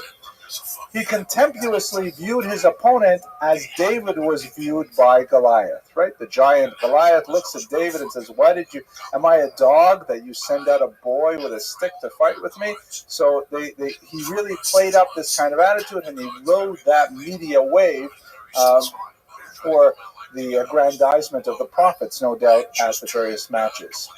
Here's another picture from the one of these fights conducted out in the open.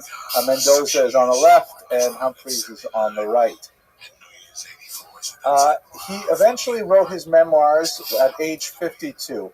The motivation for writing the memoirs was most likely his deep penury, that he was impoverished, he was not able to keep funds together despite accumulating great amounts. Somehow the money just disappeared. He engaged in a variety of business ventures, all of which failed, including a boxing school. He was actually sent to debtor's prison twice. His son also got in trouble and was sentenced to death for robbery. It amazes me that you could be sentenced to death for robbery, and ultimately that was commuted, and he was deported. I believe to a penal colony in either Australia or Africa, I'm not mistaken. But he had it, Canada. Canada, we didn't take criminals over there, but at any rate, he wrote these memoirs. So they're difficult memoirs because they're as most memoirs are, quite self-serving, and he glosses over a lot of the kind of darker parts of his youth in particular, but he played up the whole idea of here he's a Jew, and he's downtrodden by society as a whole, but he doesn't care, and he'll speak his mind to anyone, and he had the courage to stand up for his perception of who he was as part of the nation. In the end, he just fought too long. Like so many boxers, they keep fighting and fighting, and they don't retire as heavyweight champions. They still take another challenge and another challenge. For him, he had to financially. He simply could not keep going without the flow of income. He took a challenge from Gentleman John Jackson. The name is so ironic because it was Jackson who grabbed him by the hair and pummeled him mercilessly. He had a period of decline. This is John Jackson shown here. Later, he got in trouble with the law again. A woman insulted his wife Esther over a debt of 18 pence, and he brutally attacked the woman and even chased after her when she sought to flee. Definitely not cool behavior for anyone, let alone a heavyweight champion of the world. When he was brought to the courthouse for this particular incident, the Jews of London flocked the streets and crowded the streets, perhaps to get a sight of Mendoza, perhaps to support him, but ultimately they were unsuccessful, and he was convicted and found guilty for that attack. So he definitely is not a poster child for all of the good character traits that we try to emulate in ourselves and in our children, but nevertheless, he's a dramatic illustration of a different path for Jews that can really reach great heights. Here is a picture where he looks a little bit more like me here. This is in age 43, he came out of retirement, the first of two times he came out of retirement, and he actually won a fight after a really horrific 56-round match between them, like 30 seconds, and they would just go at it forever.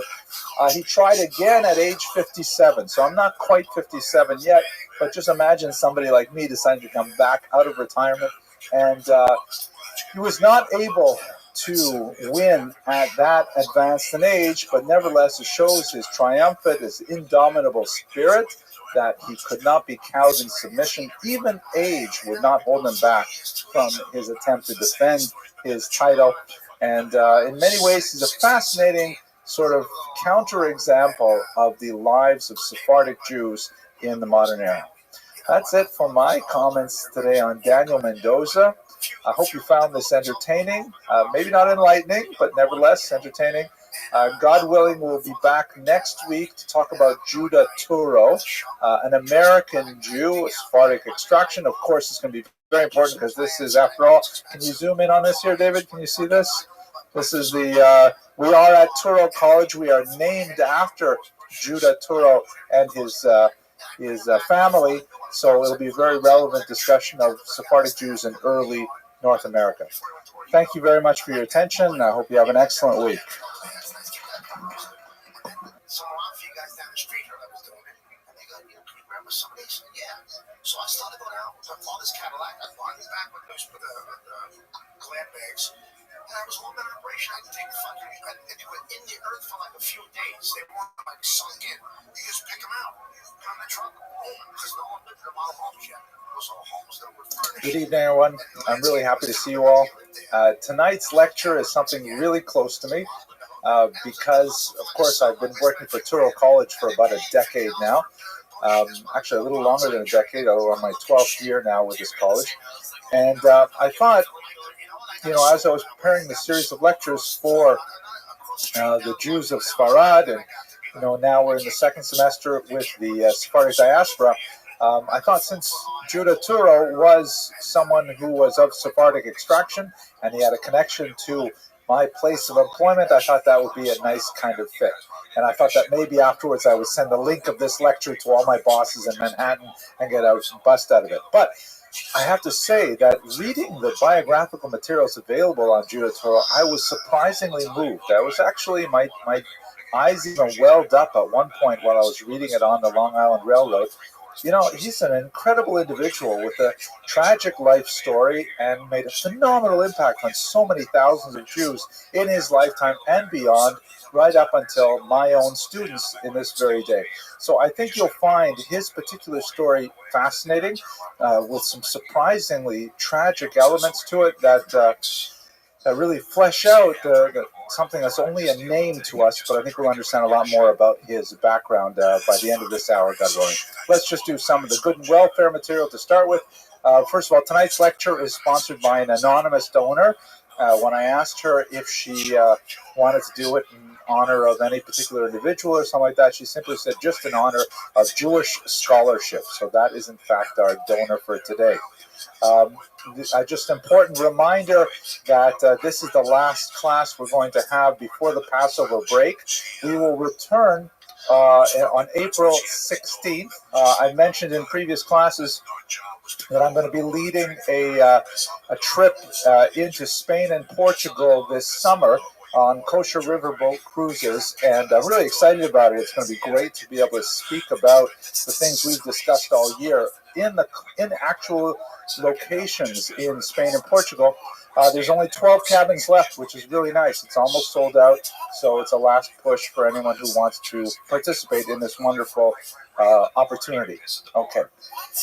Tonight's sources, we're going to be based primarily on one somewhat hagiographic biography by Leon Hoerner, who was a historian who lived about 100 years ago.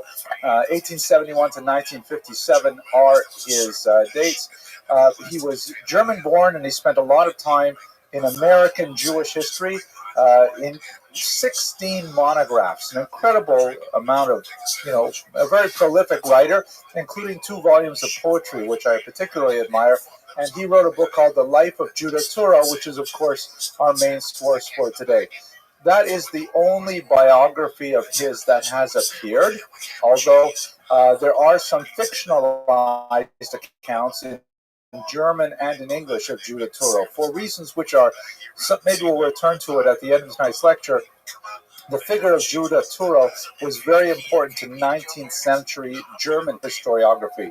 His particular life story was part of the whole Wissenschaft des Judentums model of the ideal Jew, and so his life was portrayed in some German fictionalized, serialized novels and things like that.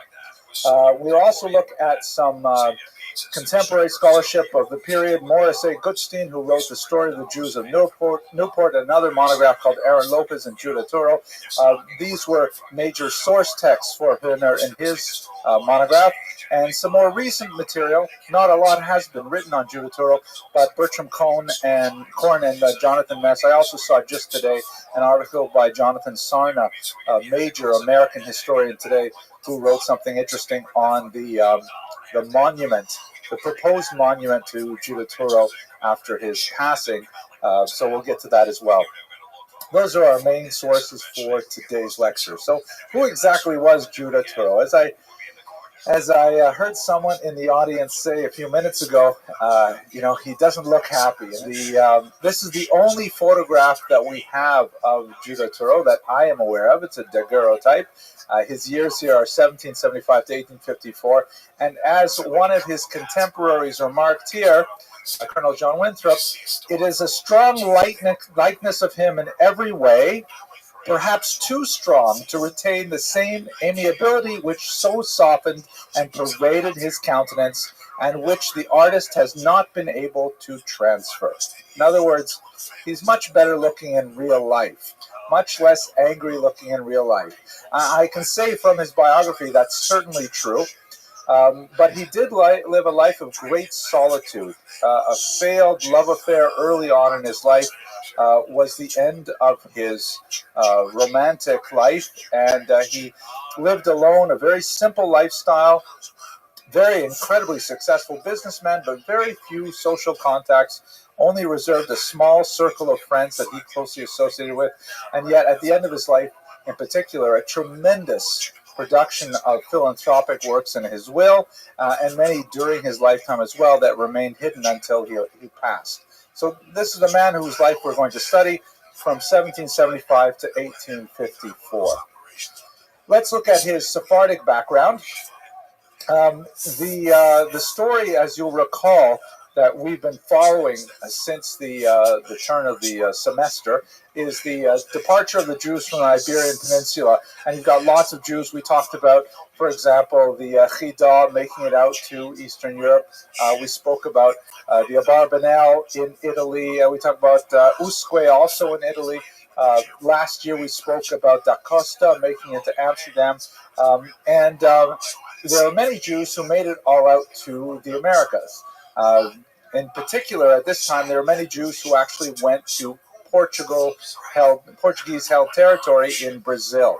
You'll recall that the experience of Spanish and Portuguese Jewry were somewhat distinct. Many Spanish Jews tried to evade the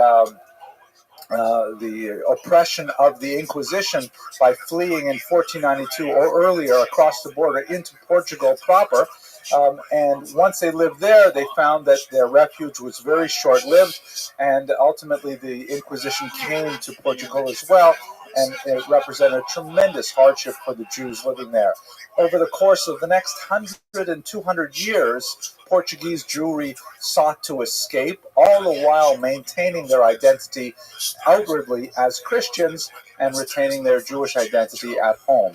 So that's the origins of the Turo family in particular. Many of these Portuguese Jews made it to Brazil because that was under Portuguese control at the time, and they were hoping that by moving from the center to the periphery, they would be able to escape the clutches of the Inquisition.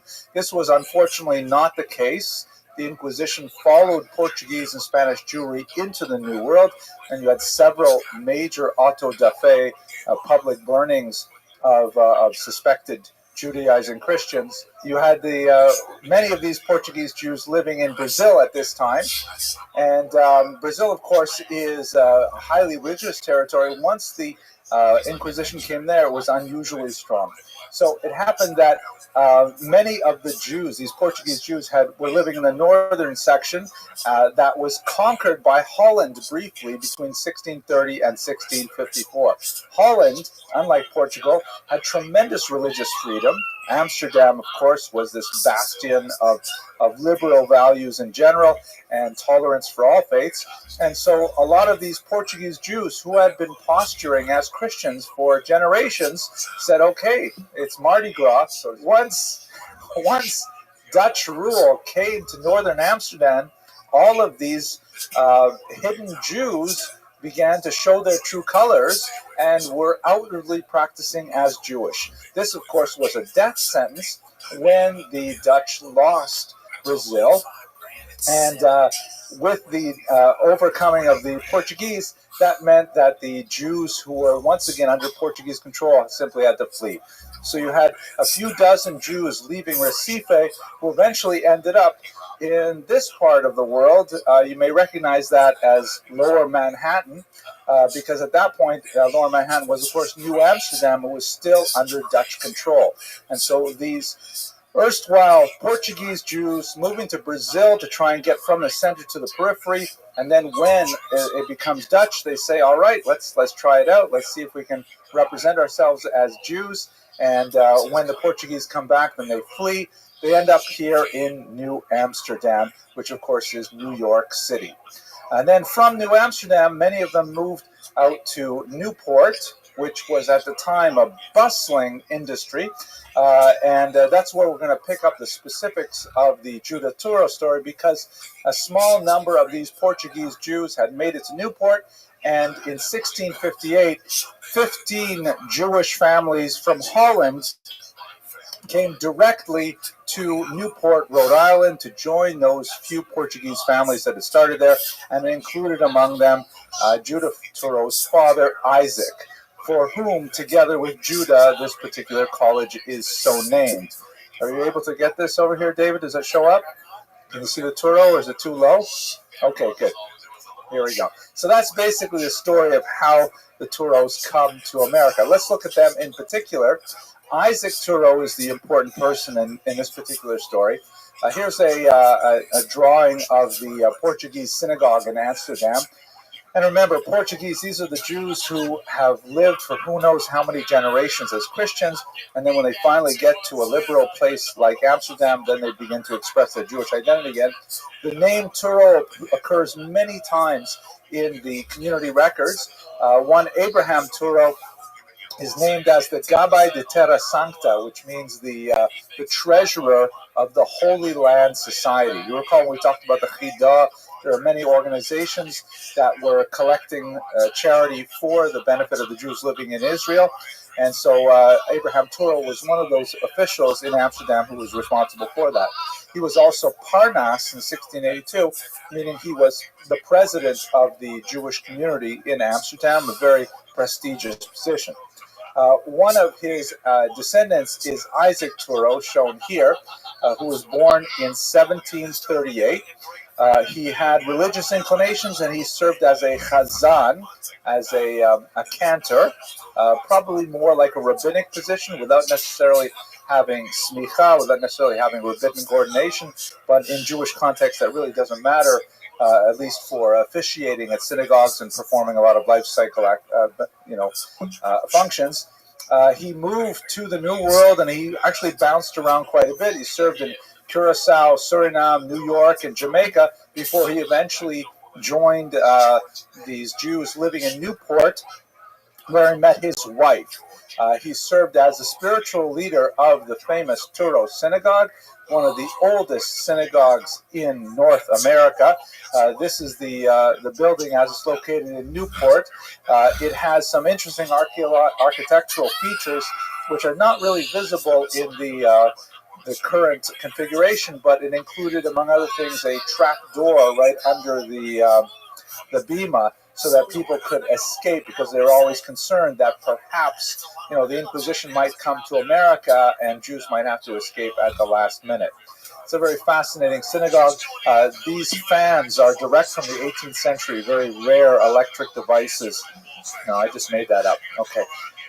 Right, you knew that. Anyways, he ended up becoming the rabbi of the synagogue in Newport, which was not, of course, called the Turo Synagogue back then, but nevertheless, it has been associated with his name and with his illustrious son Judah, who we will explore now. So, what's happening is to Isaac Turo, the Chazan who moved from Holland to Newport. He marries Raina Hayes of Boston. Raina Hayes' brother is an extremely important person in Judah's life shortly. They had 3 children, Abraham, Judah, the second son, and Rebecca. But then the American Revolution broke out. And ironically, while Judah, the son, ended up becoming very much an American patriot, his father, Isaac, was a Tory, was pro-British. And this never happens in the modern age where a father and a son have different political viewpoints. But at any rate, the father, was concerned with the Revolutionary War, and so he ended up leaving Newport with the Torah scrolls. He took them to New York City, where he had some protection from the British government. And then when the American Revolution expanded still further, he ended up moving to Jamaica, where he served as a rabbi in Kingston. After living through this New York winter, I don't know why anyone would want to go to Jamaica for a position, but that's where he set up a stella, and unfortunately he died the year after. And Judah, his son, was only 8 years old at the time. So following the trail here, Isaac, the father, comes from Holland, moves to a few places in the New World, settles in Newport, and marries there. And then with the revolution, he makes his way down to Jamaica and unfortunately passes away, leaving his widow with their young children. She decides to go back to Newport, and the children are raised in the home of her brother-in-law, Moses Michael Hayes. Very important American patriot. So anyways, Judah is raised from the age of 8 in the home of his uncle, Michael Hayes, Moses Michael Hayes. Hayes, unlike his father, who was a Tory, Hayes is an American patriot who supports the revolutionary efforts, and he also has some rather unique, broad-minded values. And this is a small section from an abolitionist named Samuel May, who was a Ben Bias, was a regular householder in the Hayes home, a Christian, and he writes in his memoirs about what it was like visiting the Hayes so often. And he writes here, both Uncle and Aunt Hayes, for so I called them, were fond of children, particularly of me, and I was permitted to stay with them several days and even weeks together, and I can never forget not merely their kind, but their conscientious care of me. I was the child of Christian parents, and they took special pains that I should lose nothing of my religious training so long as I was permitted to abide with them.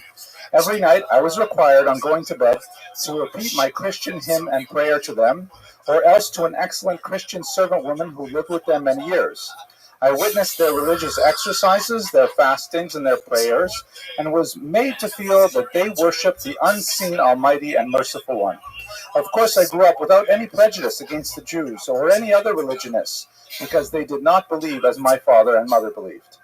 It's a beautiful short passage of a longer section here that describes how the Hayes home was clearly religious in nature, that they have their fasting and their prayers, and the young Christian child who was a Ben Bias there. I don't even know what the right English term for Ben Bias is.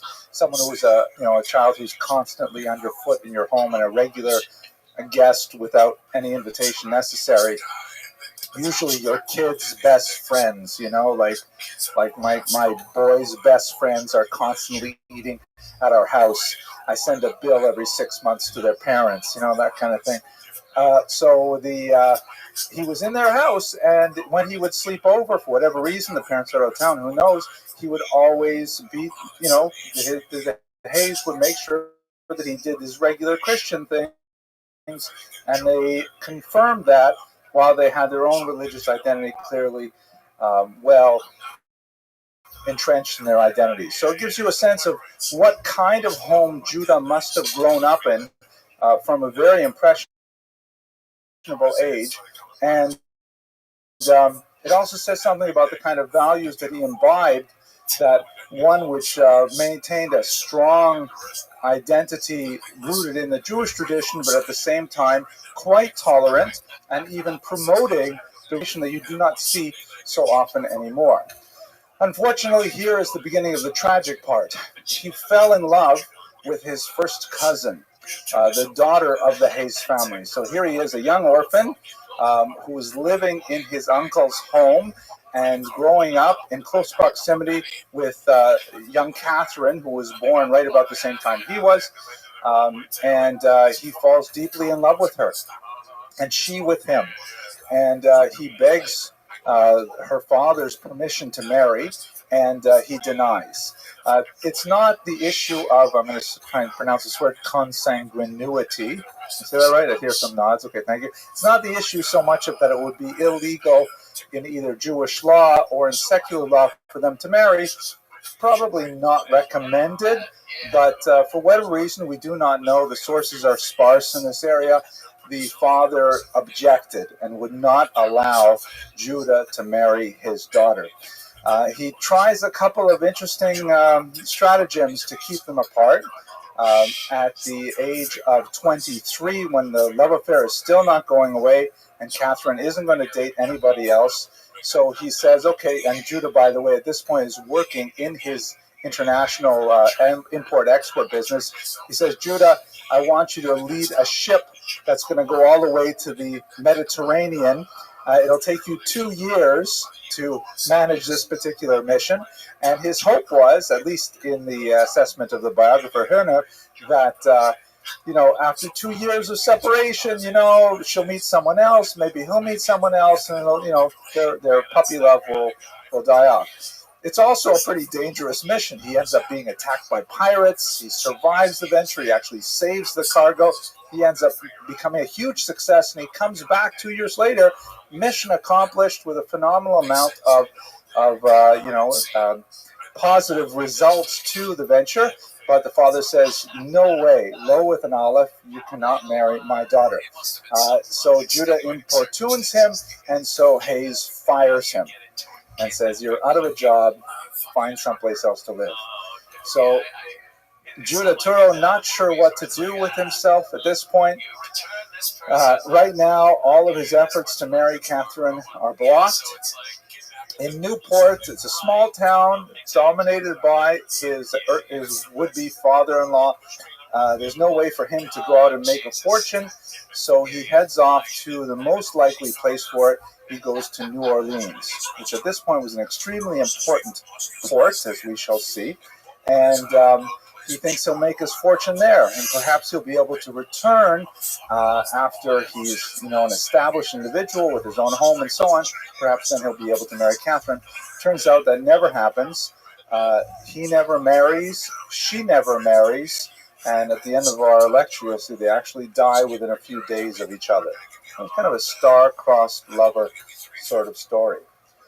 At any rate, let's bear in mind how that must have had an impact on his growth as an individual. He shows up in New Orleans as a young man, now in his 20s.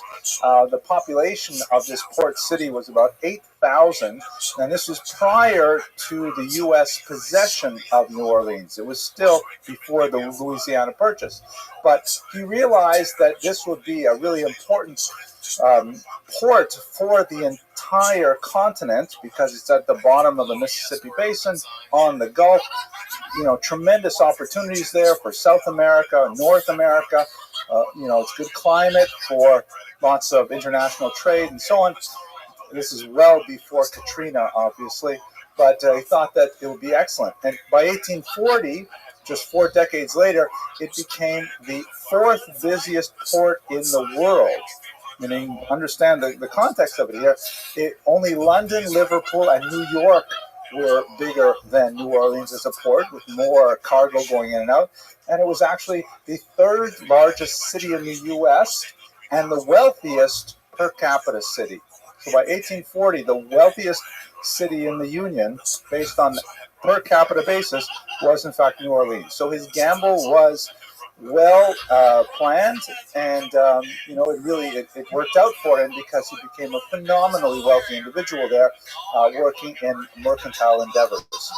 He owns several ships, some of them captained by Daniel Marcy, shown here, who later became a representative to New Hampshire. And these ships I tried to get some pictures of them.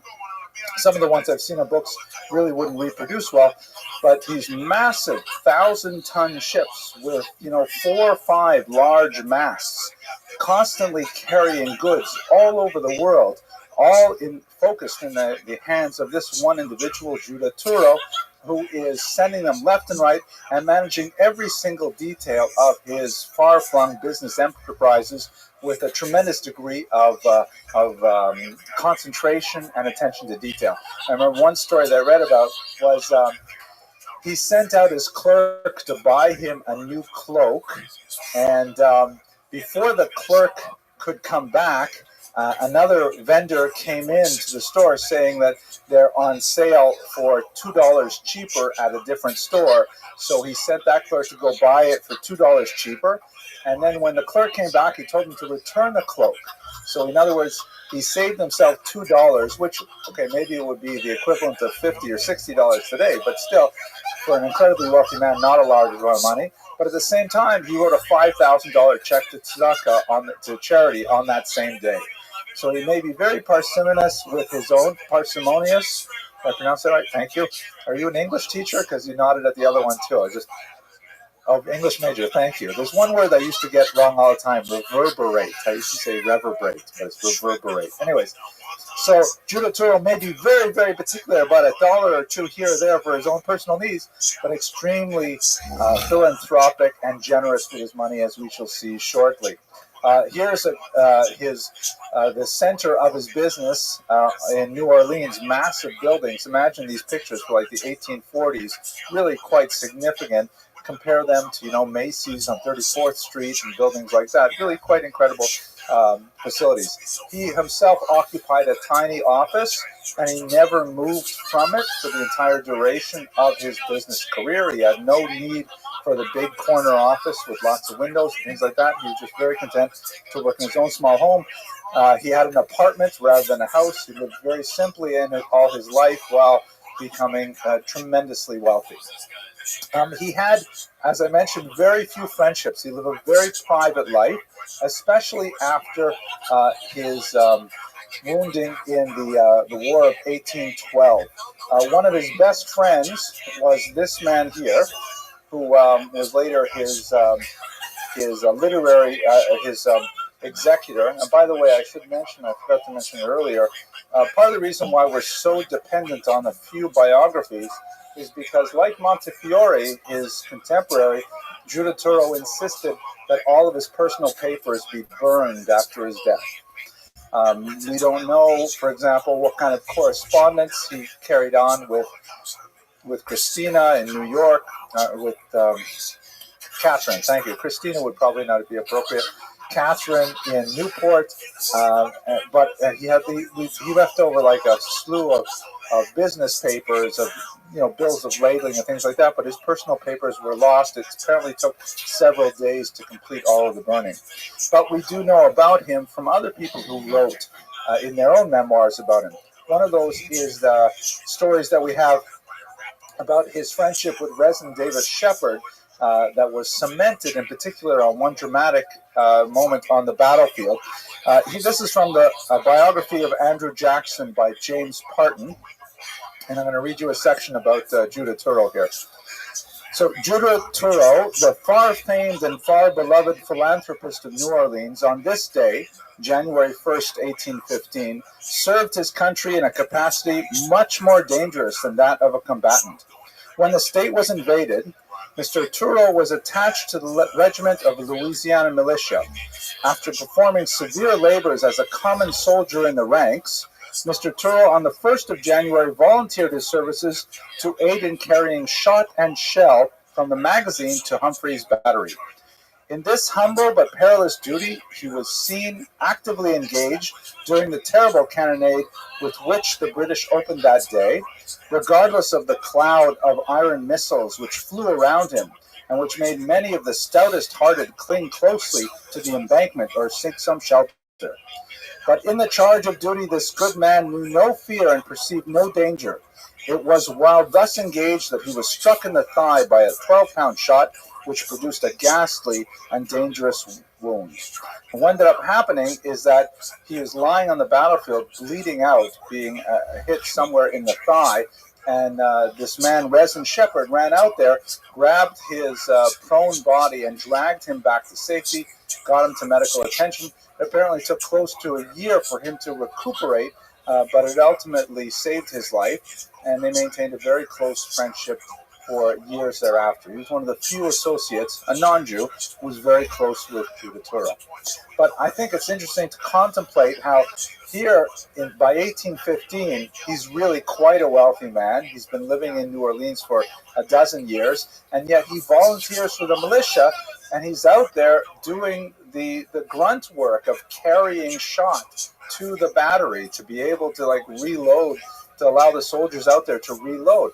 Incredibly dangerous work for a businessman who at this point is in his late 30s, early 40s. It's really quite impressive that he would personally undertake that kind of heroic activity. And it shows his patriotism as well. Now let's turn a little bit to his Jewish life. He was not especially gregarious, as I mentioned earlier. He didn't like going to synagogue very much, in particular because the first synagogue in New Orleans was not Sephardic. There was a German synagogue there, and he was not very fond of it, and so he rarely participated. He doesn't show up as one of the more generous members. Later, when a Sephardic synagogue would be established, then, like Montefiore, he has kind of like a change in his attitudes, and he ends up becoming a very regular attendee of services and so on. So he obviously had some deep attachment to his Sephardic roots. And he was also secretly, at this point, giving thousands of dollars to charities all over America. And across the world. We've already mentioned last week when we spoke about Montefiore that he donated $50,000, incredible sum at the time, to the Alms House, which is right by Montefiore's windmill, in an attempt to provide a livelihood for the dispossessed of Israel. But he began to sort of seed money of $5,000 here, $5,000 there, to all kinds of congregations all over the eastern seaboard, both Ashkenazic and Sephardic. He even was quite interested in the practices of Jews in exotic countries. At that point, the Jews of Kaifeng in China were discovered. Here you can see some of those Jews from that region. And he gave thousands of dollars to be able to support this struggling community, which amazingly was not able to make a go out of it, even though they had such tremendous proximity to authentic Chinese food. They simply could not attract enough Ashkenazim to keep it going, even on December 24th. Here, but his philanthropy went far beyond Jewish life as well. And he was an incredible supporter of non-Jewish causes as well. And this is, I think, something signal about Judah Turah and also about the Jewish experience in America. We know from Talmudic sources that the rabbis enjoin the Jewish community to support communal causes, even if they are primarily benefiting non-Jews. The Talmud says explicitly that the Jews have to support non-Jewish graveyards, non-Jewish hospitals, non-Jewish orphanages, that we are required to support the general community as well as our own. And this is something that Judah Turah took very seriously, and for which he was probably much more well known than he is for his Jewish activities. And here's one interesting story written from a Christian minister in 1855. So there was a church, the first Congregational Church in New Orleans, that had gone bankrupt, and they were going to be evicted from their premises. So he writes, Mr. Ture became the purchaser without any conditions expressed or implied as to what disposition he should make of it, meaning of the building. Then we were few, feeble, impoverished, and bankrupt. A noble Israelite snatched us from the jaws of destruction. From that day up to its conflagration in 1849, he held it for our use, receiving not enough in the way of compensation for keeping it in repair. He might have torn the church down and reared on the site a block of stores whose income by this time would have amounted to $500,000. He was urged to do so, and at once replied to a gentleman who made a very liberal offer for the property that there was not money enough in the world to buy it. Immediately after its destruction, he bought a new building for us, meaning after the church burned down in 1849, he paid for a new building for the congregation, where we have worship till now, free of charge. Is there a Christian society in New Orleans that has ever offered to help us?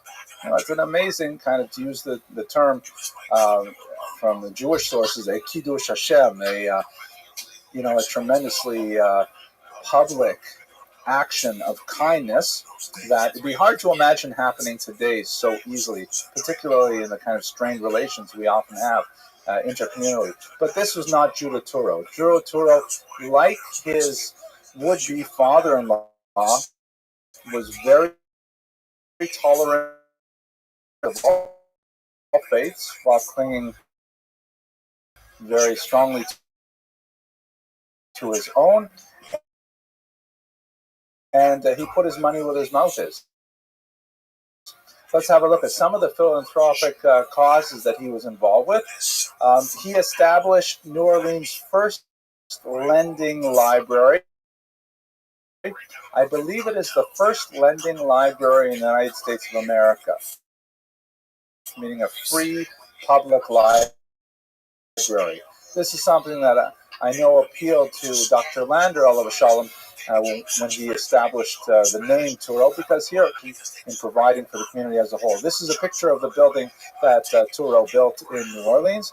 He was also very involved in healthcare initiatives, some of the buildings of it.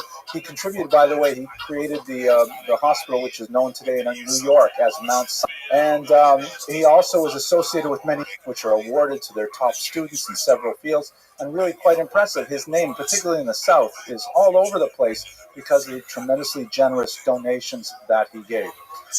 There are so many stories about how he secretly gave money.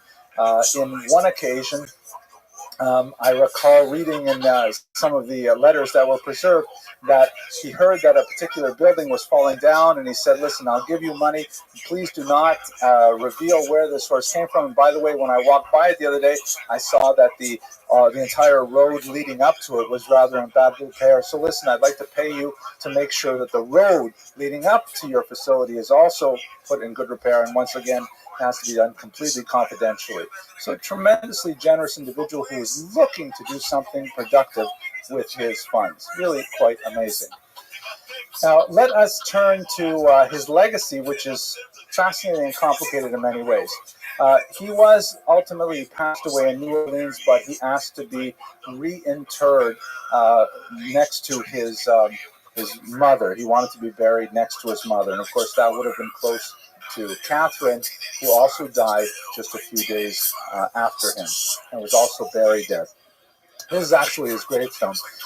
In his funeral cortege, all of the orphans in New Orleans followed his hearse because he had supported 6 orphanages. He had maintained the facilities and the costs of 6 orphanages in the city.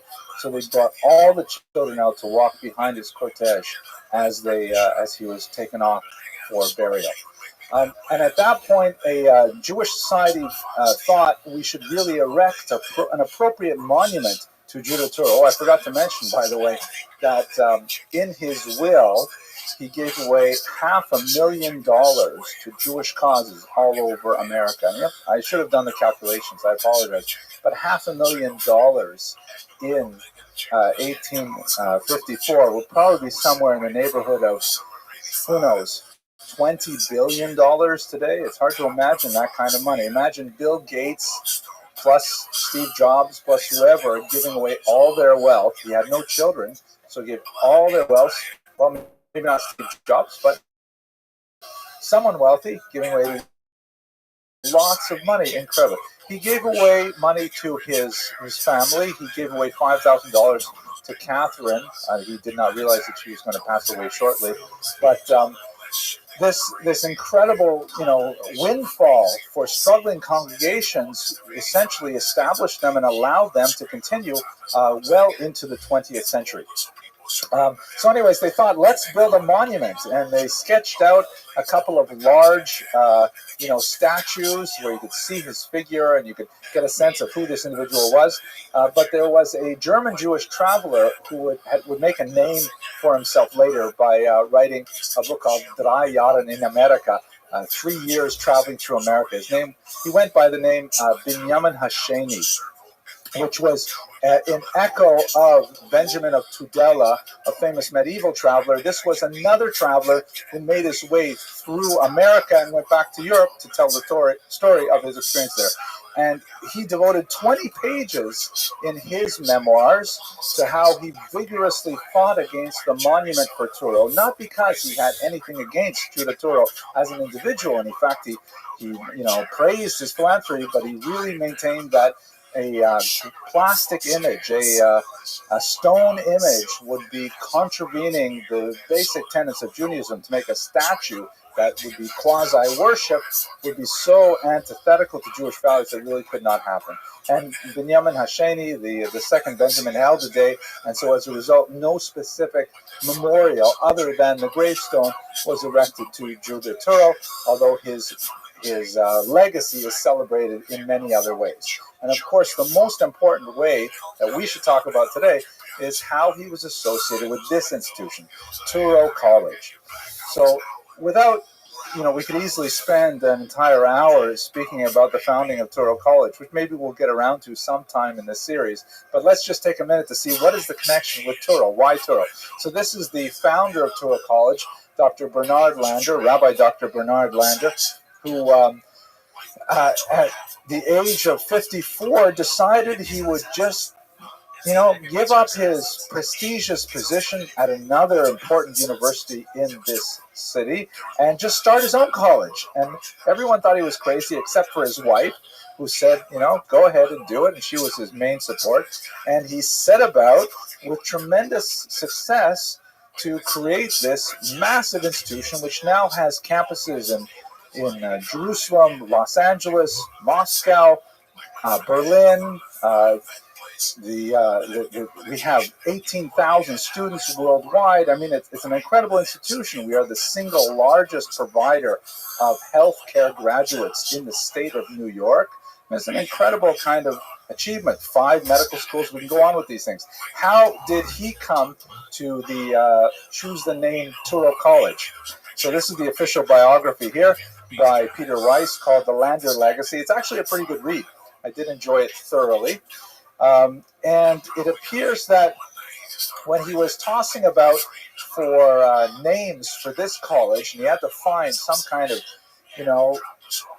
motivational figure to start this project, it happened that it was rather rushed, and in 1969, an important member of the organizational committee had to register a name for a state charter, so Leon Reich chose the name the Hebrew College of Brooklyn. Now, it happened that Dr. Lander was not pleased with that impromptu name that was filled out essentially for, just you had to have a name. You can't just start a college without a name, because he felt it was too limiting. First of all, our mission at Turo College is really a dual mission.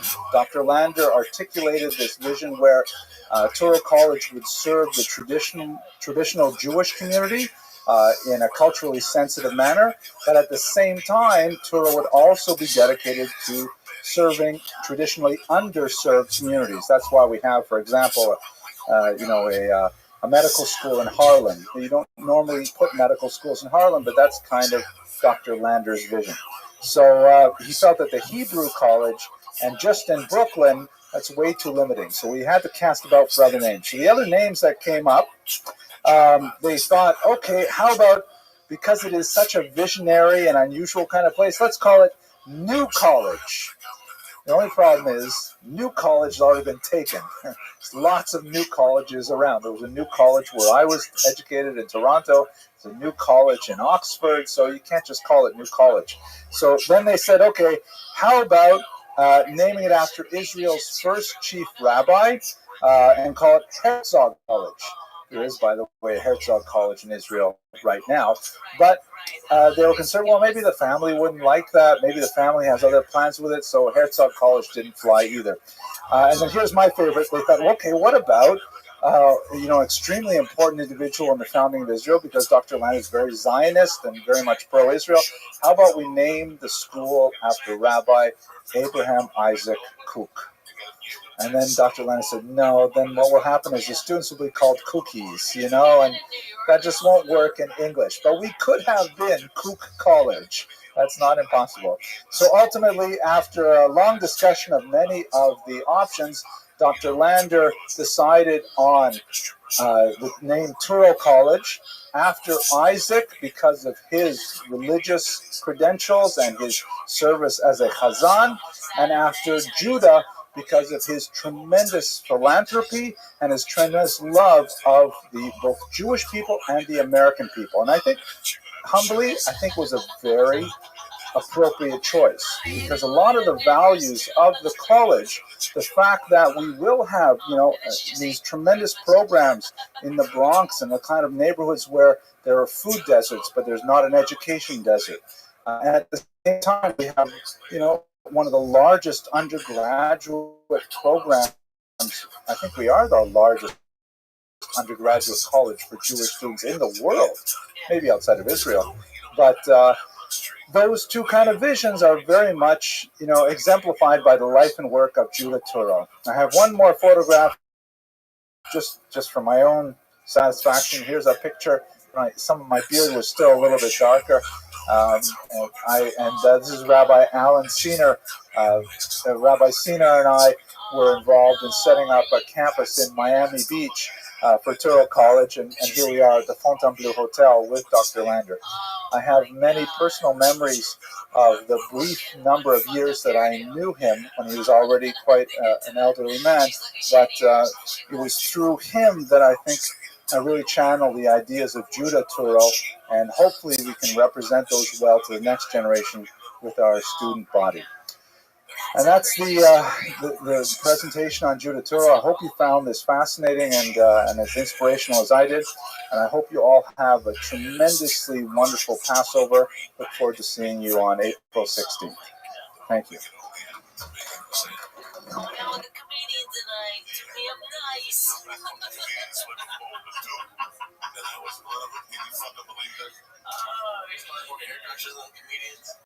There's fucking more everything with comedians. Boulder didn't even have a comedy scene. It's weird. There was a club called the Boulder that was a jazz bar. Yeah. Is it in New York? No. No, in Boulder. Right. As you are well aware, the pattern that we've set for the past couple of years actually is to do biographies where we look at a particular historical period through the lens of one specific perspective and try to understand how that person lived their lives and what kind of information we can glean about the surrounding society from their particular experience. Tonight we're going to do something a little bit different. We have to do several things differently, but the most important change for tonight's theme is we're going to look at the macro theme. We're going to look at the Holocaust writ large, specifically how it affected Sephardim. I'm tempted in future years perhaps to return to this topic in a biographical format, but for now we have to take a broader approach, primarily because much of this has been largely ignored by the scholarly community, as we shall see shortly. But let's do the good and welfare very quickly. Tonight's lecture is sponsored by Richard Moreno, Lieutenant Richard Moreno, who has sponsored actually quite a few of our lectures. If you are interested in sponsoring a lecture, we have 2 left for the season, which are yet unsponsored. Next week is Emma Lazarus. The week after, we have the Crypto Jews, also another thematic class, and then we will go on to Rabbi Ovadia Yosef to close the class. So 2 of those are still unsponsored. The website is bit.ly at the Friends of Jewish History, or just contact the office. We would love to have your sponsorship. Okay, let's go to the subject at hand, though. The Holocaust in Sephardic lands, or the Sephardic experience of the Holocaust, is subject to what one scholar, me, called a double occlusion, meaning a double hiding. And there's two elements to this. The first is that the Holocaust is overwhelmingly understood as an Ashkenazic experience.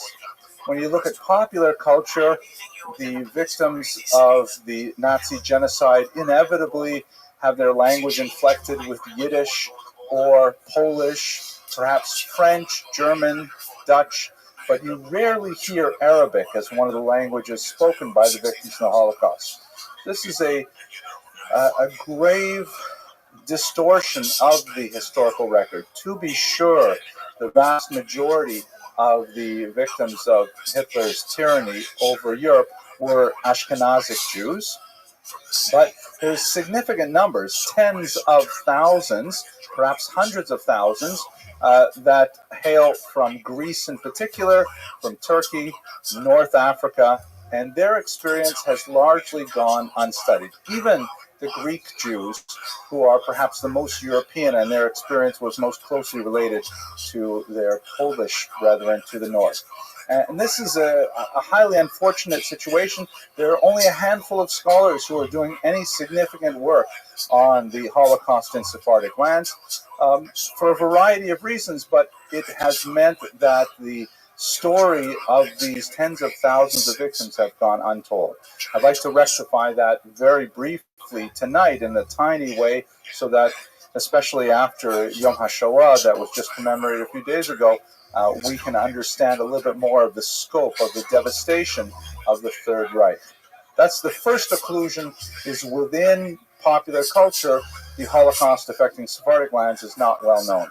The second occlusion is that within the academic world, I speak for myself as someone who, associates with other academics and historians, there's just not much talk about the Holocaust and how it affected Sephardim. And if it's not being generated in the academic world, where we are capable of studying the most arcane and sometimes ridiculous things, then how are we going to push this out to the popular world? So in tonight's short lecture, I hope to try and address that a little bit from an academic perspective. We're just going to do a sweeping overview of the Holocaust in the Sephardic lands in order to understand a little bit more of what we are missing in terms of the larger picture. Perhaps one of the problems that has plagued the field of historians, and also by extension popular culture, is the fact that the Sephardic experience was far from uniform. We can say certain generalities about the experience of Ashkenazi Jews, particularly if we try to focus on Eastern Europe as opposed to Western Europe. Maybe we can break it down a little bit by country, because each country had its own unique experience. Hungarian Jews, for example, had a very different experience than, let's say, Polish Jews, certainly than French Jews or Dutch Jews. But the Sephardic Jews, especially those from places like Tunisia and Libya, totally different from what was experienced north of the Mediterranean basin. So that's made it much more difficult for scholars as a whole. This is a fascinating photograph showing some Greek Jews in a displaced persons camp holding a mass wedding, a celebration of life writ large in 1946, a rather joyous occasion that gives us a sense of the life that reverberated from the ashes of the Holocaust. That's a mixed metaphor, but I'm not going to delete it. Okay, so let us just quickly, in the context of Yom HaShoah, and as a lead-up to understand the distinctions with the Sephardic experience, let me just very briefly catalog what we know about the Ashkenazic experience. I know that many of you are deeply familiar, perhaps personally familiar with these things, either through your own experiences, perhaps, certainly through parents and extended relatives, but I'd like to give you a little bit more of an academic perspective. And in so doing, I would like to introduce you to one of the most significant debates that historians have had since the 1950s over the interpretation of the Holocaust. Basically, there are two main scholarly groups in approaching the big questions about the Holocaust. And when I say big questions, I mean things like, how could it possibly happen? How is it that an entire continent could participate in the murder of millions of its citizens? How is it possible that such a complex system of murder, a bureaucracy of murder that required detailed coordination of everything from arranging the train schedules to dropping off supplies to processing the recycled gold teeth and eyeglasses and prosthetic limbs of the murdered Jews, how is it possible that the entire continent could bend itself to this single nefarious task? Why was there no collective resistance? Why was there no one standing up and saying, hey, wait a second, we can't do this? Literally, no one, except for partisans hiding in the woods and maybe a few people in underground bunkers. It was really no major resistance against it. And we'll talk about France, or perhaps not today, but these are some of the big questions of the Holocaust. So two schools developed. The first school is called the intentionalist school. The most important intentionalist, perhaps you've heard the name, is a great historian named Lucy Davidowitz. And she was essentially following a model that was created, a philosophical model of the Holocaust that was created in the context of the Nuremberg war trials. 1946, 1947, right after World War II ends, immediately the Cold War begins. And America and Russia are locked in this global conflict to try and establish domination over Europe. And the assets of Europe, particularly the human assets like the German rocket scientists and so on, are hotly sought after. And the allegiance of the populations, many of whom were either pro-Nazi or were willing to go along with Hitler's aims, have to be secured in order to ensure that either America and democracy or conversely the Soviet Union and communism can dominate what would eventually become a divided Europe. And so what was necessary for the Allies in the war trials is they wanted to wrap things up really quickly. They wanted to find who was guilty, hopefully not a very large circle of people, punish them, and let's move on. That was really the strategy of the justices at Nuremberg, is they wanted to find the guilty, punish them, and move on. It was important that, for example, Western Germany should realize that, yes, we have to, throw in our lot with the Allies, and we have to face West, and we have to, democratize. And you just can't do that if you're going to hold guilt over a society for decades and generations.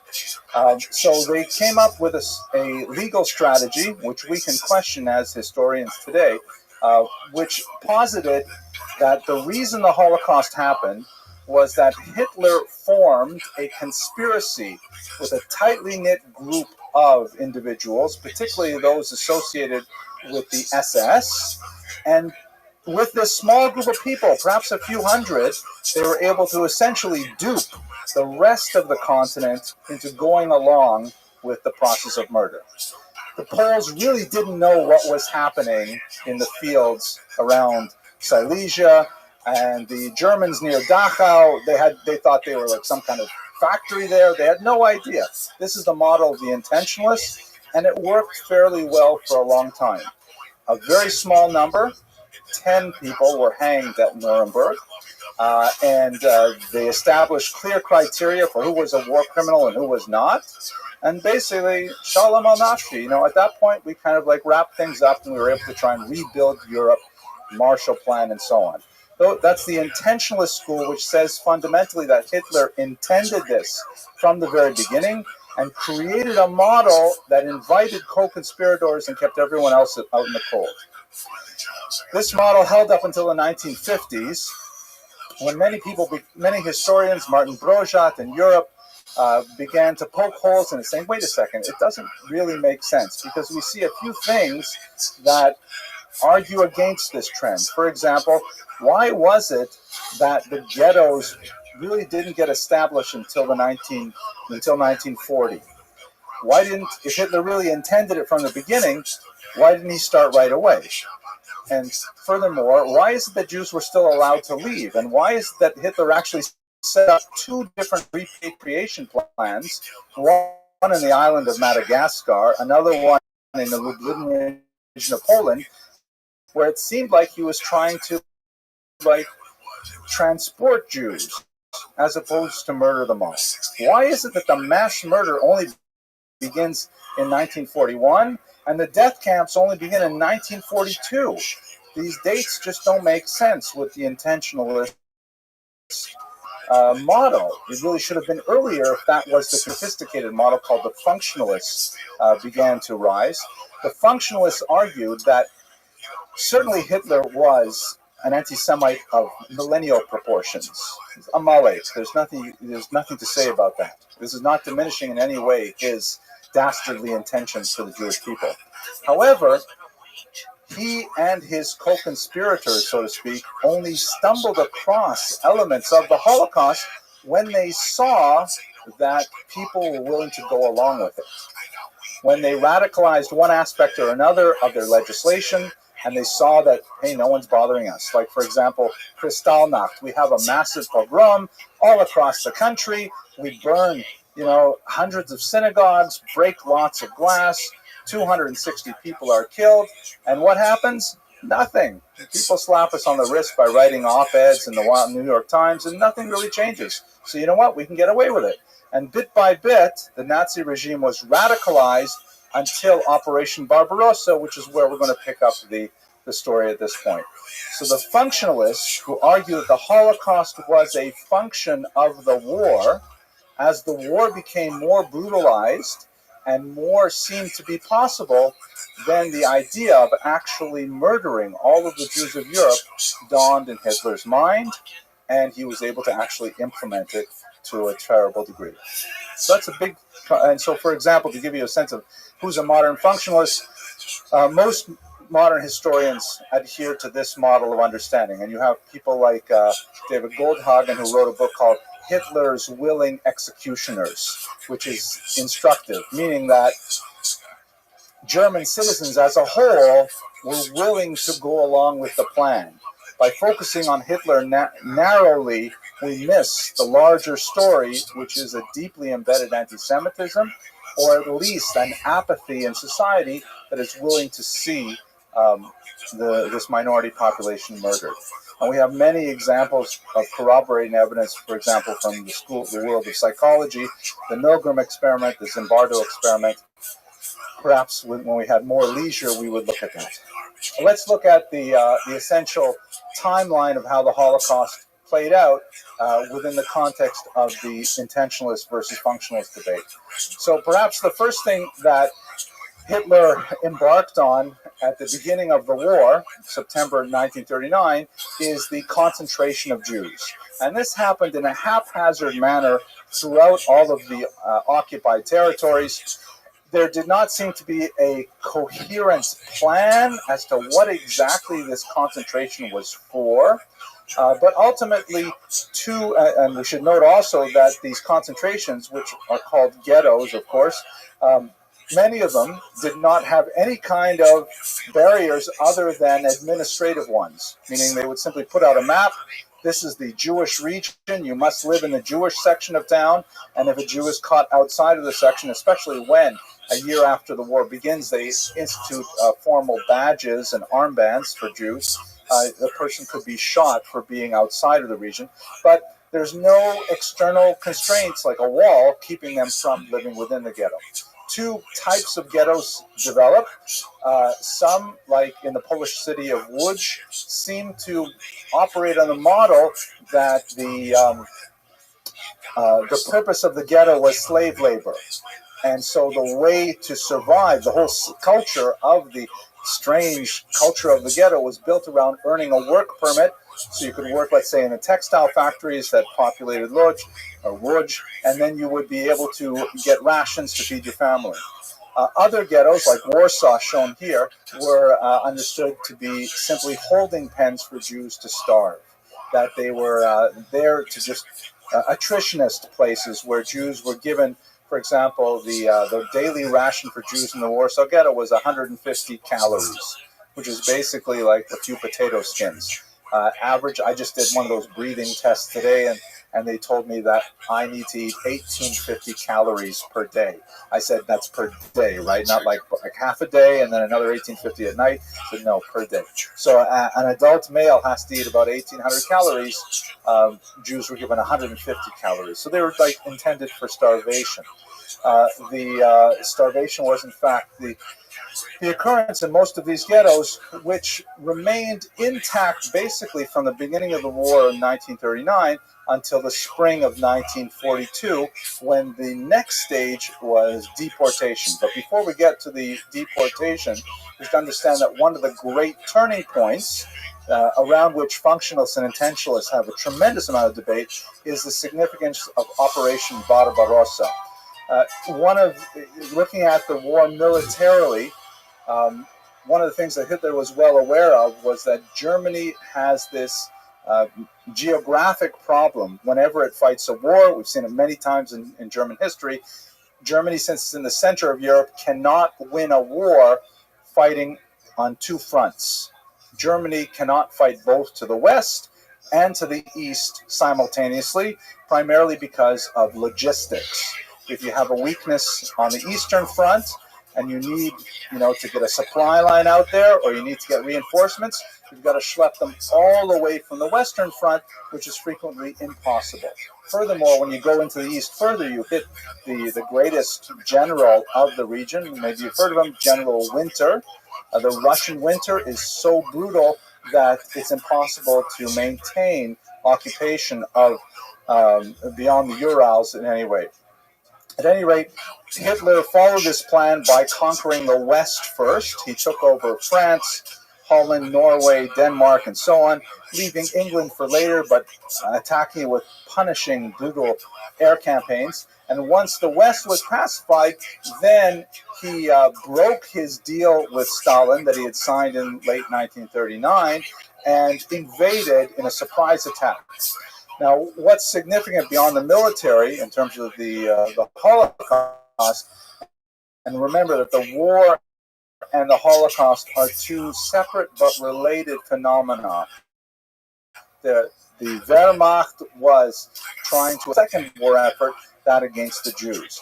So he sent out 4 groups of what were called Einsatzgruppe, or special commandos.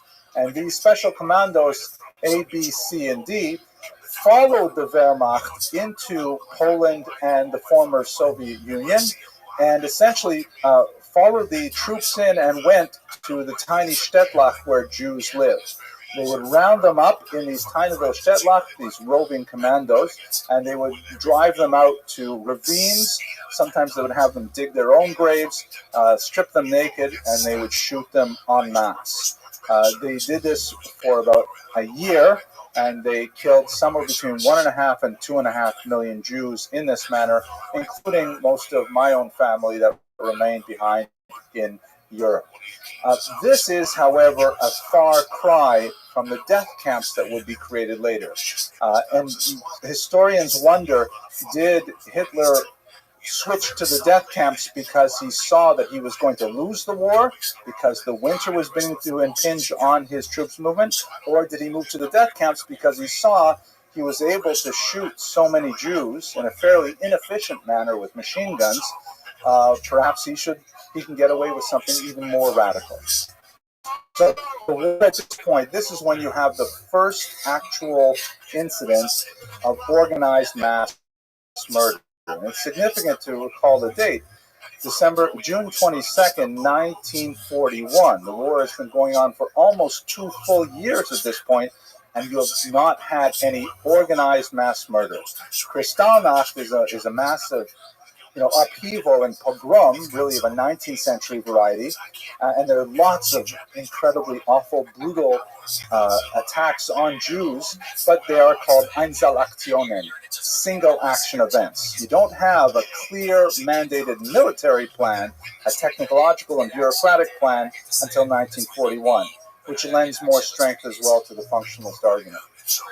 So after the Einsatzgruppen have had significant success for about half a year, then they move on to the next stage, which is the development of death camps. We should recall that Hitler actually had thousands of concentration camps that were operating already from the 1930s, and he put into the concentration camps basically anyone he didn't like. Political prisoners, communists, Jehovah's Witnesses, homosexuals, gypsies, anyone he didn't like. Jews were only a tiny minority of the camp population before 1942. And you can see here these black dots are many of these camps. One of my own teachers was here in Sachsenhausen. Then in 1940, testing new methods on Sephardic Jews. Sephardic Jews were the first Jews to be gassed in the war. The Jews of Slovakia were experimented on to find a more efficient killing method. Hitler set up 6 of these camps here. Vernichtung in Yiddish means literally to make into nothing. Nicht, right? Vernichtungslager as opposed to Konzentrationslager, meaning they're there in order to make people into nothing. The most notorious of them, of course, was Auschwitz, but the other 5 names are etched in the memory of Jews as horrific sites of mass murder. And of course, we know the story of what happened with the death camps. The Jews who had been languishing in the ghettos were rounded up, like this photograph again from Warsaw at the Umschlagplatz, separated male and female, and then put into cattle cars where they were often for days trucked across the landscape. They would be emptied out at one of the many concentration camps, such as Auschwitz, shown here. There would be a selection process where the vast majority of them would be sent immediately to be killed. But those who either showed promise as slave laborers would be dedicated to one of the many satellite work enterprises that surrounded these death camps. For example, Auschwitz had outside of it a plant for making acetone, which was a significant chemical used in the war effort. And so a small number of physically healthy Jews were separated off to be worked to death as slaves. Those were ultimately the very tiny minority of Jews who survived admission to these camps were typically among the ones who were associated with slave labor. Also taken away at this point were Jews who were useful for medical experimentation by pseudo-doctors such as Josef Mengele, the Wasser Engel, the white angel, they called him. He specifically liked taking children who were twins because he could experiment on one and use the other one as a control to see what experiment resulted. The Nazis also used Jews for a whole series of war-related experimentations, such as, for example, field amputations. If a person stepped on a landmine and lost a leg, would it be possible to sew on another leg? So they would frequently simply remove limbs, sometimes reattach them, sometimes ship them off to the front. And in their typical Prussian way, they kept detailed records of which continue to pose a ethical dilemma for scholars who wish to perhaps use that medical research today, despite its nefarious origins. The vast majority of Jews, of course, would be taken to a gas chamber like this one at Majdanek. They would be exposed to a rat poison called Cyclone B that would mix with the air and would asphyxiate the Jews within 20 minutes. And then other Jews would be brought in to remove their bodies and take them to crematoria for burning. I'm sure everyone in this room is broadly familiar with this history. It pains me, though, that my students, my undergraduate students, they're what they call the 3Gs, the third generation after. They may have grandparents who experienced this, and they may know grandparents who experienced this firsthand, but they're the last generation. It's hard to imagine there will be a 4G that has any meaningful contact with survivors. So it bears repeating primarily for the internet audience because the vast majority of young people today don't have a sophisticated idea, even a 15-minute presentation such as this. The survivors, as I mentioned, were typically those who were selected for slave labor and who happened to be fortunate enough to be alive at the time of liberation in 1944 and 45, many of them by the Russian army. And many of the slaves had actually tipped over the point of what we would call conscious sentient life and become what the camp slang called Musulmaner, or Muslims, which was a slang for people who simply gave up on living, and they felt nothing. They literally felt no pain. They had no more effort to even eat, and they would typically die within a few days. They were exposed to horrific conditions. These are the latrines, for example, fed a gruel that encouraged diarrhea, and then forced in very brief periods of time to use these latrines. One of the most fascinating accounts and studies of the camp system, very in-depth study by a man named Terence Desprez, who wrote a brilliant, one of the first early studies of how the camps actually worked. He wrote a brilliant study called The Survivor, and after finishing the book, like many great scholars of the Holocaust, he promptly killed himself. And he wrote about the latrines. He argued that the Nazis actually consciously used what he called an excremental assault, meaning that he wanted the Jews to actually go back and lose all of their humanity, lose all distinguishing features such as their distinct clothing, their hair. It was forbidden to refer to another Jew by their name. You had to refer to them by their serial number, and ultimately even to lose the most basic of civilizing elements of our lives, to lose their ability to be toilet trained. But that's, again, for another time. Now, we have to bring it back to Sfarad. So the scope of the genocide, this is a map that shows you the deportation range, which essentially extends from France. Drancy was one of the major transit camps, all to the 6 death camps in southeastern Poland in particular. But the Sephardic lands are hardly represented here. Spain was technically neutral, as was Switzerland, although, as we know, when you're being neutral when there is a tyrant in the room essentially means you're siding with the tyrant. But what about all the Sephardim who are living down here in North Africa? What happens to them?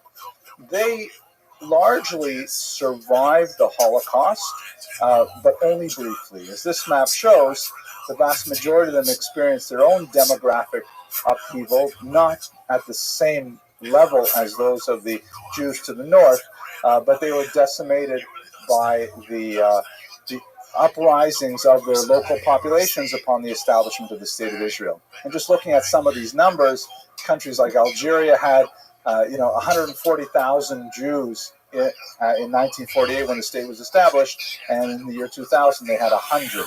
Libya went from 38,000 to 0. A tremendous Jews forced out of their homes and essentially exiled to Israel. And if you have to be exiled, Israel is a good place to be exiled too.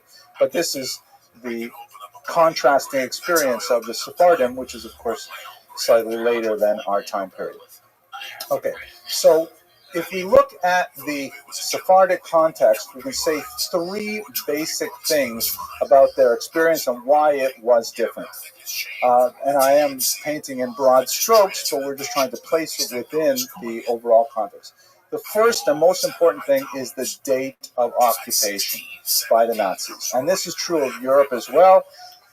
The longer the Nazis held a territory, the more likely it was the Jews there were to be murdered.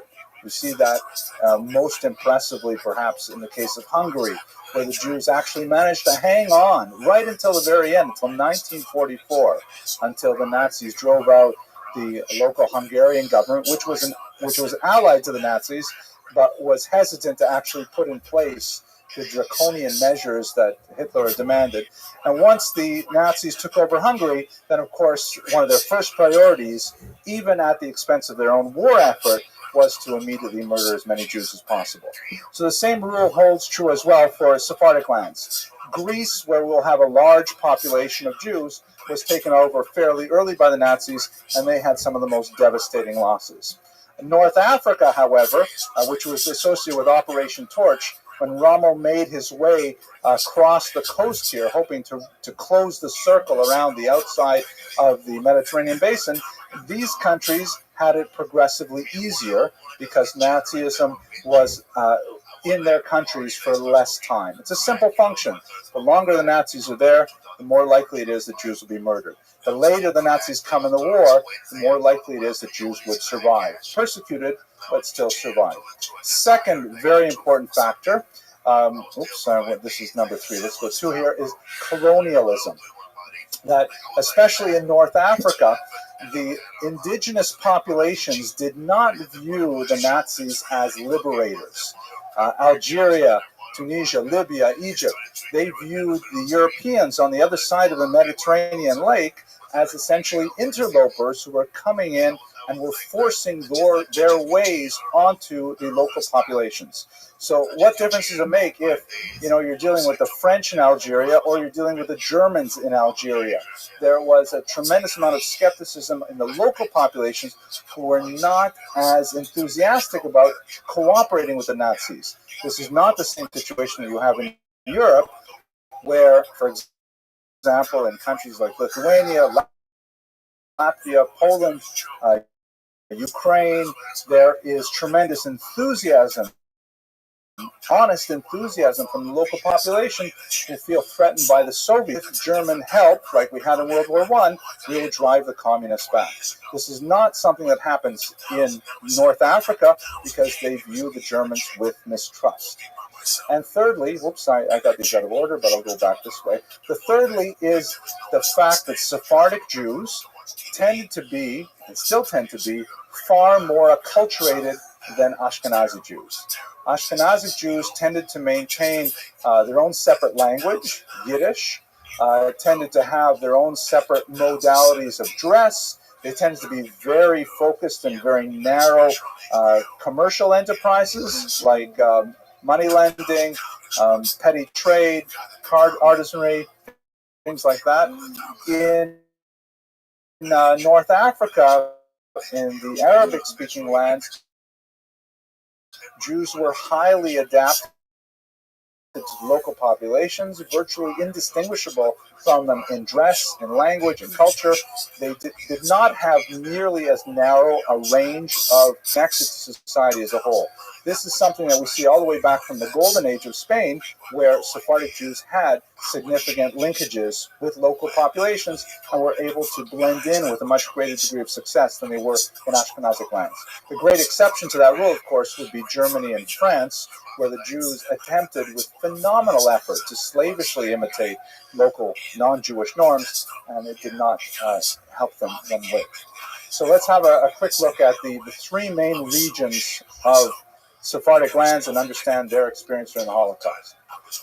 Greece is the region with both the largest concentration of Jews and also the most European of experience of the Holocaust. And in fact, the Greek experience is largely indistinguishable from that which we see to the north in places like Poland. The key distinction is which part of Greece are we talking about? Because when you look at the Peloponnesus, the peninsula that extends into the Mediterranean, there's 3 zones. There's one zone occupied by Bulgaria, that is a German ally that invades a territory in the north of Greece that they coveted. Then you have a region in the center here which is occupied by Germany directly. And then you have the fairly large section here which is occupied by Italy, of course also a German ally under Il Duce Mussolini. And as we would expect, the Jews who were in the German zone experienced the Holocaust with its full force immediately upon the Germans invading the region. Ghettoization proceeds particularly in Salonika or Thessaloniki, one of the most important centers going back a millennium for Jews. Many Sephardic Jews had settled there after the expulsion of 1492, and the Jews are rounded up in short order. Thankfully, one of the leaders of the Jewish community there understood what was happening and took all of the local communal records and burned them. So the Nazis did have some difficulty actually rounding up the Jews. This is not the case in Germany, Poland, and elsewhere, where the local Jewish leaders were forced to cooperate with the Nazis on pain of death, and so the Nazis were able to identify Jews much easier. But nevertheless, they took them, eventually sent them to Bergen-Belsen, where the vast majority were murdered. In Bulgaria, there was this phenomenon that we see many places in the Holocaust, where the Bulgarians were not especially fond of the Jews from the central part of Greece that became refugees, and they were very happy to turn those over to the Nazis. But there was a big distinction made with what they considered our Jews, our Bulgarian Jews who have lived here for many centuries. They were not in a hurry to go along with their ally and hand them over. And in fact, only after great pressure did they in fact do so and send their Jews to the death camps. This is in contrast, by the way, with France. When France was conquered, even though we have this image of, these heroic French guys wearing berets and like bombing things, and like, the reality is the Vichy French offered the Jews to Hitler before he asked for them. They already deported their Jews in advance of a request from the Nazis. The same thing happened in the Italian zone. The Italians were perhaps the least or the most reluctant of Hitler's allies. Mussolini himself had very fond relations with Jews. He had a Jewish mistress for some time, and he was just not, he loved the idea of territorial expansion. He just could not really get his head wrapped around the idea of anti-Semitism, especially genocidal anti-Semitism. But ultimately he was forced to turn them over. So Greece had the most traditional of it. One last footnote about Greece, perhaps the saddest emblem of the disappearance of the Jews of Thessaloniki is the centuries-old Jewish cemetery, which was a famous pilgrimage site for many because it really was centuries upon centuries and quite a large region in Athens. And it was taken over. The stones were removed and used as building materials, and now you have the Aristotle University that sits on its grounds today. Serbia and Croatia has a similar experience to many of the European regions.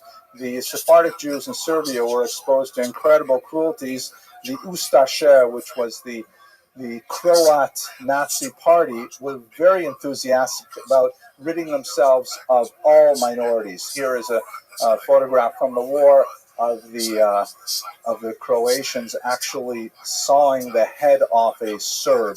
And if you were around in the 1990s, you remember the tremendous the war that went on there that America participated in as well. This incredible fighting between the Serbs and the Croats. So the Jews were easily within that mix, and the Ustaše were very enthusiastic about deporting them. As I mentioned, the Serbian and Croatian Jews were the first to be exposed to gas technology for murder. This van is one of the many gas vans that were constructed. They were vans that were taken off to their wheels and put on blocks, and essentially they used in these early attempts carbon monoxide poisoning. It turned out to be not very efficient, and so they had to move to the rat poison that we mentioned earlier, but the idea of murdering Jews in a faster pace was something very important to Hitler, and they experimented with these Sephardic Jews. North Africa, to conclude our discussion, as I mentioned, they primarily experienced a military occupation and not a strong civil occupation. In other words, as I mentioned earlier when we talked about Barbarossa, the Holocaust is a function of the war. The Wehrmacht, although allied with the Einsatzgruppen and aware of what they were doing, nevertheless considered the Einsatzgruppen to be beneath them. The Wehrmacht were warriors and soldiers expanding the Reich. The Einsatzgruppen were like literally exterminators, getting rid of the vermin. So you only had the Wehrmacht in the North African countries. Hitler did not impose in these later territories the same kind of search and destroy missions that you have in Europe. So primarily what the Jews experienced there were the first stages of the Holocaust. The attempt to collectivize them in ghettos, not very successful because the Jews in Algeria and Libya and so on were much more diffuse, not concentrated in neighborhoods the same way they were in Europe. And the revocation of certain privileges, such as the Kremlin Decree of 1870 that allowed Jews some preferential rights vis-a-vis local Muslims, was removed, and a statut des Juifs was imposed in its stead that removed their civil rights. But by and large, just when the Holocaust was getting underway, the Nazis were forced to retreat, and so the Jews of North Africa did not experience the same level of persecution. So to bring our lecture to a close, I'm sorry that we could not spend more time on this topic. I'm thinking that perhaps next year for my students, my undergraduate students, we might do a year-long course on the Holocaust, because I'm feeling it is a tremendous academic necessity. But I hope that in the spirit of Yom HaShoah, and for the Kedoshim, many of whom we may know personally, we've at least participated in commemorating their experience through discussing it collectively tonight. Hope you all have an excellent week. God willing, I'll see you next week when we speak about Emma Lazarus, much more cheerful topic, the great poet of the new Colossus, Statue of Liberty. Thank you very much for your attention. It's so weird that as I was driving up there, I saw a cop double park didn't affect me. But that stays in the back of your mind, man. The window. First the car, then the window. So we both went in, we're laughing at this girl from the stairs, we giggle. We take out this beautiful lounge, we giggle. We had this situation that was a bad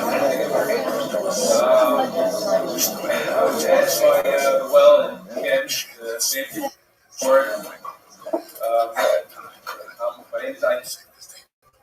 especially after that night. So I'm the landlord of the building. It's my honor to be a part of this beautiful organization. Tonight is, I think, the first night I think they said that men are in the building, primarily a ladies' organization. And tonight is very honored to have honored and happy to have such a great turnout. So they asked me to say a few words and to prepare for Rabbi Eli Mitz.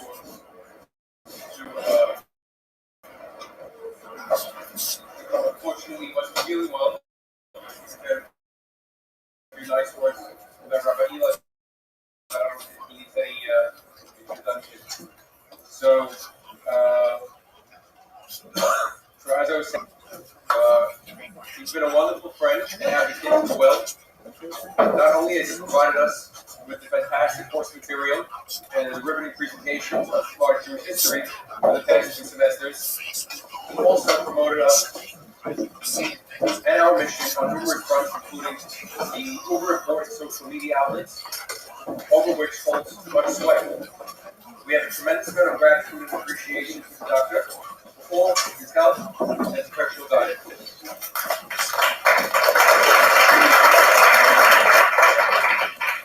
For those of you that do not know, Dr. Henry Abramson serves as the Dean of the mighty Avenue J campus of Torah College. A native of Northern Ontario, Canada, he earned his PhD from the University of Toronto for a dissertation on the Jews of Ukraine, and he held postdoctoral and visiting appointments at Harvard, Oxford, Cornell, and the Hebrew University of Jerusalem. He's the author of 7 books on Jewish history, and taught most recently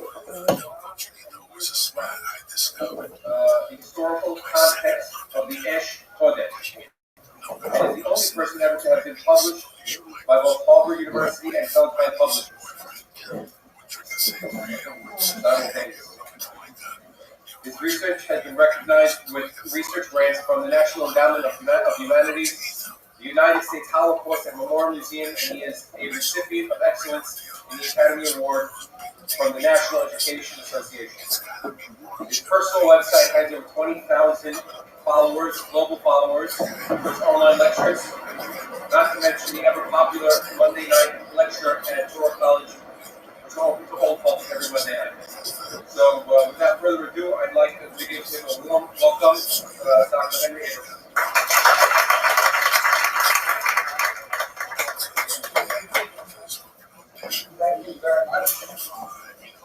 very grateful for. I'm very, very grateful for those warm words of welcome.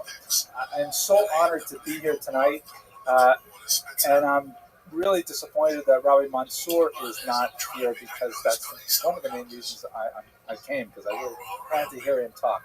So but I'm also deeply grateful for you here. And if you don't mind, can we just take a selfie? It'll be just take a second.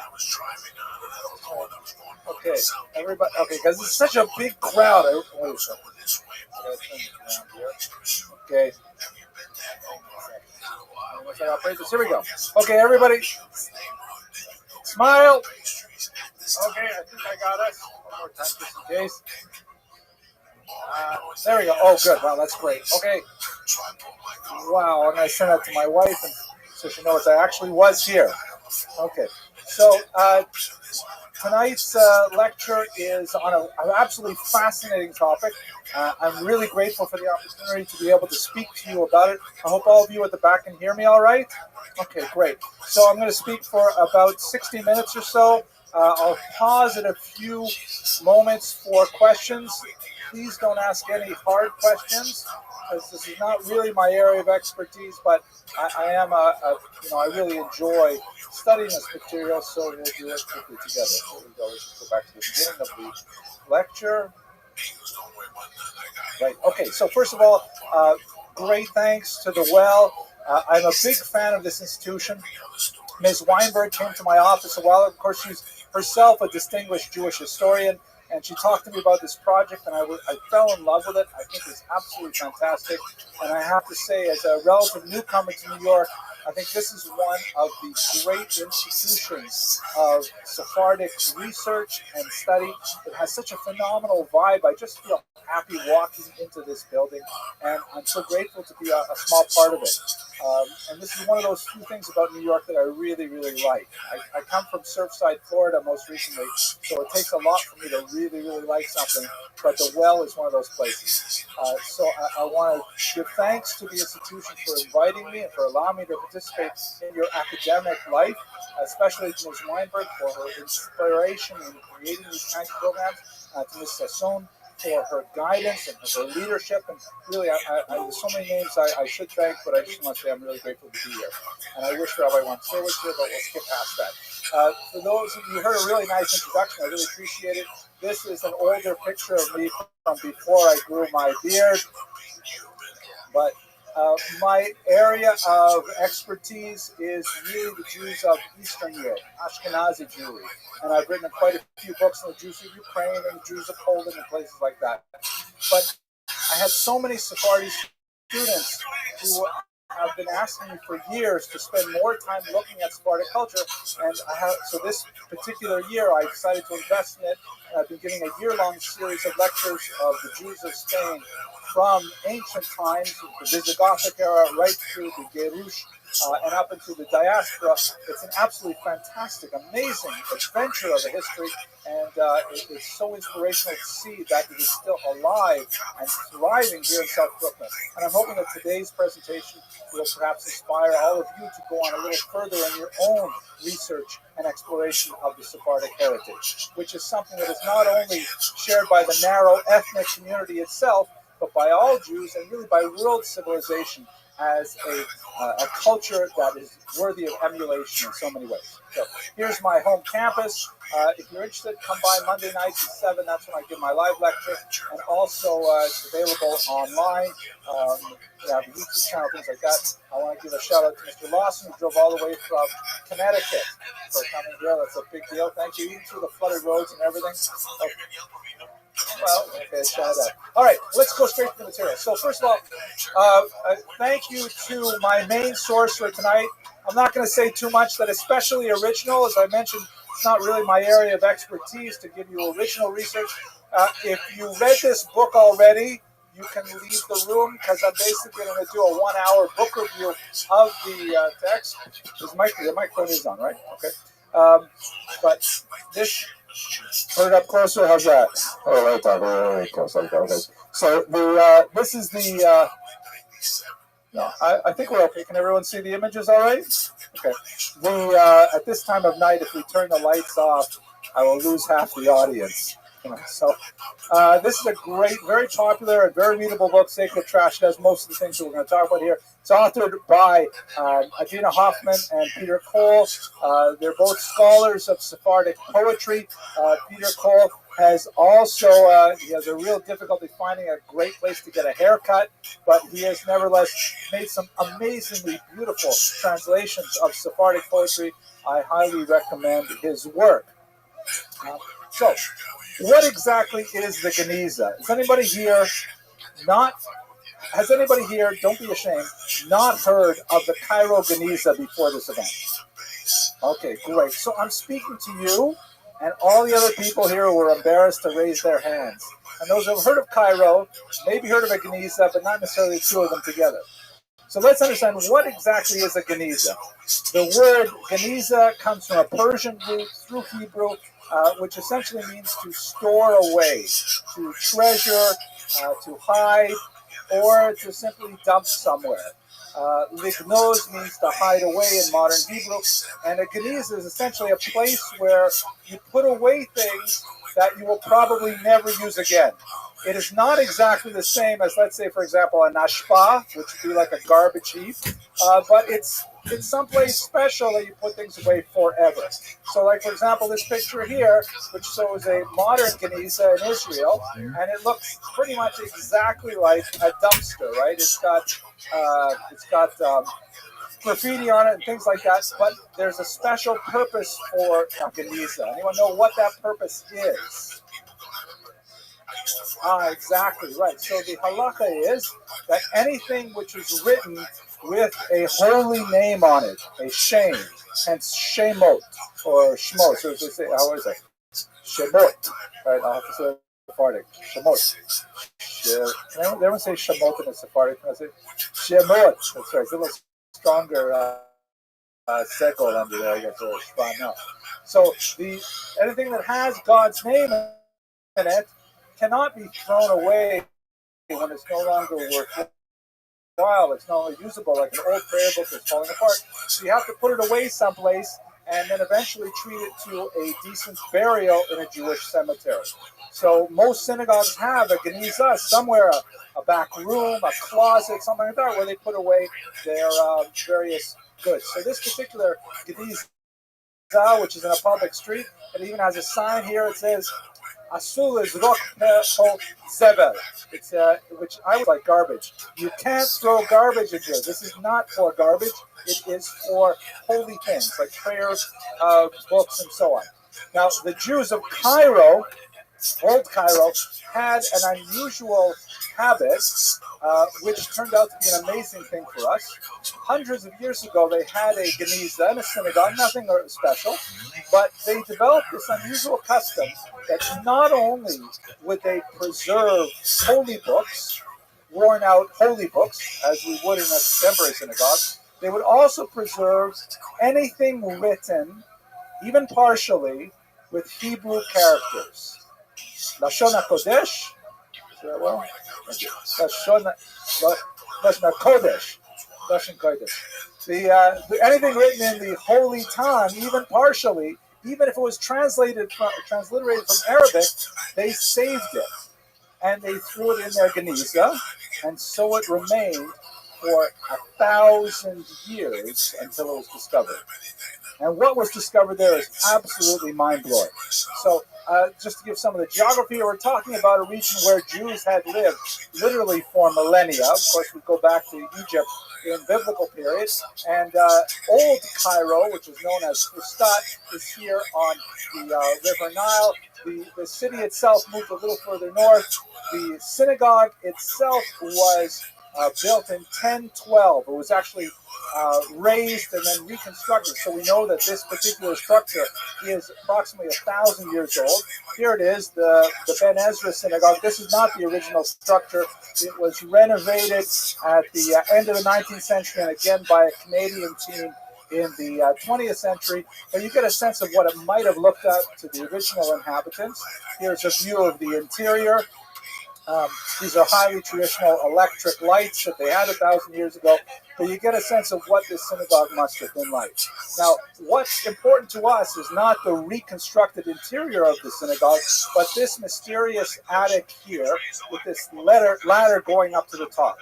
A legend had developed in Old Fustat that there was a serpent in the Geniza, in this, kind of like upstairs attic crawl space, and anyone who went in there would be bitten to death by the serpent. Another legend, which sounds very Egyptian in nature, kind of like Harrison Ford, Raiders of the Lost Ark kind of thing. And by the way, I have a fondness for Harrison Ford. A lot of my students say that I have a striking resemblance. Either him or Will Smith. The two of them, I often in the street, I walk in Manhattan. Okay, so there was another Egyptian legend that anyone who saw the inside of the Geniza would not live out the year. And so for 1,000 years, the Geniza remained undisturbed until the 800s, when a few pieces of manuscripts that were in the Geniza began to circulate in the black market. And there's a whole cavalcade of interesting people who came across pieces of the Geniza. They began to leak out into European collectors who get, say, hey, there's something interesting coming out of this old synagogue in Fustat, but no one knew the extent of it until it was discovered by these individuals in particular. These two women, Agnes Lewis and Margaret Gibson, twin sisters with a very unusual upbringing. They're raised by a Protestant minister in England who promised these young daughters that he would take them to any country in the world as long as they learned its language first. So they took him up on his offer, and they learned French and Italian and German. And then they moved on to Arabic and Turkish, and they got to be really quite well traveled and also very well educated. Here they're shown, by the way, in their cap and gowns, but they were denied admittance to Cambridge University, even though they ended up doing some absolutely stellar world-class research, including discovering manuscripts, Syriac manuscripts of the New Testament in monasteries in the Sinai, and translations from Syriac and so on. Really world-class scholars who were unfortunately never recognized in their lifetime, primarily because they were women.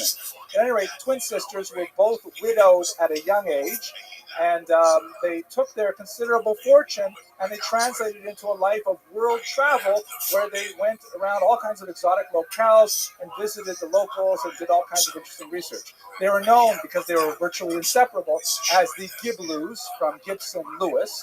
These two twin sisters, not Jewish, highly intellectual, very well educated, and fascinated with everything. They went to this synagogue in Old Fustat, and when they were told about the legends about the snake and about you won't live out a year, they said that's ridiculous, and they insisted on climbing up into the attic, and they saw the most amazing thing there. And they grabbed a few pieces of paper or parchment that were there, and they returned them to their friend, Solomon Schechter, who was at this time a reader in rabbinics at Cambridge University. An Eastern European rabbi with a strong intellectual bent. They saw him in the street in Cambridge and said, "Oh, you won't believe, we just got back from Cairo, and we brought this interesting document for you." And they gave him this moldy old piece of parchment. He looked at it, and he was momentarily stunned. He shook his head, says, "Can I take this away and just spend some time with it?" And they said, "Sure, go ahead." And then he wrote to them that very same day and sent them a telegram, and then went to see them, because they had discovered a long-lost manuscript that had never been known in Hebrew for 1,000 years, specifically the Ben Sira manuscript that I'll show you shortly. Ultimately, after several decades of effort, they brought hundreds of thousands of fragments of documents out of the Geniza and spread them out. They ended up in many universities around the world, including here in America. Princeton has a fair collection, but the Cambridge collection is by far the most impressive. Here is a photograph of Solomon Schechter working with many of the documents. This is a stage photograph. One of the main differences between what you see here and what it really would have been like is that he was forced to wear a covering on his nose and mouth. because the stench of these rotting documents was absolutely terrible. And anyone who worked with it would be suffering from all kinds of respiratory illnesses unless they took precautions. Yes, please.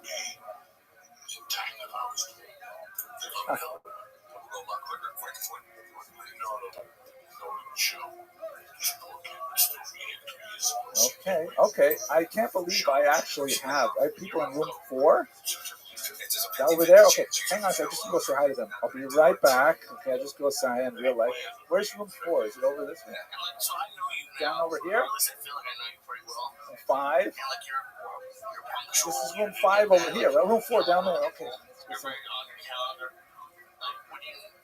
Feel bad about it at the time, but you're just like, I can't leave the house right now. It just changes to the point where you think you can probably get out of the situation. Blame on traffic, but I said stupid excuse. My heart fell off. I really believe it. So, get sick all the time. So, I just remember. There was a time where I could not sleep. No, they're having fun. Okay, I don't know. They're actually having a lot more fun over there. They have alcohol. They have, Okay.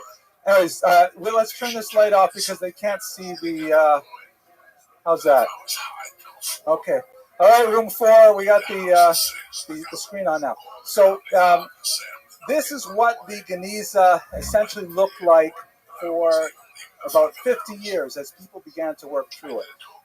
But one of the things that I have not given away yet is the fact that the amazing thing about the Geniza is that it is an entire cross-section of life in ancient Egypt.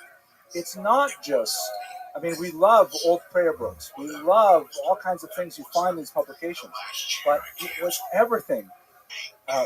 Bills of sale, marriage contracts, business contracts, love letters, documents in Chinese, the world's oldest scraps of Yiddish, everything made, even one of my favorites, a petek, a charity collector's document, like the laminated things, all the way from Kiev.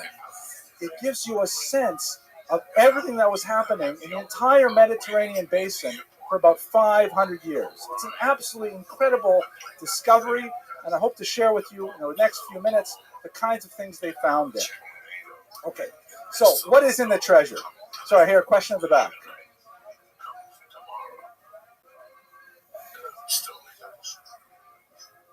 Oh, and what was the reaction of the local population? They loved it because they paid for them. There was a lot of money. Like they thought, this is one of the the takeaways of the Geniza that I'm going to talk about at the end of the class, but everybody who thought it was trash turned out to be wrong.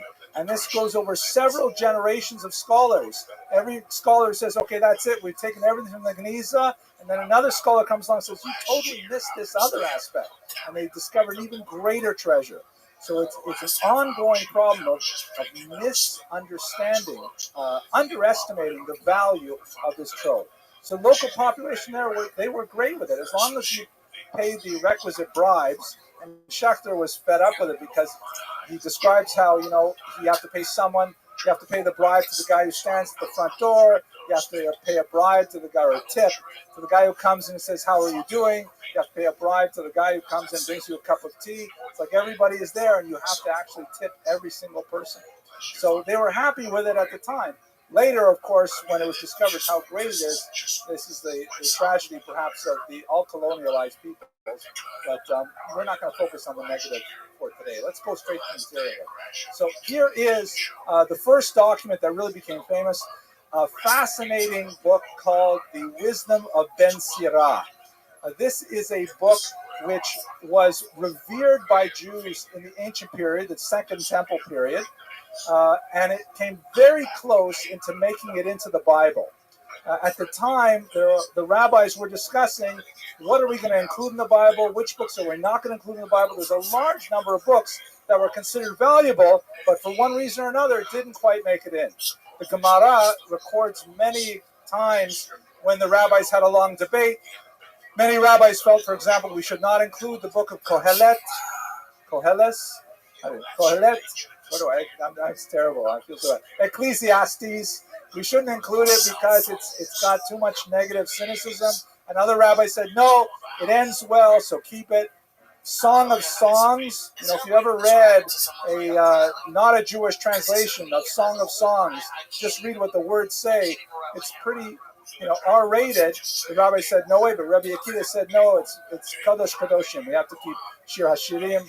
So a lot of the books didn't make it. Among the books that didn't make it, the so-called Sfarim Chitzoniyim, the outside books, was the Wisdom of Ben Sirah, which is a lot like Mishlei, a lot like Kohelet in many ways, but it was lost to the Jewish tradition because it was considered one of the outside books.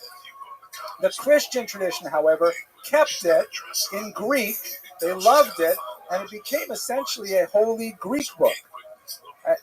Just one second, let me finish the sentence. It became a holy Greek book, and the Christians thought it was fantastic, and its Jewish origins were lost. But many scholars felt this is actually a Jewish book, and by finding the Hebrew original, all of a sudden they reclaimed this very important document from the Jewish literary tradition. Yes, please.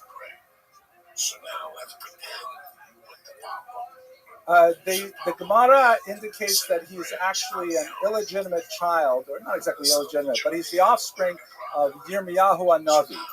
So now it's a bizarre story, exactly how it was.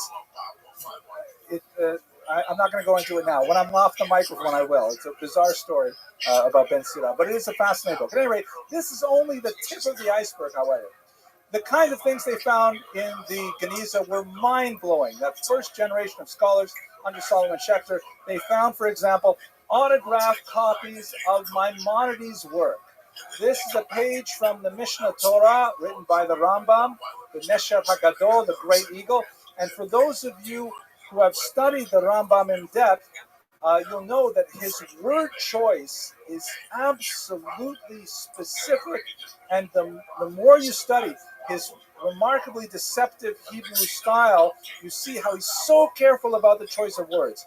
Finally, we're able to see, as you see from this example here, what he decided not to include, what he decided to change, the Rambam's own autographed copy of his first version of the Mishnah Torah. Mind-blowing, tremendous scholarly value. And we have, of course, his signature here, Moshe ben Reb Maimon here. To have the actual signature of the Rambam is such a glorious thing to contemplate. These are the kinds of things that were found in the Geniza library. That's a close-up of it. Also found there were documents, personal letters about Yehuda Halevi, the great Sephardi poet and philosopher who spent his last days traveling to Israel. And for many, many generations, there was a legend that what had happened was after a long and difficult travel, he finally made it to Eretz Israel. He bent down, and then he was trampled to death by either a crusader or a Muslim horseman and killed him there. And then in the late 19th century, people said, scholars said, wait a second, we don't have any sources to prove this. People are saying it's a legend, it's a story. He just disappeared, that's all. He wrote or received when he was actually in Cairo en route to Israel. And then we found letters written shortly after he left Cairo that said that he went to Israel, and they used two letters after his name, Zion Lamed, Zecha Lebracha, which indicate that shortly after he arrived in Israel, he was killed. The letters do not confirm exactly how he was killed, but they do confirm that he made it to Eretz Israel, and there he died. So these amazing kind of like stories of famous Jews are replete in the documents of the Geniza, and this alone would have made it the find of a millennium. But there is still so much more. Another amazing thing that people that we've never heard from before. For example, look at this document here. And this is an example of what they call a palimpsest, which means a document that has several layers of text. You can see here, poking underneath this Hebrew text, you see these Greek letters. The reason for this, if you're familiar with the Mishnah and the Pirkei Avot, very beautiful Mishnah, it says that Hanomed Yeled Lama Hu Domer, like a person who learns as a child. What is it compared to? You remember the rest of the Mishnah? It's ink on new parchment. And so you imagine the parchment is like fresh, it's white, got nice black ink, and it soaks in really well, good contrast, and so on. And then it says someone who learns older, like a Baal Tshuva, like Rabbi Akiva, who learns at an older age. What is he compared to? Like someone who writes on rubbed parchment. What does rubbed parchment mean? So what they used to do back in those days with the printing technology is they would. Oh, my update is ready. Right? How about let's do remind me later. They would take the parchment because it's expensive. You know, you had to shecht an animal to make this parchment, and they would take like some kind of scapula, like a stiff ruler type device, and then they would rub it really hard. That would not remove the ink from the writing, but would kind of like grind it down further into the fibers of the parchment. Just click remind me later. Okay. There we go. Thank you so much. And that would make the parchment much darker because you'd be smushing the ink in and less able to hold the contrast with the new ink, but you could nevertheless write on top of it again. And you reuse the document by sort of erasing the words underneath, but not truly erasing, because the various chemicals within the inks would eventually cause them, ghost-like, to rise up and be seen again after 100 or so years of resting. So when they discovered this document, they looked at the Greek and they said, oh my gosh, this is a classic Greek language literal translation of the Bible by none other than the famous Aquila, who was a very important source for, among others, Onkelos, who translated the Bible into Aramaic. And we knew that there was such a person, Aquila. We knew that he did a translation. We had never seen it before. It is, by the way, an absolutely unreadable translation because he translates it into the Greek in exactly the same order and syntax as the Hebrew, designed to be such a way that you could go back and learn the Hebrew from the Greek. So people were like so excited. Wow, look at this. We found this amazing document underneath the document. And they started publishing pieces of this. 20 years after publishing this, guess what someone did? They decided to look at the top level, the Hebrew, which was staring us in the face the whole time. It turns out that the top level are the long-lost poems of the great Yanai, one of the greatest poets who ever lived in Jewish tradition, of whom we only use by Yanai, that were on top of these things. We're looking at the Greek the whole time and not realizing that this is Yanai himself. Yanai was such a great poet that it was rumored that his master, after teaching him, was an ancient poet, 4th century, I believe, and that his master, after having taught him and seeing how beautiful a poet he was, he tried to assassinate him by putting a scorpion in his shoe. Now, it's a legend that's probably not true, but never the fact that they tell this story about Yanai gives you a sense of it. So these are some of the amazing things they're finding in the Geniza by looking at the document in different levels. Oh yeah, so there's Yanai. You can see the liturgical poem there. Now here's another one of my favorites. And Ms. Weinberg, of course, brilliant scholar. She recognized this. What is this, Ms. Weinberg? Oh yes, this is a poem by the famous Dunash ibn Labrat, an amazing individual who came from Babylon to Sfarad in the 10th century. He was a protege of Chastai ibn Shaprut, one of the great statesmen of the era. And he started essentially a revolution in Hebrew poetry because he said, you know, Hebrew poetry, the way we have it right now, is really very nice, but the reality is, the Arabs have much more beautiful poetry than we do. They're making such beautiful poetry in Arabic, there's no comparison. And what's the big difference? Meter. The Hebrew poems, and you can see it if you go to an Ashkenazi shul, they do this all the time. The poems all have a very standard, simple meter that repeats itself repetitively and is actually kind of boring. But in Arabic poetry, they have short and long stops in the meter, which renders a much more beautiful effect. And Dunash said, you know what, we can adapt this Arabic style to Hebrew by simply differentiating between the Shva Nacht and the Shva Na, and all of a sudden he opened up a whole new technique of writing poetry. We should realize that in 10th century and 11th century Spain, poetry was so important to the Sfaradim living there that they literally had riots, violent encounters between those who supported the traditional form of poetry under Menachem ibn Saruk and those who supported the newfangled Arabic-style poetry pioneered by Ibn Labrat. It turned out that Ibn Labrat won. So this is an example of a poem. You can see it says at the top here, Dunash Ibn Labrat. However, Ms. Weinberg, brilliant as she is actually incorrect, because about 10 years later, another scholar found the other half of the poem. And there it is, and it says at the top here, that Eshet Dunash Ibn Labrat, from the wife, Mi Eshet, from the wife of Dunash Ibn Labrat. It was a love poem written in Babylon to her husband living in Spain, giving him a hard time for leaving her. And all of a sudden, we have here the very first poem written by a woman preserved in the entire Hebrew canon. It's an amazing find. All of a sudden, you have this evidence of women as literate individuals expressing themselves in the art form of the day. It's absolutely astounding. And these are all the kinds of things that come from little scraps of paper that preserve themselves in the Geniza archives. Yes, question? I offered him that we talked to each other. We never really broke that word. Well, he always freaked me out because he would go, when I first met him, he was like, the vampire, and then he shot it, and I go, what is he doing? I'm talking about 2 shots, a little poured over, and I was wondering, this guy knows too much.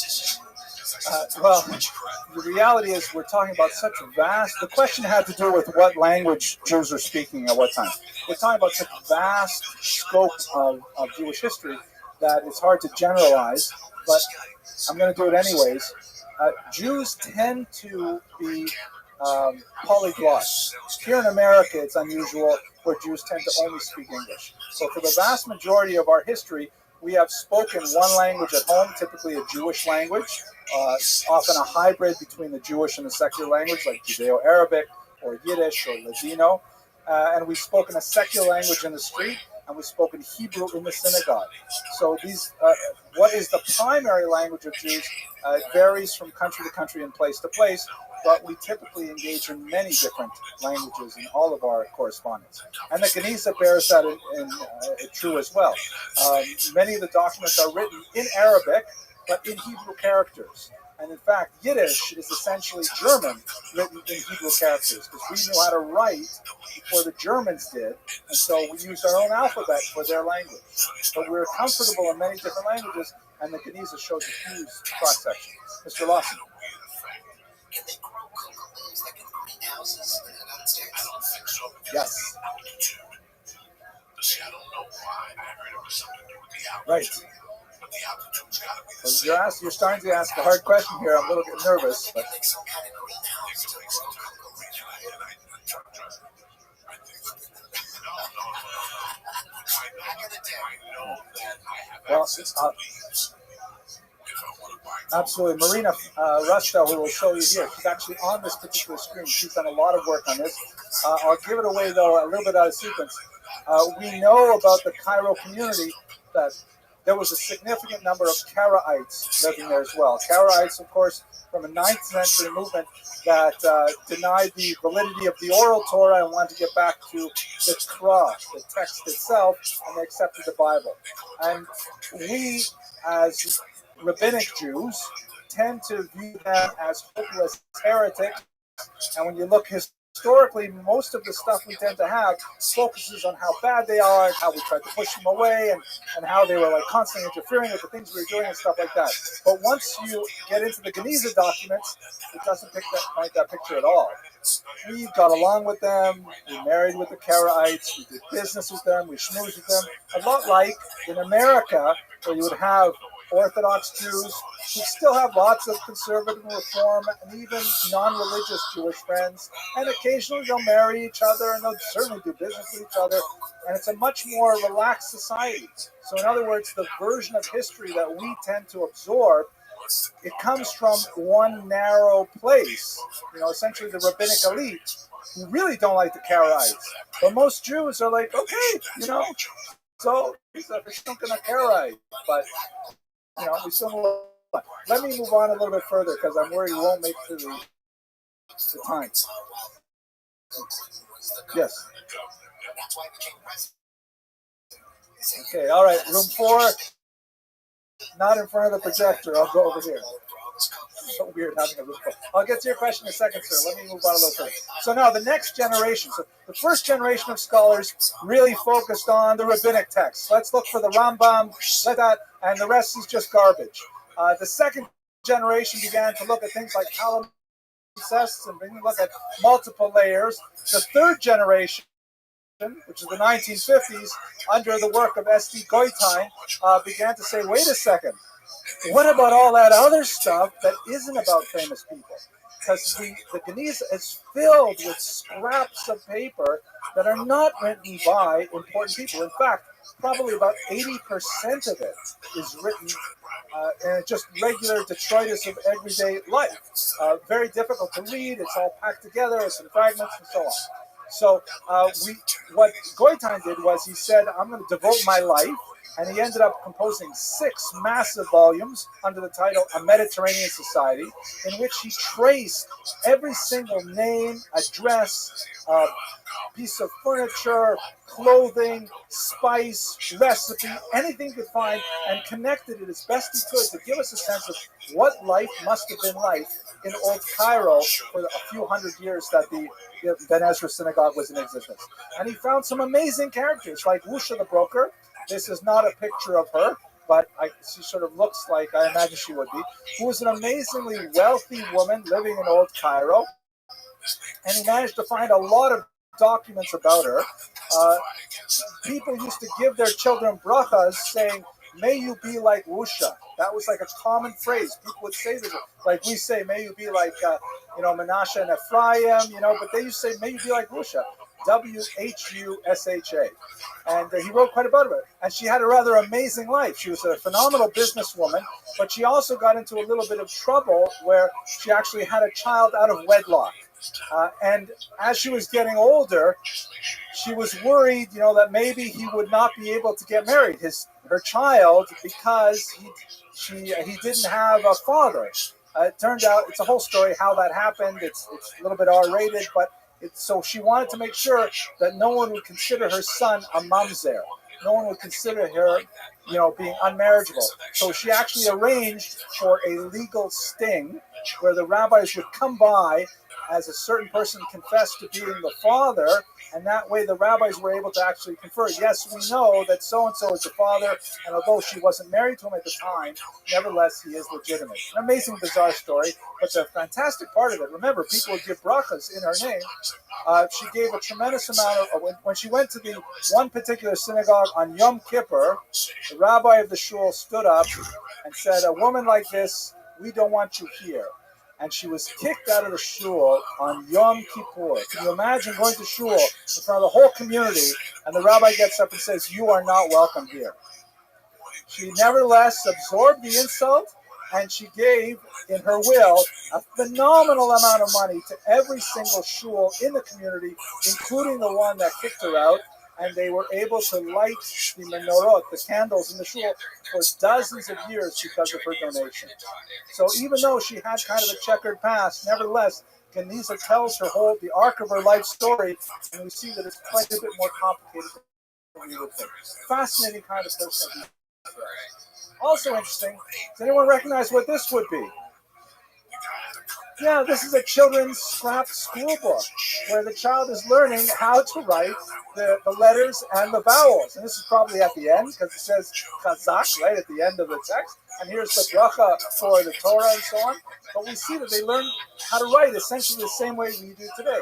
And here, just like our kids today, when the teacher was a little boring, then they would doodle. And so we have this this guy looks sort of like a super Israeli soldier here with the Star of David and things like that. But we see these amazing, really human documents in the Geniza that give us a sense of real living people engaged in these things. And this is finally the work of Marina Rustow, who's the recipient of a MacArthur's, the so-called Genius Grants. She's working in the Princeton University because she said, you know what? People have already looked at all of the famous people. People have looked at all of the Hebrew scraps. I'm going to look at all of the Arabic texts now. And instead of working with the Hebrew things, she looked at the things that are written in Arabic, like on the back of Hebrew documents or mixed in with Hebrew documents. And she has also been able to paint for us a very complex picture of what society was like. And it was amazingly a lot more tolerant than we would think. Jews got along with their neighbors, the neighbors got along with the Jews. Amazingly, Jews got along with each other, which is a phenomenal thing, really hard to believe, more fiction than otherwise. Okay, so let me take your question, sir.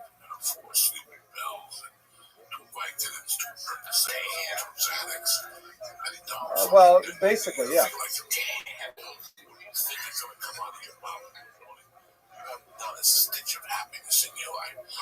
Absolutely. We have the documents of Sadia in the Geniza as well.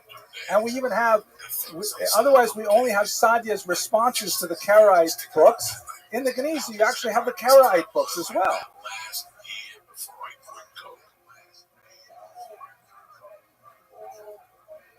Is that crazy you made it out of that? The Geniza tells a different story, though. I mean, I even thought you were. I know, it's amazing. If you look at the Geniza documents, you have two bullets written for explicitly between Karaites and Rabbinites. Now, the way the society evolved, Rabbinites definitely, got the upper hand numerically, sociologically, and so on. But the Karaites were they were considered full Jews, and we had more relations with them than you would think. I recommend you to read Goitein's work. It's mind-blowing. I know, it's really shocking to me, too. Please, let's go on.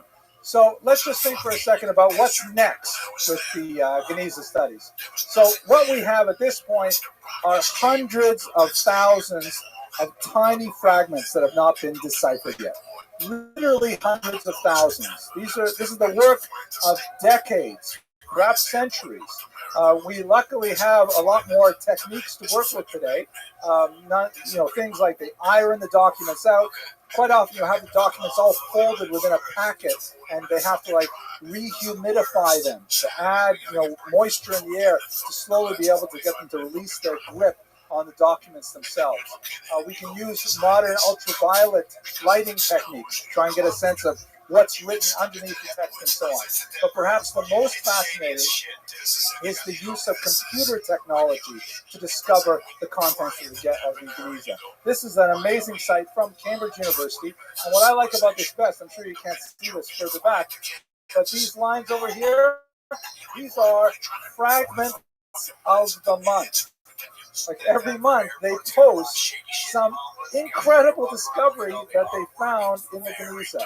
And poetry and personal documents and things like that. It's like a newspaper. You're reading bit by bit, uncovering new things about the life of Sephardi Jews. And finally, you also have new crowdsourcing ventures. Like, for example, to get over here today, I give a lecture I mentioned at Avenue J, and I had to get here for tonight's lecture, so I took an Uber. Uber is a crowd-sharing, ride-sharing device where I get on the internet, and somebody who has a car is willing to give me a lift. I'm willing to give them money, and it all works out very well. Much better than taxis. So the latest Geniza researchers, like this Friedberg Society, they give you a chance to actually look at the Geniza itself. Here's my favorite. This is Scribes of the Cairo Geniza. And I strongly recommend that when you go home tonight, you go and check this out. Let's do it together ourselves, though. So here we are. This is the actual website. And we can skip this here. Is this the website? No, here it is up here. Right. So this is the actual website. Help us unlock the mysteries of the Cairo Geniza. So we click on Get Started. And what they will do is they will give you, they give you some information here. They will give you, here is a piece of the Cairo Geniza that nobody has translated yet. it's been, photographed, microfilm, and they want to ask you some questions. So they ask you over here, what language is this in? And it looks to me, I would say it looks like Hebrew, right? What do you think?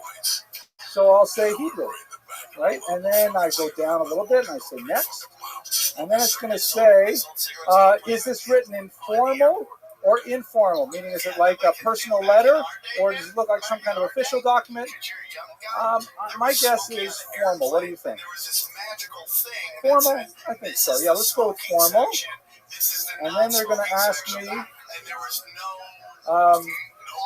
are there any perpendicular texts or diagonal texts? Because they're looking for palimpsests, looking for underneath. I would say no, it doesn't look like there's anything like that in this document. So I go like this. I say none of these features appear, and then I click on done. And then they file it away, and here's your next fragment. And you can do this yourself. And they're hoping that thousands of people worldwide will chip in and help do that first level of sorting. So all the Hebrew documents are in one place, all of the Arabic in another place, all the multiple languages in a third place. And the next level will obviously have someone who's a little bit more adept at the language, being able to say, is this written in 9th century style or is this written in 8th century style? And they will slowly, through crowdsourcing, be able to bring these things together. This is absolutely amazing use of modern technology to make the Guinness available for all. Okay, so let's bring this to a close in my concluding remarks here, what this means for all of us. So, and when I say all of us here, I mean like all Jews, really. So here's some takeaway messages. The first one is, trash is not trash. Like the things that we tend to consider insignificant may have phenomenal importance. I mean, I know, for example, in my own family, my Aunt Molly's candlesticks went missing. We packed them in a box, and we could never find them. We feel terrible about that. But that's just one set of candlesticks from only about 70 years ago. Can you imagine what these documents mean and what you have in your own homes right now that may be valuable to your great-grandchildren and great-great-grandchildren and so on? Secondly, as we discussed a few times now, Goitein's argument was that Egyptian society was essentially a religious democracy. That's his term.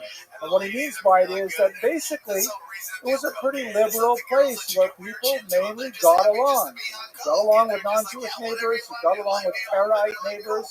It was much, he says, amazingly like America, which is kind of mind-blowing when we look at the very bloody century that we just went through, and the Holocaust and the wars. Certainly look at it as Jewish-Arab relations today. It doesn't seem like that anymore, but perhaps it was possible once. And third, as my father all of a sudden used to say, plus ça change, plus c'est la même chose, which means the more it changes, the more it stays the same.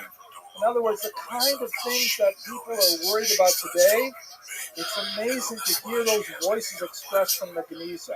There's a whole cycle of letters, for example, from mothers written to their sons, saying, why don't you visit me? You never write. Sorry without you. And you read these things and, oh my gosh, it's exactly like it is today.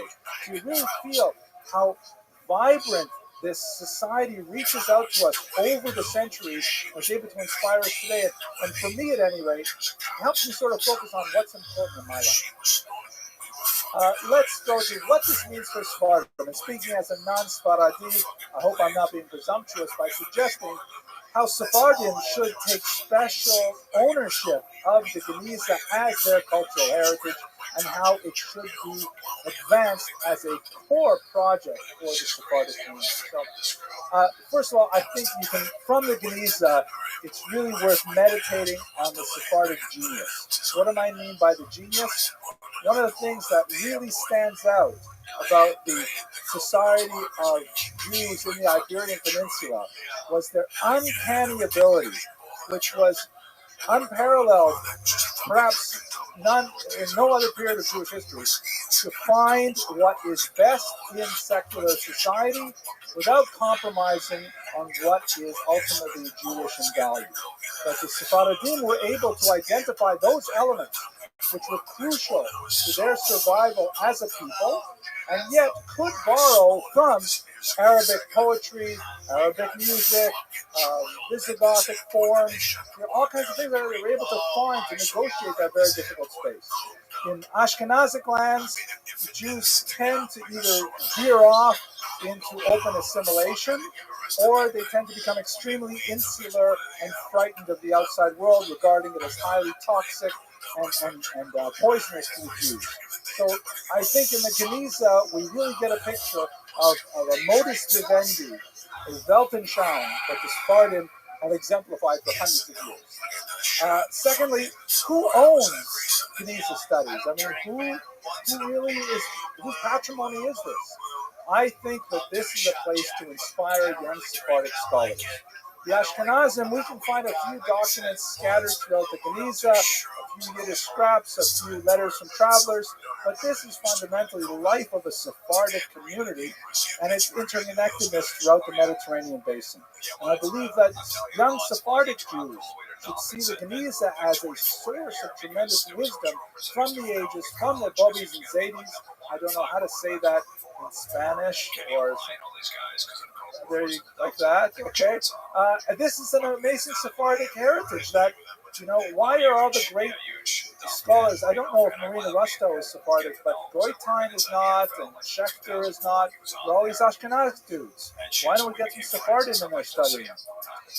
And finally, I think the submerged voices that come from the Geniza, particularly those of women, like the voices of the wife of Dunash ibn Labrat, the story of Rusha the broker. We really begin to hear women's voices in a very unique way, and they have been submerged for so many centuries. And that's why I think the well is such an amazing place to study and work and learn, because here's a place where women can celebrate their shared experience of the world, and they can rejoice in how they have a share in the millennial history of Sephardic Jews.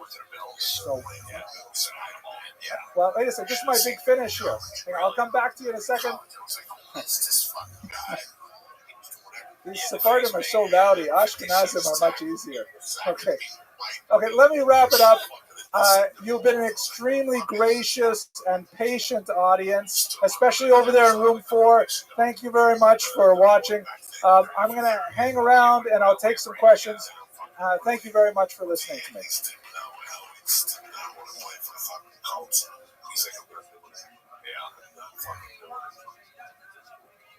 It was amazing that, you know, and he had a great junior year, then Moreno didn't have a great senior year, and it was drug rumors about him, and he dropped all away.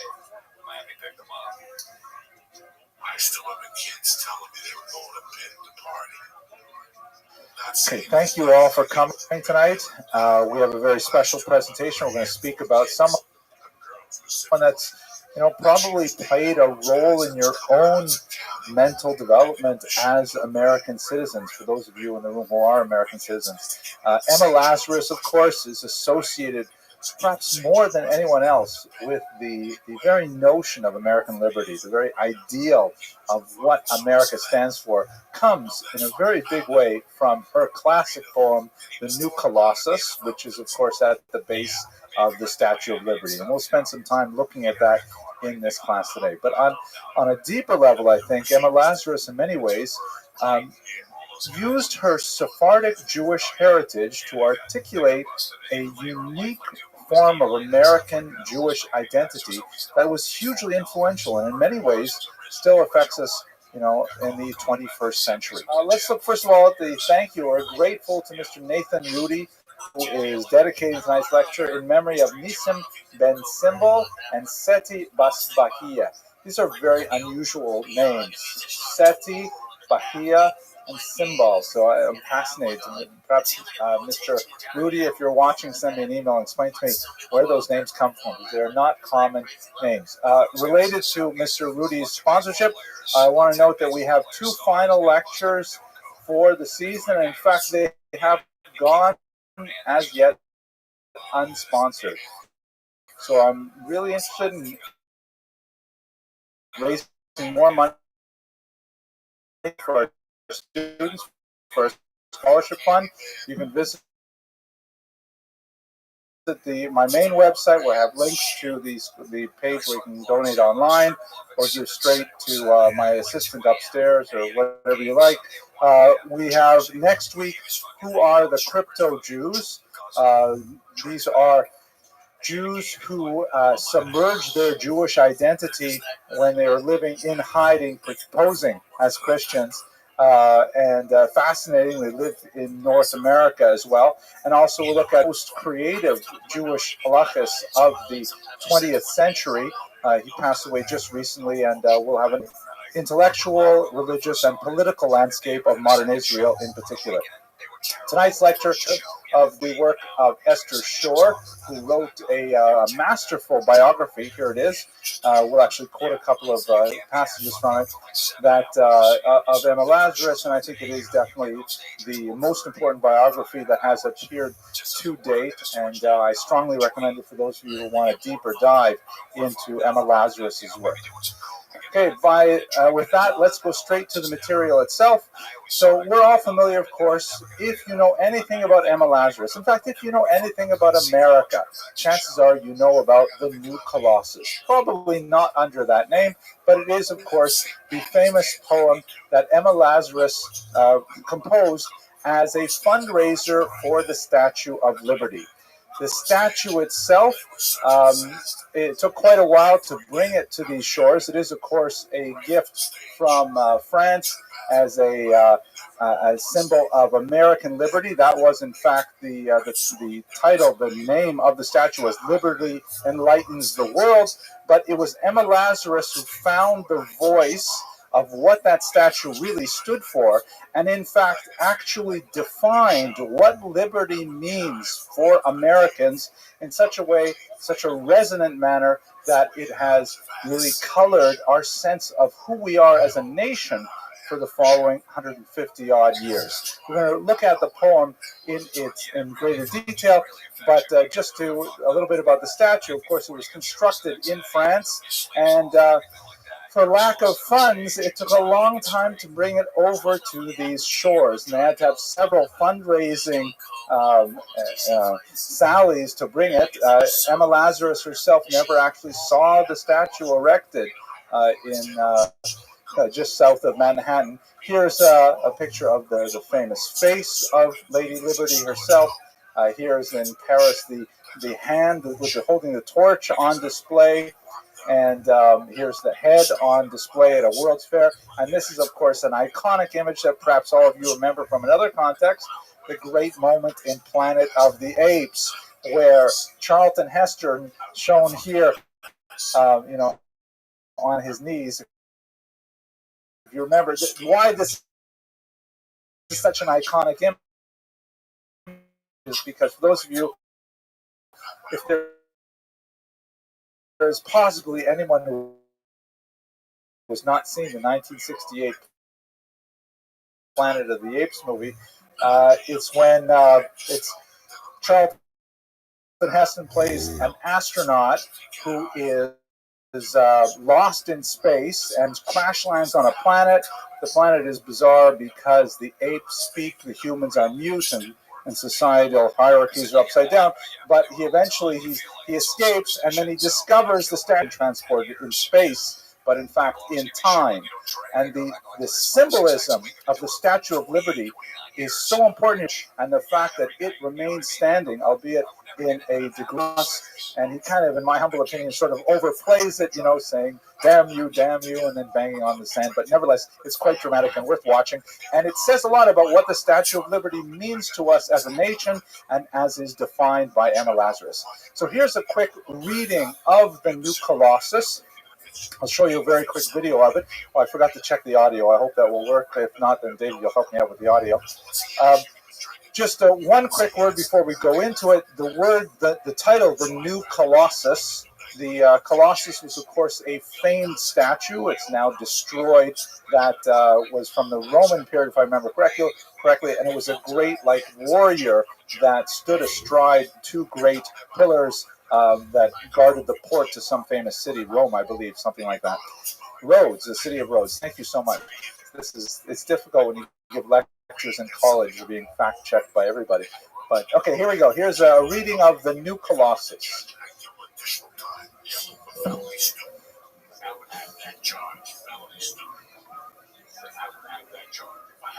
Not let the bruise and joy of sin, which conquer the wounds, ascribe from lower to man. Here at the sea wash sunset gates, shall stand behind his wing with a torch, whose flame will imprison lightning, like a maiden, lover of angels. From creaking hand, there was no dying over, whose mild eyes command the elders strong, that crazy display. You kill someone, some guys walk across the street, you don't see him whether he was someone, and he did it, you're I forget, you go to jail minimum of 10 years.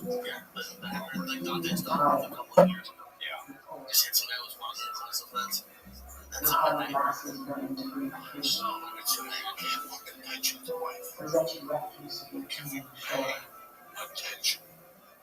Send these, unholiness, tempest tossed, to I enter your life, inside the golden door. Unlovely,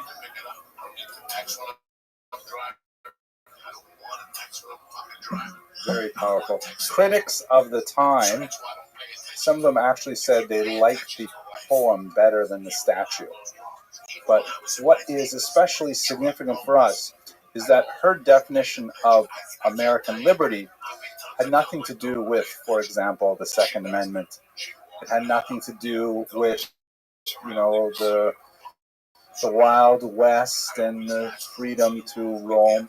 It was all about sheltering refugees, which of course had a very deep, resonant meaning for her as a Jew of the 1880s, as we shall see shortly, but also as a Sephardi, as a woman of Sephardic extraction. Too long after the New Colossus, it's titled simply 1492.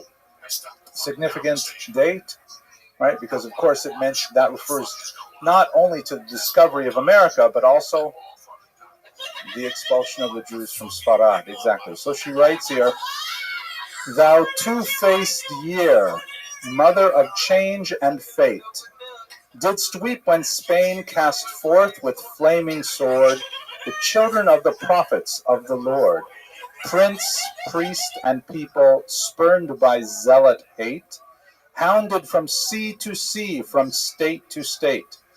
The West refused them, and the East abhorred. No anchorage the known world could afford.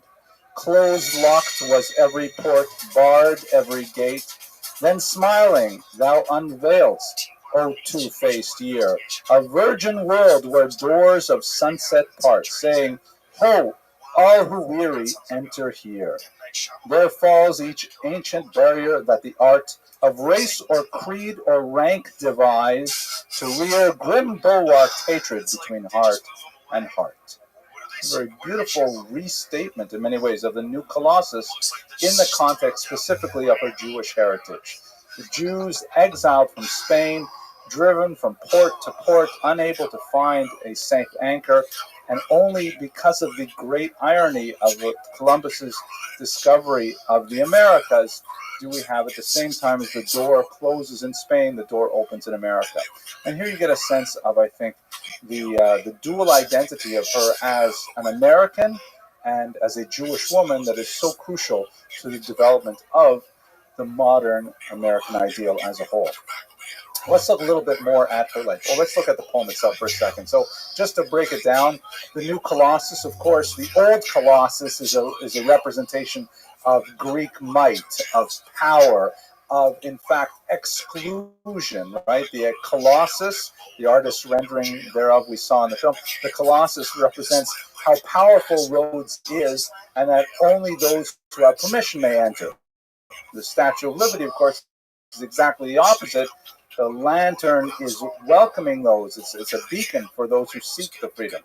So it's the New Colossus, meaning a complete inversion of values that is the best of America. not like the brazen giant of Greek fame, brazen both in terms of being made out of copper, if I'm not mistaken, but also brazen in the sense it's rude and authoritarian, with conquering limbs astride from land to land, again the old Colossus. Here at R.C. washed, sunset gates shall stand, a mighty woman with a torch. Interesting, of course, that it's a woman, and Lazarus, who was very unusual to be a poet of the time and was celebrated for the fact that she was a woman at the time, quite unusual. So it's quite ironic in this context. Anyways, whose flame is the imprisoned lightning, and her name, Mother of Exiles.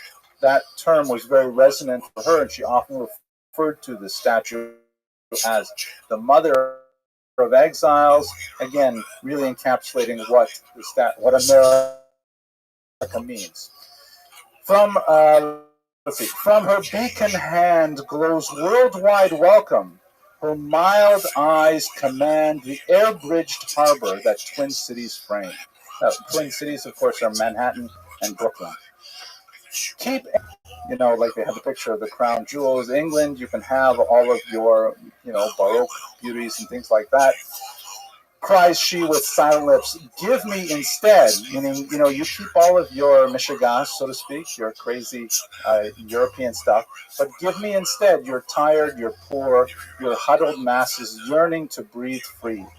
The wretched refuse of your teeming shore, right? You have so many of these people that are overflowing, and you want to get rid of them, well, bring them on. That's what America's going to be made of. Send these, the homeless, tempest-tossed to me. I lift my lamp beside the golden door. Very powerful statement of American value. So, jumping ahead from there, let's look a little bit at her life as a whole. Charlton Heston, once again. I like Charlton Heston because a lot of people tell me I have a striking resemblance to him. That him and Will Smith, the two of them, I walk down the street and people say, is that Will Smith? Okay. So, as I mentioned, her family background is Portuguese Sephardic, meaning that her family at one point had converted to Christianity in order to protect themselves, but once they reached freedom, either in South America or in North America, they reverted to their Jewish identity. She had a lot of connections to Newport. In fact, she meditated on some of the poems that Longfellow wrote about Jewish Newport that we studied when we looked at the life of Judah Turo. And in many ways, she was from the greatest of the old Sephardic Jewish families of New York. The families that her ancestors married into were all of the important names of the period, and you will see them running through the 18th century as major rabbis and philanthropists and leaders of various types. She herself came from an observant background, but she did not feel constrained to observe it in the same way that her parents did. And in fact, she describes some of the fascinating encounters she has with other poets who are fascinating. First of all, the fact that she's a woman, because there are not that many female poets at this time. And secondly, that she does not seem embarrassed about her Jewishness whatsoever.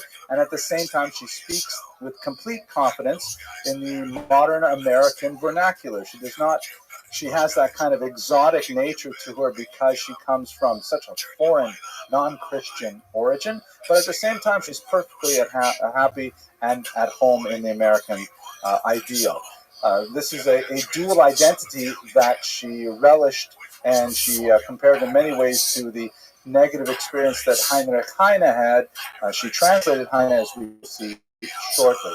So she viewed her kind of pride in her Jewish origins and her quote-unquote modern observance as really a badge of honor in two ways. And I would also not hesitate to say that this encapsulates much of modern American Jewish identity as well. The pride in Jewish heritage and ethnicity, but at the same time, not necessarily such an enthusiasm for traditional religious observance. Here we go. Her grandmother was actually a poet herself, Grace Mendez Sexas Nathan. These surnames are all extremely important. And she bequeathed to her granddaughter, a love of poetry. We actually have in Professor Shore's biography some examples of her grandmother's poetry.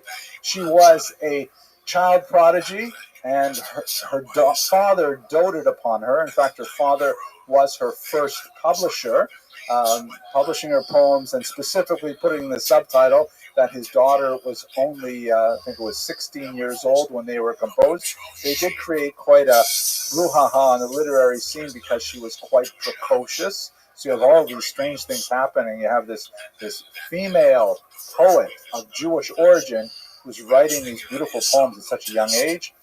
She was the fourth of 7 children, and very few of them, including Emma, married. They were quite a well-to-do family, and in many ways they lived under the shelter of their father well into their adulthood, and apparently did not feel the need to move on and create families of their own. Professor Shore, once again, has a lot of discussion of speculation as to why this was, but it need not occupy us today. She was very close with Ralph Waldo Emerson, who was quite a bit her senior, and he was, of course, the poet of the age, the American poet of the age, and they engaged in quite a vigorous correspondence for quite some time. She eventually did get to meet him. Their relationship was always at arm's length through correspondence. But by the time that she actually went to visit him in Concord, she found that he was already quite far gone with Alzheimer's. And so most of her time was spent actually with Emerson's daughter, who was his caretaker.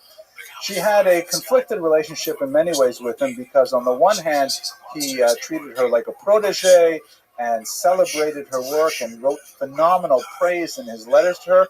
But then at certain key junctures in his own literary work, he did not give her the kind of attention that she craved.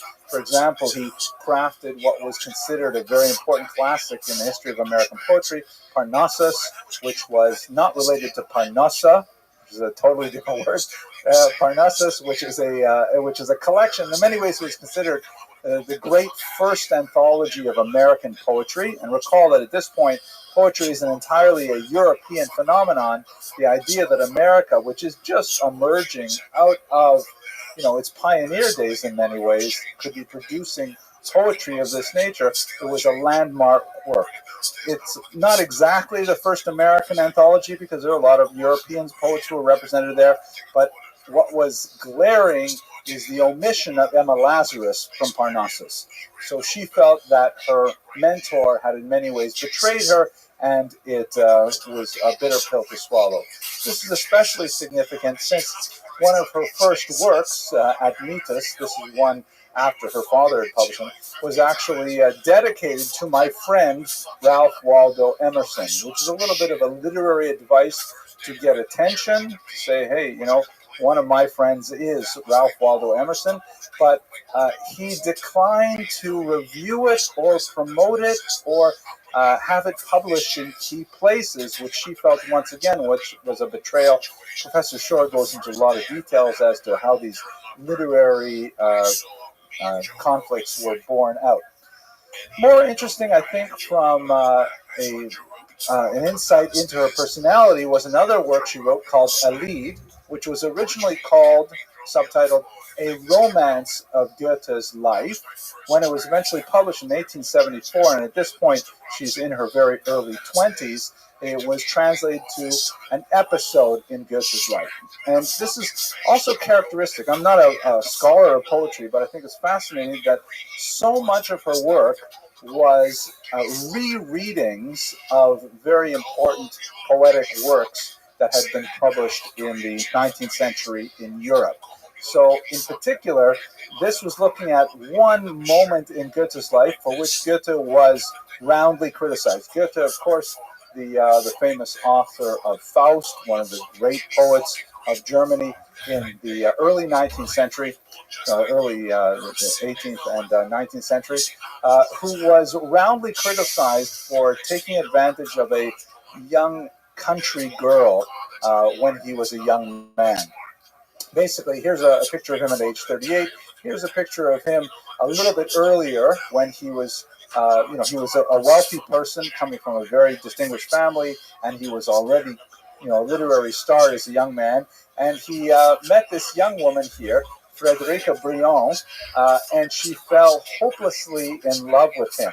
And he apparently reciprocated. They were roughly the same age, and you have to imagine that we're talking about the 1770s now, and when a young man, especially of means, comes and courts a middle-class, rural young woman like this for some time over the course of a summer, and we don't know exactly how intimate the relationship was, but certainly the expectation is, he has to ask her to marry him at some point, that it has to go somewhere, or he shouldn't be leading her on like this.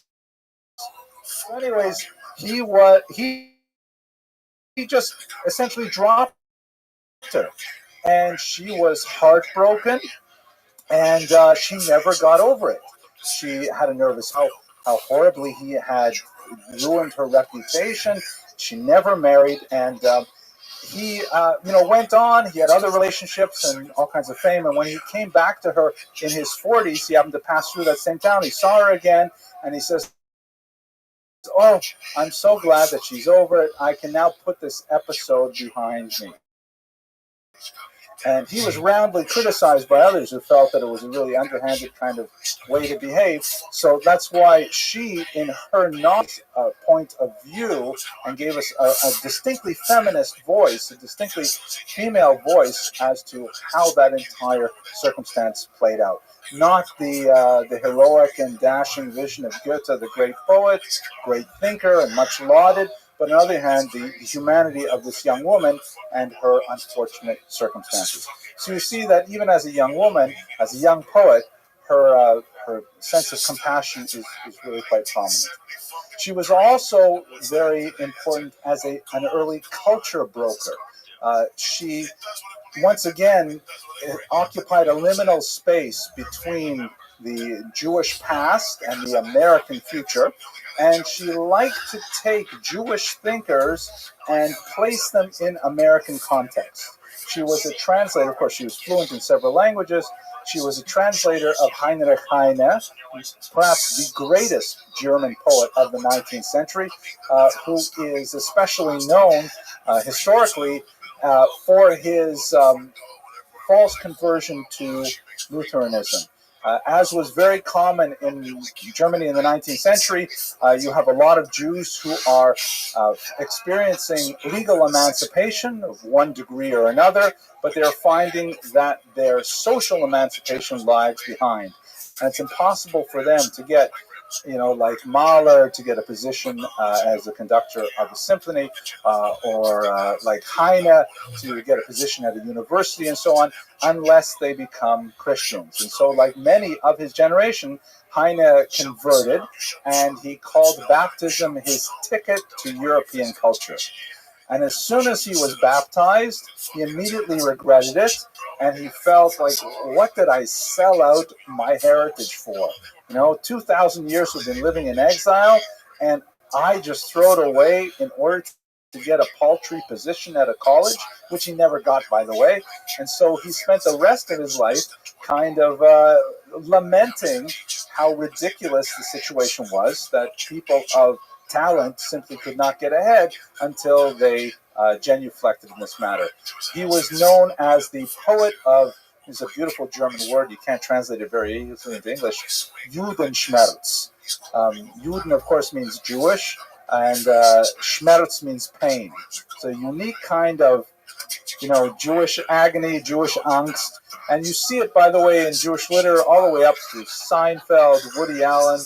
They're all poets or comedians of Judenschmerz, that unique kind of Sarah Silverman. Contemporary comics make a big deal out of Judenschmerz as well. At any rate, she translated Heine with his biting, sarcastic wit into English, and she was a culture broker for providing that kind of standing in two worlds modality to her peers. So too, for Jews in particular, she was articulating that way that Jews could exist in both worlds, just as Heine and in fact she herself did. She was also impressed upon by Rabbi GUINNESS to translate the great Sephardic poets, many of whom we've studied in this room, Ibn Gabiro, Yehuda Halevi, and others, to translate them into English. This was a fantastic achievement, particularly because she did not read Arabic, and that was the original language of the poems. But what she did was she worked through the translations into German that existed, and with the help of Rabbi GUINNESS, who knew the Hebrew translations as well, she was able to eke out some actually quite readable translations of these Sephardic classics, many of which were actually incorporated into the Reform prayer book as liturgical pieces. Quite a fascinating kind of culture broker, taking things all the way back from medieval Spain into modern American culture. But her life really changed and achieved its final trajectory towards glory when she encountered anti-Semitism in a big way.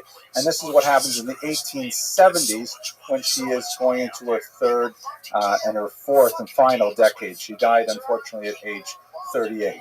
The things that were happening at that time were primarily European, but also had some American consequences as well. In Europe, the resounding cry in German, Die Juden sind unser Unglück, the Jews are our misfortune, came from this man, Heinrich von Treitschke, who is a Prussian historian, non-Jewish, who roundly criticized the Jews for their assumption that they could possibly be equal, which of course was antithetical to the entire trajectory of her life and thought. The immediate occasion for Treitschke's condemnation, which was later picked up by none other than Hitler, who used that slogan frequently on big banners at his rallies, the Jews are our misfortune, was occasioned by the authorship of the magisterial 10-volume history of the Jews by Heinrich Gretz, whose picture I did not think to show you here, but I really should have. Heinrich Gretz was the first encyclopedic historian of the Jewish people, who, using modern historical methods, of course they're quite dated now, almost 200 years later, but he wrote this monstrous volume, multiple volume series that described the huge arc of Jewish history. I have a copy of a 1906 printing in my office, beautiful leather-bound copy in English translation that has on the inside flap, it has 2 and then a person's name on the occasion of his bar mitzvah, 1906. And what is even better about this particular issue is because it's a first edition, and the bar mitzvah boy never even read it. The pages are still sewn together. You have to use a knife to cut them apart.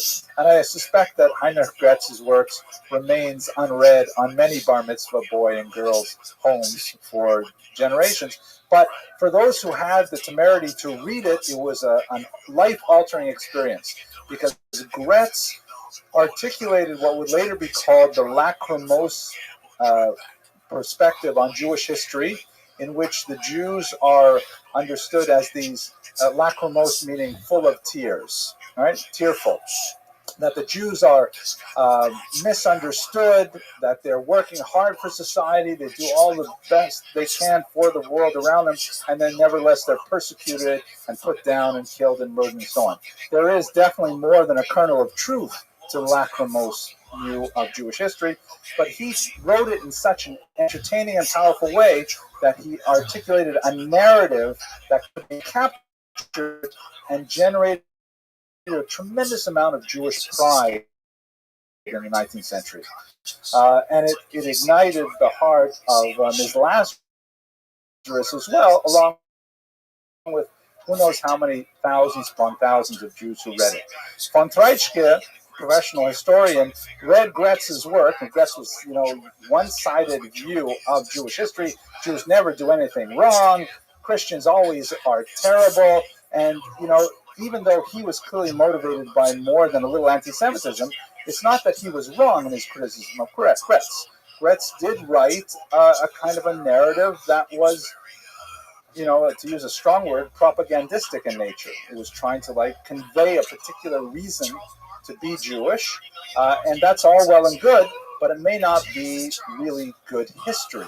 So von Treitschke went way too far in his criticism, however. He said not only is Gretz not an accurate portrayal of society, the Jews, in fact, are our misfortune. They invade our societies. They inflict on us their cultural values. They take over all of our institutions, our banks, our media, our music, our art, and they will ultimately destroy us as a society. This became the clarion call for all anti-Semites for the next 100 years, and of course had dire consequences for the Jews under Hitler. So she was enervated by von Treitschke's comments and viewed them with great fear, because Europe, which had up until this point sort of worked along this positivist trend that everyone thought that people were getting more civilized, people were getting more liberal, more advanced, more tolerant, and that was not at all the case. In fact, Europe was 50 years away, 70 years away from the greatest cataclysm that the world had known. We saw it also approach these shores, and in the same year that von Treitschke made his famous statement that was read around the world, Joseph Seligman, a very important American Jewish philanthropist, encountered a discrimination at a hotel, something which was actually a significant phenomenon in American society in the 20th century, where Jews were refused access to hotels, beaches, properties, which was known informally as the Gentleman's Agreement. Maybe you've seen the film by Elia Kazan, the director, in 1947, won the Academy Award, with Gregory Peck playing Arthur Green, a journalist. I also like showing little videos of Gregory Peck because Charlton Heston, and yeah, okay, I thought I could get away with that again, but I can't. My wife hates it when I do that, by the way. Anyways, the Gentleman's Agreement was basically this agreement between Christian gentlemen that they would not entertain Jews, that if there was a housing development, they would never sell a house to a Jew. A hotel, they would never have to stay in a room where a Jew was across the corridor. And this unstated gentleman's agreement was actually a sign of a deep infection that affected all of American society. When Seligman was actually refused to a space, a vacancy in a Hilton hotel, the Jews of the time decided to mount a boycott against Hilton's hotels, which eventually was successful. Here is, for example, a little bit later, but on Miami Beach, where I spent about 20 years, this was a well-known phenomenon. They often used euphemisms like restricted clientele. Sometimes they had attempts at humor, like phrases like always a view, never a Jew, or sometimes much more vulgar statements like no blacks, no dogs, no Jews. Sometimes it would be in different order. This is even today in New Jersey. This is a picture of me. I went to a funeral once, and there was a sign, parking for Gentile funeral home only. And I was so blown away. How could they possibly do that? Until I realized that there's actually a funeral home that's called Gentile Funeral Home. And so it's not nearly as bad as it looks. Anyways, this kind of anti-Semitism, which by contrast to European anti-Semitism was obviously quite a bit milder, but nevertheless, it motivated Anna Lazarus to spend even more time looking at her Jewish identity.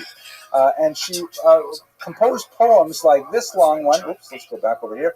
The Dance to Death, subtitled The Song of a Semite, Songs of a Semite. She, of course, herself was a Semite, and this is an allusion to the term that was being popularized in this era of Semitism or anti-Semitism, the notion that there was a world Jewish conspiracy that Jews were engaged in. That was called Semitism. So here is a quote from the Dance to Death, and it is once again a rewriting and a retelling of a European classic. called Der Tanz zum Tode by Richard Reinhardt, and it was later written to an opera called La Juive, the Jewish Woman. The plot of the story is, and it's set in Germany in the 14th century, is a Jewish man takes into his family a foundling who is actually the daughter of a Christian nobleman. And so he takes a Christian girl into his family, and they raise her, and she thinks she is Jewish. Later, her father is quite instrumental in mounting these anti-Semitic persecutions of Jews, including burnings at the stake, and the young girl, who is ironically the daughter of the very anti-Semite who is mounting these attacks on the Jewish community, is burned to death. In the original version, her identity as a Jewess is not revealed, and that kind of, keeps the tragic quality of the story alive with this ambiguity that the father doesn't know that he's actually burning his own daughter, God forbid. But in Lazarus's version, she is told, and she's given a choice. Do you want to abandon the religion in which you have been raised and seek safety as a Christian, or would you rather go to death with the rest of us? And the young girl says, this is Emma Lazarus's version, never. If I be offspring to that kite, I hereby deny my race, forsake my father. So does thy dream fall true. Let him save thee, whose hand has guided mine, whose lips have blessed, whose bread has nourished me. Thy God is mine, thy people are my people. The allusion, of course, there to the book of Ruth, right? Coming up, we're going to be reading it in a couple of weeks. The allusion there that she becomes, as it were, a convert in truth, knowing her true origins and nevertheless accepting Judaism. And it's an inversion of the original story, but it underscores the incredibly powerful gravitational pull of Jewish ethnicity and stands in stark contrast to the kind of attacks on Jews that were occurring with greater rapidity in the New World. But coming to the climax of her life and that for which she is most remembered, there's no question that the association is with Russia and the pogroms of 1881 through 1884. This was a unique moment in world history. Basically what happened was the Tsar liberator Alexander, a Tsar of Russia who had 20 years earlier liberated the peasants of Russia, very much like Lincoln and the Emancipation Proclamation here in America. And also he was widely regarded as a great hero by the peasantry for their liberation, for the emancipation of the serfs. But very much like Lincoln here in America, the serfs were not given anything for which they would be able to make a living. They weren't given their 40 acres and a mule. It's the same kind of criticism of the African American situation as well. And so there's a tremendous amount of social inequality in Russia in the 19th century and a tremendous amount of social upheaval. One of the flashpoints was when a socialist group called Narodya Volya, the People's Will, lobbed a bomb at the carriage containing the Tsar and his wife and immediately killed them. One of the conspirators in that crime was in fact a Jew, and the cry went out throughout Russia that the new Tsar, Alexander III, had given the population 3 days space to beat the Jews. For a long time it was believed that that was in fact the truth, and that the pogroms were somehow orchestrated by the Russian government. But later archival research has shown that that is not in fact the case, even though the Tsars definitely had an anti-Semitic tendency, and there was lots of material that would support their anti-Jewish positions. They simply didn't have the wherewithal or the the motivation to carry out such a sustained attack that ultimately was a revolutionary kind of movement that undercut the stability of society.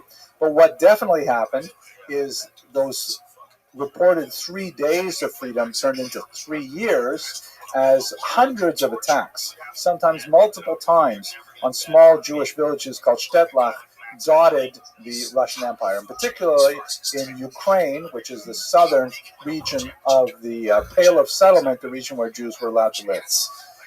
By contrast with later pogrom waves, and especially the Holocaust, the violence was relatively small. The number of Jews killed, God forbid, in these attacks was about 46. So 3 years of violence and only 46 dead. Looking at our very bloody 20 and not so promising 21st century, those are actually not terrible statistics. But it was clear as a result of the hundreds of attacks that Russia was no longer a Rechtsstaat. It was no longer a country that was governed by law, because the local police were unwilling or unable to actually defend the Jews from these pogroms.